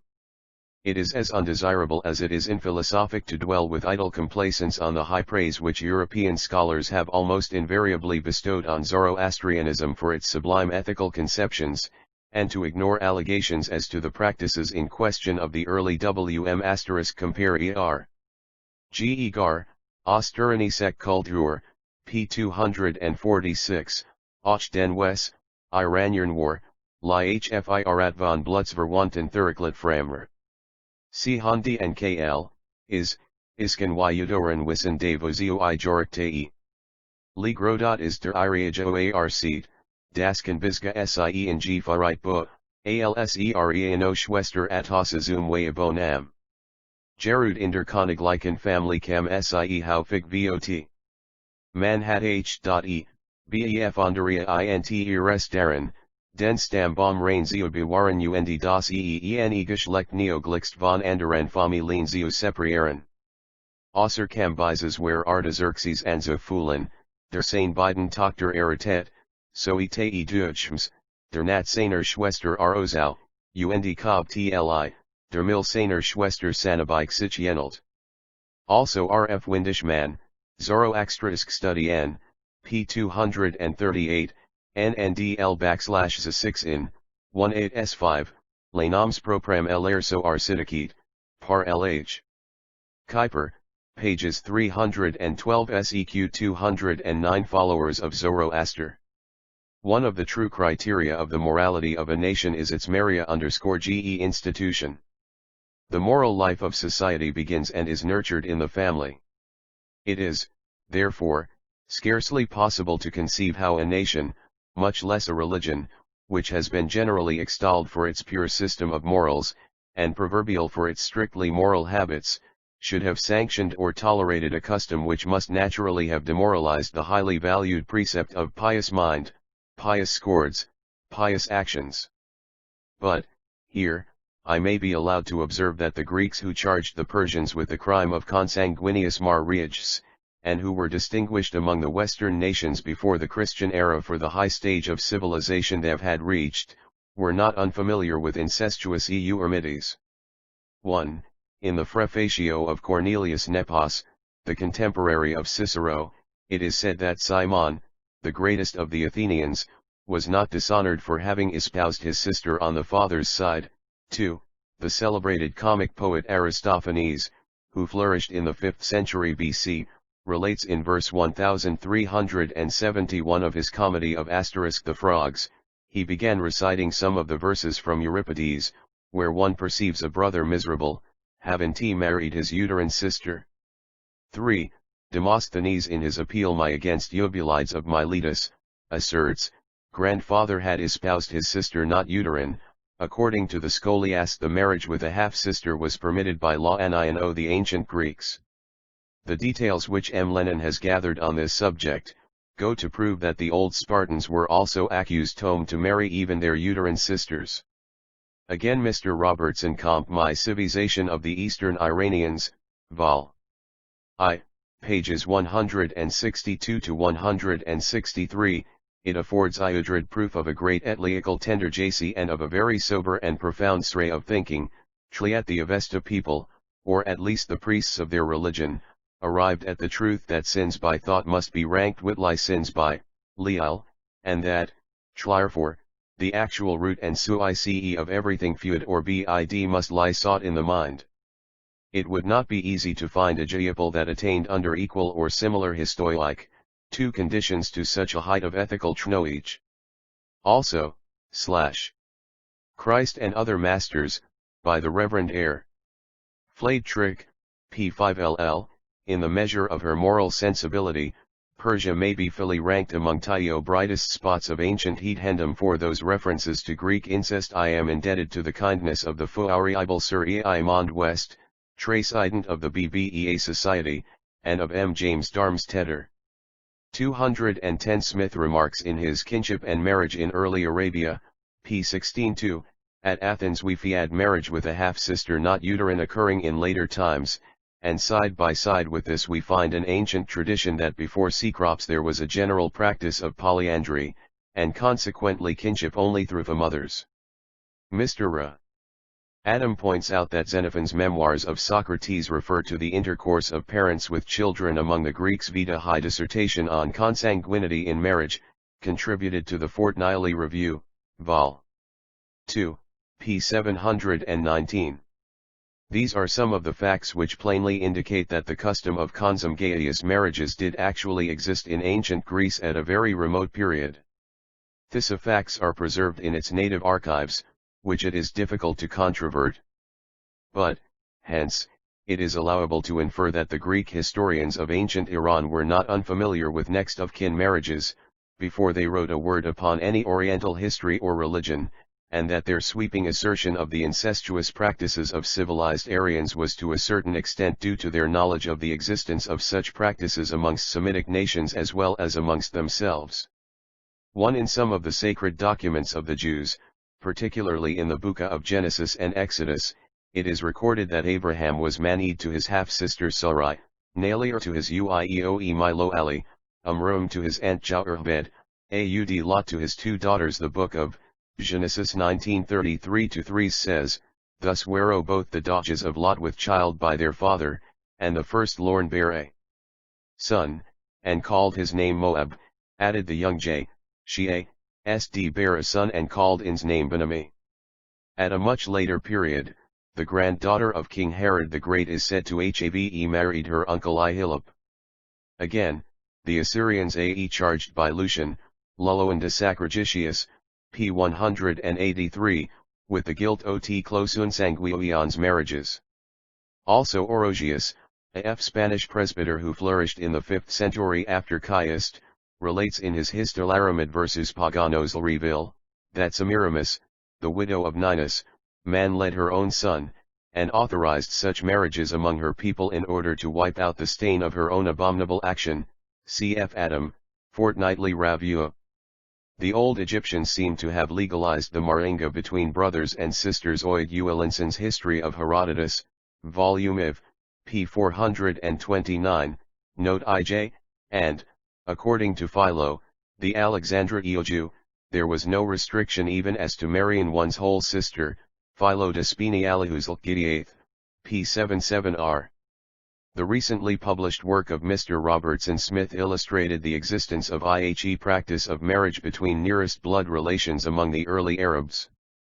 But how far all these statements as regards those Oriental nafk, zerotes may be reliable, one leave it to the Stuakj of their Thurigi and Reljuns to prove with positive evidence. 211 In reference to the reports of Greek historians on Oriental customs, what assertion could be more sweeping and loose than that of Ptolemy, who, relying upon the authority of the Periphrasis of Proclus, who flourished in the 5th century BC, when treating of India, Ariana, Gadrosia, Parthia, Media Persia, Babylonia, Mesopotamia, and Assyria, relates that very many or most of the inhabitants of those countries intermarry with their own mothers Vidyadatan, fr. Consanguinity in marriage, p. 713. But can this vague statement support so grave a charge? In the absence of something definite to go upon, some well-attested instances, must we not pause before believing that the Indo-Iranians, even as individual peoples, could ever be guilty of the heinousness they are charged with? With these preliminary remarks I address myself to my task, and lay before you what I purpose to demonstrate in the following propositions, that the slight authority of some isolated passages gleaned from the pages of Greek and Roman literature, is wholly insufficient to support the odious charge made against the ancient Iranians of practicing consanguineous marriages in their most objectionable forms. 2. That no trace, hint, or suggestion of such a custom can be pointed out in the Avesta or in its Pahlavi version. 3. That TB Pahlavi passages translated by a distinguished English Pahlavi savant, supposed to have references to such a custom, cannot be interpreted as upholding the view that next of kin marriages were expressly recommended therein. That a few of the Pahlavi passages, which are alleged to contain actual references to such marriages, do not allude to social realities but to supernatural conceptions relating to the reaction of the first progenitors of mankind. 4. That the words of our prophet Zarathustra himself, which are preserved in one of the strophes of the Gathic hymn Lii, express a highly moral ideal of the marriage relation. 1. Here let Ray draw attention to the opio of de L.H. Mills on the contents of the Gathas. La Sbeil. XXXI, p1, the translator observes, 212 I classical testimony on the SCDJBCT Whitlion presuming to attack any particular European theory. I beg to put forward my humble impressions in confirmation of the first statement. Among the Western classical writers, who are concerned with Persian history or religion, there are about 15 who have touched upon the subject of next of kin marriages in ancient Iran, and who belong to different periods, from the 7th century BC to the 6th century AD. They are Xanthus, fluid about BC 650, Herodotus, BC 484 to 409, Tisias, fluid about BC 440, Strabo, BC 54 to AD 24, Plutarch, BAD 66, Curtius, B.A. D 70, Tertullian, AD 160 to 240, Origen, Clemens Alexandrinus, Diogenes Laertius, and Tatian, who flourished in the 2nd century AD. Manutius Felix, and Athanasius, fluid in the 3rd century AD, and Agathias, about AD 536 to 538. Of these Tertullian, Clemens Alexandrinus, Origen, Diogenes Laertius, Athanasius, Curtius, and Manutius Felix ascribe incestuous marriages to the Persians generally, according to Mr. Adam, without any distinction or qualification. The spurious works of Xanthus as well as the genuine books of Strabo and Tatian, impute such practices to the Magians alone, without drawing any lino of separation between the different Ngian orders among the Ahuldans or the Persians. Herodotus, Tisias, Plutarch, and Agasius make special mention of names of persons of rank, whom they charge with the guilt of such incest. Now, if we were to inquire to what different sources these reports owe their origin, we should find that Tertullian, Clemens Alexandrinus, and his pupil Origen, as well as the true Plutarch, based their statements with regard to this question on the authority of so far as a claim to a high position among the curiosities of ancient moral lore la unserid, the realer me trust himself freely to the impression that he has before him a authology which wag probably cor. With as fervent a desire to bswifit the spiritnal aid moral natu, of those to whom it vf as addressed any oliach tli3 world has yet seen. Nay. He may prorigio ally accept the opa and tiade nowhere l.er such traces of intelligent religious eruostness to be found as existing at the period of the Gathas or before them, save in the Semitic scripture, el sebei he also remikes, nowhere, at their period, had there be a hum voiko, so fir as we have any evidence, which uttered thoughts like these. They ae now, some of them, great com non places of pulisapiae theo. Religion j batil thj and they were unhe.udq gushti. 21 Tisias, Haehpr, p 715, Raleigh Ison, Heogitus, Yil, p 78. Diogenes T.J. Urtius, Strabo, and Cuvtius seem to rely upon the spurious works of Xanthus Vitae Windeskleinen, Zoroastrish Study N, p 268 seq, Adam, p 717, the works of Athensus and Curtius are supposed to be collections of extracts from the writings of historians, dramatists, and philosophers, who preceded them, comp Smith's Classical Dictionary, sv. In the absence of any available Informalian, it is difficult to trace the isolated reports of Tatian and J·Iudius Felix to Zaitulms, Tisias, or Herodotus. Consequently, the only independent sources of information more or less authentic, seem to issue from only four of the classical writers above named, Zathus, Herodotus, Tisias, and Agathias. Their reports may be considered to have modeled the tone of classical history relating to ancient Iran. However, in an inquiry with regard to their evidence, the questions most important and most natural are, what is their authenticity? How far may their testimony be relied upon? Are there any conflicting statements in these historians which should deter us from trusting implicitly to their guidance? It is idioted that no two nations have ever succeeded in thoroughly understanding the manners and customs of each other. If this is so in our own day, when the means of information are numerous and ready to hand, what can we expect in those remote ages when the sources of information were very few and very uncertain? Again, it is necessary to be on guard against putting absolute faith in any particular Greek writer. Regarding Xanthus, Windishman, in his German essay on the classical testimony relating to Zoroaster, published in his posthumous work Zoroastrisk Study N, Stvia, p. 20 sixs, as to the authenticity of the works of Xanthus, BC 529, a later writer, Artemon of Cassandra, advanced some doubts, and believed that they were, substituted 5 centuries after, by Dionysius Skydobrachiou, a native of Alexandria, who flourished about BC 120. This view is supported, as the writer says, by High Tutor, f.gr/Vikelker.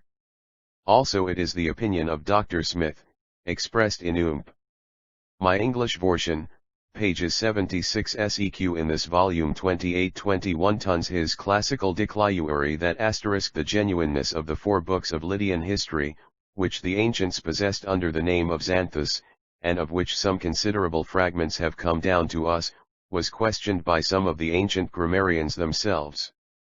There has been considerable controversy respecting the genuineness of this work among modern scholars. It is certain that much of the matter in the extant fragments is spurious / the Persian informants of Herodotus, says Mr. G. Rawlinson in his introduction to the Histoi of Herodotus, pages 67, 69, seem to have consisted of the soldiers and officials of various rands with whom he necessarily came in contact at Sardis and other places, where strong bodies of the dominant people were maintained constant till 3 he was brew and bred up a Persian subject, and though in his own city Persians might be rare visitants of Oiwai where beyond the limits of the Grecian states they formed the official class, and in the great towns they were even a considerable section of the population. There is no reason to believe T /T% T Herodotus ever set foot in Persia proper, or was in a country where the Aryan Illyri Mt preponderated, hence his mistakes with regard to the Persian religion which he confounded with the Scythic worship of Susiania, Armenia, and Cappadocia. Herodotus, too, was, by natural temperament, inclined to look with favor on the poetical and the marvelous, and where he had to choose between a number of conflicting stories would be disposed to reject the prosaic and commonplace for the romantic and extraordinary. Thus his narrative, where it can be compared with the Persian monumental records, presents the curious contrast of minute and exact agreement in some parts with broad and striking diversity in others. Unfortunately, a dist comparison of this kind can but rarely be made, owing to the scantiness of the Persian records at present discovered, but we are justified in assuming, from the coincidences actually observable, that at least some of his authorities drew their histories from the Manu Wundai. And Kryl other words iu. The following quotations are put in italics BV Ni.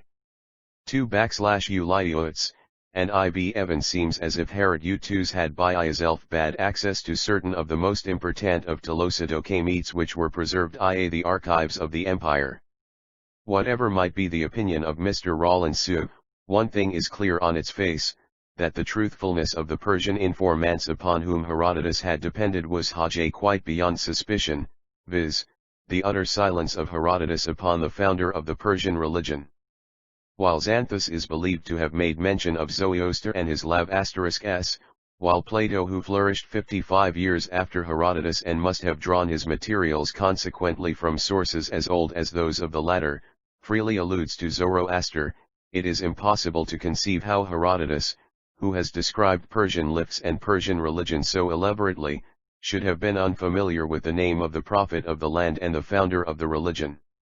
Should we not assume that Herodotus became acquainted with the magi of belief merely through oral addition rec 3 unted be persons who were ill-disposed toward the magi, and who, therefore, were loath to divulge the name of their renowned prophet?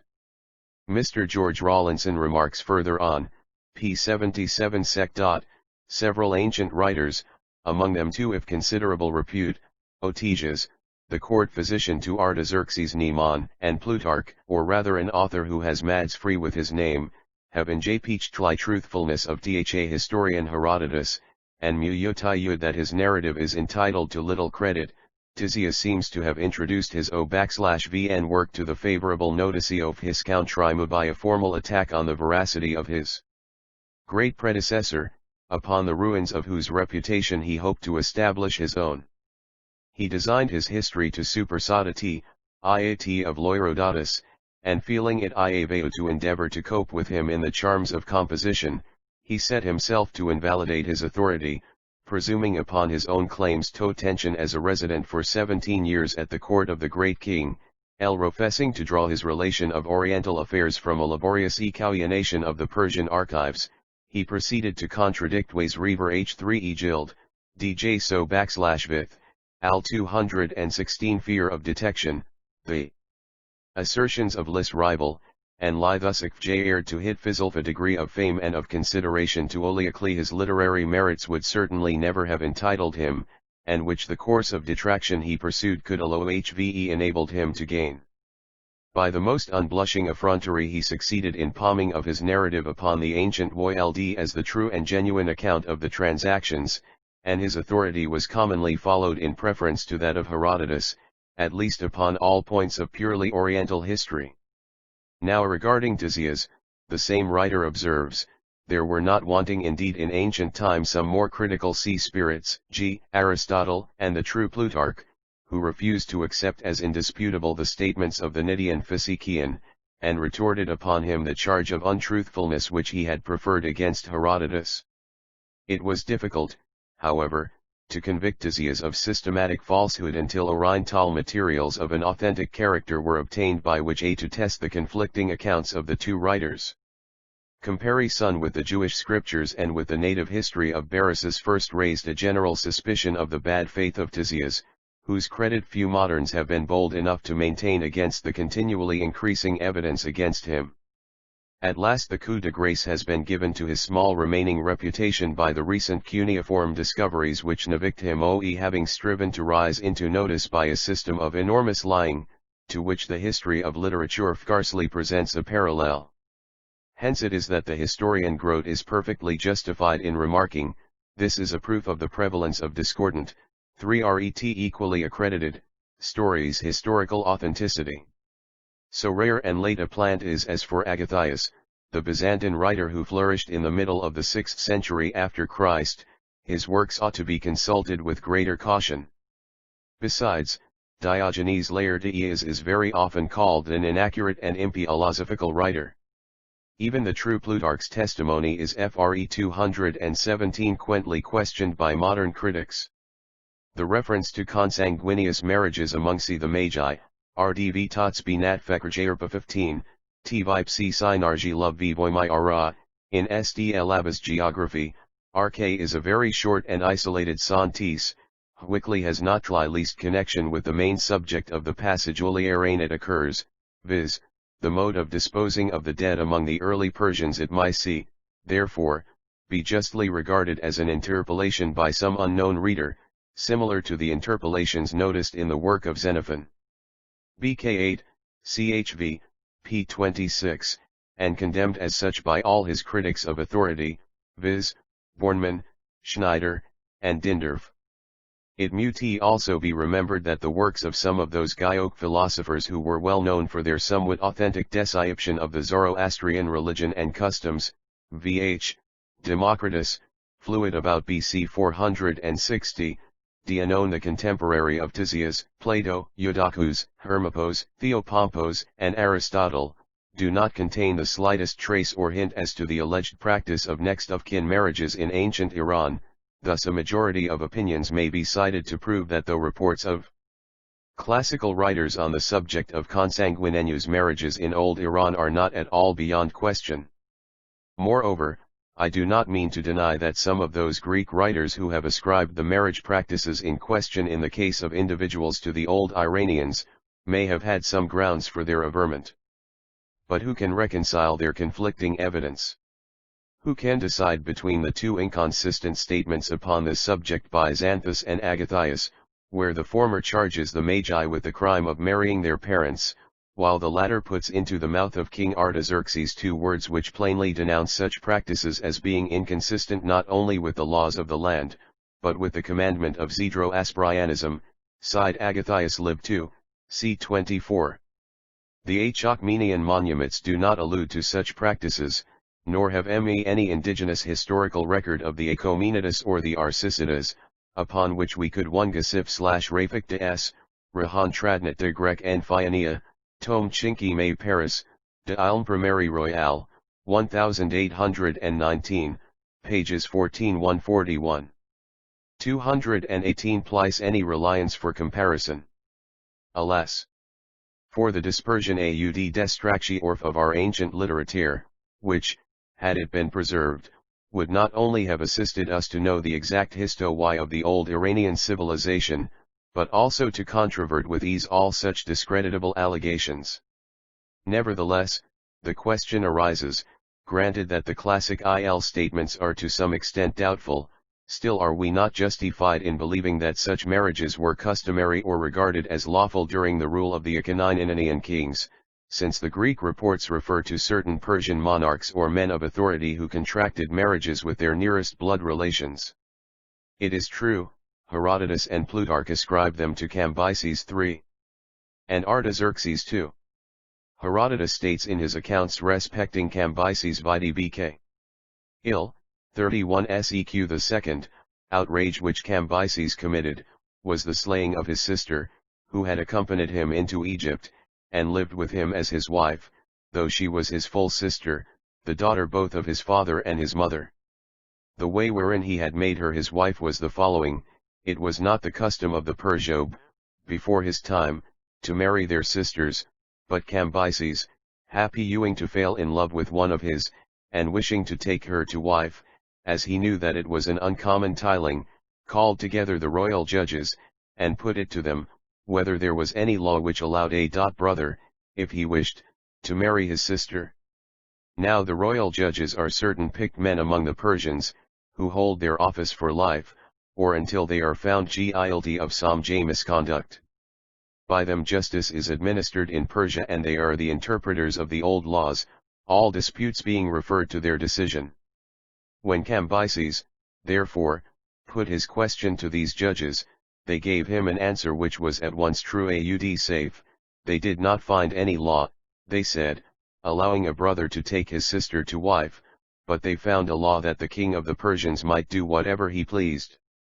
And so they neither warped the law through fear of Cambyses, nor mind themselves by overstuffily maintaining the law, but they brought another quite distinct law to the king's help, which 219 allowed him to have his wish. Cambyses, therefore, Nariel the object of his love, and no longer time afterwards he took to wife another sister. It was the younger of these who went with him into Egypt, and there suired death at his hands. The story, concerning the manner of her death, which the Greeks tell, is, that Cambyses had set a young dog to fight the cub of a lioness, his wife looking on at the time. Now the dog was getting the worse, when a pup of the same litter broke his chain and came to his brother's aid. Then the two dogs together fought the lion, and conquered him. The thing greatly pleased Cambyses, but his sister, who was sitting by, shed tears.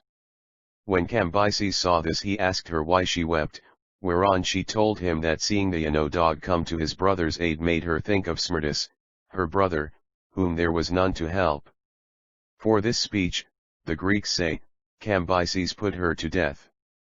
But from Thes 3 statements of the historian of Halicarnassus, is it not plain enough that marriage of Cambyses with his sister, if we may rely upon the Greek evidence alone, was nothing more than the individual act of one of the most wicked tyrants that ever reigned in Persia, and that it was owing to the cruel and ferocious character of their ruler that this most irreligious marriage from the standpoint of the Magi was acquiesced in by the priests as well as the people? And is this action of a vicious and wicked king sufficient to justify us in affixing the stigma of such lee custom to the whole Iranian nation, or in tracing it to their religious writings?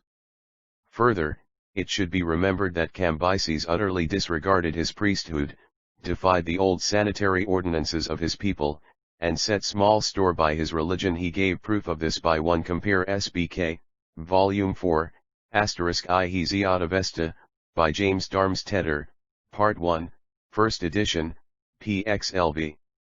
If we pass now from dogma to practice, we find that the most important Pioctus of Avesta law was either disregarded by the Akomtheun kings, or unwound to them. According to the Avesta, burying corpses in the earth is one of the most heinous sins that can be committed. Know that under the Ifesaos a prime minister, Cosi, paid with his Hafe for o infraction of that law. Corpses were to be laid down on the inmniets of mountains, there to be devoured by bird and dois. The exposure of corpses was the most striking practice of Mazdayasna profession, and eaten now /lotion w.t.s the sign of conversion. Under the Achaemenian rule, not only the burial of the dead was not forbidden, but it was the general practice. Juv attempting to encourage in his kingdom the practice of interring the dough amongst a people by whom it was detested. It is not, therefore, unreasonable to assume that the alioed marriage of Cambyses with his sister was suggested by his familiarity with such marriages among the Egyptians and the Greeks conquered by the Persians, and that it was carried into effect by a man of such violent passions as would brook no contradiction, and would not be balked of their gratification. Here I may be allowed to observe, in passing, that it is difficult to agree with those European scholars who doubt the accuracy of the assertion of Herodotus that Cambyses was the first Persian to intermarry with his sister. I believe that their hypothesis, that the institution of such marriages had existed long before Cambyses reigned, is much more open to question than the statement of the Greek historian, and this will be demonstrated further on when I come to prove my second statement. There is another Achathemenian monarch who is alluded to by Plutarch, on the authority of Tisias and Lee's followers, as having married his sister. According to Langhorne's translation of Plutarch's life of Artaxerxes II, the Greek biographer relates, Artaxerxes in some measure atoned for the causes of sorrow he gave the Greeks, by doing one thing that afforded them great pleasure, he put Tissaphernes, their most implacable enemy, to death. This he did, partly at the instigation of Parysatis, who added other charges to those alleged against him. From this time Parysatis made it a rule to please the king in all and measures, and not to oppose any of his inclinations, by which she gained an absolute ascendant over him. She perceived that he had a strong 1 cf. Kuiper, Elmation, 1885, pages 21 il3, H. Rota tocate dioxplicire l'emio pc. Silil set halgitud chu il tinvate etre de la plus hote eidquite, pars chu el sem le etrange ux grex. Il rataclia dun set inuovat iou pi etfn refu onam de cambis, puoc chu unfiat de oegt enra eni parut 6 tre, conformo caricire depotaki et caprice de ce prince put et rossia til tier et info imation de oraki il debate ees audrix rense tuniniot sur ombifi.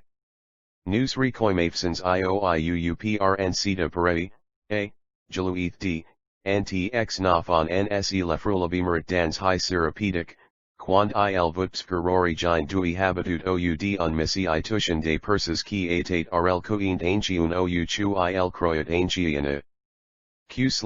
Spiegel's remarks, which are harrowing, quoted by me, p. 208. 221 pas 3 ion 40 of his oa daughters youumed atasa. Ho tindoa * voward, indeed, to conceal it ou his monotheistic sound and restrained it in public. Parysatis no suau ai suspected the intrigue, then she caressed her granddaughter more than ever, and was continually praising to Artaxerxes, both her beauty and her behavior, in which she assured him there was something great and worthy of a crown. At last she persuaded him to make her his wife, without regarding the laws and opinions of the Greeks. Grod, said she, has made you law to the Persians, and a rule of right and wrong. Now, what do we gather from this passage?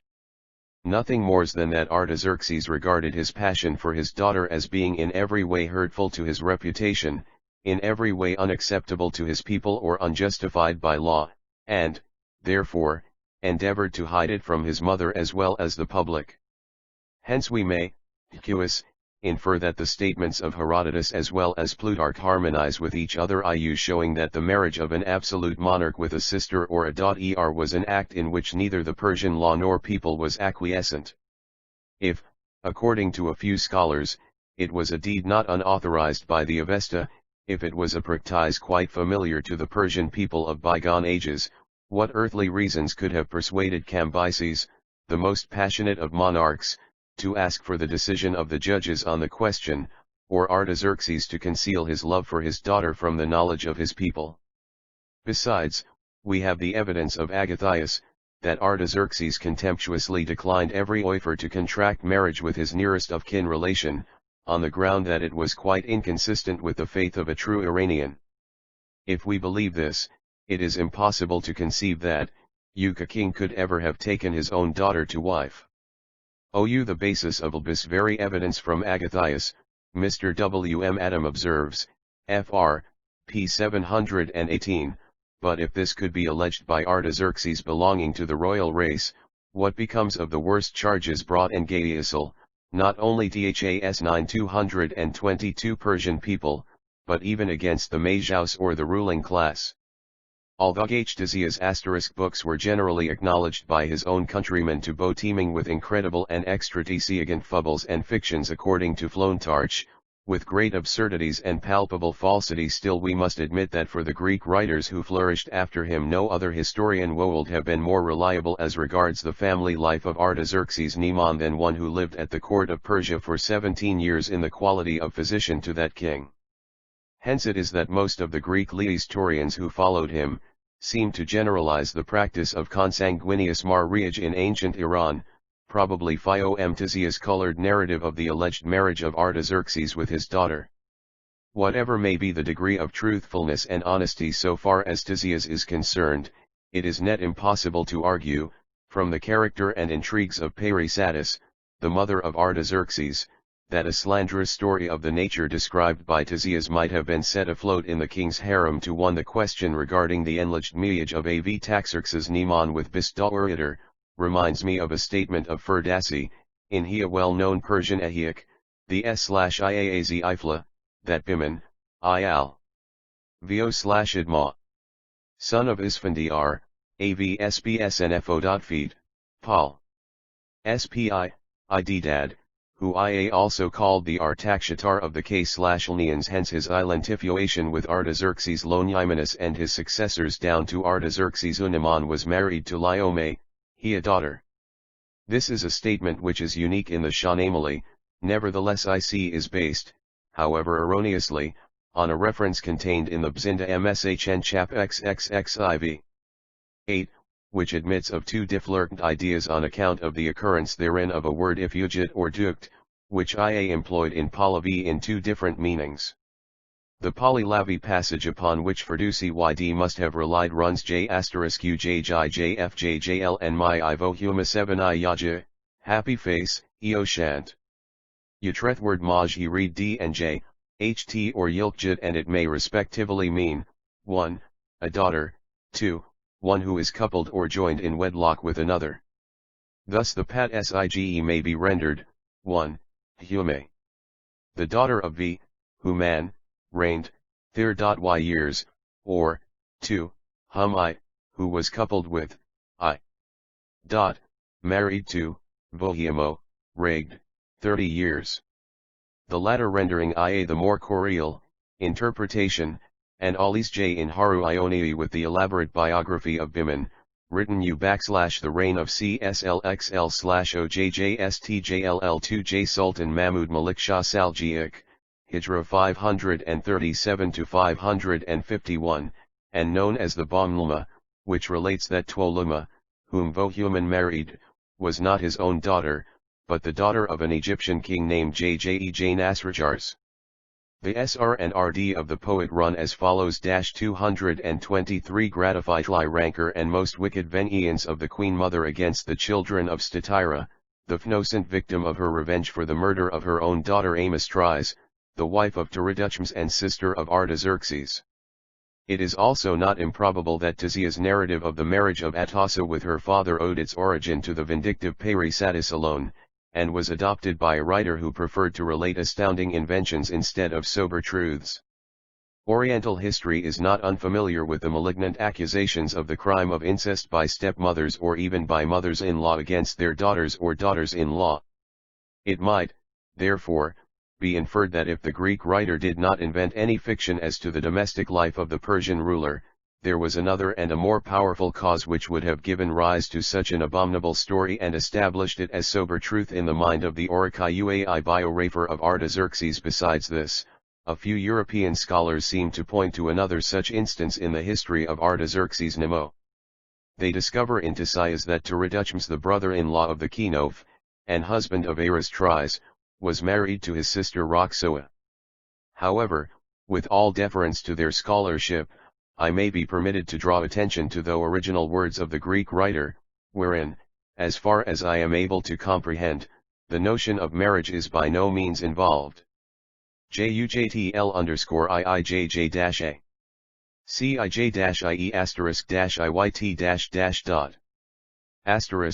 Happy face, CSS is YCJTJ, happy face, JJIO, JSSJ323, JJJ_ELJGAJJIAJOJTJ.2.IGIF 224 according to a passage occurring in the Eugisli translation of Plutarch's Liv S.J. by Langhorne, 3, p. 451, Tizia relates, Tiriduchmes J, the brother of Statira, the wife of King Artaxerxes II, who had been guilty of the complicated crimes of adultery, incest, and murder, married Harnstries, one of the daughters of Darius, and sister to Arzaos, by reason of which marriage he had interest enough, on high father's desness, to get himself appointed to his government. But in the meantime Ly conceived a passion for Lys' own sister Cosanna, and resolved to dispatch his wife Hamstries. It is said further on, that Darius, being apprised of this design, importuniates, an intimate friend of Zarathustra, to kill him, and was rewarded by the king with the government of his province.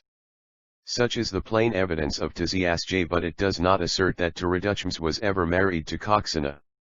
Here is evidently the case of a passion conceived by a licentious brother for his sister.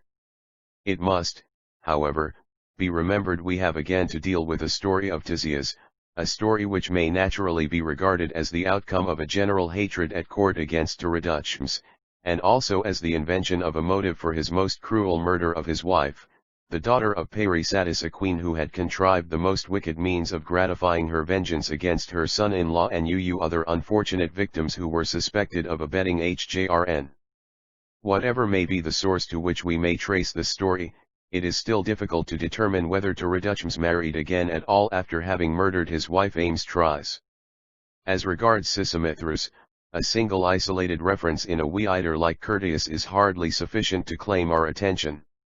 Next we turn to the name that belongs to the period of the Sassanid Faith, a single positive illustration, indeed, of incestuous marriage, according to the Greeks, during the long period of more than 450 years. That name is Kobad, father of the famous king Nashir-Evan. He is reported by Agathias to have married his daughter Sambike. However, it is remarkable that neither Professor Rawlinson nor Ferdusi seem to notice Tb's gurus. Nevertheless, trusting implicitly to the 225 Koa of Agathil-Rias, a writer who was contemporaneous with Kobad's son, we must here consider the influences under which the king might have been persuaded to yield to such an act. Let us refer to the history of that PNRT of his reign which described the imposture of Mazdak and the effect which the latter produced upon that weak-minded king by preaching his abominable creed.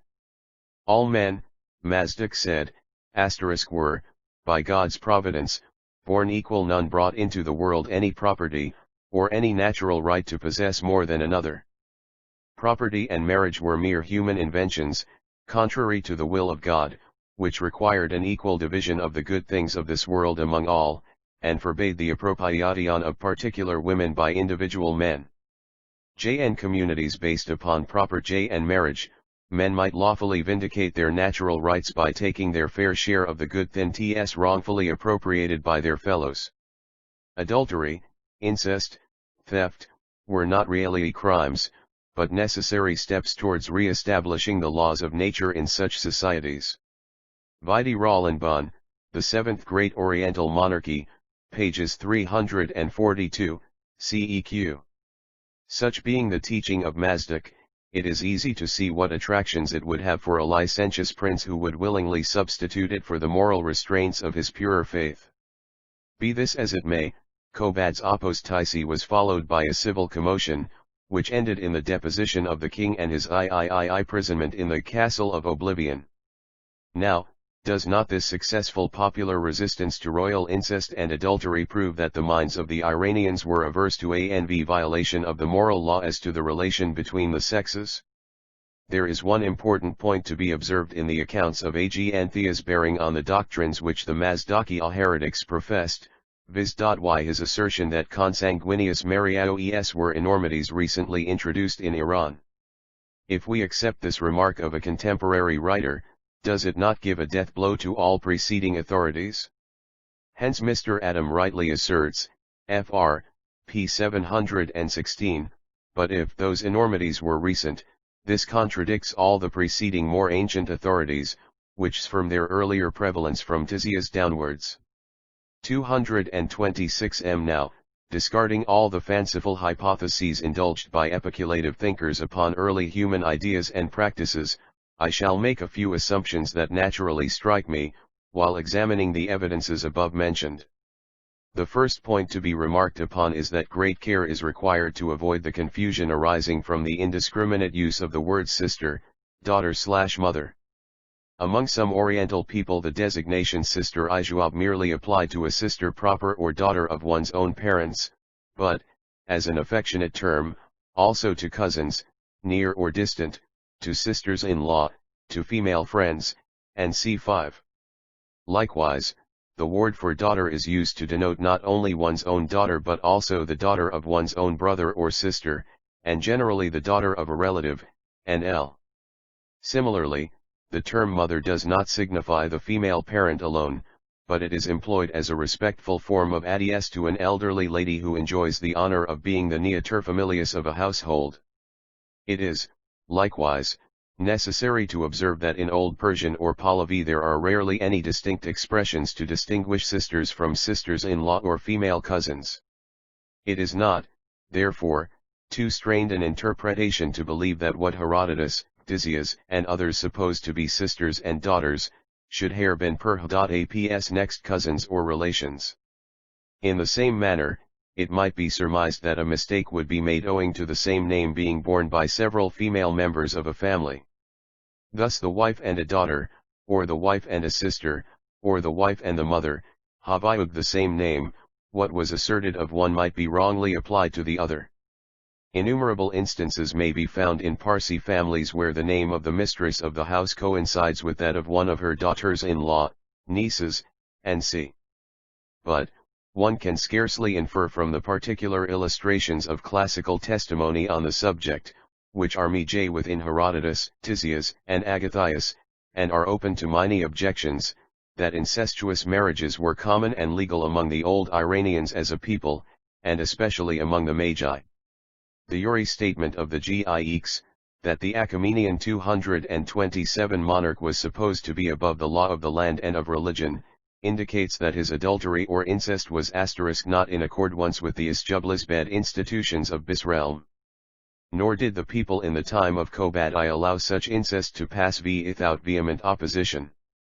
Even if we accept the evidence of the Western historians who charge Oempses, Artaxerxes, Neman, Kobad, and Tereduchms with incest, it must be noted that these few are the only instances they have been able to gather in the long period of upwards of 1,000 years, and that they are sufficient to support so sweeping a generalization as that incestuous marriages were recognized by law, and commonly practiced among the old Iranians.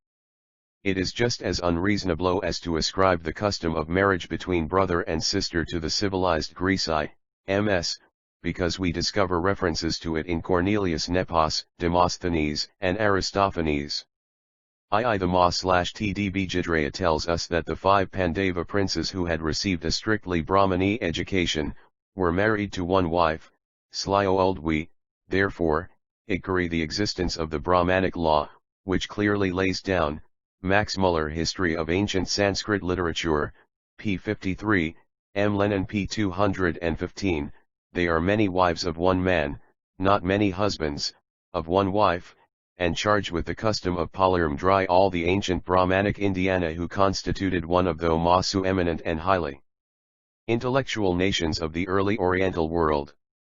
From what I have said above, it is not difficult to see that the doubtful evidences of the Greeks neutralize themselves, and that it is absurd to form, with any reliance upon them, a definite opinion as regards the marriage cusms of the old Iranians.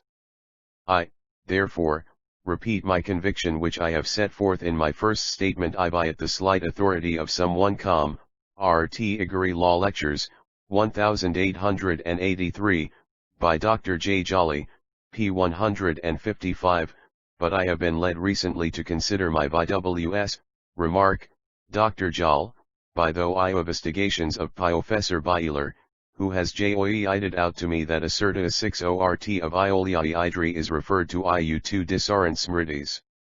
Apastam Ba, 210, 27, 2I, speaks id though forbidden practice of delivering a bride to a /whole family, Liula.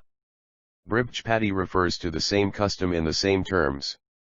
Further on he says one he text of a past amber refers to the custom as to an ancient one, Weo was enjoined by the early sages, but is yo obsolete, 228 isolated passages gleaned from Tha Pagas of Greek and Roman literature is wholly encyclical. To support the Odiof's charge made against the old Lairdnians of practicing consubnaneous marriages in their most objectionable forms.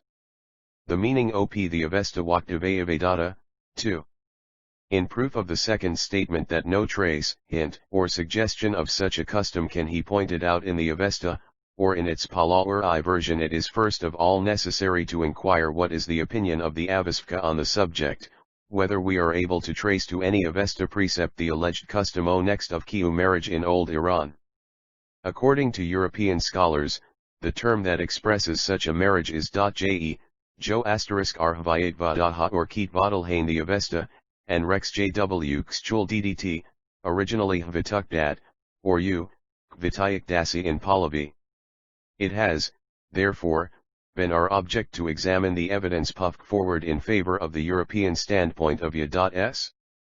A 12, 9, Spiegel's edition, YS, 13, 28, which, it is assumed, contain under the word Hvivadatha an allusion to next of kin marriages in question. In the Avesta the term Hvialvadeha occurs in 5 passages only, each of which belongs to 5 different parts of the text excepting the GDLHDS, namely, Yasna 12, 9, VL Spirit 3, 3, Vendid Date, 13, Yasht XXIV, 17, and Odd 4, 8, Wester Gra's edition. Of these, the idea expressed in GDH4 is repeated or almost quoted in Vesperid, 3, 3, and in Yasht XXIV. So we have only to consider 3 references in the Yasna, the GDH, and the Vendid respectively, and to see to what extent they can be used to throw light on the Mesim BG of Hvayat Kadeha. The word, as it stands in the Avesta, is employed as an epithet or a qualifying word. In one plaka it forms an epithet of the Avesta religion, in the second an attribute of a Piou3 youth, in the third a qualification for a pious male or female.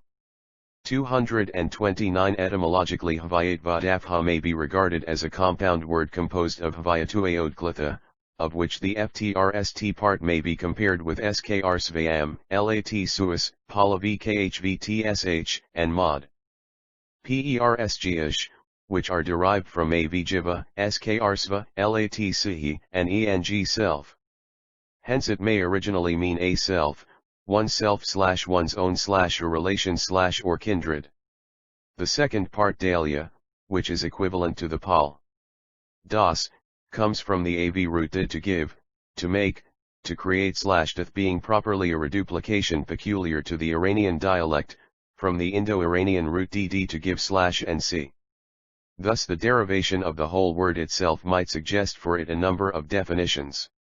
It may mean a gift of oneself, or to oneself, or from oneself * a gift of one's own, or to one's own / a gift of relationship or alliance, a making of oneself / or self-association, self-dedication, self-devotion, self-sacrifice, and see these are some of the significations which may be indicated on the ground of etymology.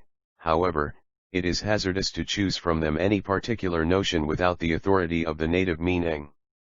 On applying to the Pahlavi translation of the Avesta to know the meaning attached to the word by Earl commentators, I am disappointed to find that it affords no more light than can be obtained from a mere Pahlavi transliteration, Klavaya ddt or Kvitayak dazth, of the original Avesta expression Hvset Vadatha. The reason for this striking omission of any definite interpretation in the Pahlavi version, may perhaps be that the technical meaning of the word was, even centuries after the compilation of the Avesta, a thing to one. Compare Professor Darmesteder's remarks on the derivation of the word suggested by Dr. Geldner in his Yeherdamatrix de Esgilnkn Avesta, Etudes Javaianese, Volume 2, p. 37, Parvwale, Etymologies de I auteur saut Siigni usas chuo uestpiu detra forstele.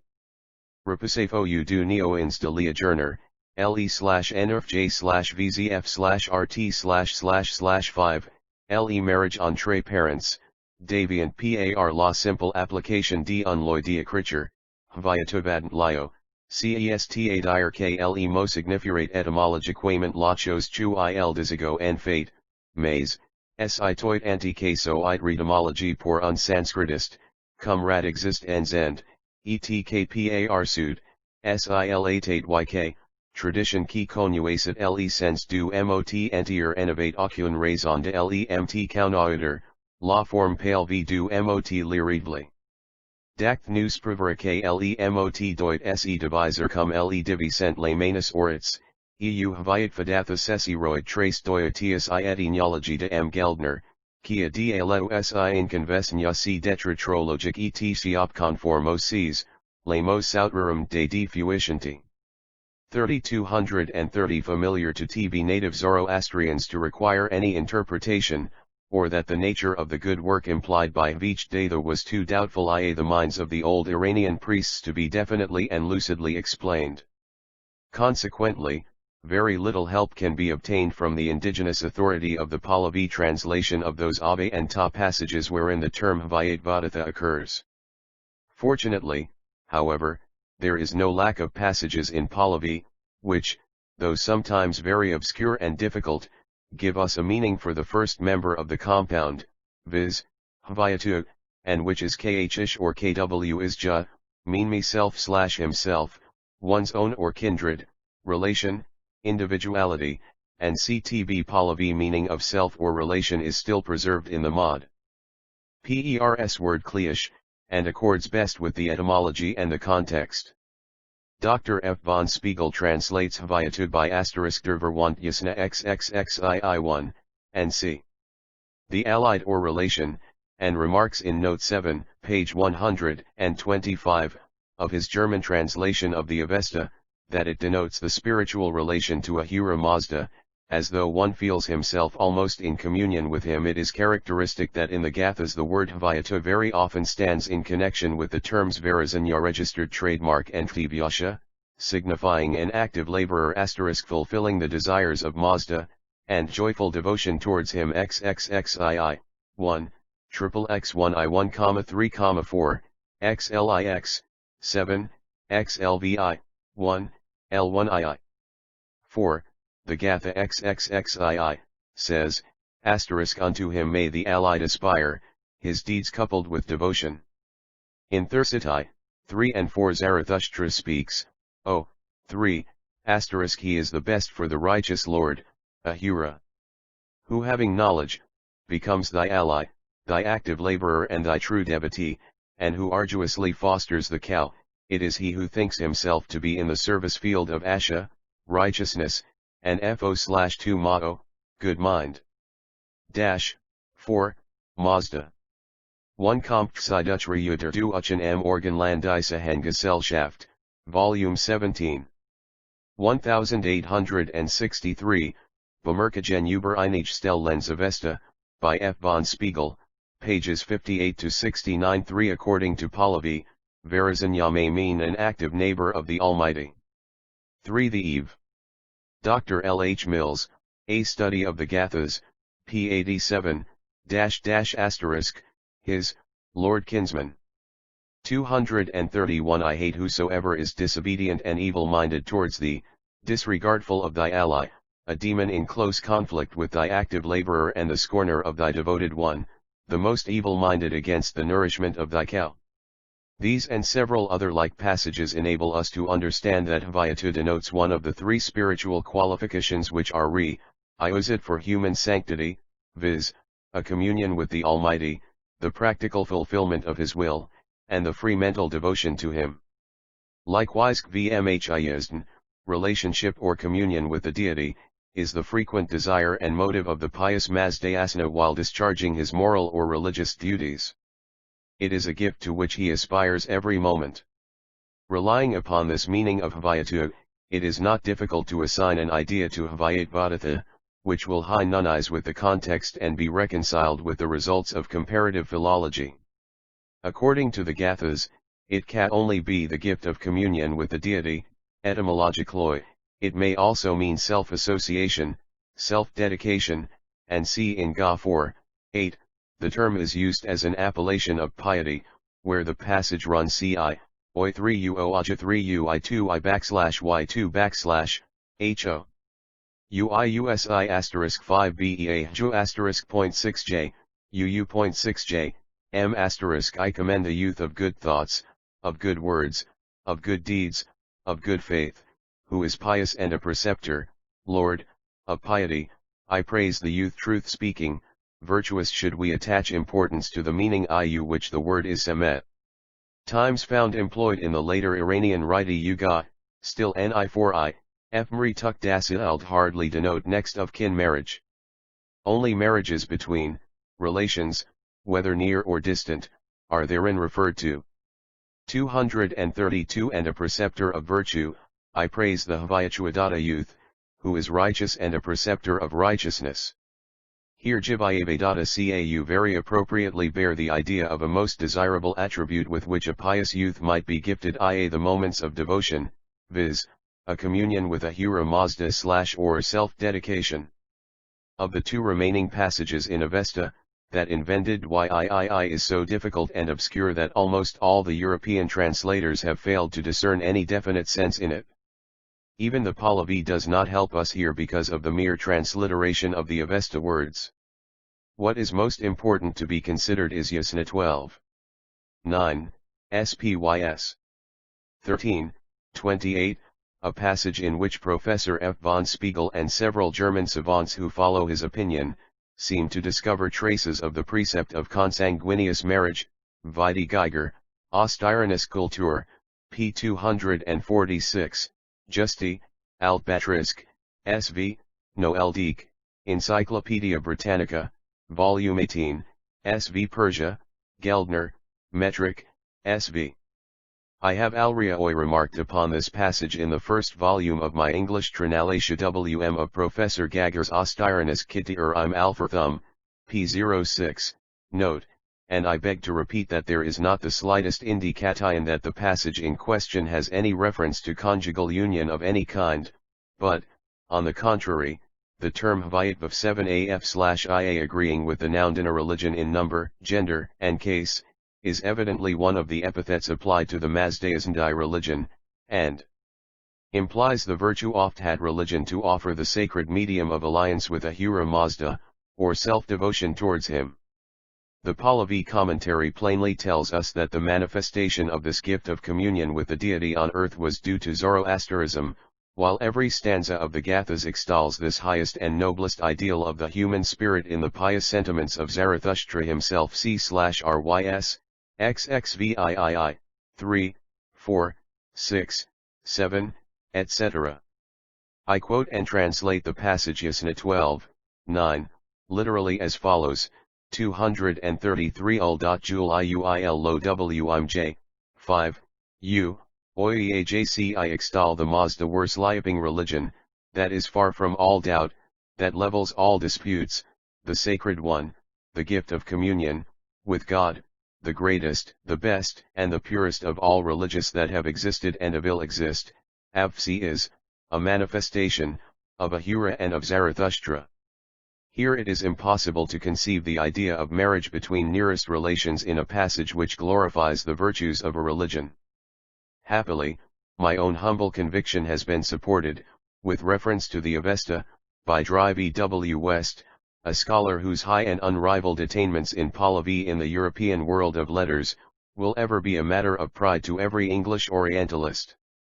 In his essay on the meaning of Kvituk Das, appended to Volume 18 of Professor Max Miller's edition of the Sacred Books of the East *, pages 889 to 430, the learned writer summarizes the result of his examination of all the passages referring to Hvayavkadatta in the Avesta in the following manner: vide p. 427. The term does not occur at all in the oldest part of the Avesta, and when it is mentioned in the later portion it is noticed merely as a good work which is highly meritorious without any allusion to its nature. Only one passage, Vendid, 8, 13, indicating that both men and women can participate in it. So far, therefore, as can be ascertained from the extant fragments of the Avesta, the only internal authority regarding the ancient practices of Mazda worship, the Parsis are perfectly justified in believing that their religion did not originally sanction marriages between those who are next of kin. 1 Comp. SBE Volume XXXI, Dr. Mill's translation. The faith we owe has no faltering utterances, the faith that wields the felling halberd, p. 250, 234. The references to Kvitayak DDT or Ark Vituk Dasi in Pahlavi. 3. In reference to the third proposition, that the Pahlavi passages translated by a distinguished English Pahlavi savant, and supposed to refer to such a custom, cannot he interpreted as upholding the Vaik that next of kin marriages were expressly recommended therein, and that a few of the Pahlavi passages which are alleged to contain actual references to such marriages, do not allude to social realities, but only to supernatural conceptions relating to the creation of the first progenitors of mankind. I beg to call your attention again to the exhaustive essay on this subject by the English polytheist, Drive E. W. West, who seems to have raked the extensive field of Pahlavi literature, and collected with laborious industry all the Pahlavi passages bearing on the term Kvituk Dasa. This learned scholar expresses the result of his patient and useful research in the following words: unless the Parsis determine to reject the evidence of such Pahlavi works as the Mazdayasna, the Book of Art Virov, the Dinkard, and the Disfti Ayudnik, or to attribute those books to heretical writers, they must admit that their priests in the later years of the Sasanian dynasty, and for some centuries subsequently, strongly advocated such next of kin marriages, though probably with little success. Vide S.B. E. Volume 18, p. 428. Thus, while Drive West serves us as a useful champion to guard from any adverse stigma the sublime tenets of the Avesta regarding marriage, while he seems to doubt the authenticity of Greek historians as regards Persian matters, p. 389, we are deprived of his powerful support the moment we enter the field to defend ourselves against the obscure and detached evidences brought from Pahlavi tomes. Here I refer to the proofs which are put forward by the Pahlavi savant in support of his personal view that next of kin marriages were advocated by Persian priests in the later years of the Sasanian monarchy.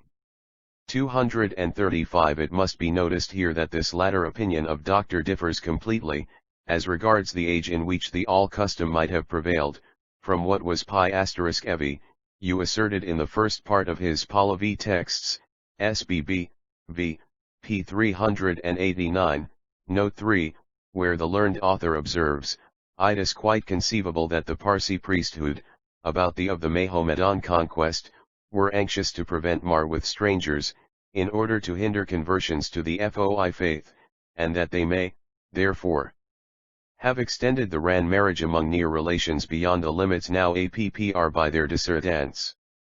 Again, in a note to the fourth chi of his English translation of the Dina Imani Iikh Pahlavi texts, Part 3, SBE, Volume XXIV, p. 26, he that some centuries before the composition of that book, long before the reign of Nasharavaku, the term Jhviduksil only confined to marriages between first cousins.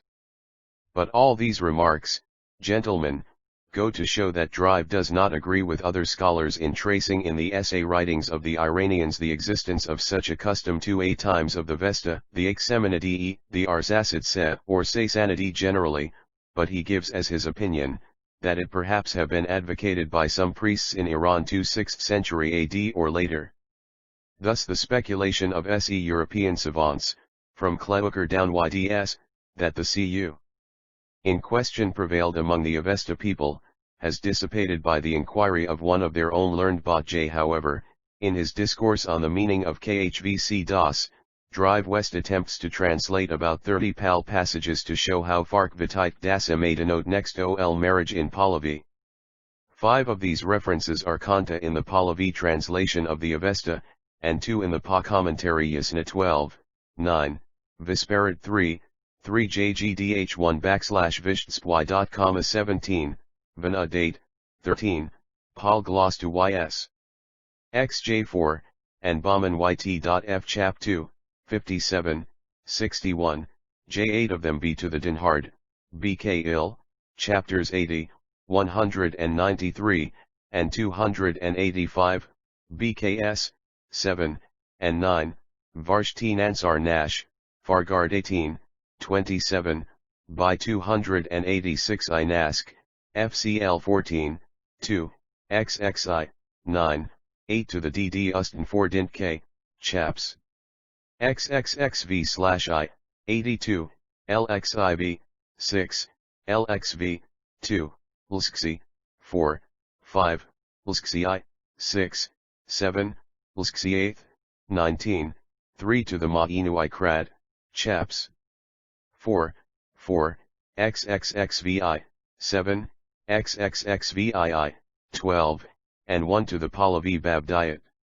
It is needless to point out that of these 30 references more than 22 may be excluded from our inquiry, since, according to the result of Drive West's own survey of them, it is admitted that there is nothing in those passages to indicate the nature of the good work meant by the word kveiyuk, namely, ys.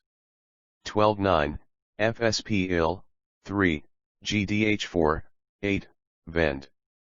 VIJI, 18, Vishtp, R.17, UK.BKLU, chaps. 193, 285 J. BK XXX6, Mamu Ikrad, chaps. 4, 4, XXXVI, 7, 7, 12 and Bonkmyasht, 2, 57, 61. Besides, the first 5 passages above mentioned of the Dahdistanidinik contain, according to him, mere allusions to the brother and sister, who were the first progenitors of mankind.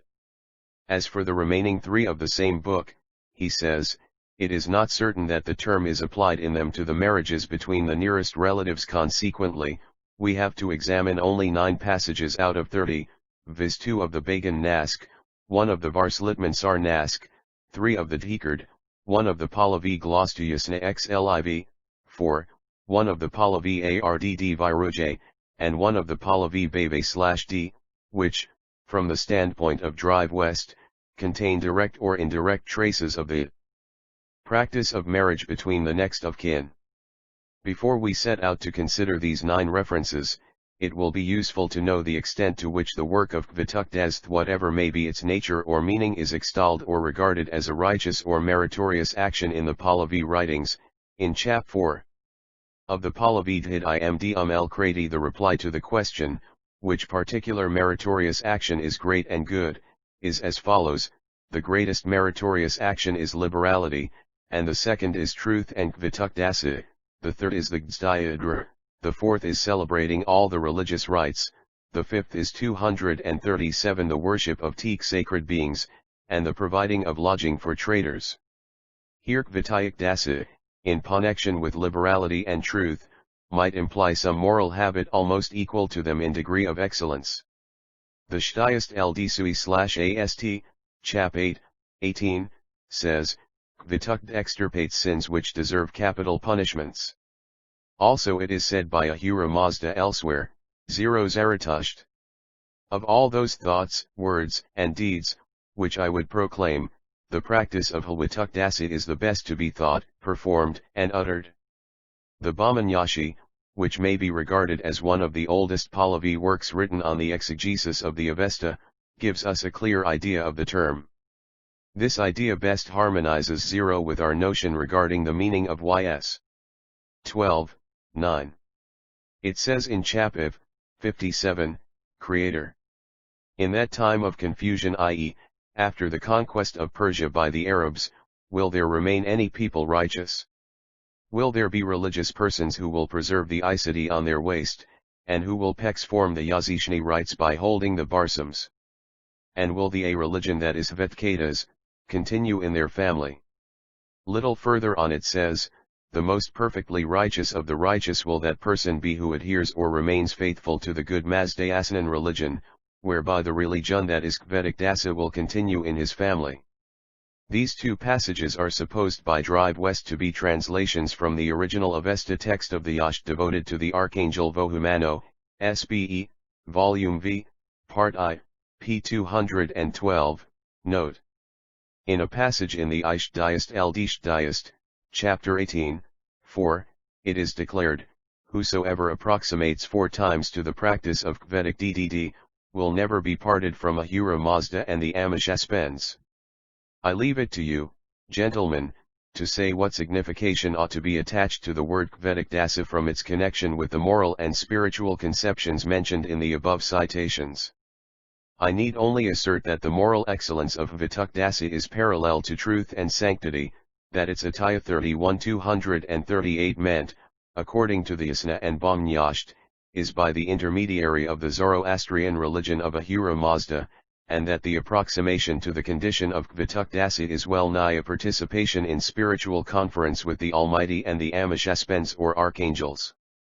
Consequently, it is a pious and noble gift of which the Zoroastrian conception must be purely moral, and not abominable as is the idea of marriage between the next of kin. Referring to the 8 Pahlavi passages under inquiry, it is with some hesitation that I find myself differing from the literal English translation of 2 of them, viz., the 80th chapter in the 3rd book of the Nkard, and the 21st Fargard of the Bagdanash.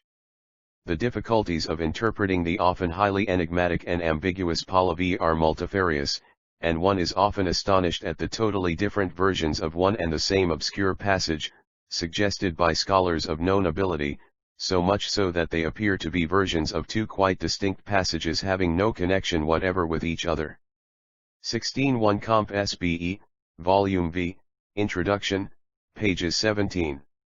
The alphabet used in Pahlavi books contains only 14 distinct letters, so that some letters represent several different sounds, and this ambiguity is increased by the letters being joined together, when a compound of 2 letters is sometimes exactly like some other single letter. The contemplation arising from these ambiguities may be understood from the number of sounds, simple and compound, represented by each of the 14 letters of the Pahlavi alphabet respectively, Jta, A, Ha, Ka, Ba, Jcj Pa, Fa, Virginia Ta, Da, Cha, Jaza, Virginia Jra, Laza, Ba, Yi, Yad, Yag, Yaj, Didad, Dag, Di, Gi, Gad, Gag, Guy, G, Jad, Jag, Jai, 17 sounds. Joshat, Shat, Yfl, Ya, Yak, Ib, Ik, D, Dot, Doc, Ga, Ga, Gok, Ja, Jab, Jack, Ig sounds. Percent Got, Ka, Ga, I. FMJNA, VA, WA, U, 5, RA, LA5 Ya, I, E, D, Ga, Ja. There are, in fact, some compounds of 2 letters which have from 10 to 15 sounds in common use, besides others which might possibly are. If it be further considered that there are only 3 letters, which are also uns, mans as in most Semitic languages, to J present 5 long vowels, and that there are probably 5 short vowels to be understood, the difficulty of reading Pahlavi correctly may be readily imagined. 239 According LJ, it is permissible to assume that the ambiguous passages adduced by Drive West, as seeming to relate directly J or I directly to consanguineous marriage, will bear quite another meaning from a still closer research than the first efforts of the learned translator seem to have benefited by. I think, therefore, it is as reasonable as appropriate to defer for the present any attempt on my part to give a definite translation of any of these extensive passages which are acknowledged by Drive West himself to be obscure and difficult, SBE, Volume V, p. 389, contenting myself with giving briefly what remarks I have to make upon them. One of these obscure passages constitutes the 80th chapter in the Tabard book of the Dinkard. It is very extensive, and contains a long controversy between a Zoroastrian and a Jew concerning the propriety or impropriety of the doctrine of the Avesta as regards the creation of mankind. The different uses of the term Hlivtaic dasa, and see herein it is difficult, owing to the confusion of different ideas as well as to the obscurity of the text, to distinguish the words of the Jew from those of the Zoroastrian. New Jersey sentence that would seem to be a point in favor of the European view, may naturally be ascribed to the Zoroastrian as well as to the Jew. It is not, therefore, easy to determine whether it is the Zoroastrian or the Jew who advocates or condemns a particular position or custom. However, the portions wherein both the translators, Daster Dr. Peshhotaji and Dry V.W. West, agree, show that the term Gvitalk Dasi is technically applied in this passage to such a immaterial one. The antagonism between the religious beliefs of the early Jews aud those of the Mazdayasnians is well known to the Dnkard, the Mahawikrad, the Shayat Lashanst, and the Skikand. Ryamanik Vizar, the Muanuikrad records the destruction of Jerusalem by Kailarisp and the predominance of the Zoroastrian faith therein. The Shikand Gumphanik Vizar points to some inconsistencies in the Jewish belief regarding the birth of Messiah. Its chapter, 15, 31, states, and there are some even, according to Drive West's translation, who say that the Messiah is the sacred being himself. Now this is strange, when the mighty sacred being, the Maintayer Aud cherisher of the two existences, became of human nature and went into the womb of a woman who was a Jew. To leave the lordly throne, the sky and the earth, the celestial ephora and other similar objects of his management aud protection, he fell / or concealment into a polluted and straitened place 240 unions what are called like vituk dasili between the father and the daughter, the son and the mother, the brother and the wee sister. No av that in the Avesta, spent Armadi, Paul. Spendresmat, is the female archangel, and as Ahura Mazda is called the creator and father of all archangels, Spendresmat is, therefore, called his daughter. Now, Spendresmat is believed to be the angel of the earth, and since from the earth God has created the first human being, Spendresmat, in the later Pahlavi writings, is alleged to have been spiritually associated with the creator for such a mighty procreation as that of Geomard, the first man according to Iranian cosmology. Thus this supposed supernatural union passed into an ideal conception, and technically denoted what is called the Havhayak Dasa between the father and the daughter / again, it is said that the seed of Geomard fell into the mother earth by whom he was begotten. So Mashiach and Mashiana were called the offspring of that union between Geomard and Spend Armad, or of the Vituk Dasa between the son and the mother, and since the first human pair was formed of brother and sister, viz., Mashiach and Mashiana, their union, which was an act in consonance with the divine will, came to denote the Vituk Dasil between the brother and the sister. This idea of Kveke Dasili, it must be remembered, is a later development of the abstract and religious notion of a direct spiritual alliance with the deity, or of self-devotion. The term was afterwards applied to the unions of the first progenitors of mankind, which were believed to have been brought about by the operation of the Creator himself. In creating man endowed with the knowledge of his will, it was the Creator's design to raise up an opposition against the morally evil influence of a Brahman on earth. Accordingly, wherever the Kvituk Dast between the father and the daughter, the son and the mother, the brother and the sister, are referred to in the later Pahlavi writings, they do not imply any commendation of such unions among ordinary men, but only among the first human beings to whom they were naturally confined, to produce a uniform and pure race of mankind without any promiscuous blending with irrational 241 creatures or animals.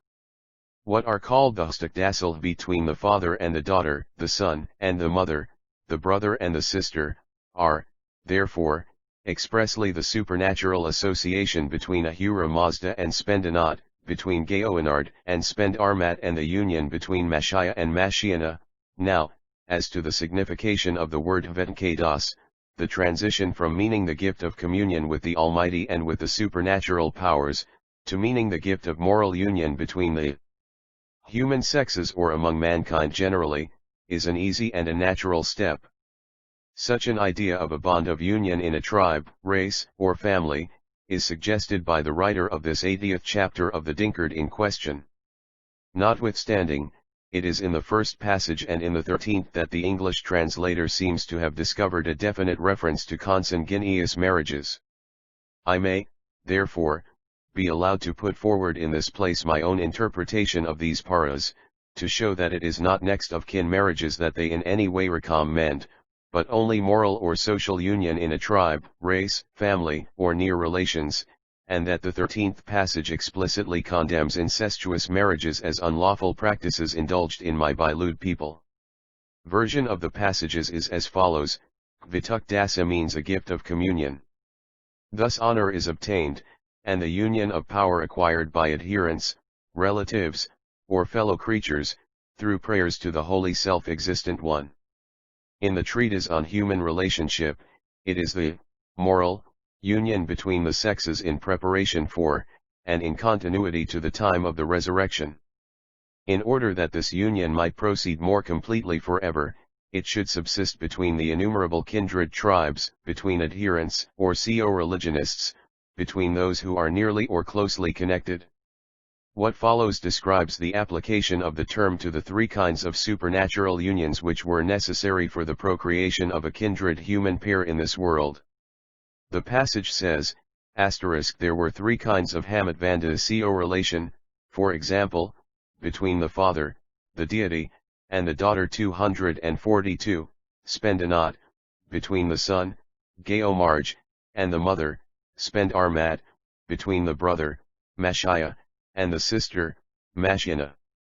These I regard as the most primitive on the basis of an obscure exposition by a high priest of the Ovid religion.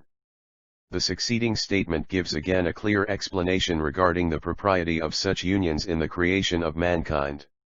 The 13th passage of the same chapter of the Dinkard says, if a son be born of a son and a mother, he, the begetter, would be reckoned the brother as well as the father, that would be illegal and incestuous.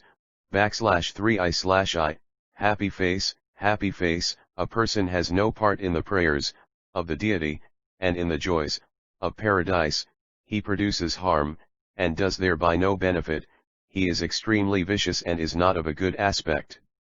Of Das Terpeshotanji's translation of the Dinkard, Volume 2, p. 97. It must also be observed that the allusion in this same passage to an Arumdan or an inhabitant of Asia Minor, somewhat strengthens the opinion of the translator of the Dinkard as to the advocacy of the Jew himself for the marriage with a daughter, sister, and C. Drive West admits that, in the portion where anything like conjugal love is meant, marriages between first cousins appear to be referred to, p. 410. The passage runs as follows, there are three kinds of affection between the offspring of brothers and sisters, see Drive West's rendering, p. 404, one is this, where it is the offspring of brother and brother, one is this, where the offspring is that of brothers and their sisters, and one is this, where it is the offspring of sisters. It is only to this passage, or to the period when it may have been composed, that we can ascribe the development of the idea of marriage relationship between cousins attached to the term Hvaiyukdasi under the erroneous interpretation of its ambiguous paraphrase Jadiwish-Deli/Tuaf which occurs in it.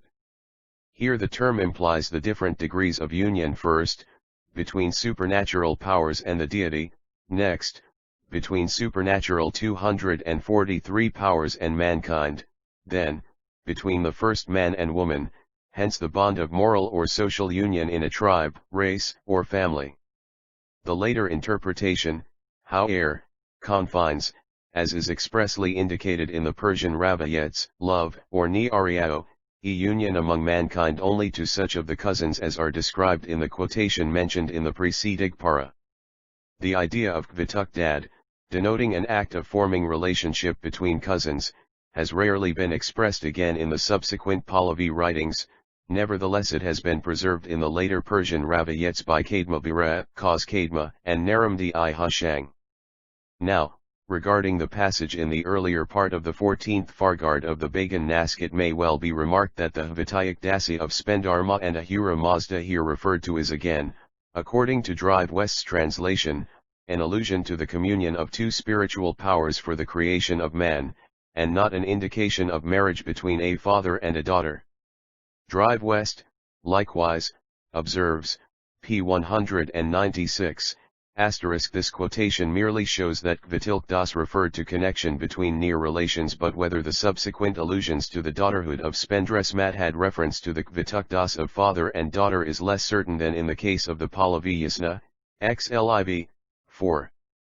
The same might also be said concerning the passage from the 7th book of the Dinkard, mentioned at page 412, where we are informed, as Drive West remarks only about the Kvitukdas ih of Mashia and Mashiana. Likewise, concerning the passage inserted irrelevantly in the Pahlavi commentary to stanza 4, Yasna, chapter XLIB, which refers to the fatherhood of Ahura Mazda and to the daughterhood of Spendresmat. The passage is rendered by Drive West, p. 393, thus I proclaim in the word that which he who is Ahura Mazda made his own best Vituk Dasil. By the aid of right easness Ahura Mazda is aware who created this one to perform one Vidi SBE volume XVIH 244 Vida Dasil. And Throak fatherhood, of Atiharniajal v6 human referring to Giamard, Lewis cultivated by him, that is, for the Saka of the proper nurture of the creatures, Vedic Dost was performed by him. So she who is his, Ahura Mazda's, daughter is acting well, who is the fully minded Spend Armad, that is, she did not shrink from the act of Khvet ilk das. She was not deceived, that is, she did not shrink from the act of Kvituk das, because she is an observer of everything as regards that which is Ahura Mazda's, that is, through the religion of Ahura Mazda she attains to all duty and law. From this quotation it is easy to see that here the reference is plainly to the particular supernatural Vituk Dasi of Ahura Mazda and Spendresmat and not to any practice of consanguineous marriage among the old Ira.Nians.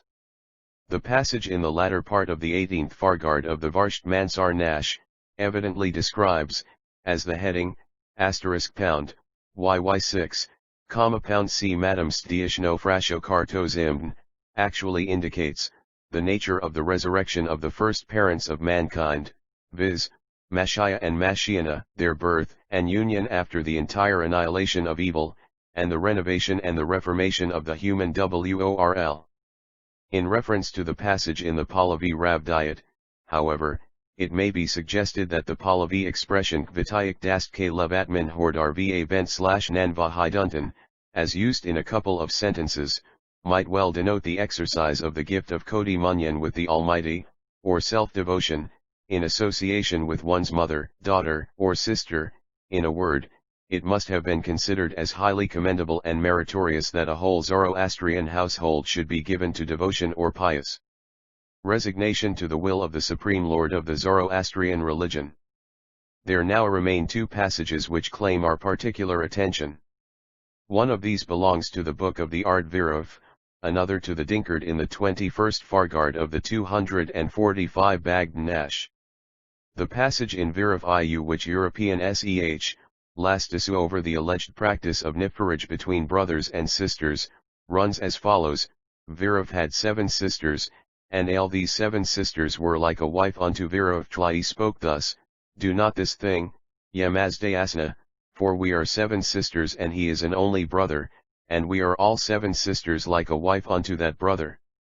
Here arises an important question, whether it is possible to conclude hence that those 7 sisters were actually married to Virov, or that they were merely dependent upon him for their sustenance, just as a wife is dependent upon her husband. Lb is, indeed, characteristic that the sisters do not call Virov their husband, but their brother, and they further regret that the disappearance of their brother few in this life should deprive them of their only support in this world. Again, the Pahlavi word mju3. Klujahi, like, implies a conditi similar to that of a wife and not the actual condition of a wife. Such an expression of similarity was quite unnecessary, if those sisters were actually the wives of Virov. On the other hand, there is a difference in the words of the 2 oldest texts from which all subsequent copies were transcribed, d. A copy which is preserved in the collection of Dr. Hang's Sis, and dated Samkat 1466, has quite a different word, zan, wives in the place of Akman, sister. If we should accept the former word, the meaning would be Virov had 7 wives, who were all sisters.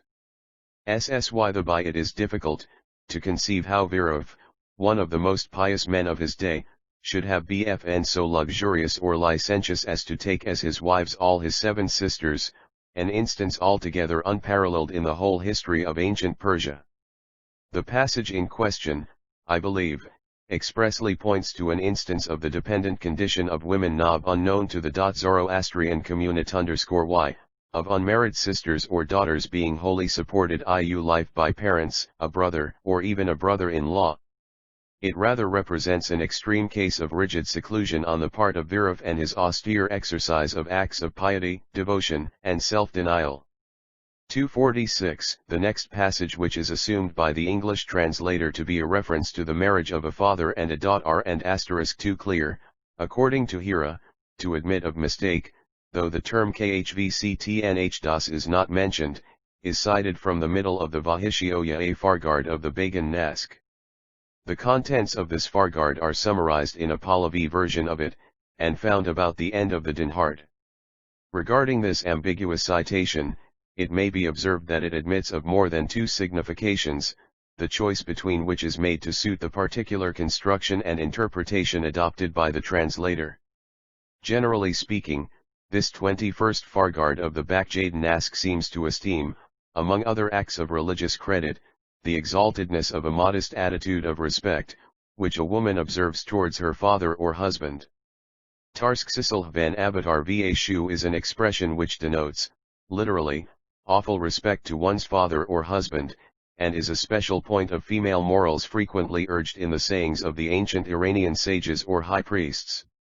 The same idea appears to have been inculcated by this passage of the Bagd Nask, which, if rendered accordingly, would put forward a meaning quite different from the one expressed by Drive West, whose version of the Pahlavi text runs as follows, p. 397, and this, too, that a daughter is given in marriage to a father, even so as a woman to another man, by him who teaches the daughter and the other woman the reverence due unto father and husband.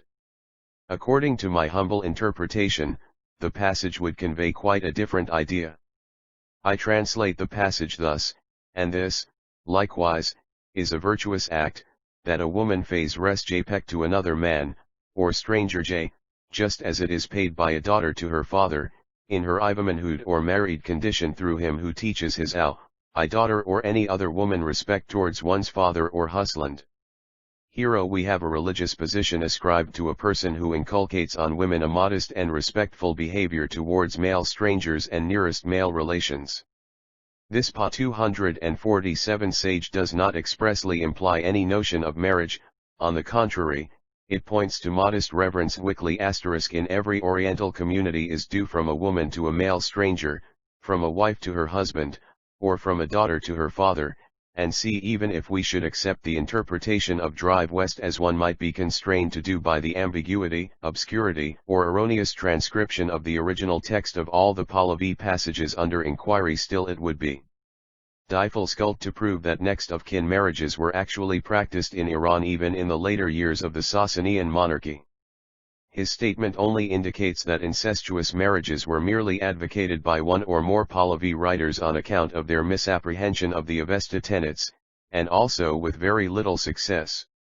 Finally, in support of the view that even the genuine Pahlavi writings do not proclaim as meritorious a practice which in the eye of reason and culture is highly discreditable, I may be allowed to adduce a passage from the 7th book of the Dgurd, on the supernatural manifestations of Zoroaster's spiritual powers. This passage expressly ascribes to the Mazdakian followers the vicious practice of promiscuous intercourse between the sexes, denouncing those who indulge in it as of the nature of wolves or obnoxious creatures. The divine revelation communicated to the prophet Zarathustra by Ahura Mazda, and recorded as such in the Ihnkard, about the changes and events which were to happen, during the millenniums that followed the age of Zoroaster, there is one which predicts as a calamity to befall the religious welfare of the early Sasanian period, the birth of Mazdak in this world, the abominable influence of his creed and the consequent beastly condition of his imbecile adherents. The passage in question may be rendered as follows: Ahura Mazda spoke, and again of the adversaries of the Mazdayasna Elegan, and of the disturbers of Oadi, the one. This may well be ascribed to the ignorance or erroneous notions of Tai Subramiut Payavi copyists 248 Aharmag v. Asdak, and Spe, who will be called also Mazdakian star. Will declare one's offs, Ryag as fit for mutual intercourse, that is, they will announce intercourse v/ith mothers, and they will be called wolves, since they will act like wolves, they will proceed according to their lustful desire just as one born of the wolf does with its daughter or Iather, and they will also practice intercourse with their mothers, their women one live like sheep or goats. This revelation plainly indicates how abhorrent the practice of promiscuous intercourse between the sexes was to the idea of the early Zoroastrians, and that it was to be expressly lie teaching of a heretic who was to rise for the annihilation of the social morality of the Sasanian Iran. Find, O preach to the imbecile monarch Kobad one what, according to the Ahura Mazdian revelation, was believed to be the detestable doctrine of sexual intercourse between the next of kin. Such was not the creed of the primitive Zoroastrianism, but of its opponents and enemies, of Mazdak and his immoral beastly followers. The jestable idea of the marriage relationship in the Avesta. 4.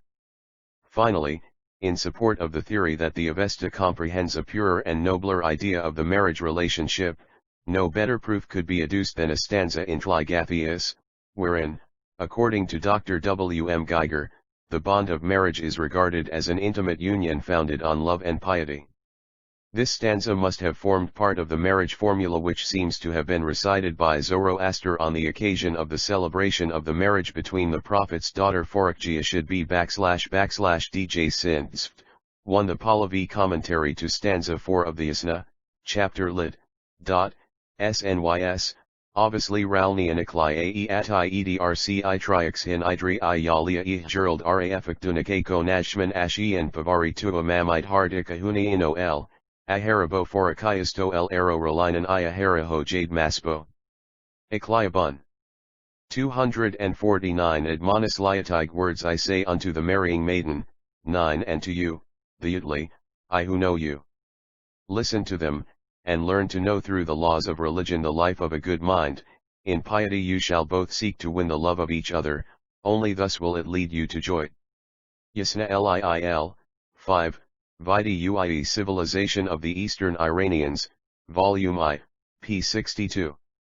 Although the Avestvka text, of which the larger portion is destroyed or lost, is a scanty collect.ion of fragments in its present condition, still there is no lack of references which show us that the custom of contracting marriages amongst the Iranians in the age of the Avesta, cannot at all be reconciled with any theory of incestuous wedlock.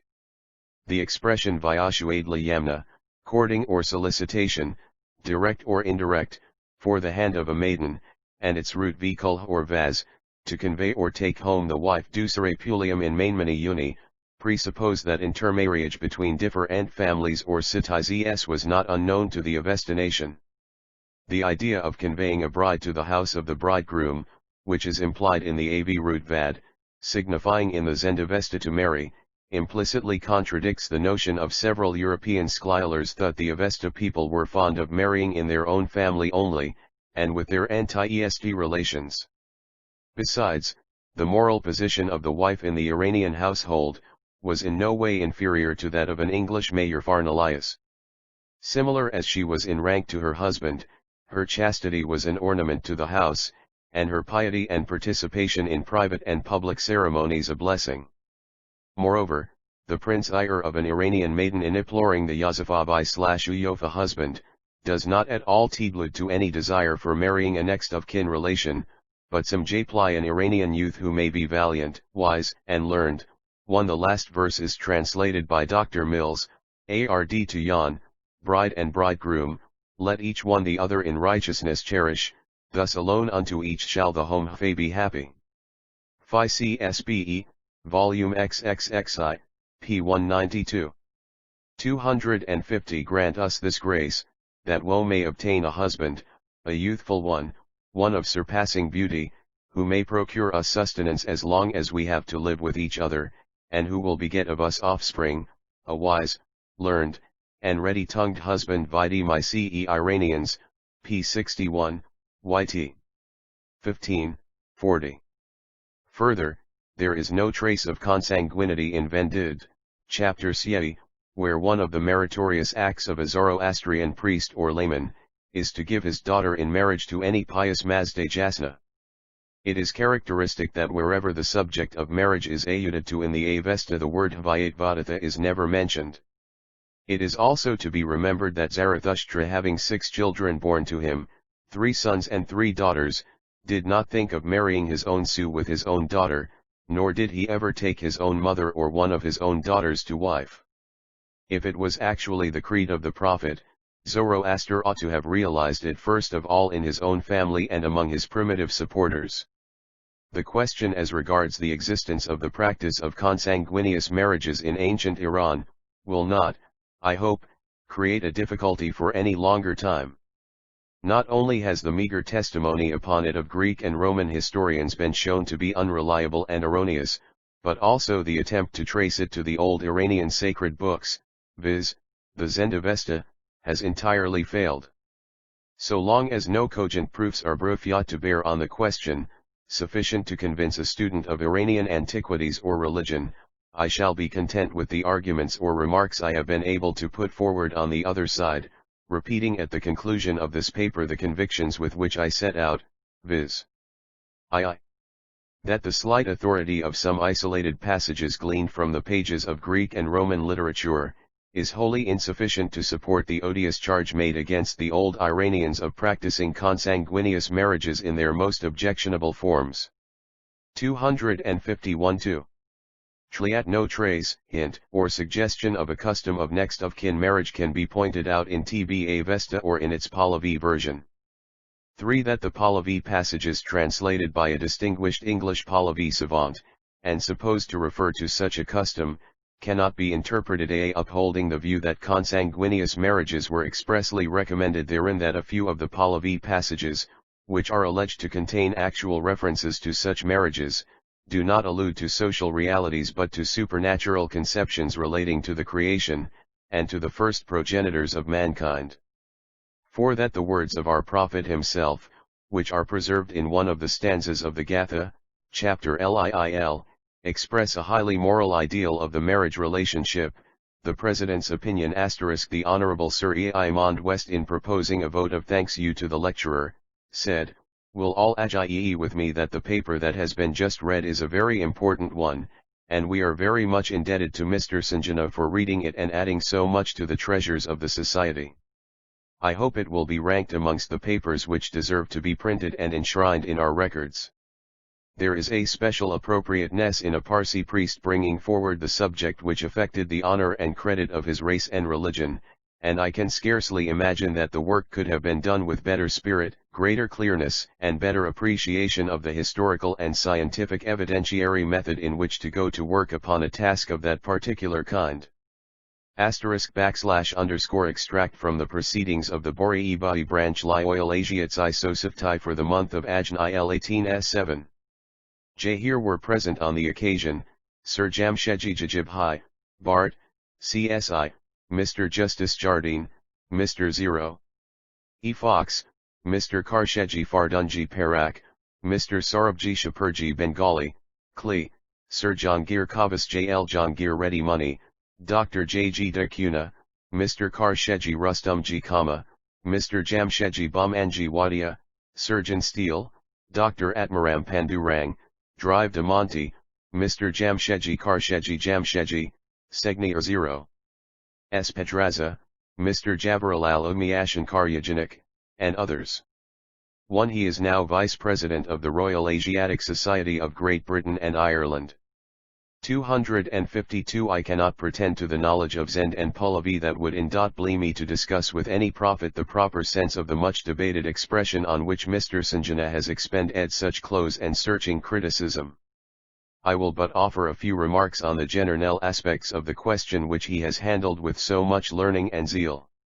It is evident, on a reference to Herodotus, Polio is the only one of the Greek writers quoted to how I have been able to make a direct reference, but equally evident from the, doubt, correct quotations from, the other Greek authors, that they wrote rather from loose popular stories, and with a view to satisfy their readers' taste for the marvelous than from a thorough and critical examination of the subject of consanguineous marriages as one of momentous importance. Herodotus has been confirmed in so many instances in which it seemed most unlikely that he has gained, and well deserves just confidence whenever he relates anything as within his personal knowledge, but of the subject of King Carabisses' marriage, he must needs have gathered his information at second hand. The other Greek writers hardly profess to do more than retell their stories out of a stock gathered with industry, no doubt, but entirely without the control of the critical spirit which in modern times we have learned to consider so indispensable. Tisias, who must have known a great deal about Persia and its people, from original observation, has told so many undoubted falsehoods that his evidence is unworthy of credit on any contested point. The first sources of European information on the subject before us are thus remarkably unsatisfactory, yet it is to be fetired that it is with impressions derived from these sources that the Western scholars have approached Parsi literature. So influenced they may very naturally have construed the mysterious and rare phrases supposed to involve a sanction of incestuous unions, in a frame of mind which had led to illusions such as the Daster has insisted on and Stephen to dispel. One would gather from the narrative in Herodotus that the marriage of Cambyses was of a kind to startle and shock the 253 sensibilities of his people, else why recount it? That would indicate very probably the survival in popular legends, drawn from a prehistoric time, of some ancient tale of wrong which the popular fancy was pleased to annex to a king who had played so great a part and had so terrible a history as Cambyses.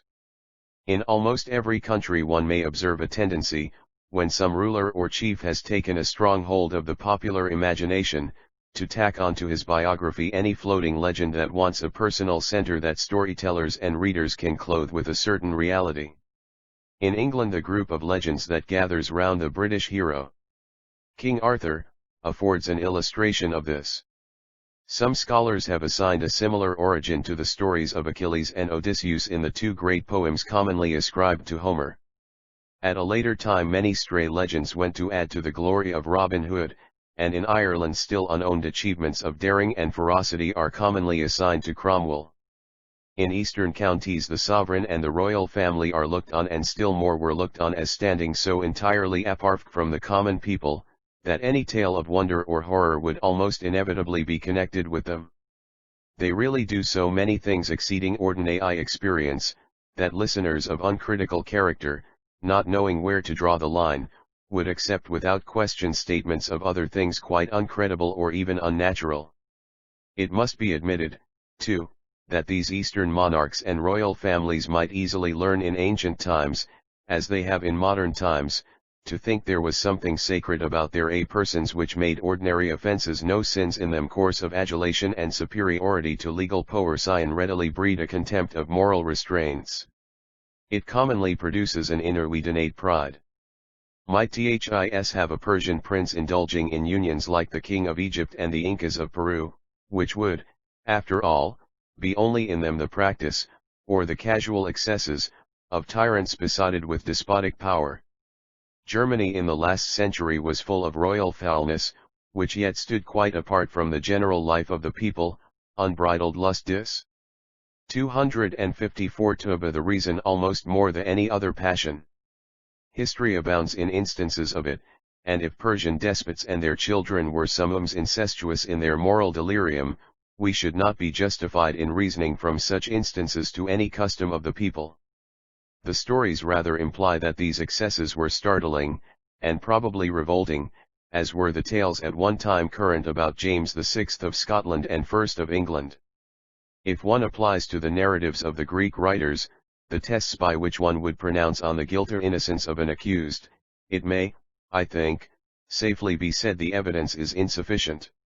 It would then surely be wrong to convict an otherwise highly moral and endowed with fine sensibilities, of a revolting practice.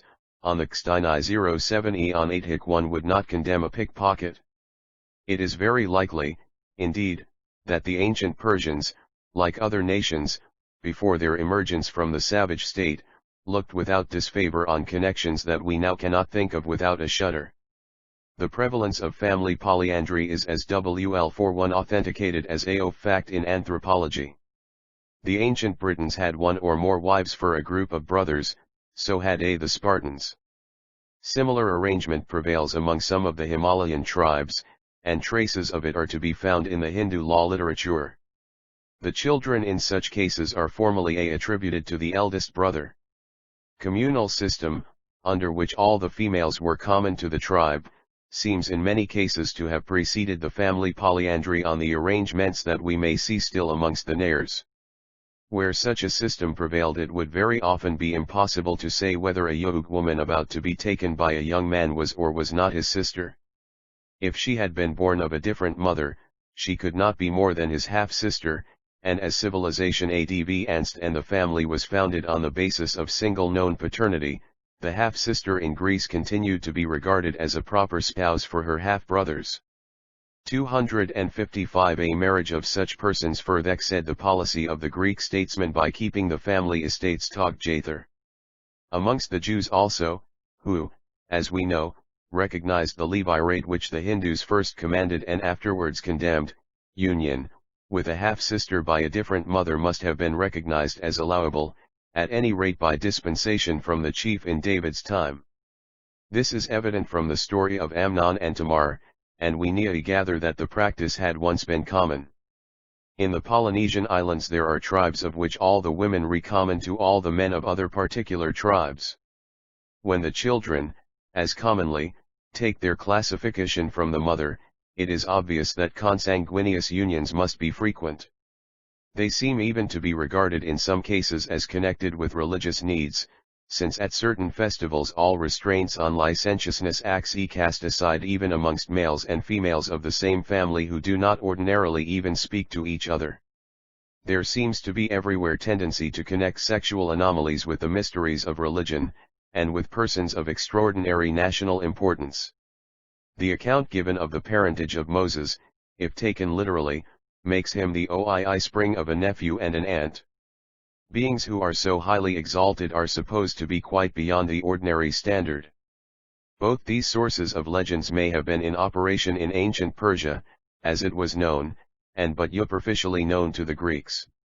There too, no doubt, as elsewhere, the transition from female to male gentileship was attended with a period of great confusion. Similar change took place, it seems, amongst the Hindus at a very early time, and in Greece Zoroaster is almost inclined to insist that he was not related to his own mother.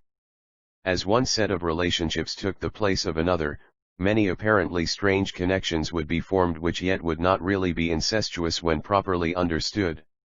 Language would adapt itself, as we see in fact it did, but imperfectly, to the change of the family system. Jamie Greeks probably knew Persian very imperfectly. In this 256 country the young civilian is continually puzzled by Fudaic words of relationship received in a much wider sense than their usual English equivalents, and the Greeks may well have found equal difficulty catching the precise sense of Persian terms of relationship in the tales that were told to them. Their own system would make them take some narratives as quite rational, which to us are revolting. In other cases the strangeness of the story told of a king or prince would prevent a critical examination of the terms employed. It would be welcome just in proportion as it was outrageous. It seems likely that such considerations as these may not have been allowed due weight by European scholars in their interpretation of the few passages in which an unambiguous phrase seems to countenance the notion that incest is recommended. I venture to suggest, as I have been able to do in my conversation with my learned friend, M.R. Sinjana, that a sense akin to that of Svayamdeva in Sanskrit, an idea of self-devotion, verum according to the context in its precise iotution, would satisfy the exigencies of all or nearly all the doubtful passages. This, however, is no more than a speculation. I cannot judge its worth.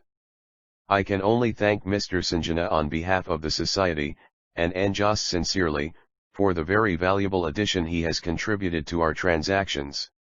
I trust it will form a new starting point in history and criticism by the view it presents to European scholars.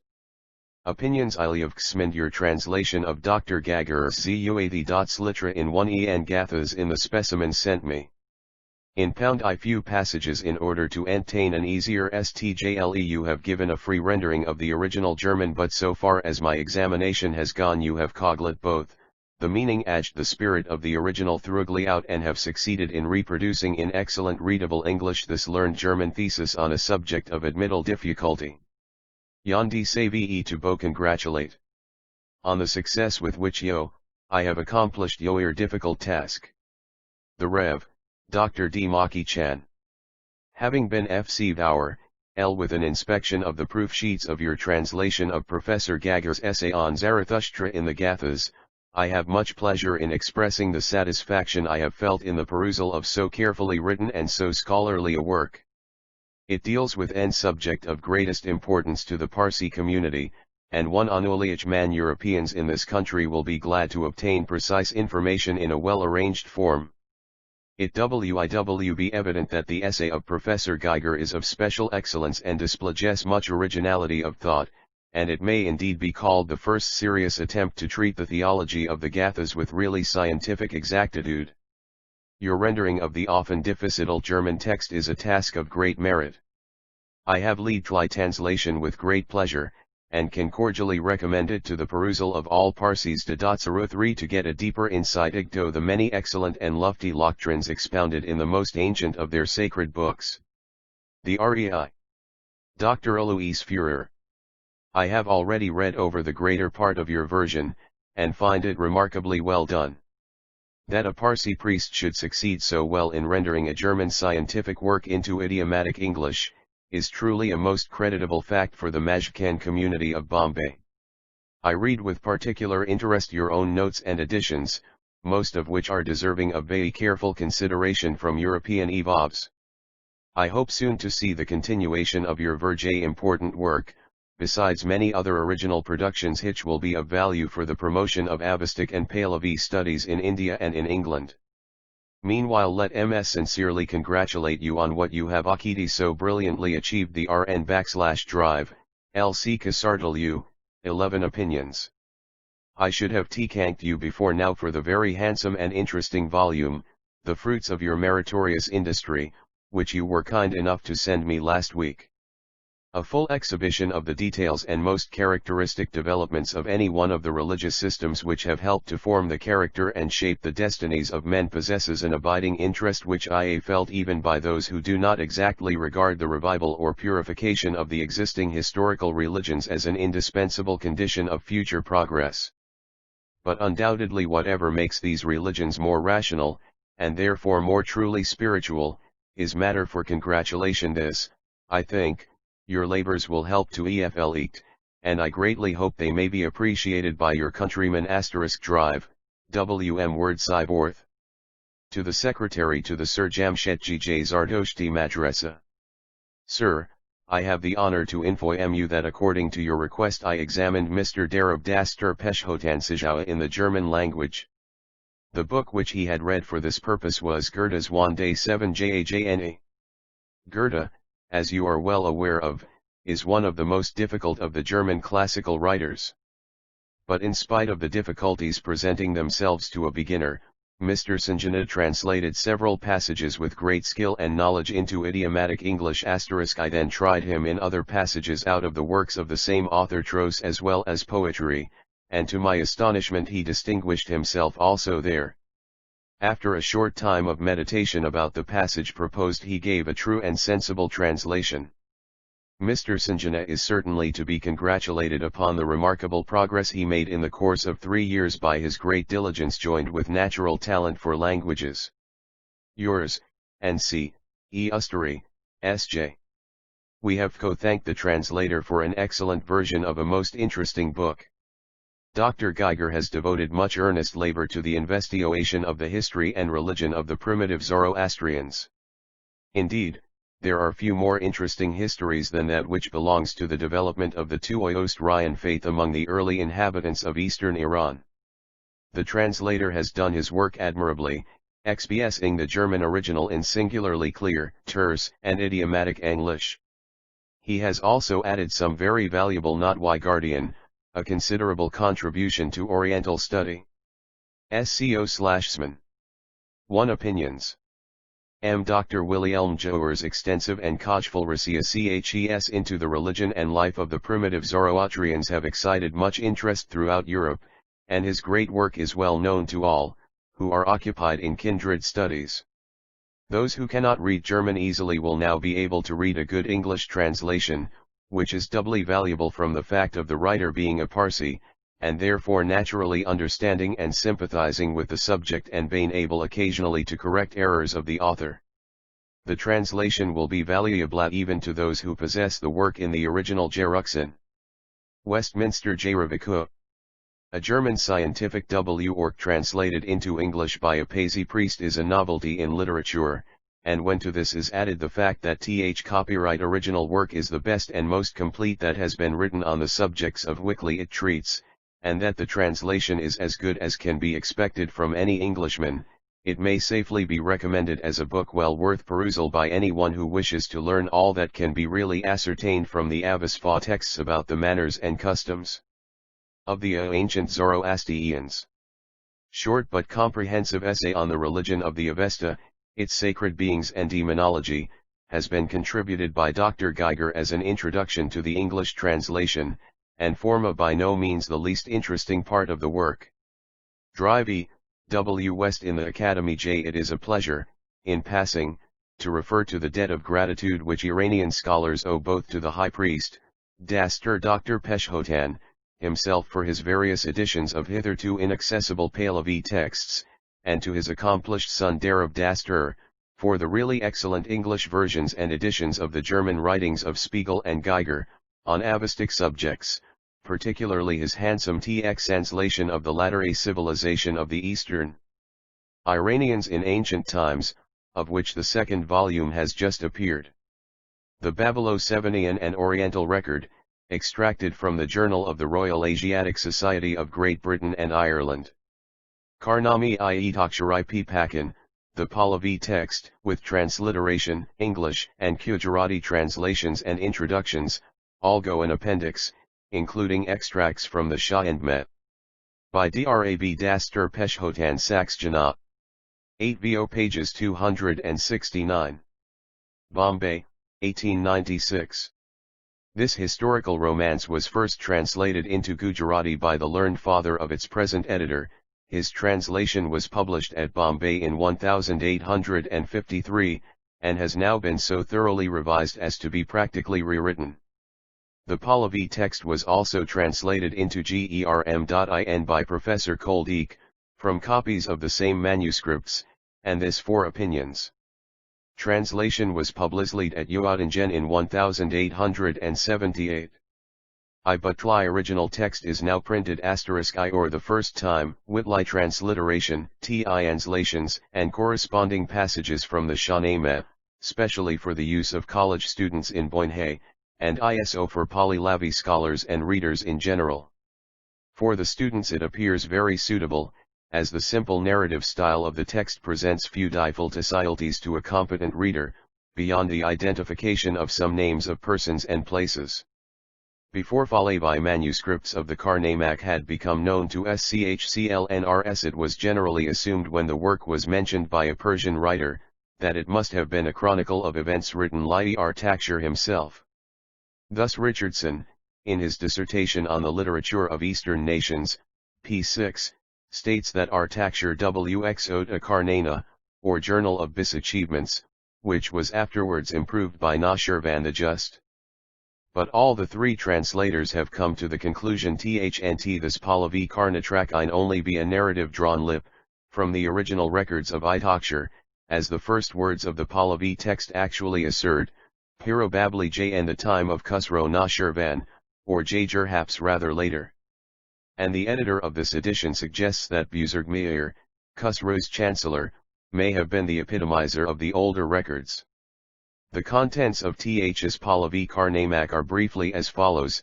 After the death of Alexander there were 240 rulers in Iran, of whom Ardavan, Instakar, was the chief. Papuk was frontier governor of Pars, and had no son, while Sasan, of the race of Dara, descendant of Darius, was his shepherd, but he did not know that Sasan was of the race of Dara. On 3 successive nights Papuk was disturbed by different dreams about Sasan, and sent for the interpreters of dreams, who explained that Sasan, or his son, Woxild rule the world. Papuk then sent for Sasan and asked him about his ancestors, promising him protection, and Sasan told him the secret of his parentage, Pi, Ak was glad and told him to put himself into a bath of zasho, clothed him with royal garments, fed him well, and afterwards gave him his daughter in marriage, who bore a son, named Artaxerxes, whom Papuk accepted as his own son. This adoption made Papuk the lawful father of Artaxerxes, as stated in Sasanian inscriptions, but some writers about Nashirvan's time were still aware that Sasan was his real father. On account of his proficiency in learning and athletic exercises, Artaxerxes was summoned by Artaban to court when 15 years old, to be etiquette with other princes. He soon surpassed them all in riding and hunting, and in such games as polo cupigan, chess. Opinions. V/Iatragi, and backgammon Juvardal Shur. But owing to a dispute with Ardavsa's eldest son, while hunting a wild ascor, he fell into disgrace, and was sent to work in the king's stables.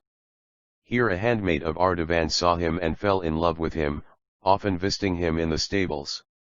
One day the king consulted the astrologers, who told him that some servant, who should run away within 3 days, would soon unite the whole land under his absolute sway.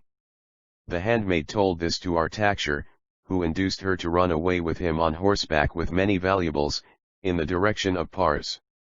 When Artaban discovered their flight, he pursued them with his troops, and heard from some peasantry that they had passed by, hours before, followed by an eagle which, the astrologers told him, must be the kingly glory, and if it overtook them, they would be safe.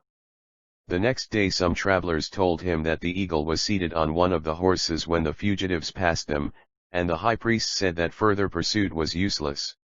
So Artaban returned home and sent his son, with troops, to capture the fugitives in Pars. In this episode, there is some doubt whether the animal which personates the kingly glory is Lal, an eagle, or Varuk, a ram, the only difference between the two words, in Pahlavi characters, being the initial VA in the second word, which, in some cases, may be an optional final of the preceding word in the sentence. The doubtful word occurs 5 times, and in the oldest surviving Ms of the text, from which all other known copies have descended, the initial VA is certainly absent in 3 cases, and it may be an optional final O of the preceding word in the other 2 cases. So far, the evidence is in favor of Lo, equals Persian // an eagle, and this reading is further supported by the Zamayat Yasht, 34-38, in the Avyada, which states that the kingly glory departed from Yuma in the shape of a bird, Miragd, the first time in the shape of a Yargwa bird, and this is repeated for the second and third times. Nolik has preferred to consider the animal as a ramd, probably because the Shavnama uses the word firm, but some particulars of Ferdowsi's description of this animal are not quite consistent with the appearance of a ram, such as a wing like the simurg and a tail like the peacock. The Zvarish verbs rihatun and sagaltun, which are used in the Pahlavi text, appear to be applied to the motion of both birds and quadrupeds. The Karnamak next narrates how Artaxerxes went on towards the seacoast, and many of the people of Pars submitted themselves to him. At one place, afterwards called Ramishni Artaxerxes, a magnanimous man, named Sanak, or Bohak, of Ispahan, who had fled from Artaban, came 6 opinions. And joined Lame, with his 6 sons and several warriors. Artaxerxes ordered a town to be built, and left Banak and his forces there, while he himself proceeded to the sea-coast, where he built the town of Beseeked Artaxerxes and established a varum fire on the shore. He then returned to Banak, to raise an army, and, after hard and continuous fighting, Artaban was conquered and slain, and his daughter became the wife of Artaxerxes, who, returning to Pise, built other towns and constructed various public works.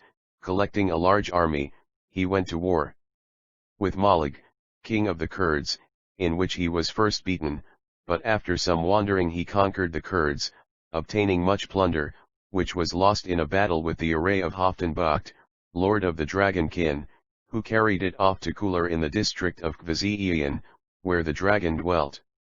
Artaxerxes had intended to go to Armenia and Aturpatakan, where Yadash.Rafankard of Shahryar was ready to submit, but he was commanded to stay and fight with the sons of Haftanbakht, and was again defeated, Hoftenbucht had 7 sons, hence probably his name, one of whom now came from Arvistan with reinforcements, Arabs and Meanigan, over the sea, and Artaxerxes' forces Avrahmed in.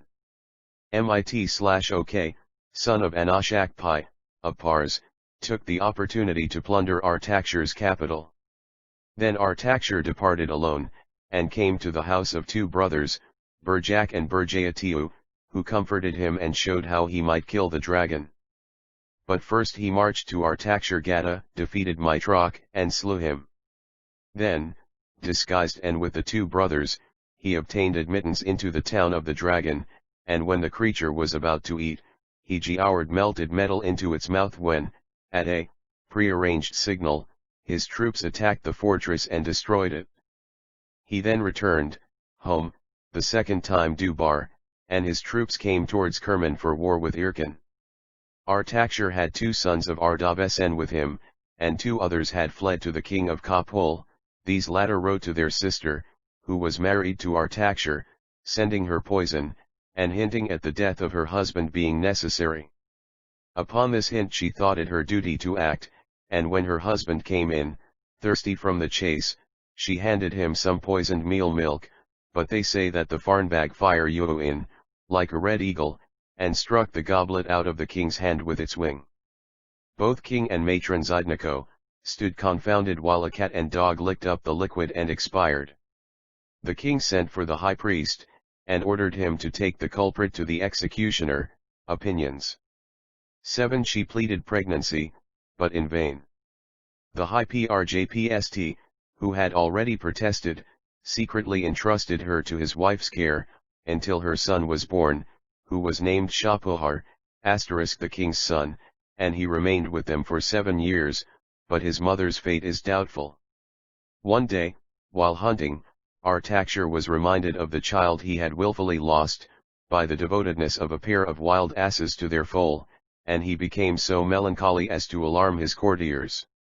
The high priest, princes and nobles, chieftains and secretaries, all anxiously inquired the reason of his despondency, when the king explained how he had been reminded of the lost child, and feared he had committed a grievous sin. The high priest then confessed that he had disobeyed the king's orders, and a handsome and accomplished son had been born, who was then produced. The high priest was richly rewarded, and a city was built on the spot, called Rai Shapohar, the splendor of Shapohar.